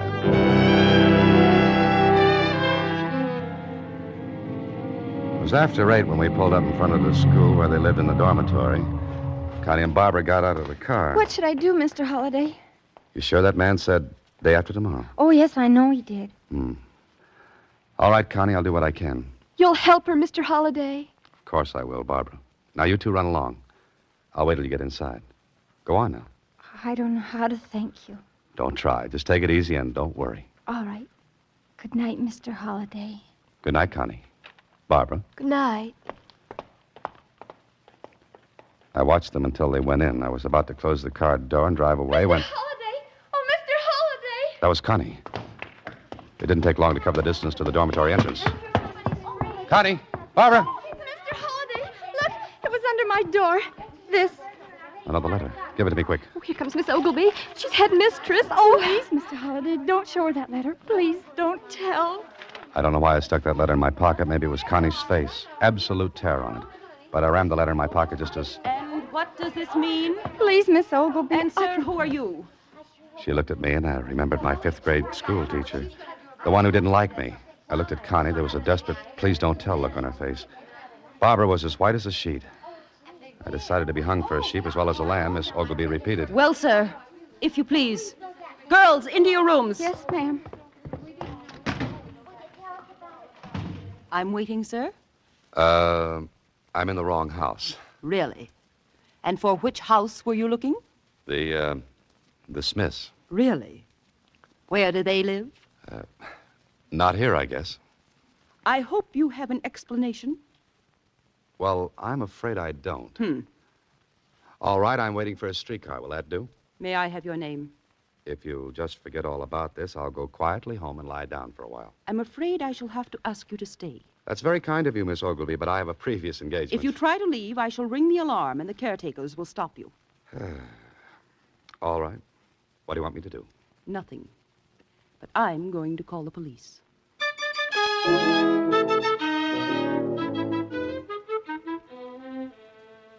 All right, Holiday. All right. You were in the wrong house. Why? I told you, Kling, I made a mistake. Couldn't you tell a girls' school from a private home? Besides, there's no one in the neighborhood named Smith. How do you like that? 3,000 Smiths in that phone directory, and I picked the wrong neighborhood. You should have worn a ribbon in your hair, but nobody would have noticed you. Thanks, dear. You're pretty, too. Listen, Miss Ogilvy preferred charges, trespassing, and a dozen other counts. She can make them stick. Kling, what if I said I had a good reason for being there, but I couldn't tell what it was? What would you say? The same thing I said 2 hours ago. Why? I can't tell you, I promised. All right, you'll spend the night in the jug. Unless I put up bail, which I'll do. I could have told Kling, but I kept thinking about Connie. Maybe I believed her when she said she'd kill herself if I told the police. Anyway, I kept the whole thing to myself. The next morning, I went over the second letter she'd received. It read, "You have one more day to get the money from your parents." One more day. That meant today, and that was all. I did a lot of thinking, and it added up to something very, very strange. I was thinking about it when the phone rang, and Susie answered it. Hello? Yes, just a minute. Mr. Holliday, Lieutenant Kling wants to talk to you. Oh? Okay, Susie, thanks. Hello? Yeah? What? When did you hear that? Okay, I'll be right over. Mr. Holliday, what's the matter? You look scared. I am, Susie. Maybe I've made a mistake. Connie McLean's disappeared.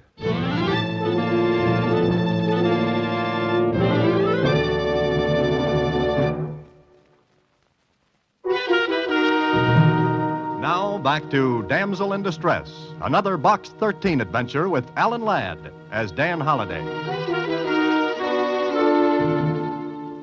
Kling and I drove out to the school. He pondered at me to find out what I knew. I told him about the letter then. I had to. He was mad. I guess he had a right to be. At the school, we sat across from Miss Ogilvy and Barbara Rodney. All right, Miss Ogilvy. Let's hear what happened. Barbara, please tell us what you know. Well, I woke up this morning. Connie and I have the same room. We know that, Barbara. Yes, ma'am. Well, I looked across to Connie's bed. She wasn't there. What time was this, Barbara? When I woke up, about 7:30. And you looked everywhere for her? Oh, yes, Miss Ogilvy. What makes you think Connie disappeared? Constance has never been tardy for a class, Mr. Holliday. And I might ask what you know about this. Your actions last night Barbara, were will not... you leave, please? I'll talk to you later. Hey, Holliday, what's the idea? Please, Kling, I want to learn something. Is it all right, Miss Ogilvy? I suppose so. I'll be in my room.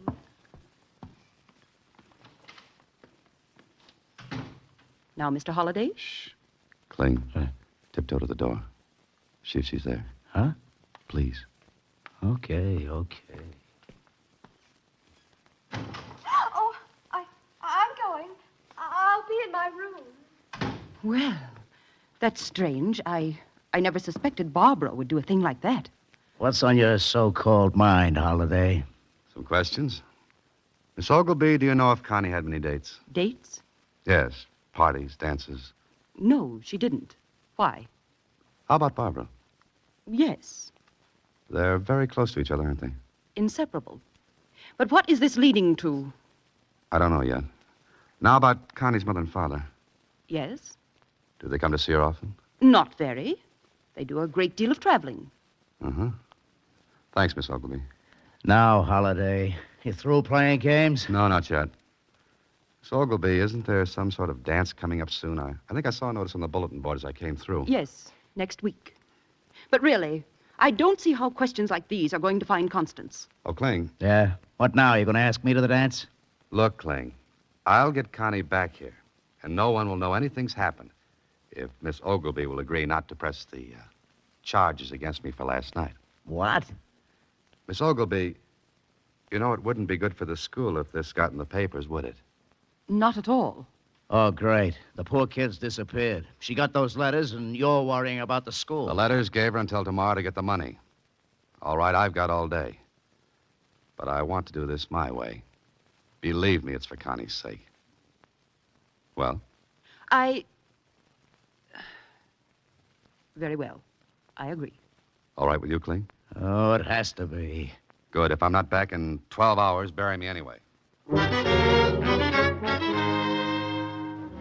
I was playing a hunch all the way to the finish line. If it worked, okay. If it didn't, then Dan Holliday was cooked like a hot dog at a barbecue. I had a couple of stops to make. The first one was at the Star-Times. There I asked Mona, the society editor, a few questions. The McLeans? Are they the ones, Dan? Uh-huh. They got a daughter, Constance. That's right. And 100 million or so. Where are they now? I can't tell offhand, but wait a minute. Back file should tell. The Riviera, not here. Nice, not here. Monte Carlo, not here. Mona, please drop the opera glasses and get to the McLeans. All right, Danny boy. Let's see. Here we are. Mr. and Mrs. Randolph McLean have left for an extended vacation in Florida. Florida? You sure that's not Michigan? Well, if it is, the Florida Chamber of Commerce is going to be awful mad. Did they return yet? No. You sure? Of course I'm sure. That's my job here, remember? Okay, Mona, thanks. I'll remember you at Christmas. Once a year is all I ask. So long. There was another stop to make. And strange as it may seem, it was to see a psychiatrist. Well, what he told me checked, but good. Then I made one more visit, this time to a telegraph office. I sent a wire to Connie's parents to charter a plane and come home at once. When that was done, I was all set except for one more little item. A long talk with Barbara. I got Miss Ogilvy's permission to take Barbara for a drive in my car. But, Mr. Holliday, why do you want to talk to me? Oh, maybe I just like to, Barbara. Where are we going? Is Smudgy Mary's open in the afternoon now? Yes. Okay. Let's you and I drop in for a lemonade or a malt. How about it? Well, I really got to get back to school. Miss Ogilvy said it was all right for you to come with me. Oh. You didn't hear Connie leave the room this morning, did you? No, I didn't. And you're sure you looked all over for her? Oh, yes, everywhere. Uh-huh. Well, here's Smudgy Mary's. You know, Barbara, a diet like this will ruin my health. But come on. All right. Well, practically deserted. Is that Smudgy Mary? Yes, that's she. Mm-hmm. 2 specials, Mary, please. Oh, really, Mr. Holliday, I don't think I can eat Let's any try the jukebox. Any particular number you'd like? No. Anyone's all right. Okay.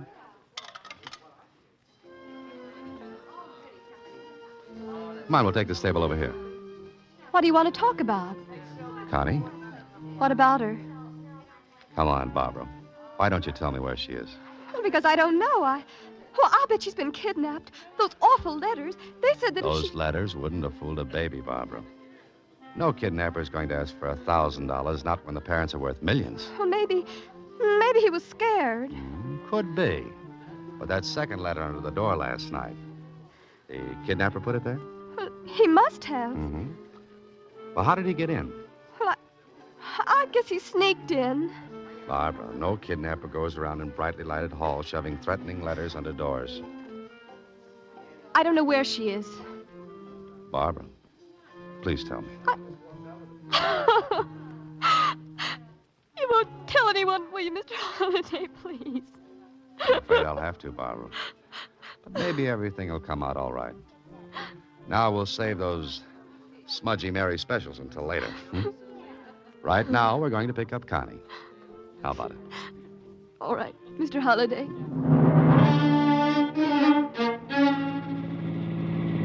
Barbara and I drove out into the country and up where the lake sits in the hills. There were a lot of cabins around. Barbara directed me to one and I stopped the car. This it, Barbara? Yes.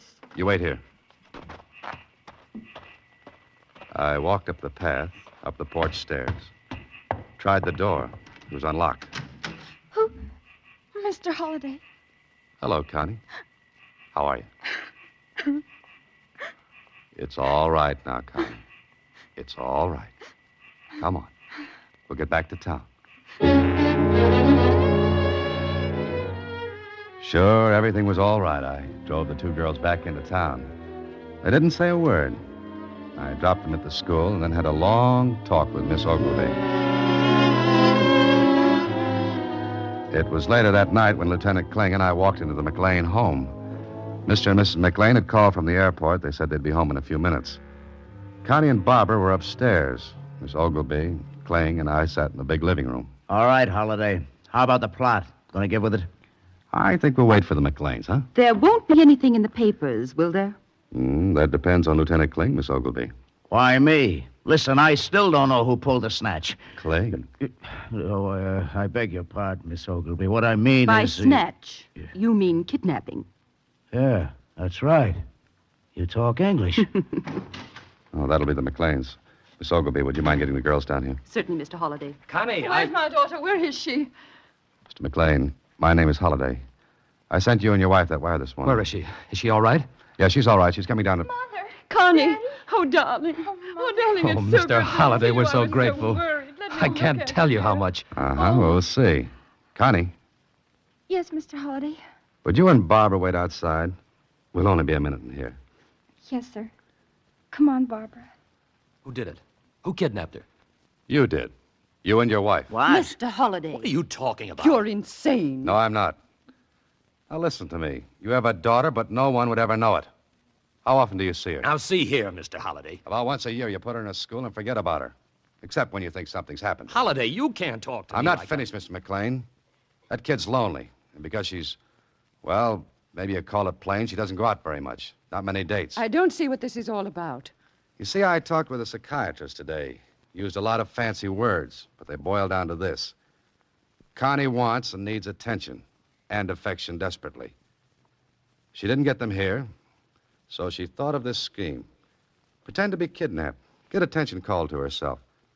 Then she'd come back with a story. She'd be in the limelight. And Barbara helped her because she's her best friend. Now, wait a minute, Holiday. We'd have torn holes in her story. She wouldn't have gotten away with it. I know, that's why I didn't tell you right away. That's why I wanted to handle it my way. If this had gone to the police, the whole thing would have blown up for Connie. There'd have been a newspaper story, ridicule for the girl. But this way, well, let's give Connie a break. And Barbara. How about it, Kling? Sure, I'm willing. Oh, thanks, Kling. You're a gentleman and a scholar. I'm a soft-hearted cop. Mr. Holliday. Yes, Mr. McLean? I guess my wife and I didn't realize how selfish we really were. We thought we were giving Connie all she ever wanted. Yes, all but one thing. The one that really mattered. Affection. Well, I want to thank you and Lieutenant Kling. And, well, now I think I'll start what should have been started years ago. Sure. But you've got lots of time. Mind if I cut in first? What do you mean? Well, you can start tomorrow. Meanwhile, I think I'll play this all the way, huh? What are you up to now, Holiday? Practice what you preach, I always say. Connie. Oh, Connie. Yes, Mr. Holliday? Everything's all right in there. Nothing to worry about. For you either, Barbara. Oh, you're wonderful, Mr. Holliday. Oh, Barbara. Will you excuse Connie and me for a moment? Huh? Oh, well, sure. Well, I'll be upstairs, Connie. Connie, about that dance. Got a date for it? Oh, sure I have. Connie? Well, no, I haven't. Well, look, I'm just a little older than you are, and when I comb my hair and put on a tuxedo, I look like I've been in the stag line a bit too long, but do I get the date? You? Honest? We'll make a night of it. First the dance, then, even if it kills me, Smudgy marries for a special.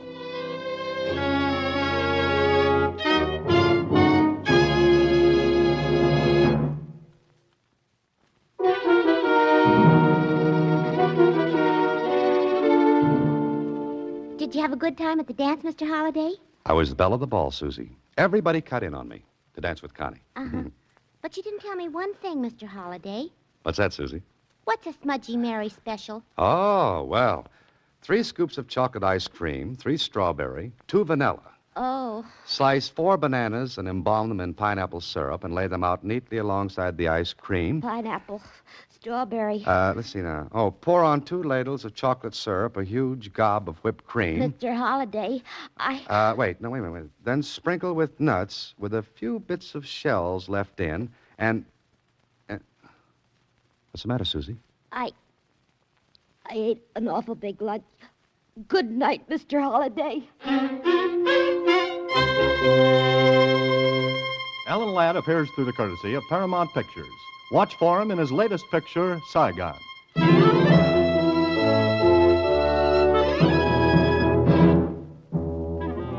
Box 13 is directed by Richard Sandville, with original story by Russell Hughes and original music composed and conducted by Rudy Schrager. The part of Susie is played by Sylvia Picker, and that of Lieutenant Kling by Edmund McDonald. Production is supervised by Vern Karstensen. This is a Mayfair production from Hollywood.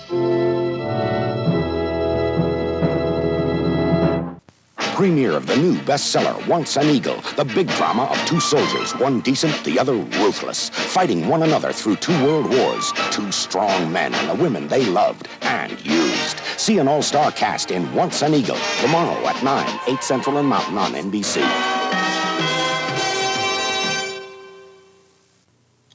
Here's the fastest type relief known for occasional bronchial asthma attacks. Restores free breathing as fast as 15 seconds. It's in Primatene Mist. Or to keep breathing freely for hours, Primatene tablets. In the lungs, Primatene opens clogged breathing tubes, relaxes bronchial spasms, restores free breathing. Primatene Mist, the fastest relief known. Primatene tablets contains the asthma relievers doctors prescribe most. Visit the American Museum of Natural History.